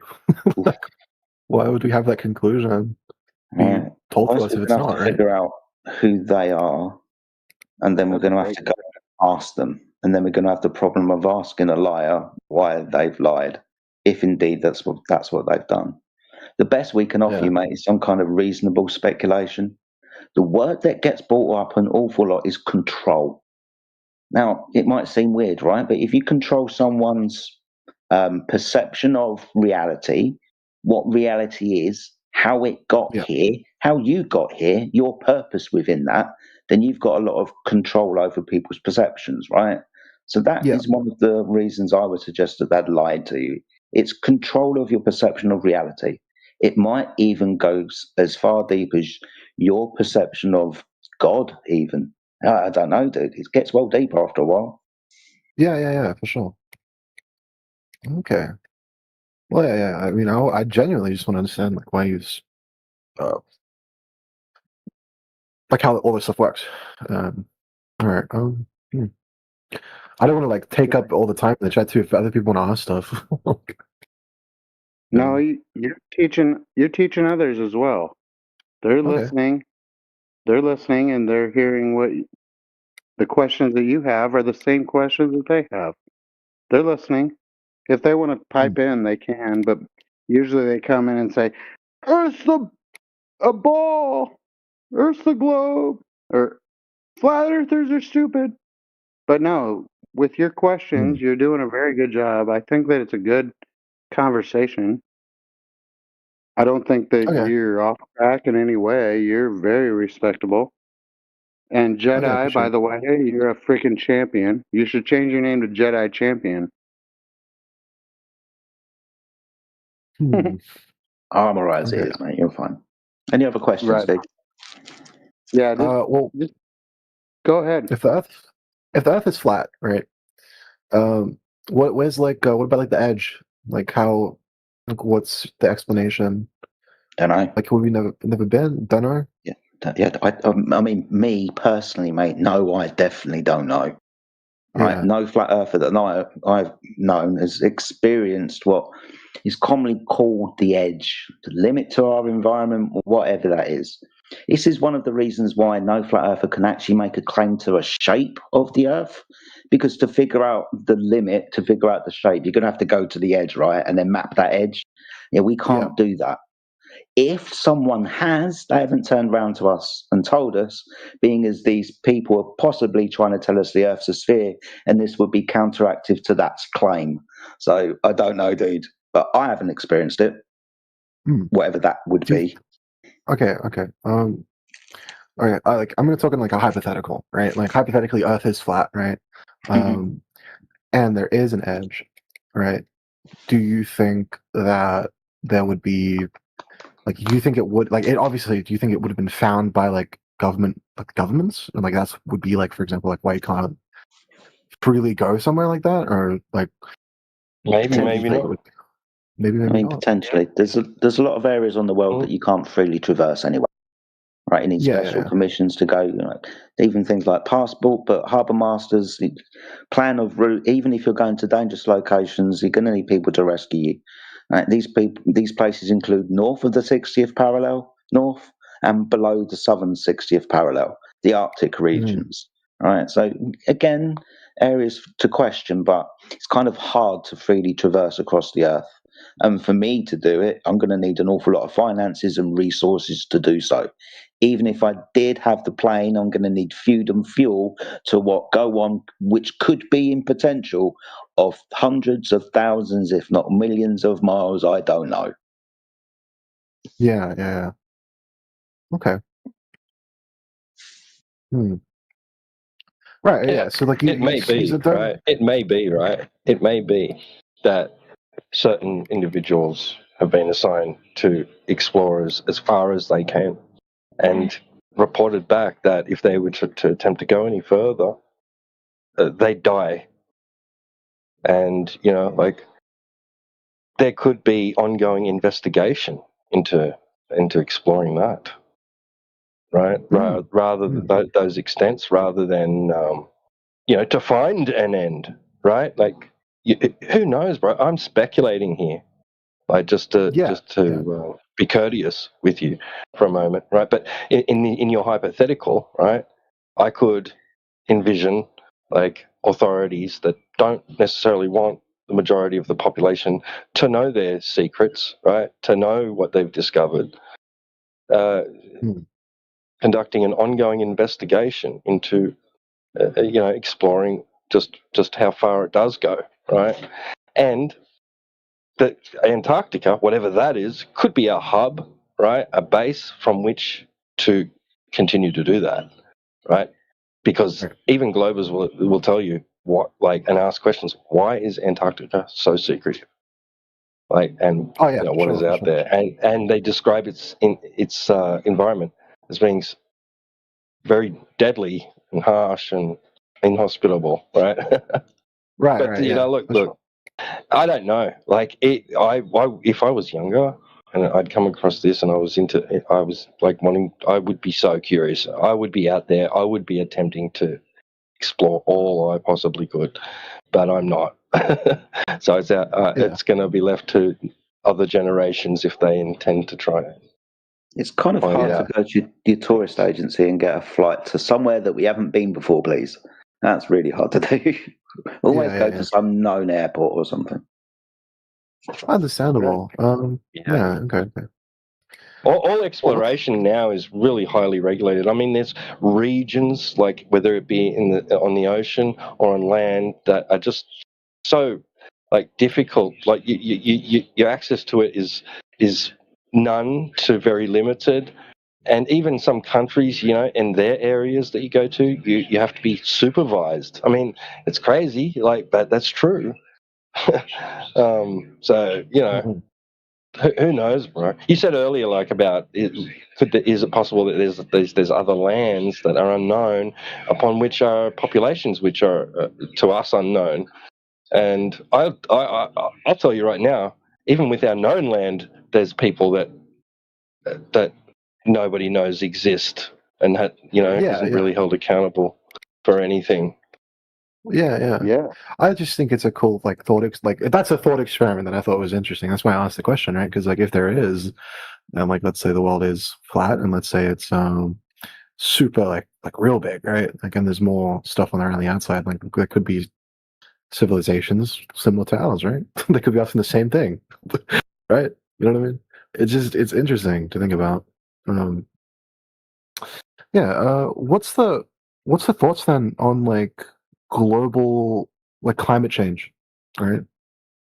Because isn't that whole thing doesn't that hinge entirely on the world being a globe? Or no? Is it? I'd say so, right? Can you repeat that, please? Like climate change, right? Like CO2 in the atmosphere getting trapped around the Earth, right? And like melting the polar ice caps and so on. Wouldn't global warming hinge on the fact that the world is a globe, or no? Am I wrong? No, not necessarily, because this is just a system that we're living in, right? So, like, in terms of physics, a closed system, and we know it has to be a closed system because there's a certain amount of volume of gas that we can experience, right? And by laws of thermodynamics, is dictated that that must be a closed area, right? Like a volume, a defined volume, right, within which such a system could exist, right? Dynamic as it may be, and so the only way that you could even have like problems with a climate would be by having that closed system, which is perfectly fine and in line with what we're talking about. Okay. All you need for a climate change problem, right, is the energy and the system, energy into the system, or that energy being increased or decreased would cause climate problems, and does, as we experience seasons, right? That's climate change. Right there. It's funny how they take these terms that we should just be naturally accepting as being true because we experience them every day, right, and every year, and turning it into something that we should be fearful of. It's just crazy. Yeah. Right. So could there be another explanation instead of the one that they told you? Always. Well, understandable. Well, you brought up seasons, like the sun. I mean, I'm not like the sun. It would just be the sun. Yeah, the sun does that. You noticed in Yeah, the but it summer doesn't- it's higher in the sky and you see it for longer. In the winter it's lower in the sky and when it's summer for us in the north, it's winter for them in the south. That's for when it's high in the sky for us and we see it longer. It's lower in the sky for them and they see it. So really, it's the sun. We know the sun rises and sets on different locations on the horizon every day throughout the year. It's the sun that does that. Okay. It's observable. Yeah.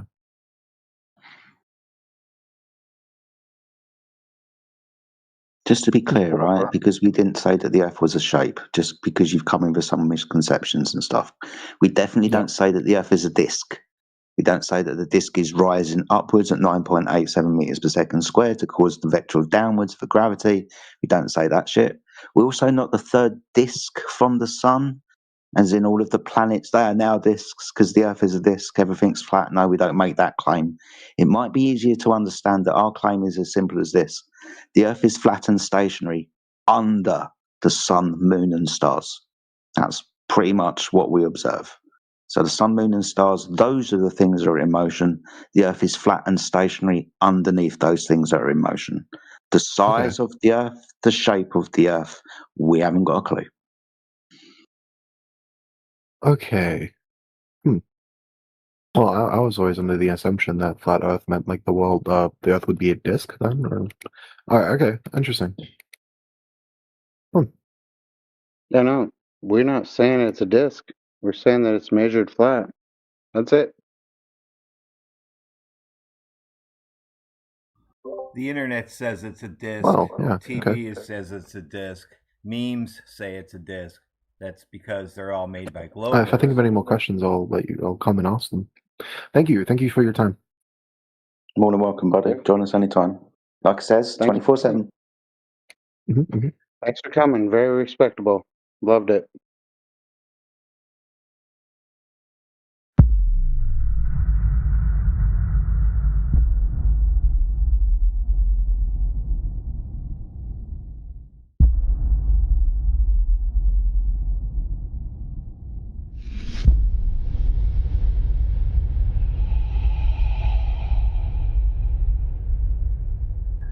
What do you mean? Like there's footage of ships, right, going out in the sea, sinking in sinking below the horizon. But things can get cut off from the bottom up on a flat surface, and there's also mainstream.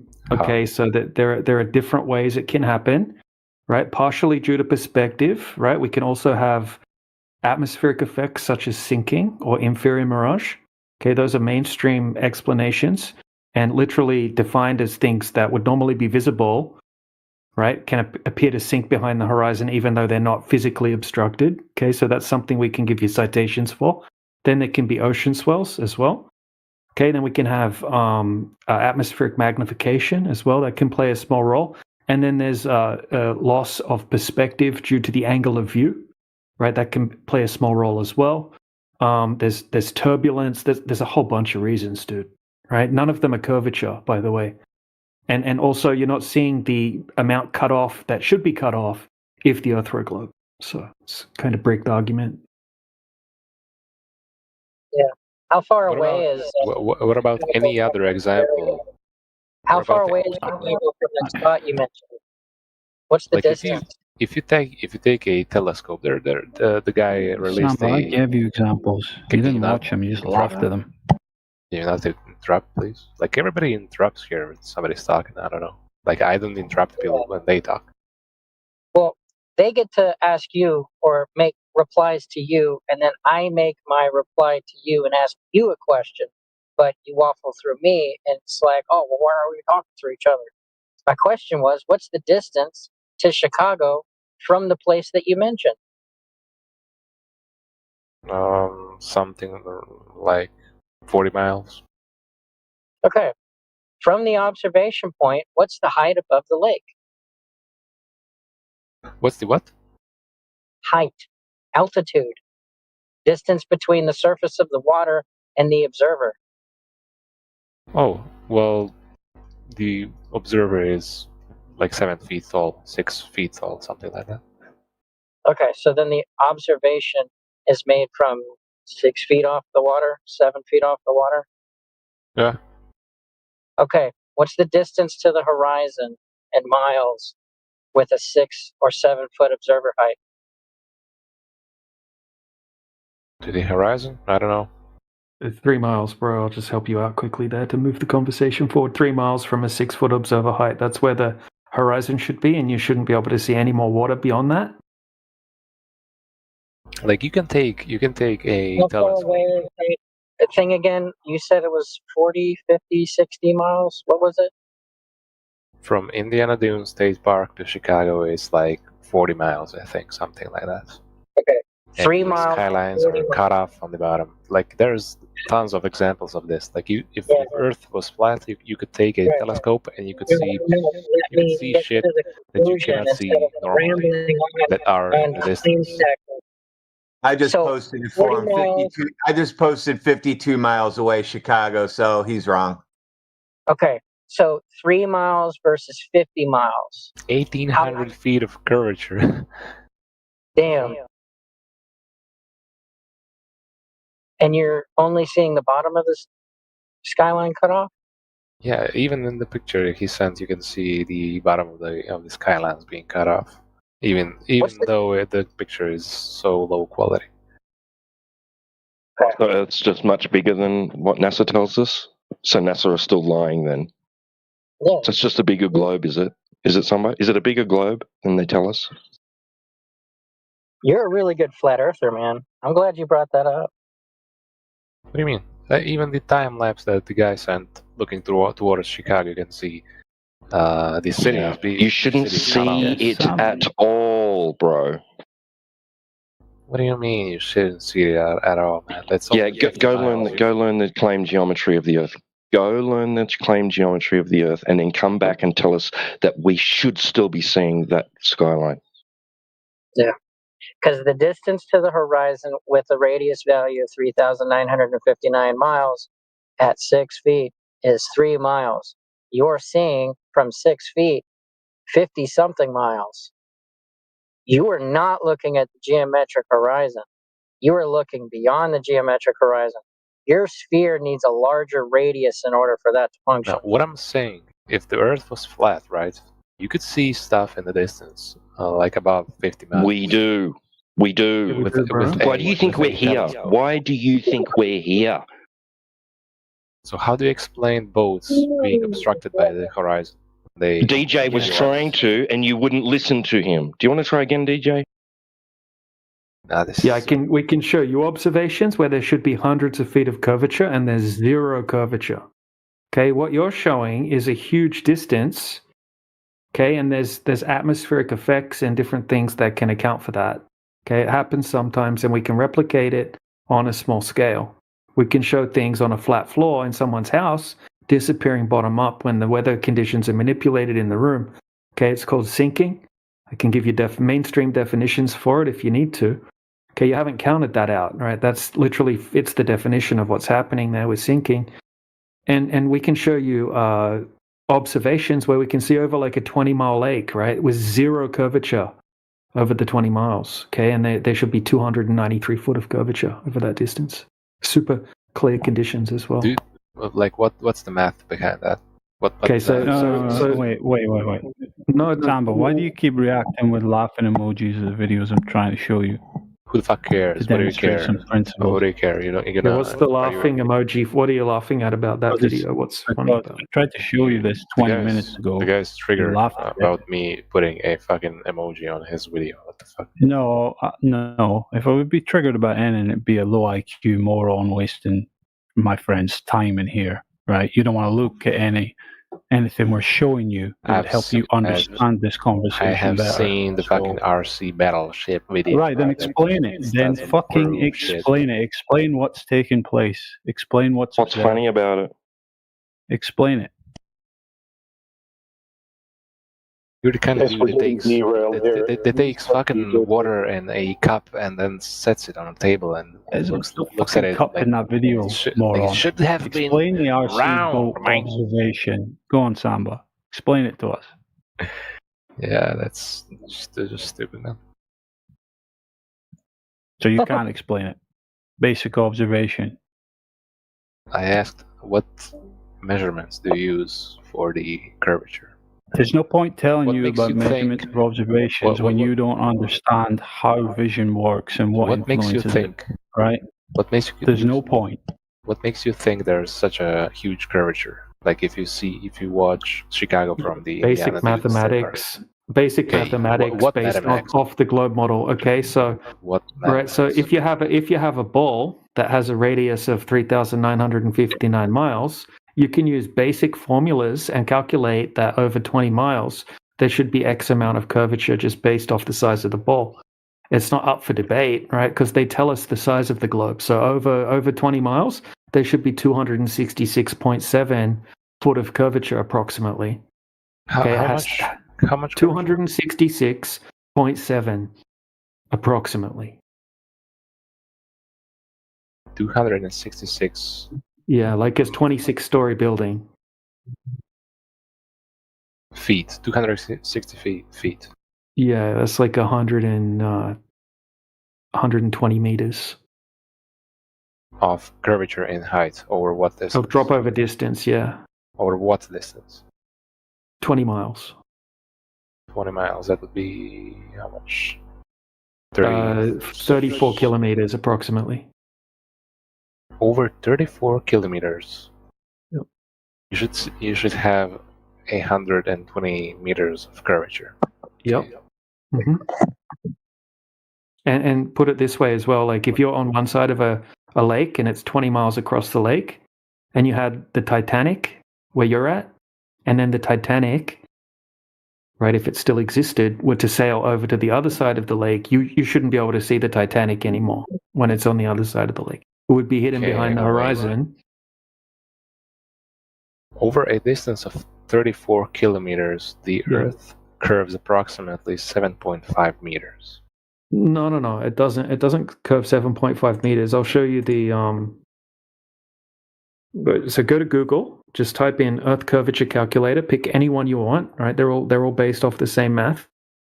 Right? Or you can go to AI if you want to, and just type in on a globe how much curvature would there be over 34 kilometers or 21 miles, right? But you can just go to an Earth curvature calculator, right? They're all over the internet, made by Globe Earthers.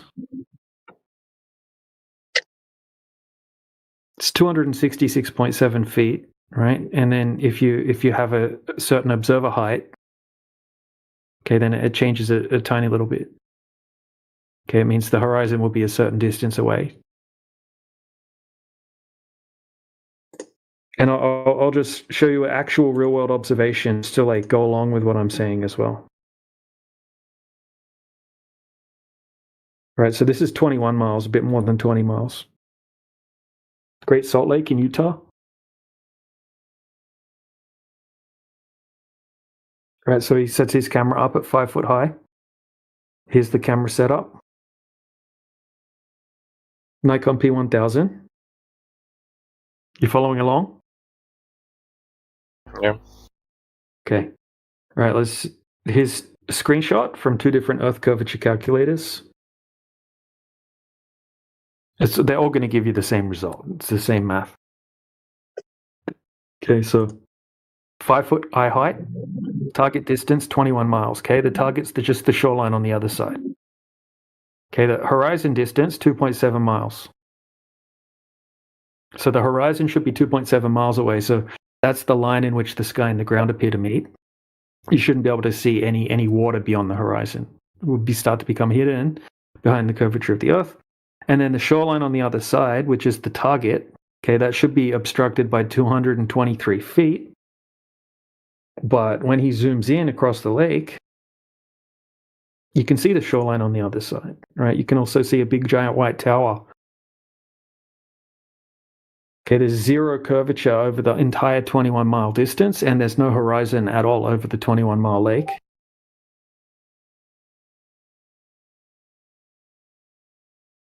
All right, so you following along, Samba? Yeah, I'm just curious how to explain stuff disappearing behind the horizon. All right, so things can sometimes disappear behind the horizon due to different things like ocean swells, right? Because they're very common in the ocean, right? But when you're looking out over a vast distance in the ocean, they kind of blend in together, because if you're down low and you're looking out and you just see the tops of the ocean swells, you can't really see that there's ocean swells out there. So you can check the surf report, right? If there's ocean swells, things can disappear behind the curve, like behind the ocean swells. But sometimes we can also have atmospheric conditions, right? For example, sinking. Okay, so if you go to Google right now and you type in what is sinking refraction, right? The first response will be AI, Gemini AI, and it will say it's an atmospheric refraction effect in which something that would normally be visible completely appears to sink below the horizon. Okay. But, Okay. Can I ask one question? So Yeah. if I have let's say a telescope that's able to zoom like 400 kilometers in the distance. Mhm. Yeah. If the Earth was flat, how come you cannot see? Like you could observe stuff on that distance with that telescope if the Earth was flat. If the air was clear enough, Yeah, you if would the be air able was clear to. enough, yeah. But it's never clear enough to see that far. In fact, if you check the visibility report in any location anywhere on the Earth, usually it's about like 15, 20 miles or something like that. You know, it doesn't usually get much more than that either. But in ideal conditions, like just technical ideal conditions, the furthest distance you can see through the medium of air is 200 miles, 300 kilometers. That's the maximum distance, just because air has a certain that's enough opacity.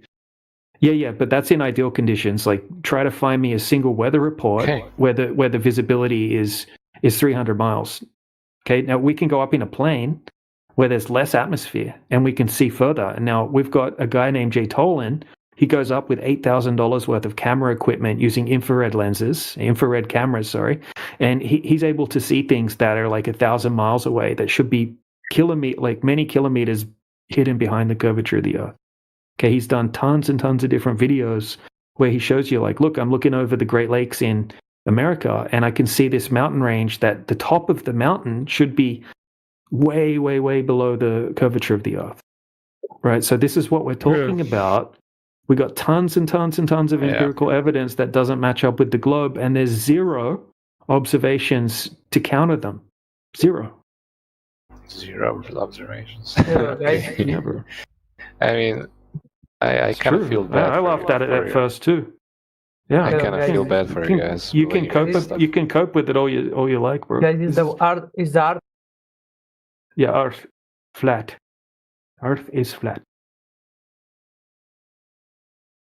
But anyways, Yeah, Samba, look, bro, you can just ignore what I said, and I can keep showing you observation after observation where we can see not just a little bit further, we can see like orders of magnitude further than you should be able to see on a globe. And then I'm going to hit you up for something that counters it, right? Something that matches up with the globe. And you're going to think it exists, and then you're going to go looking for it, and then you're going to have to try to work out how to deal with the situation, right? Because you came in here yesterday and told us we're coping. Right, but you're the one that keeps coping, right? You're the one that yesterday said that the moon phases, right, is the shadow of the Earth on the moon, right? You say dumb shit like that, but you mock us I when say you're the dumb one saying shit, dumb like, shit. I say dumb shit, but you guys have no map. You cannot explain. You don't have a map. I need one. You don't have a Don't map. need one. Don't need one. You don't have a map. We don't need one, Samba. Cannot explain. We don't need a map. sunrises We and don't need sunsets. explanations. We don't This is the need code. them. You cannot explain a bunch of shit, but when somebody we don't need explains to. a single one thing, We, then we can explain it's debunked, what right? debunks all of your explanations, right? We can just show you empirical evidence, right? So look, let's use logic here. If we can measure the Earth flat consistently and there's no curvature detected, right? That debunks every single claim for the heliocentric model, because every single claim for the heliocentric model requires the Earth to be curving. If it's not curving, then it's just debunks everything. So there you go. Yeah, exactly, Samba. Okay. Lack of explanation for celestial phenomena, lack of a map, lack of a model, lack of all this other stuff does not falsify the measurements. Counter measurements would falsify the measurements. Sure. Yes, it's Samba. So you don't have any You've got nothing. for anything. I mean, you have even less explanations than us, because all yours are based on the premise of a globe that's rotating. And when we drill down on all that, we're going to find no evidence validating them claims. So you think you have explanations for things. All you have is drastic misunderstandings. Right. And it's a projection because of the evidence of the Earth's surface being flat, like as what DJ's presented to you, that thereby nullifies all your explanations as incorrect, right? So it's a projection on us. Oh yeah, but then you must explain. No, don't have to explain shit except for the measurements. Falsification is independent of replacement. Hey, Samba, have you heard of the on my unicorn fallacy?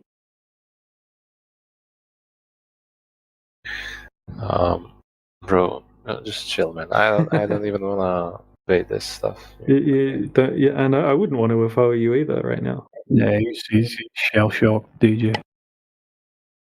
So the on my unicorn fallacy occurs when someone builds an argument upon an unverified or an imaginary premise, treating it as established fact. It's a logical error of reasoning from within a framework that has not itself been demonstrated to exist.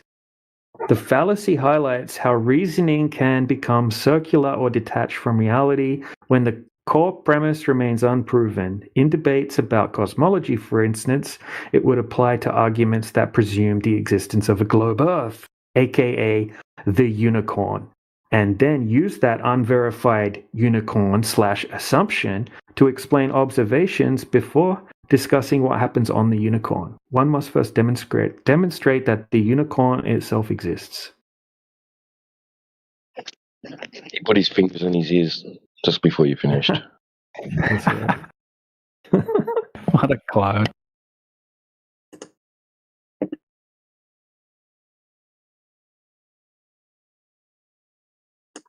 Such a shame you go through everything so meticulously, DJ, regarding optics, and they just don't get any of it, unfortunately. Or they refuse to get it. Too damning. And that's basically self-preservation. You run cognitive through your brain for too long, it's going to actually, damage it. So he's probably better off with those deafening things.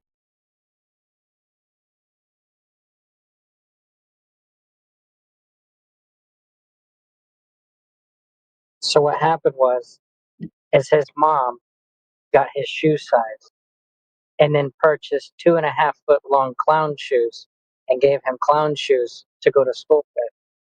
Now everyone is telling him, no, that's not your actual foot size. But what he ends up doing is saying, yeah, huh? Because when I stick my foot in my shoe, my toes touch the toe of the shoe. I feel it. I touch it. And they're like, nah, bro, your foot's not 2.5 foot long. Yes, it is. It fills the shoe. Except in this case, I see a flat earth, but it's not a flat earth. It's a globe. And then gives you all of the flat earth proof and then says, see, look, it's a globe.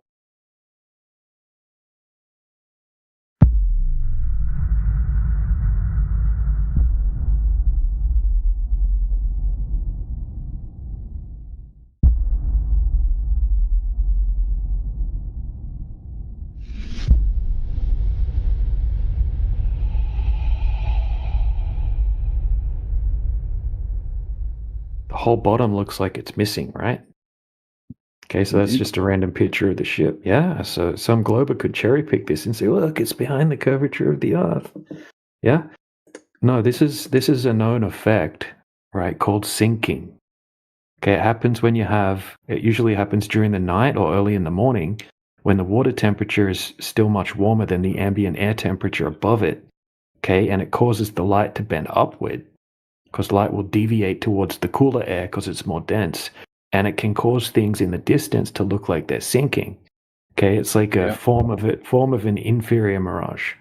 Now, what this guy does is he actually stays in the same location, and as the temperature warms up, okay, it exceeds the temperature of the water.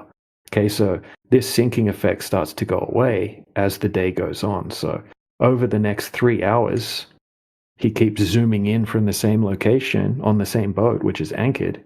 And then 3 hours later, we can see the entire boat again. So I'll post the. Did you do this video. yourself? And if not, how do you not know that this is fake? No, it's not faked, right? So because now we're gonna Okay, so there's tons of examples of this, right? And it's a well-known effect that happens. And also, there's a video that goes along with it.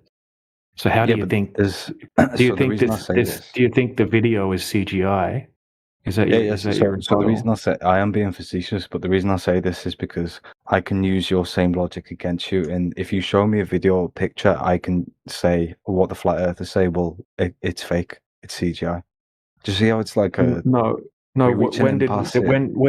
When did someone present a long distance observation that we said was CGI? Name one. Well, not in this current conversation, but I can send pictures that you have to admit is CGI, otherwise it debunks the flat Earth model. Is it a long distance observation? It is indeed. Okay, go. If you mind, hold on a second. Hold on a second, no, because I'm not finished my point yet. But I'm going to hold you to this because that's absolute nonsense, right? No flat earthers claim that any long distance observations done in analogous to the ones that we're talking about, like from the Earth, right, looking out over large bodies of water and whatnot. A CGI, no one's claiming that. That's ridiculous. Okay, so what I'm going to do now, I'm just going to post some citations from subject matter experts. From flatearth.com. No, .edu, all .edu, Oxford, like physics books. Jesus. Yeah, so let's go over them, right? Because you don't have any idea when it comes to atmospheric refraction, right? Globers don't do any research. They just learn how to make the noise with their mouth, refraction, and they think that fixes the observation. Yeah, right, got it. Can you do me the due diligence of putting that picture I sent you in the chat, please? No, not yet, because I'm not finished, right? So because you're going to have to throw the mainstream science under the bus right now.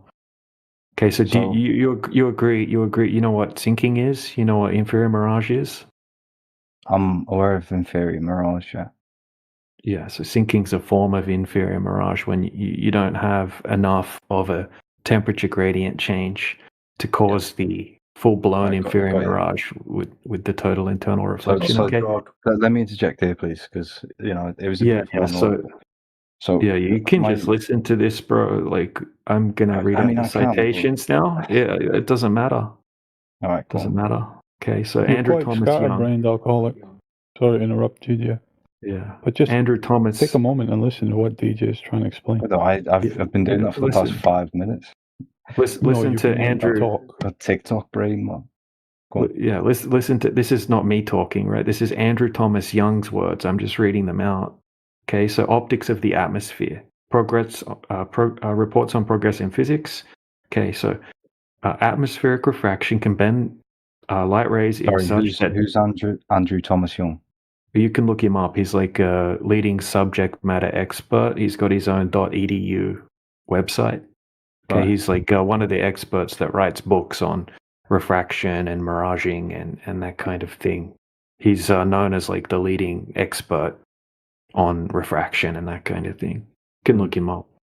Anyway, so basically, I'll just be quick, right? So atmospheric refraction can bend light rays such that distant objects are displaced vertically, causing parts of these objects to drop below the apparent horizon or become partially obstructed, even though the line of sight is geometrically unobstructed.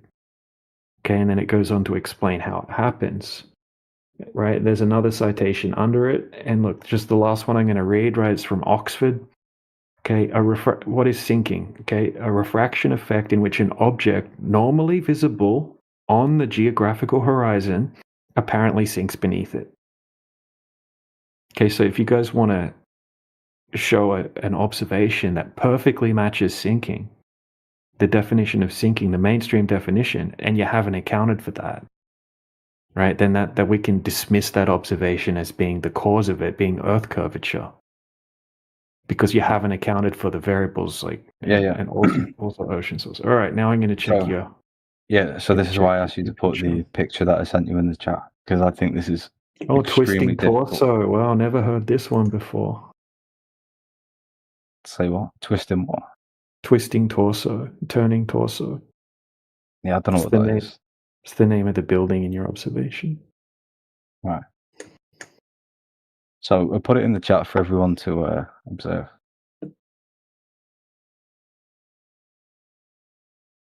So fucking what hell. makes that? Really? This is what took you 20 minutes to fucking post? Did it? Did it take me 20 minutes? Yeah. Yeah, the photo's taken from the north looking to the south, and so the sun reflecting off the water is distorting the image. No, but why the further you get away from it, does the building appear to descend? It's called diffraction. That doesn't explain it. You just saying It does the explain word it when you doesn't understand physics. Can someone post him the windmills being stretched and distorted? Yeah, I mean, windmills are an interesting one because the whole southern hemisphere doesn't actually make any sense on a flat Earth model. And I know you don't. You say you don't have a model. Hold on, keep your fucking scatterbrain yourself, man. One thing at a time. This guy, man. You're jumping all over there. You're going to go with southern hemispheres, blah blah blah. Let's just go through your shitty observation here. Explain to you how you're not understanding what you're looking downloaded at. the David Weiss app doesn't mean that you know more than what physicists What have are you dedicated talking their- about, man? Well, We're the guys let me that flesh out attempted the to invite sentence, David Weiss in so we could school him on fucking how to do his presentations better. What do you think about the final experiment?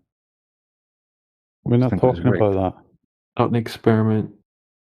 No, but Debunked, do you Jared. think it was rigged? Debunked.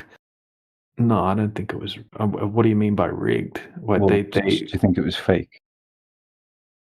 was what fake? The final experiment. Like, oh no, You do know no, we no, I- already established the Earth was flat like long before that came into existence, right? No. See, so usually flat earthers. I'm No, not saying you no. They went away with their own like straw man model of what they think the flat Earth is, Flat and then earthers they say attempted to debunk that.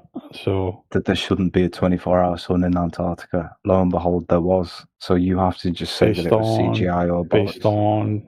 based on what? Yeah, so the heliocentric model will predict that there's a 24-hour sun, and Antarctica. Of course, there was, because the Earth's not a pancake.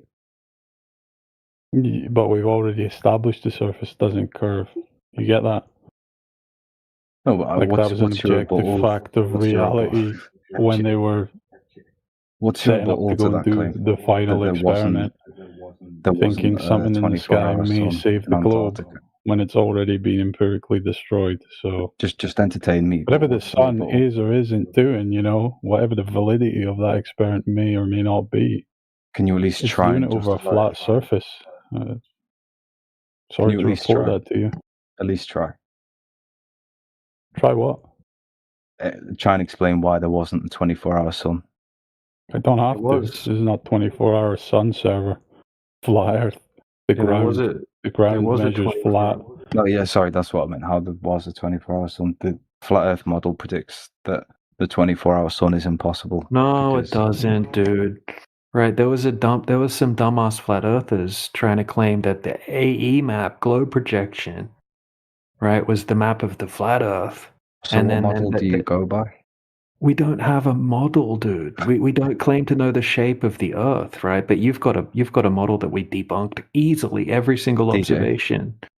Here's the issue. No, bro. Here's the you- issue. Here's the issue, right? You try to strawman us with a model, okay, that we don't claim, and then you laugh because we don't claim it. We're not even claiming to know the shape of the Earth. Now, you guys claim to have a model that falls apart, right, at stage 1, curvature, right? You don't have a model that matches reality, right? And you think a model, you don't even know what a model is, most likely. You think a model is like a mini version of an object, most likely. Okay, we're Well, not no. claiming an object. What do you think a model is then? You're talking about a scientific model? Define what you mean by model. Yeah, I'm not talking about a fucking miniature globe, am I? I'm talking about something that has predictive power in determining what will happen, and it correlates with what we observe. You guys always parrot that phrase, predictive power, but you never demonstrate any predictive power from your own model. Well, it's Yeah, what like, does it for predict? example, What does it predict? Einstein. You'll go to eclipses, you'll No, claim, I'm we've gonna got the give you an predictive example. power for Einstein eclipses, and then we'll said- show you. No, you Einstein actually said, don't. if I'm right, Bro, this I don't... Listen. this will happen on this date. This lunar eclipse or solar eclipse or some shit. Right, Lo and so if behold, your it model is happened. accurate, the that's surface predictive should power. be curving at a specific rate. We go out, we measure, we don't find that curvature. Well, we fuck, your do, because model's wrong. everything, Get over it, bro. the physics follows that the higher we No, you rise, don't. No, you don't. the more the horizon You don't even know descends how to below begin our to eye. attempt to prove that you may have surface curvature or not. Look at the So observations I'll you're put another posting. picture. DJ, if you do me the honors of putting this picture in the chat.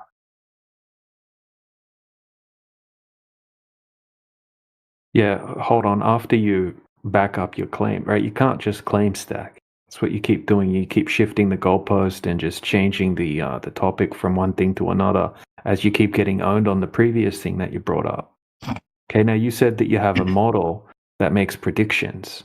Okay, what predictions does your model make? Well, as I said, things like lunar eclipses, solar No. eclipses. Those would be postdictions. Okay, and that would have been not flat. pretending. That's based off the Saros cycle, which was invented by flat earthers. Okay, so what's next? What else have you got? That's a F, big L on that one. So what's next? What else can you predict? Predict, not postdict, right? Not something that happens in cycles. That's been happening for all known history, right? And we know that it's going to happen on this particular time. Yeah, so if you're depending on what hemisphere you're in, you can predict what these celestial bodies will appear to rotate as. How are you predicting that? It's been recorded since before anyone thought the Earth were a globe. Hasn't changed since then. It's like, so he just explained the Saros cycle to you. You think they paid enough attention to discover the cyclical nature of eclipses, but they just ignored all the stars and the constellations while they were at it. Didn't How track do you any of explain that. eclipses?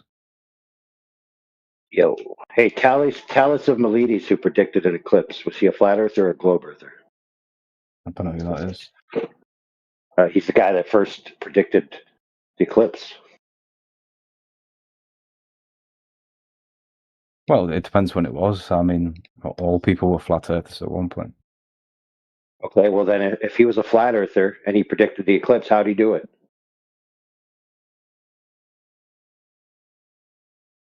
Whimsical luck, I guess. Whimsical luck. Wow, dude. If I'm to give you the honest answer, fuck should I know? I don't study this shit. And Yeah. You know what else you don't know? You don't know how they predict eclipses now. That's true. You don't know either. That's true. Exactly. So then, how in the world are you trying to use it as evidence that you know anything? I'm taking a scattergun approach, just saying why I believe that the Earth's probably a globe. Well, let's do predictions. So if the Earth was a ball and the Moon was a ball, and the one ball was casting a shadow on the other ball, that would result in a complex curve, which would be evidence with a sinusoid pattern, which is exactly how it looks if you take an actual ball and try to cast a shadow on an actual ball. So since you never see a sinusoid on the Moon, it's not the Earth's shadow and of anything being a globe. It doesn't matter. Is it like raw or what's it like? It doesn't matter, dude. You made the affirmative case that has predictive power, and that these things are the shadows of one object and the other. It doesn't match actual modeling, so it's false. If you say it's not, then shouldn't you at least try and? No. I don't care. Okay, you could think that I should or shouldn't. Appeal to my motives is irrelevant. Your claim. No, I don't need to make a system. This is the problem with you. It's like consistent. No, I don't need to be consistent, dude. What do you the heck? No, bro. See, in your interpretation, you think the name consistent means, or the word consistent means that if I debunk your claim, that I have to have some other claim. That's not true. I'd say it would help to, for example, if you say that evolution isn't true, it would help for you to present a worldview in which what could replace evolution. For example, even if you say God did it, I can at least be sympathetic to that view because at least you're trying, as wrong as you may be. If you say that... It doesn't matter. It doesn't matter, dude. If you have an idea about how something happened and somebody debunks your idea on its face, they don't need any counter story. Your idea is debunked. Well, okay, you may not. Listen, you can reject someone debunking your claim by simply saying, "Well, you don't have a different view about what's causing it, and that means you didn't debunk mine." That would be illogical and retarded. Okay, so just to entertain the conversation, what would you speculate that it is? What is? That is causing a lunar eclipse. Who knows, dude? But describe a lunar eclipse to me. Well, it's basically when the Earth gets in the way of the... Oh, no. Sun and the moon. No. They line up. Not give me a story about what you don't see. Describe what you actually see when you see a lunar eclipse. Describe what you actually see. Well, it just looks like a body is passing over the moon. No, dude, you're doing more inferences. Try your hardest to actually reduce it to the actual observation if you can, sir. I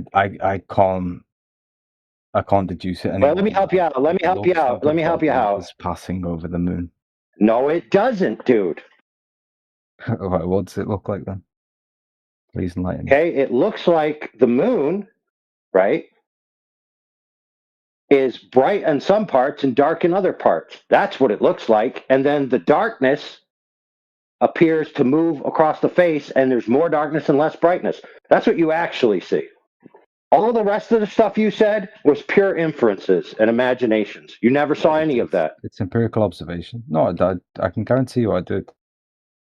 Else, what was that? Okay, so your claim then is you saw a body in between, and you saw it moving. No, you didn't, sir. And if you say you did, we all know you're lying. So, I saw something pass over the moon. It seemed like a body. No, you didn't, dude. No, you didn't. You can keep saying that, but you're not actually saying anything of. No, we all know you didn't. So here's the thing, brother. in the arts, we practice this thing with the children. It's called draw what you see, not what you know. Okay, if you're going to draw a moon that looks like an eclipse, okay, what you're going to draw is you're going to draw a circle, and then you're going to color a portion of the moon in white or whatever color you think the moon is, gray, whatever, and then you're going to darken the other portion. That's how you represent what's occurring. Nowhere in there do you have to draw another body because it's not in the information present. Okay. So if it's not another body that's obstructed, then what? If it's not a body that is obstructing the moon, then what is it, in your humble opinion? Okay, let me help you out, friend. I'm going to tell you this answer, and this is the answer. And it is the true and genuine answer. And it has no bearing on the fact that I previously debunked your answer. So here's the answer. It's 3 simple words. I know it's hard for you to comprehend these words. It's called I don't know. I appreciate that answer. Now apply that. Now, since I said I don't know, hold on, friend, be honest here. Since I said I don't know, does me not knowing have any bearing on the fact that when you actually model a sphere casting a shadow on another sphere, it gives you a sinusoid shadow, and you never see that type of shadow or form on the moon, and therefore it can't possibly be a sphere casting a shadow on another sphere? Yes. So that answer you gave me it gave me a bit of hope. That was a stroke of sentience that I detected there that you don't know. Now, could it be possible that maybe you just don't know as much as you think you did, and you're the physical embodiment? Hey, how about you answer my question about the fact that a curve casting a shadow on another curve results in a complex curve. We don't see a complex curve on the moon, therefore it's not a shadow in that manner. Oh, like a sinusoid, an S, a wave, instead of just a singular continuous arc? Can you give me some evidence for that, please? Sure. I'll also give you a demonstration that you can do. You take a ball and you take a light and then you cast a shadow on another ball and then you see what happens with your own 2 eyeballs in your head. If I can share my screen, I'll do it live. And then if it works, I'll admit that I'm a flat earther. I've got a globe right. No, wrong, Allow sir. me to share my screen. And you will not admit you're a flat earther because we will not allow you to be retarded. We will tell you that what's occurring on the moon doesn't determine the shape of the Earth. So we will not accept your conclusion that you're a flat earther because the shadow on the moon is not the shadow you thought it was. Would you believe me if I said I was once a flat earther? Not for those reasons. No, but I genuinely not taking the piss. I once was as retarded as these people. I actually thought the Earth was flat. What? Listen, dude. Stop. Listen, hey, dude. Stop gaslighting yourself, okay? I do. I'm not lying. I'll prove it. I'll actually prove it. Well, what you might present is that you accepted the Earth is flat as a proposition for stupid reasons. That might be what you present. And then because your stupid reasons were contradicted, then you said, oh, I might as well just, get on my knees and take NASA in the face. Yours. All right, I'll give you my reasons. The biggest one for me was the gas pressure argument. They said that. Okay, fair enough. That's irrelevant to the shape of the Earth. Move on. That's irrelevant to the shape of the Earth. Move on. I'm giving you my reason as to why I thought it could be flat. It's because they said that gas pressure can't exist next to a vacuum, and I thought about it intuitively, and I thought, you know what? I think they might be fucking on something. How can it possibly exist adjacent next to a vacuum? But then I guess I just stopped smoking copious amounts of drugs, and I came to my senses. Okay, so you actually didn't think about it. You actually didn't think about it at all, and you gave no conclusion as to why it was certain that gas pressure requires a container, or that you reasoned yourself out of that position. You just said, I stopped taking drugs and I changed my position. So that makes no sense. I can explain it. No, I don't care. Exactly. I'll accept that you changed your mind on that because that wouldn't tell you whether the Earth is flat or not. So get to the part where you had a piece of evidence that convinced you the Earth was flat. So that was one. The other was long distance observations.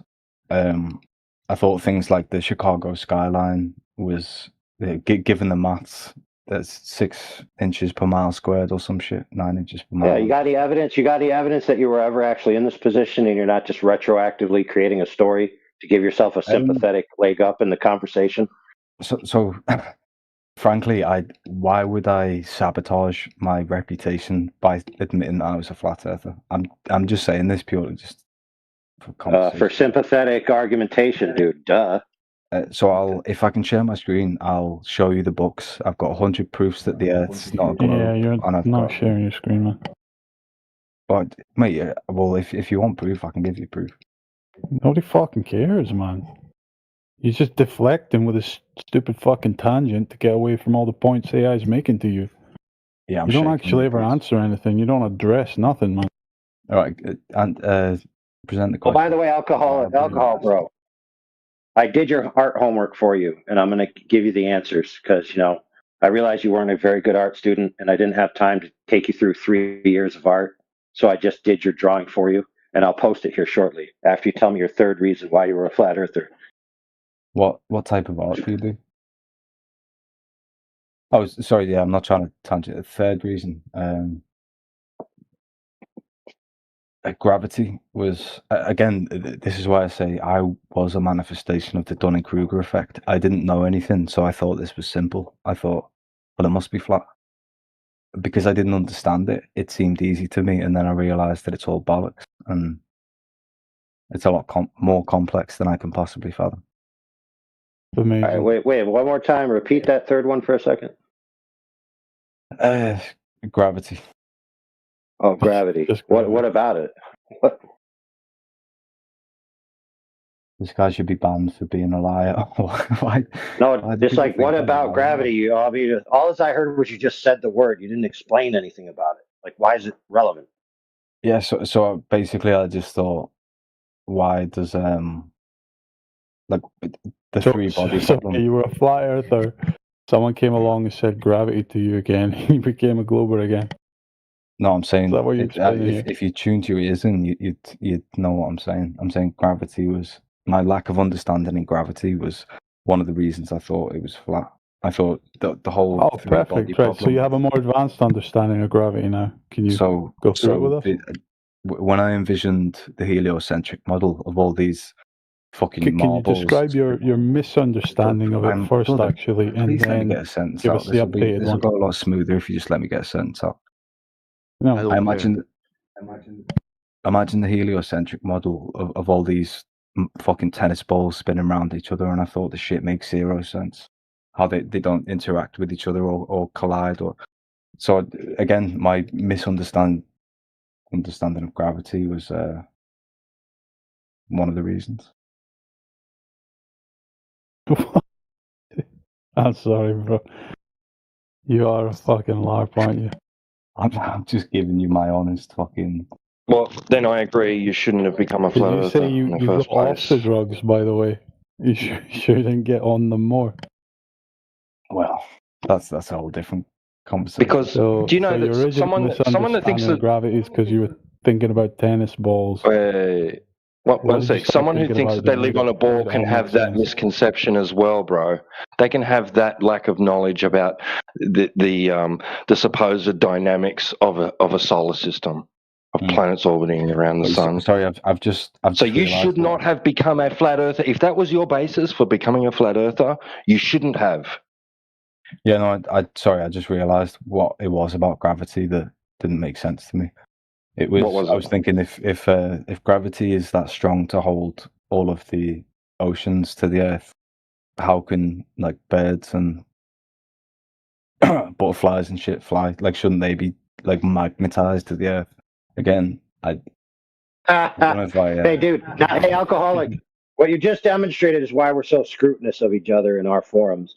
We don't let these retarded flat Earth arguments that supposedly have anything to do with the Earth being flat fly in our forums, bro. We scrutinize them to the umpteenth degree. That's fair, bro.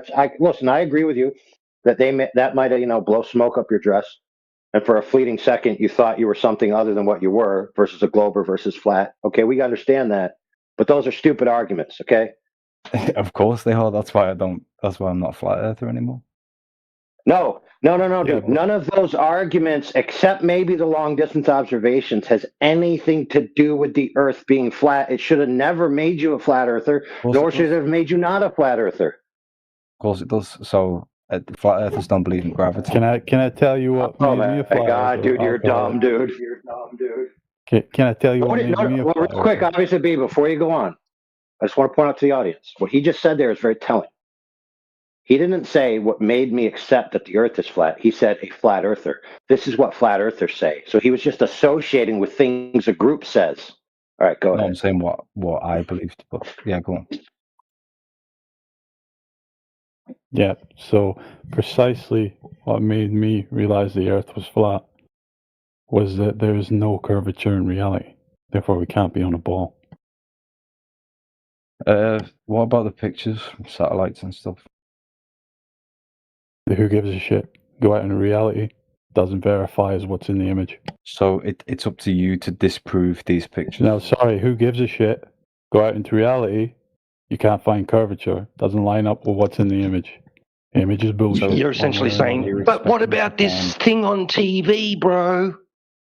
And he's telling you about reality, going outside into directly experiencing physical reality, and you're saying, yeah, but the TV screen, bro. Well, who gives a fuck? Not necessarily. It's I think if you're going to say it's CGI, I think it's the burden of proof is on No, you to I'm not explain saying it's why it's CGI. CGI. I'm not saying it's CGI. I'll give you it. I'll say, okay, this may be true. All right, let's go verify it. The image presents a spherical Earth, meaning there's curving surface, right, at a certain rate. We go and test for that. We don't find it in reality.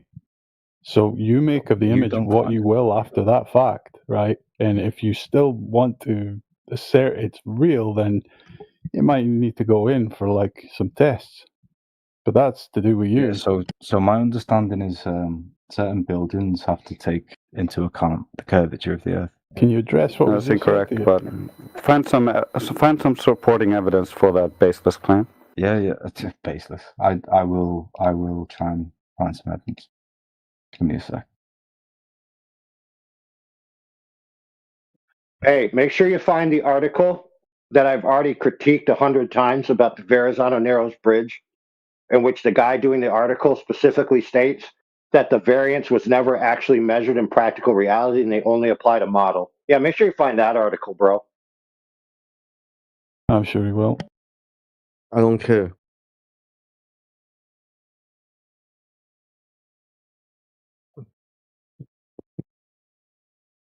Alcoholic, you got a bad habit. Somebody asking you a direct question and then you deflect to something else. It's like you're your own ex-girlfriend. Presupposing I ever have touched a woman to begin with.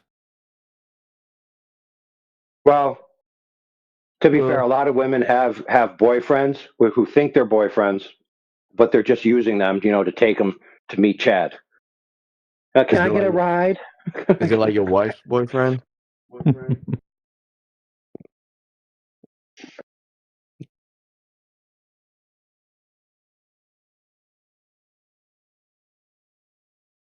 So yeah, alcoholic. In everything you said about your time as a flat earther, you never once mentioned the ground. That's pretty fucking stupid, wouldn't you admit? Right, obvious. See your profile picture. What that is. We're not is a talking model. about my profile picture. No, but just hear me out. Hear me out, please. This is very important. No. Don't you think it's fucking stupid? All right, go on. You That the very thing in contention was never even mentioned in your list of reasons why you were. Well, he came close. He said long distance observations. AI, please. No, he said, no, I'm correcting him. He said no long distance observations. But he never, Yeah, that was one of my. he never substantively parsed that out. All right, so hear me out. And Well, I missed that part when you said that, so I retract what. Yeah, because you've got selective hearing. You. No, we just missed it. Right, so, I might have just turned my attention for a This is very second. important. Listening to everyone else. This is very Gas pressure argument and then fucking tennis ball gravity. I don't care. I don't care.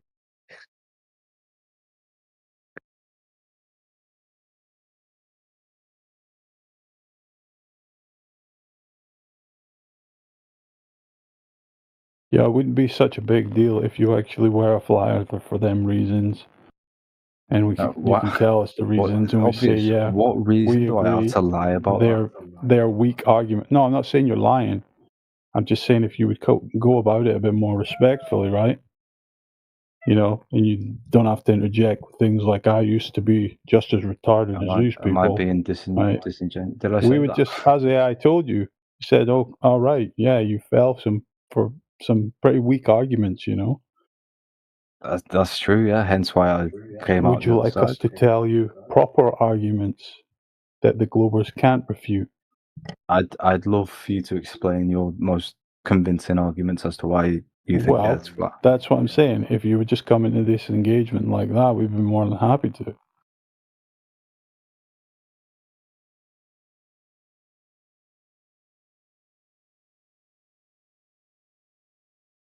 Do you want me to hold your hand or something? And yeah, you did turn it into, I used to be like you guys, with a bunch of pejorative connotations attached to it. That is what you did, my friend. And we all heard it with our own ears. But nice try. Yeah, and we're explicitly not like you. We didn't fall for some dumb ideas and Dunning-Krugered our way into a belief in a flat Earth and then jumped out of it into a belief in a globe again with no evidence. Yeah, cool. So, what is your best evidence that it's flat? And I've ground is measured flat. Can you back that up with a source? Yeah, a bunch of laser measurements. Let's see it. Let's see it. Because you know, respectfully, I'm not just going to believe what you say. I'm not going to. Yeah, I'm not asking you to believe me. What I'm asking you to do is go out and check the ground for yourself. That's how we got all these laser measurements. Well, can I see it? Can I see an example of it? Yeah, I'm looking for stuff to drop for you in the chat. Don't worry, alcoholic. While he's getting that, I told you I'd help you out. If you go scroll up to my last post there where I tagged you, I did your artwork for you, and I posted what the flat Earth horizon would look like if the Earth was flat. Where's this? Where you have the sky, you have the water. It's in the chat, dude. That blurry ass fucking. Yeah, dude. You said if it goes out, it's going to be blurry. There's going to be like a blurriness between the water and the sky. And so, like, I drew it for you because you were having trouble, so I just was helping you out. More blurry than that. Dude, that's really blurry, bro. Essentially, what I mean is like a fade from blue to. Hold on. Okay, dude. Let me help you out. I'll do it. I'll even make it even more blurry, okay? Good grief, dude. Give me a second.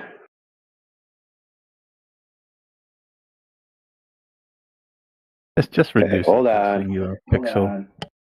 I know, yeah, just 1 pixel. A gradient of 1 pixel. 1 pixel gradient. All right, hold on, bro. I'm going to help you out. All right, now, okay. Now, you better accept this one, dude, or I'm failing you for my art class. All right, here it is.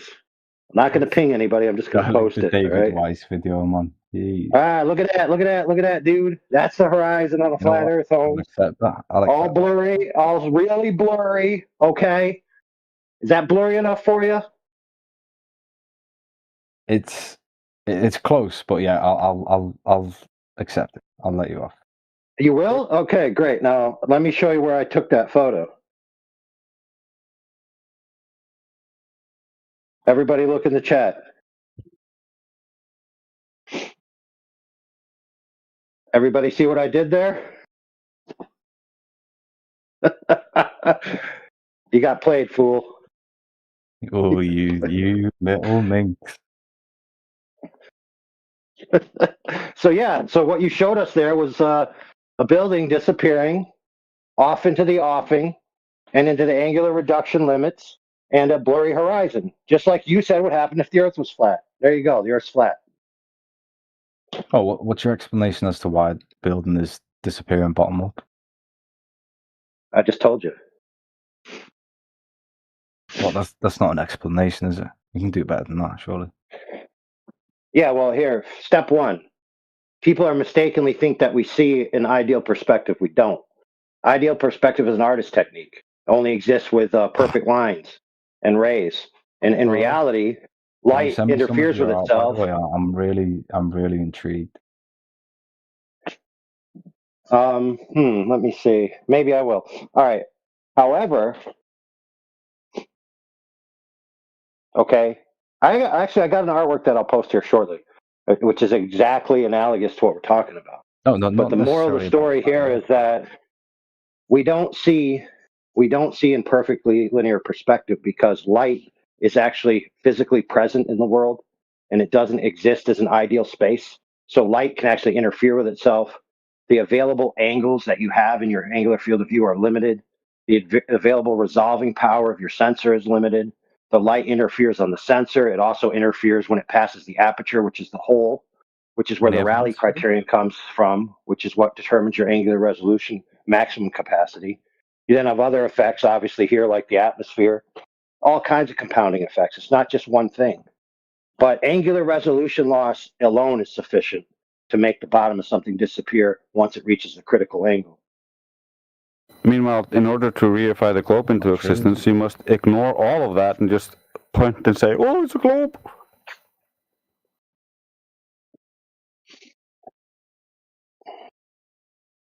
Well, I didn't do that, did I? Again. Oh, yes, you did. Yeah. Oh, right, I did. Yeah, cool. The analogy I gave of if you're standing above a table and you move a coin further and further away, that coin will never descend below your eye level. It's physically impossible. There's no law of perspective that will allow that to happen. Case closed. Dude, what I just tell you? You completely glossed over the fact A that bunch of ideal abject perspective nonsense. laws don't apply to reality. So what do they apply to? Just like there's no platonic shapes in reality. You didn't know that ideals don't exist in tangible three-dimensional free space reality? You aren't aware of that? What, do we need to go back to school or something?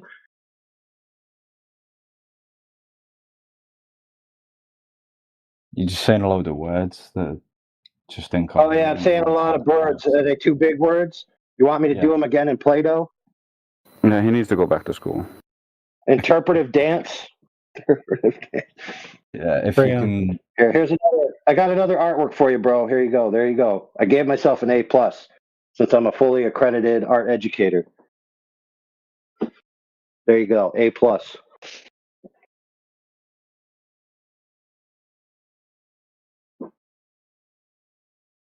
No, right, that's good. I can work with that. Right, so from that perspective, the yellow dot, if you've got an object that's moving away, further and further away, it will never appear to descend below your eye level if the Earth's flat. It's just it's a fundamental fact. It's how. It's very easy to show you.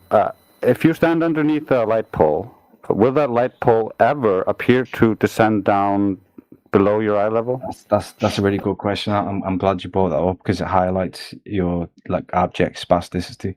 So it will appear.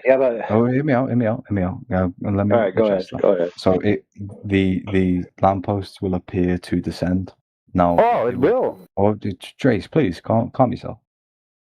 I thought you said it wouldn't. Oh my god! Fucking tune your ears, son. I'm not saying you don't even know. Jace, you don't even know how hard he screwed himself, but I'm going to let him do it. Right, go ahead. Please. This will go a lot smoother. Just let me get a sense of. I'm not denying that things appear to descend due to perspective. What they don't do is descend below your eye level. So see the picture that guy put in the chat. What these lampposts will never do. Yeah. Do you see the lampposts beyond the limit of his vision? What they will never appear to do is. No, you do not see them. So they're below what you think is your eye level. You think it's actually below your physical location, but it's actually just optically appearing that way. It's always above. This is so intuitive that it actually hurts. No, you're ignoring optics and how things perceive to your eyes, and claiming they're physically they're dropping below your eye level. You're offending your own intelligence. Yeah, listen, I understand what you're saying, brother, and what Jason said is good. But here's the problem, friend. It's offensive. What you basically just said is that it is impossible for an object to not be projectively geometrically located in your field of view where its ideal geometry would have it located. whether you realize it or not, what you just said I'm obsessed with ideals. is that it's impossible for something that is below the curve of the earth from your vantage point to ever be seen. Are you sure you want to accept that consequences? I do. Okay, great. So everyone heard him say that if something is below the curve of the earth, it can never be seen. We all heard him say Why it. did you say? Why is Now this we all know. why is Hold this on, my DJ bro. put We upon me to all disrupt this know. sincere conversation We about all video games? know. Hey, dude, don't interrupt me to address things in the chat. Okay, super annoying.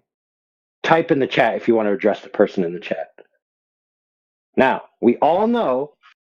If he's claiming that you can never see something once it's gone behind the curve of the earth, we could show him hundreds upon hundreds of images of things that should never be seen. And that would debunk his claim that the earth is a globe. So he said he's willing to accept those consequences. Too bad, so sad.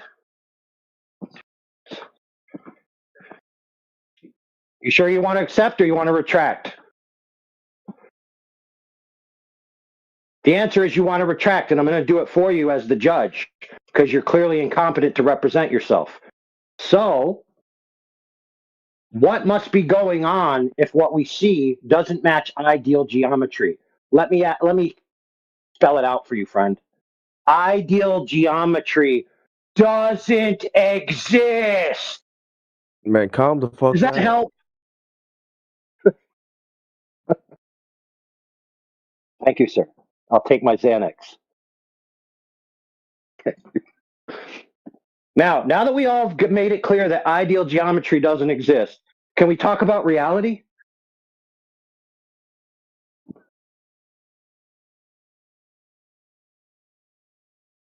Okay, your rebuttal requires imposing artist perspective laws onto reality and ideal geometry onto reality. Since we know those two don't actually apply to reality, you have literally no point, sir.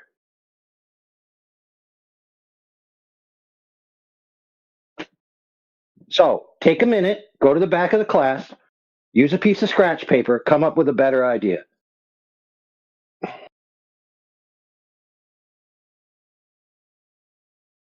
If you need a para, I'll send one to the back of the room for you. Yeah, what's Fraunhofer versus Fresnel diffraction? What's near field versus far field? What's depth of field versus angle of focus? What's the Rayleigh criterion? What's the largest waveform of color? You know, actual real physics? What's total internal reflection versus specular or diffuse reflection? What's refraction versus Fermat's principle? Oh yeah, that's right. You don't know anything. I forgot.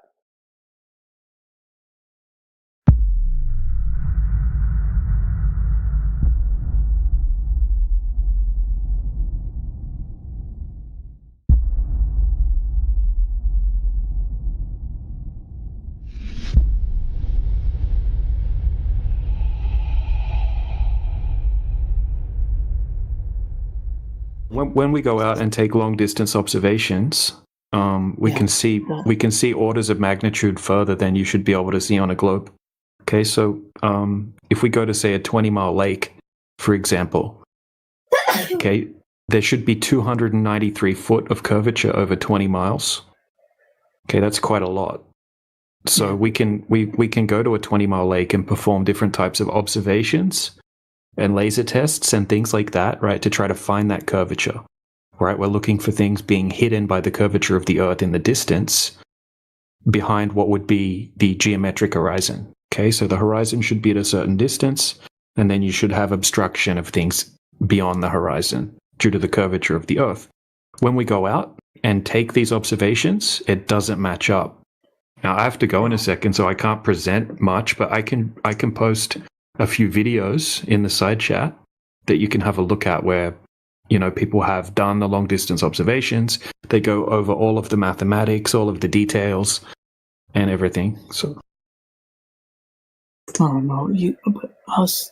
just casually going out, and you can't have these types of observations just with the human eye. Also, with our height, we're too low to the ground to discover anything. Yeah. So we're using high-powered optics for the observations, right? Or we're using high-powered lasers for the laser tests. Okay, and we can calculate how far away the horizon should be. Okay, if you're 6 foot tall, the horizon should be at 3 miles. Okay, so we can go and test for that horizon that would have to be there at 3 miles. Okay, and it's not there consistently or ever. But where do you get the info from? That is 3 miles. Okay, so these observations are logged, right? High definition videos, PDF files, right? These are logged, right? And anyone can go and reproduce these themselves. I've done a whole series of long distance observations myself, right? Just to clarify it for myself. But I'm gonna post some for you now, and you can watch the videos if you want, right? And come to your own conclusion.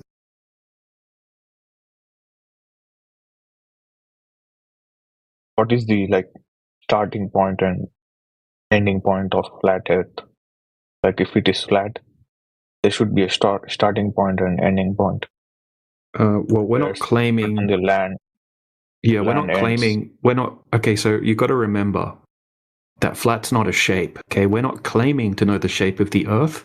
And what most people do is they try to replace the globe. Okay, they picture the globe model, and then they try to replace the globe with a flat planet. Okay, that's incorrect. Flat earthers are not claiming that the Earth is a flat disc-shaped planet floating around inside the globe Earth version of outer space. It's completely different system, different way of thinking about this system that we live in. Okay, do you believe in gravity? How long is this flat bed? Do you know Yeah, I don't know the size of the Earth in entirety, right? We're just testing the surface and not finding any curvature consistently. Hold on, you're both asking questions. It's hard to answer both at the same time. Okay. And look for this video. Right, so in the side chat, this is a really good video. Okay, Dr. John D. Check it out when you have time. Right, this observation is impossible on a globe. I have two questions. First is, do flat earthers believe in gravity, and what about you? Gravity is something that's required to have a globe. Okay, so you guys need to be able to explain how you can have a globe in the first place. Okay, floating through space, spinning in all of these different directions at the same time at 1.5 plus million miles per hour. You need to be able to explain how you can have oceans sticking to the outside of a spinning ball. You need to be able to explain how you can have gas pressure on a ball, right? On the outside of a ball that's inside a big giant deep space vacuum. Okay, so all of these things, you guys are going to need some kind of explanation for all of these things that seem to defy logic and common sense. So you have gravity to try to explain all of those. We don't need to have such a thing in reality, okay? Because we live on a flat, stationary, enclosed system, okay, where we don't need gravity in the sense that you're thinking of gravity. Exactly. Then why does stuff fall down rather than any other direction? Like, why? Well, not everything goes down, right? So we have the air, right? That's what everything's in, the medium of air. Okay, so air is a very light medium. It's not very dense. And most objects are more dense than the air. Okay, so if you pick up a rock, it's more dense than the surrounding medium of air. So if you let it go, it's going to sink down to the ground. If you have a helium... Well, let me get to that. Okay, so if you have a helium balloon, it's going to go upward because it's less dense than the medium. Okay, now why is down, down, and why is up, up, right? These are like two primary directions that things will go, whether they're more or less dense than the medium. Nobody knows why down is down and why up is up. Nobody. Not from the globe side, right? Not from the flat earth side. but we can easily test and validate, the why things are going, like why something will fall and why something will rise without knowing why down is down and why up is up. Okay, down is down for every single person is the same direction on a flat Earth. Whereas on a globe, down is a different direction for everyone depending on where they're located on the globe, and up is a different direction for everyone depending on where they're located on the globe. Okay, I have another question. Okay, so it's either one of us, like the flat earthers or round earthers, is being gaslit, okay, and scammed, or whatever the word is. Why do you think that? Like, what's the benefit? Well, I don't think that. For the most part, I think people that genuinely believe the Earth's a globe are not lying. For the most part, right? Like your teachers, your university professors, most scientists, most people that work for the government, even most people that would work for NASA or SpaceX probably genuinely believe that the Earth is a globe. And they're just repeating the information that they were taught, right? And they probably never actually went out and empirically tried to validate that, right? They just, they were just taught that from a young age. They've probably never been presented a solid alternative argument for something else that could be, right? Because they experience the Earth as flat and stationary, but they get told from a young age that, hey, you're just too small. Okay, so you don't see any curvature. You see the Earth as flat, and because you're so small and the Earth's so big, you don't feel it moving. Okay, so everyone experiences a flat, stationary Earth. Most people just believe that they live on a globe because that's what they were taught. Okay, it's a theoretical mathematical model or a concept that most people just blindly believe in, and most people don't really know much about it.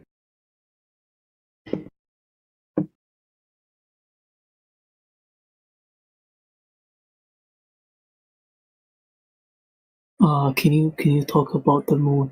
I don't know how to come up with the question, but like I feel like the moon should say something. Like, why is it just floating there? You said you don't believe in a globe, or like space. Like, what is the moon? I try not to make claims about things that I can't empirically validate, right? Such as things that are too high for me to test, too high for me to validate, or too far away for me to reach. Okay, so when it comes to the sky, right? Everything in the sky moves in a particular cycle, like a big giant clock in the sky. Okay, so we see the sun, the moon, the planet, the stars, right? All taking particular cycles in an east to west direction over our head and resetting back into the same positions for all verifiable history. Okay, the Earth there's no evidence that the Earth is moving, and the celestials are taking a particular motion above our heads. Now, exactly what they are, what medium they're in, what size they are, what distance they are, etc., I don't think anyone can empirically validate that. So it's going to be speculation, and we kind of try to stay out of speculating about things, right? So I don't know, and I apologize. I don't have a counter explanation for every single claim that the globe side makes. I'll stick with what I can empirically validate, like the surface of water not having curvature. So you're saying, since you can't reach it, you just don't know if it's denser than air or like lighter than air.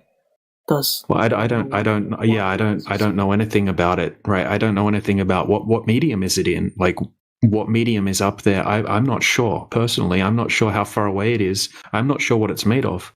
Now, I'm not agreeing with this, but there were actually scientists in the 60s saying that the moon is made out of plasma. I'm not saying that I agree with that, but mainstream scientists were saying that back then. There's different interviews with them talking about that, saying how it's not possible for anyone to ever go and land on the moon because it's plasma.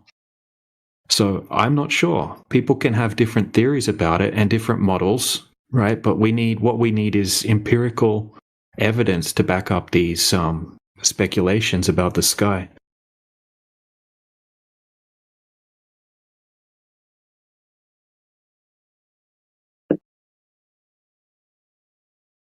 Alright, who's behind all of this? Like, who's the mastermind to make us all believe that it's rounded? I have no idea who the mastermind is, right? But it was first proposed, right, by the ancient Greeks, and it was more conceptualized into existence rather than empirically measured or tested.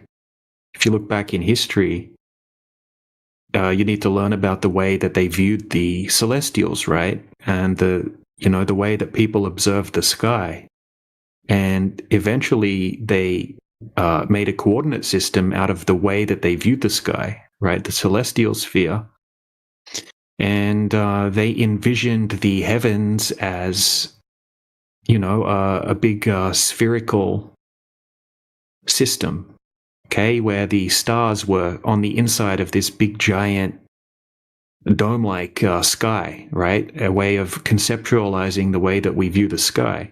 And later on they inverted that, right? They said, as above, so below. So the earth must also be like we see the sky, right? So they inverted that spherical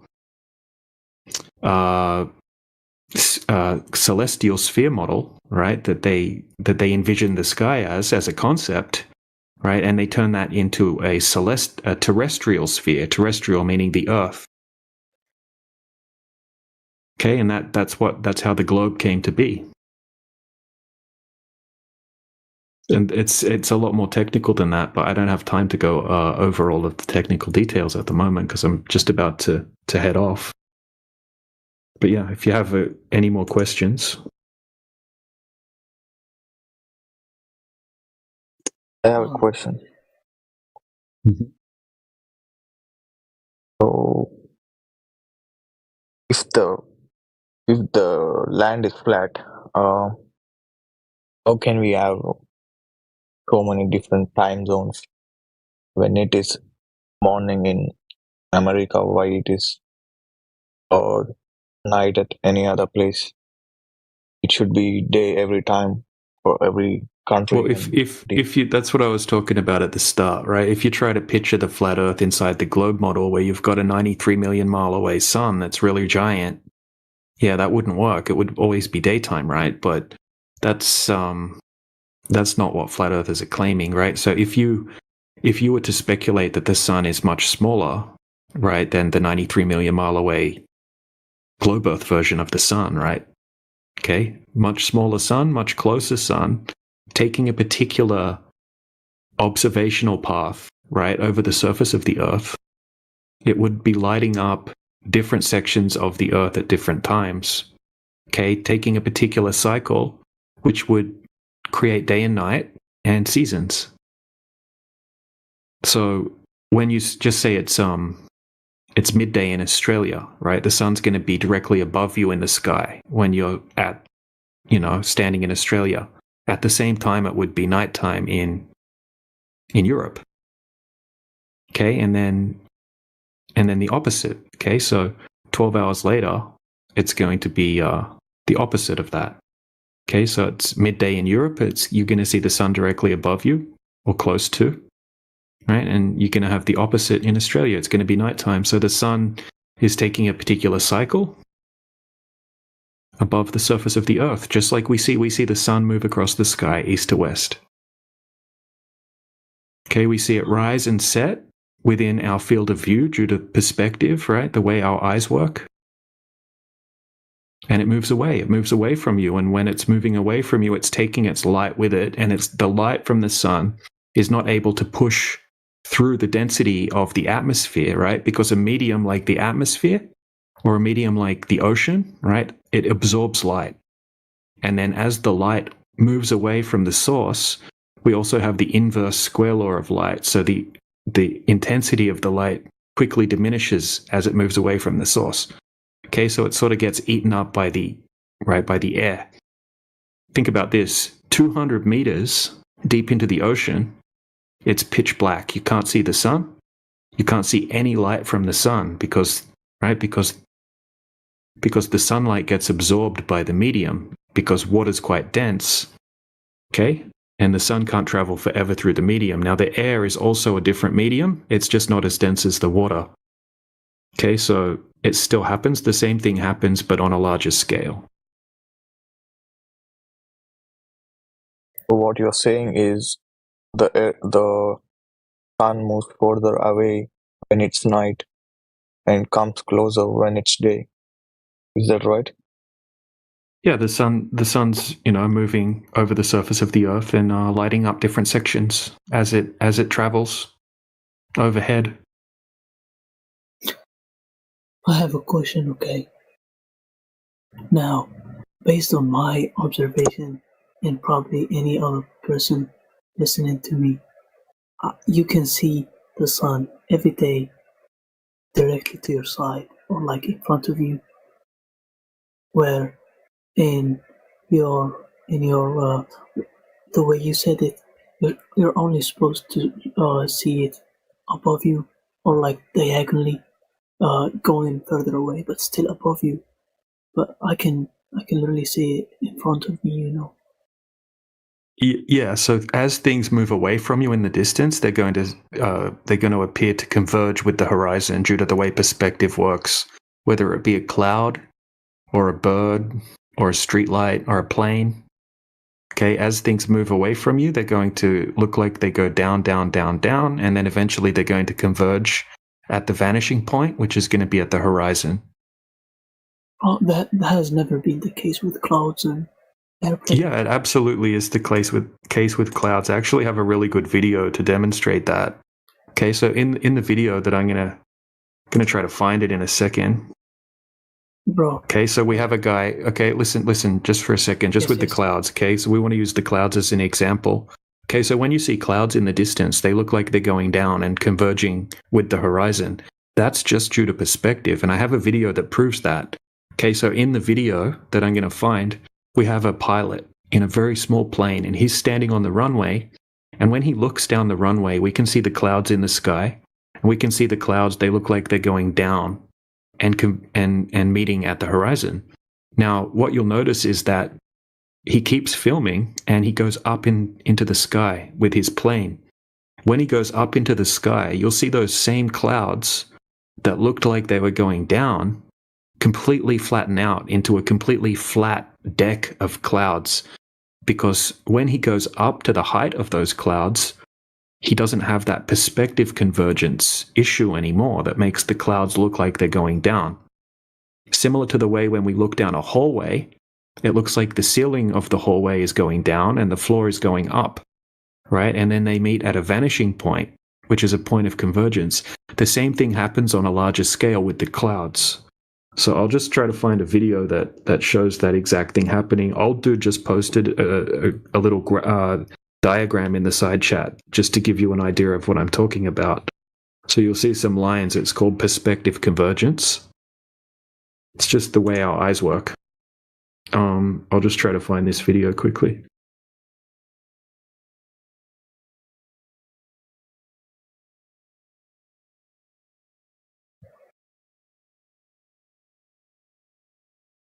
Right, so here's just an image, right, while I'm still looking for the video. So this is a hallway, okay, and it's overlaid over a picture of the ocean. Okay, so you can see that you can relate the way that perspective makes you see the hallway, and then apply that to the same way that you see the clouds and the water at the ocean.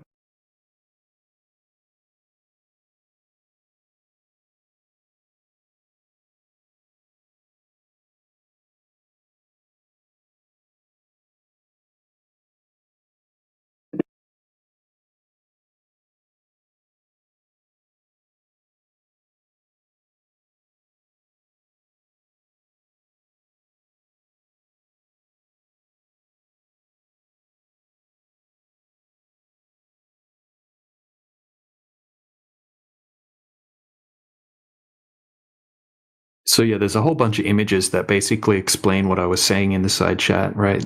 I'm having trouble finding the video at the moment, but I'll find it shortly. Does that explanation make sense? Yeah, kind of. Yeah, you just got to learn about perspective. Like, look at this last image I posted. Okay, so this Compare, sorry, if I compare you go ahead, man. these two, if I compare the way I see the sun move, okay, and change perspective, if I compare that to the thing you're trying to explain, it's not the same, and I think that we can see the difference, and I think it's different. It's very different. Well, it's actually not that different. You know, if you just scroll up a little bit, you know, scroll up to 57 minutes after the hour. Now, obviously, the sun is much, much further away. Okay, and you're seeing glare, and you're seeing you have a lot of atmosphere between you and the sun. Okay, so it's going to behave different than something that's very close to you. Okay, like looking down a hallway, right? You don't have much atmosphere between point A and point B, right? You don't have a light, right? You're not looking at a light like when you're looking at the sun. So yeah, it's not the same thing, but it's the same concept, right? Still perspective. Okay, have a look at this example. I'm just going to put an example in the side chat. Okay, so here's a straight line. Have a look at what I posted. Okay, so it's someone set up a string going horizontally across their kitchen top counter. Okay, and he's got the camera up at the height of the string. Okay, and you can see that the string is straight. Now what he does is he actually puts the camera down on the ground to represent how we would see something up in the sky based off perspective. And now have a look, right? That straight line that he was pushing that little light across to represent the sun, all of a sudden it looks like it's going downward. Okay, and it looks like that sun's going downward. But it's not. It's just perspective that's making it appear that way. There's a video that shows this entire demonstration with the sun and the countertop, but I'm sure you understand what I'm talking about.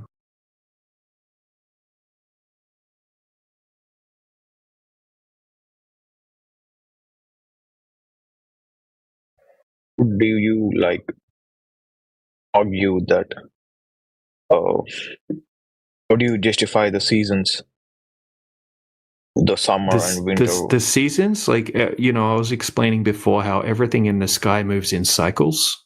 Okay, so the sun also moves in particular cycles. Okay, so the sun's going to be taking a particular cycle over different sections of the earth during different times of the year, and that's what's going to be creating seasons. Right, so if I'm in Australia and it's summertime, the sun's going to be taking a path where at midday, the sun is directly above my head at midday. But during winter, okay, at midday, the sun's going to be much lower in the sky because it's taking a path over a different section of the earth relative to where I'm standing in Australia. So at midday in summer, directly above my head. At midday in winter, it's going to be much, much lower in the sky. Now, during winter in Australia, when I see the sun much lower in the sky, in the north, where, say, Europe is, okay, so someone's standing in Germany, when it's midday for them, the sun's going to be almost directly above their head at midday. Right? So it's moving in a particular cycle, but when it's winter in Germany, right, they're not going to see that sun directly above their head at midday. It's going to be much lower in the sky because it's taking a slightly different circuit over the surface of the earth, or a different path, a different apparent path. It might be hard to wrap your head around at first because I don't have a diagram really to show you. But I'll just put, it's like a kind of like a time-lapse photography of the analemma, which kind of explains what I was just talking about.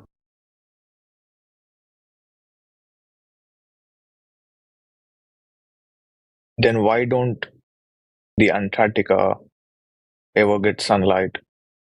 It does. So in the north, sometimes we have the 24-hour sun in the north, and then sometimes we have the 24-hour sun in the south. But when we have the 24-hour sun in the south, it's 24 hours of darkness in the north, right? Because of the particular circuit, or not circuit's probably not the right word. The particular apparent path of the sun, right? It changes. So let's say we're in the north, right? In, say, Iceland. Okay, so when it's winter in Iceland, when it's summer in Iceland, the sun will be taking a particular path that's very close to the north. Okay, so you're going to be able to actually see the sun in the sky for 24 hours during the day. And then it would be at the same time in the south, it would be dark, right? In the far south, like in Antarctica, it's going to be dark 24 hours a day because the sun doesn't go close enough to that particular area for the light to reach it, right? To light it up. And now I'm just explaining what everyone observes. I don't know I'm not making a definitive claim about exactly how the entire system of the sky works, right? I'm just kind of explaining what everybody observes and giving you an idea of how it can work over the top of a flat plane. How do we know the plane is flat? Because we go out and we can consistently test the surface of the Earth for curvature, and we can't find any. Right? That's the basis of the argument, is if you have a globe, you have to have curvature. And when we go out and test for curvature, there's zero curvature.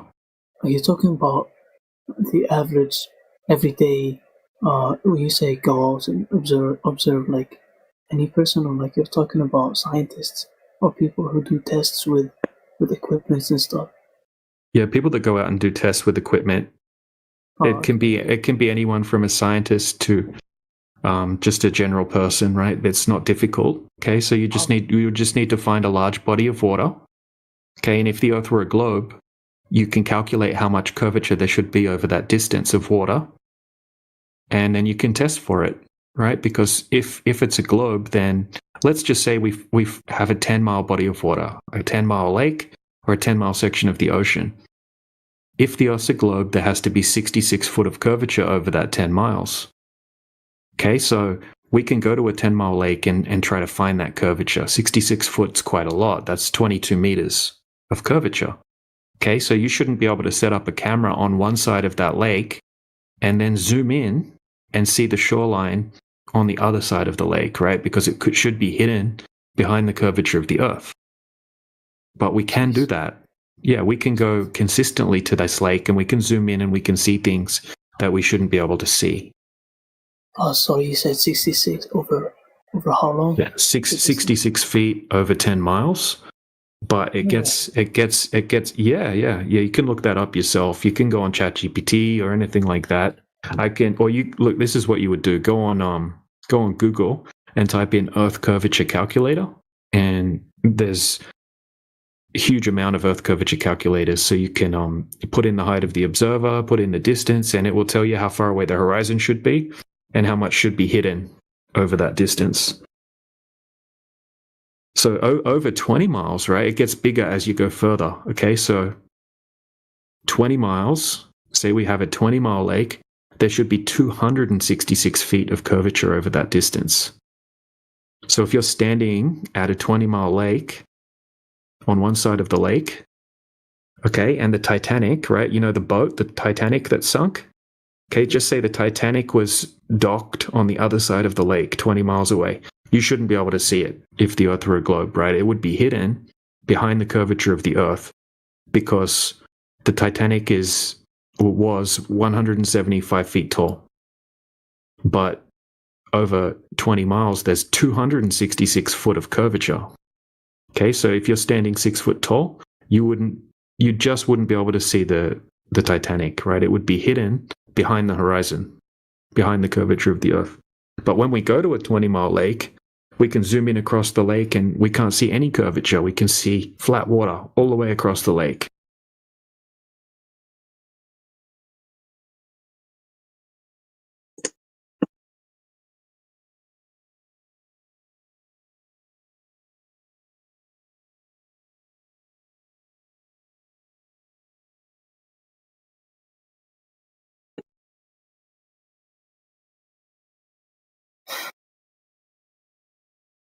Hey, what should I type on Google again?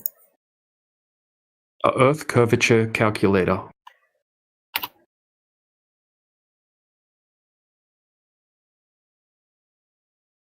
I do have to go in a second. I'm sorry. appreciate the conversation. Come back another time, or maybe I think someone else can pick up the conversation. So yeah, I appreciate chatting with you guys. I'm gonna head off. All right.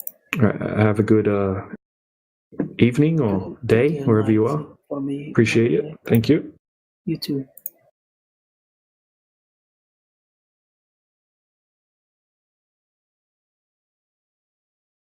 Nice one, DJ. What's up, fellow flat earthers? Yo, guys, he's a nice guy, okay? But please don't believe him, okay? Don't believe him. Go Believe what? research. What shouldn't we believe?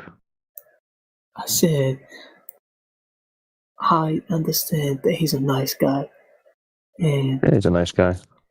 his I see honesty in him. He truly believes the Earth is flat, but Well, he just said it measures flat. I have to believe him. But he said it measures flat, so if it measures flat, how could I not believe that it's flat? Do your research. Yeah, that's what I'm saying. He says it measures flat. Okay. So if it measures flat, All right. how could it not be flat? If it measures flat, then it's flat. Yeah. But he says it measures flat. Yeah, well, it does measure He says flat. it's not facts. Doesn't have to be facts. No, it's not just what he says, though. It's how the Earth is measured when anyone tries to measure it. Okay, guys. Cyclone is also seems like a nice, honest guy, but guys, don't believe these flat earthers. I agree. Don't believe me. Don't believe me. Believe the Earth. Go and check with the Earth. Listen, if it's not meant to look like a rounded, sphere. Oh, so you believe the government? Like it. You believe the government, right? Not That's who you're believing. You're believing NASA? But not nice old DJ there? It's not only NASA, bro. Yeah, it is NASA. They're the one telling you it's a globe. The US military. So that's who you're believing. Not harmless old, polite, honest DJ. The US military. Famous invaders of poor people. Blower-uppers of children. That's who you're believing. I bet DJ's never drone striked a child. If they say the sky is blue, you're not going to believe them, right? Well, if I observe the sky to be blue, I don't have to believe it. I can just observe it, right? Does that make sense? Yeah, makes sense. And then if they tell you, actually, we're the US military and we're telling you, although it looks blue, the sky is actually green, you would believe that, right? No. Yes, you would, because they've told you the Earth looks flat, but it's actually a big ball, and you believe that. No. And you've never seen the Earth looking like a big ball. You've just seen it looking flat. But you believe them. Okay, they probably sometime in their lifetime said that the sky is blue, and you still believe it. No, it's not a question of belief. I just explained it to you. You observe it. But they've told you that what you observe isn't true and that you should believe their story instead. And that's what you're doing. You're believing a story over your own God-given senses. Why are you doing that? It just makes sense. It just makes No, it doesn't make sense because your senses don't detect it. It's nonsense. It doesn't. It's not It's sensed. logical, bro. It's just more logical. It's not logical though. It doesn't conform with even your base senses, so it can't be logical. I bet flat earthers think it's flat because when something Because it's observed, measured.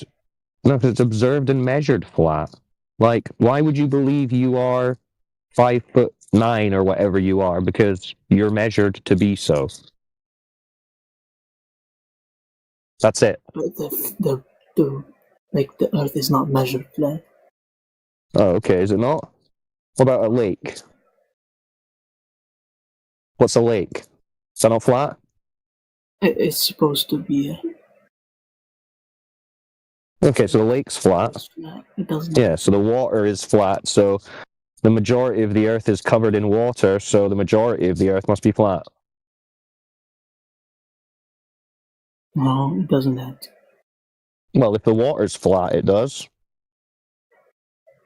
Bro, do you comprehend how big the Earth is? How big do you think it is? I mean, it's big. It's big. Well, I agree with that, but I mean, that doesn't really mean anything. What does that mean? The Earth is big, okay. Big and flat. Oh, Do you think saying it's big means it's a ball? Come on, dude. bro, you think if the floor in your house is flat, the Earth is flat? No, I think if the floor in my house is flat, then the floor in my house is flat. Whereas I guess you think it could actually be curved, even though it just looks flat and measures flat and is used flat. It's actually curved. That's your logic. Come on, dude. Because the U.S. military told you so. Listen, the floor in my house looks flat. Sometimes. Are you like under your bed sheets right now or something, dude? With a little flashlight? Listen. When you take a closer look, sometimes you find curvatures. Even though Nah, no one finds curvatures. The Earth has no curvature. That's why we're here. as we're here. Yeah, that's why we're here, because there's no curve. If the curve was here, we would not be here. But the curve is not here, so we are here. Understand? Okay, what if there was curve and gravity? Well, if we imagine the fairy tale globe story is true, then what? Then it's true. No. I mean, you can imagine the globe is true, but when you actually go out and measure it, you'll find it's not true. So you can keep believing it, but why would you? Okay, that's the same thing with you. Like, why are we here if the floor, like if the Earth is flat? Like, we could just fall sideways or like What? upwards. Fall sideways from upwards. What does that even mean? I said or upwards. Like We could, if the ground that you're on is flat, you could fall sideways or upwards. Is that what you just said? yes. That makes no sense at all, dude. So if you stand on a table that's flat, you could fall sideways or upwards because it's flat. Think about it. What are you talking about? Bro. You're just saying shit. You can only fall down because the gravity is under you. You don't have down on a ball. You don't believe in down. You believe in inwards and outwards. No, it's the central point of the Earth. No, which way is down? Which way is down? There is no down, yeah. There you go. So why are you saying down if you don't believe in down? See how the globe fucks you up? You can't even say down anymore. You can't even operate in reality and say up and down. That's how messed up the globe is. Common sense and not scientific. Yeah, your common sense tells you that the Earth is flat and motionless. Have you never heard them say it's too big to see the curve? And you can't feel the Earth spinning or moving? So yeah, your senses tell you it's flat and motionless. Then the government tells you it's a big spinning ball. So, when you're in a train, right? It's Oh, here we go. miles per hour, and you have a glass of water. Why doesn't it just spill? Everyone goes. Because it's in a container. No, even if it's open. How does that water stay in its container?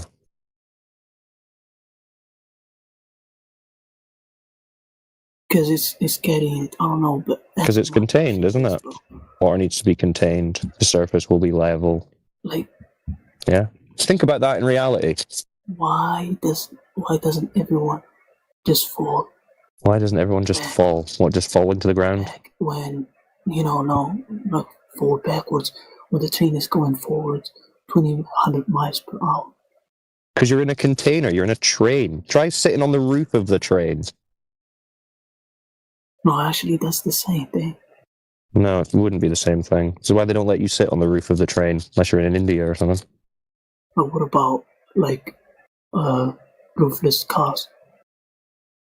Yeah, same thing. You're in a container. You're shielded from the outside air that you're traveling through. But on the globe, you're supposed to be not in a container, are you? You're on the outside of the object that's moving.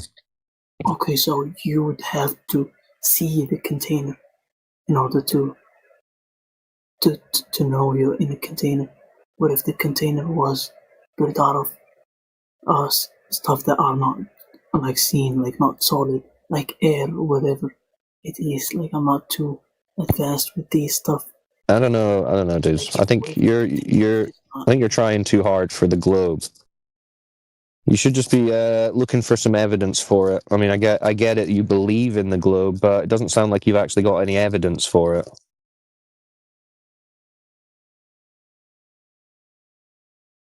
And that's what you'd need. Because we're not just here to believe shit. We want some evidence. So I have one last question before I go to bed. A bedtime question? Okay. Yeah, before I go to bed, I got one last question and I'll go out. So why does the sun set completely below the horizon instead of just getting smaller and fading away? Well, it depends, because sometimes you can see the sun appearing to get smaller and fading away. It depends where you are and what the conditions are of the air that day. But yeah, you can observe the sun appearing to sink into the horizon. This is an optical effect. Things will decrease in apparent altitude as they get further away from you. Like, if you're on a long street and you see the street lights, over a distance, it'll look like the ones further away are lower down, closer to the ground. They're actually the same height, but because of the way your vision works and perspective works, everything moves towards the horizon, the vanishing line. And eventually, that light won't be able to reach you. The combination of your perspective and attenuation of light in air means that the light can't travel forever through the air. It eventually blocks it out. It's a combination of things which can result in what looks like the sun sinking down beneath the horizon. But that doesn't tell us the Earth's a ball. Hey, So you are telling I me. don't think he understood because So you are telling me. because Cyclone, you're Hey, dude, raspy dude who's hiding under the bed covers. That guy was asking his question. Let him finish. no, bro. You're explaining a different thing because he's saying. No, dude, we're gonna let this guy. This guy needs to go to bed. He's very tired. Let him ask his question and go to bed. Then you can continue to whatever you're doing. Yeah, go on Thank now. you. Okay, so you're telling me that that I'm seeing an illusion, like it's an illusion that the sun. Well, it's a function of perspective. Like when you see things in the distance getting smaller as they go away from you, you could call that an illusion because they're not really getting smaller, but you just know that's a function of perspective, right? But the Same sun is way, like. if you see a plane flying away from you, It's like, yeah, but I can see it go down, right? So. yeah, can because see it like things over a distance appear to compress towards the vanishing line, which is the horizon. Because so you believe there's a horizon, right?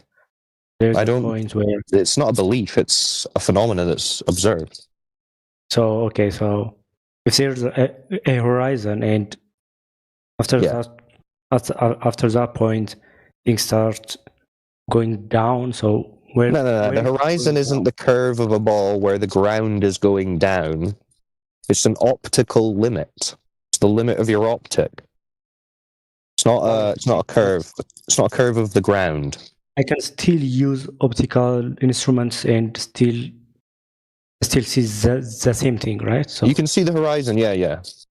Because every optic has a limit. Using my eye or using a telescope. Yes. It's an optical phenomenon that's apparent through any optic, right? But it's not curvature. It's optical. You understand? No, An but why? optical limit, Why not a can physical we one. go in one direction and then end up in the same place? Is this another guy now? Who's talking? You guys need to keep it straight. I need to know if I'm talking to one person or two or three. It's found, but found. Please, before we jump into the next subject, like change the question. Let me just repeat Mahon's question. Mahon, did you forget your question or what? You said that it sinks. It doesn't go away, like go far away. That it meets with the horizon. It actually sinks. You can see half of it, and then you see Yeah, quarter, and then like it literally sinks. So based on our observation, there is some curvature around it. So why are you saying the sun sets? Why do you call that an illusion when you call like seeing the Earth as flat? Well, what's your explanation? Why is the sun setting? Because the only explanation is because of a curved Earth. What does that look like? So the sun is moving downwards. The sun is moving downwards beneath the curvature. Is that what you're saying? Yeah. So that's not what they're saying, though. I mean, the Earth is spinning, so it's the same thing. Oh, so when you're seeing the sun going down, what are you actually saying is happening? So yeah, when I'm saying it seems like the Earth is the sun is going down, but it's actually the Earth spinning. So you're spinning backwards, you think? Exactly. Okay, do you have any evidence for that? Hey, you don't have to be spinning backwards. Maybe the sun is just... Oh, you do. For the sun to go down, you would need to be tilting backwards. Like the sun just could be behind you or to you. So have you got any evidence that you're actually spinning backwards? I don't have an evidence, but obviously, I mean, you can observe the sun. Well, you can observe the sun appearing to move downwards, but now you're saying it's not the sun moving downwards, it's you spinning backwards. No. So have you got any evidence for that? If you watch both sunsets and sunrise and sunset, you can see that it's spinning. You see the sun moving. You're saying you're spinning backwards. So you got any evidence for that? You can feel it, like when you can feel it moving backwards. What do you feel? Like I feel gravity pulling me back. You feel gravity pulling you back. What does that feel like? Okay, I'm just joking. I feel the earth move under my feet. Okay, so far you've got a claim that you're spinning backwards, but no evidence for it. Yeah, we have no evidence, but for a flat Earth to be I'll just dismiss that then. correct, then the sun has to get smaller and smaller and fade away. Well, arguably, we do have some videos. I'm sure folk can post them in the chat. The sun does decrease in angular size. I mean, I like seeing the sun fade, so I see it always like setting down and not fading away. Yeah, but what if that's just because where you live, the conditions make that the case, but if you were somewhere else, you would see something different? Like where? Something different where? Like, in some places, depending on the atmo conditions, the air conditions, you can see the sun appearing to get smaller as it moves away. So, I'm not aware of those instances. Well, if you look in the side chat, I'm sure people can post some GIFs or videos for you.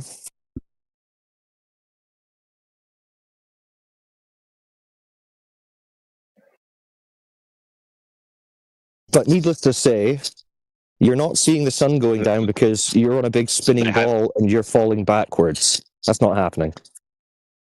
Right, sorry. They have been. We have been. People have been posting stuff. Yeah, so there you go. Look in the side chat.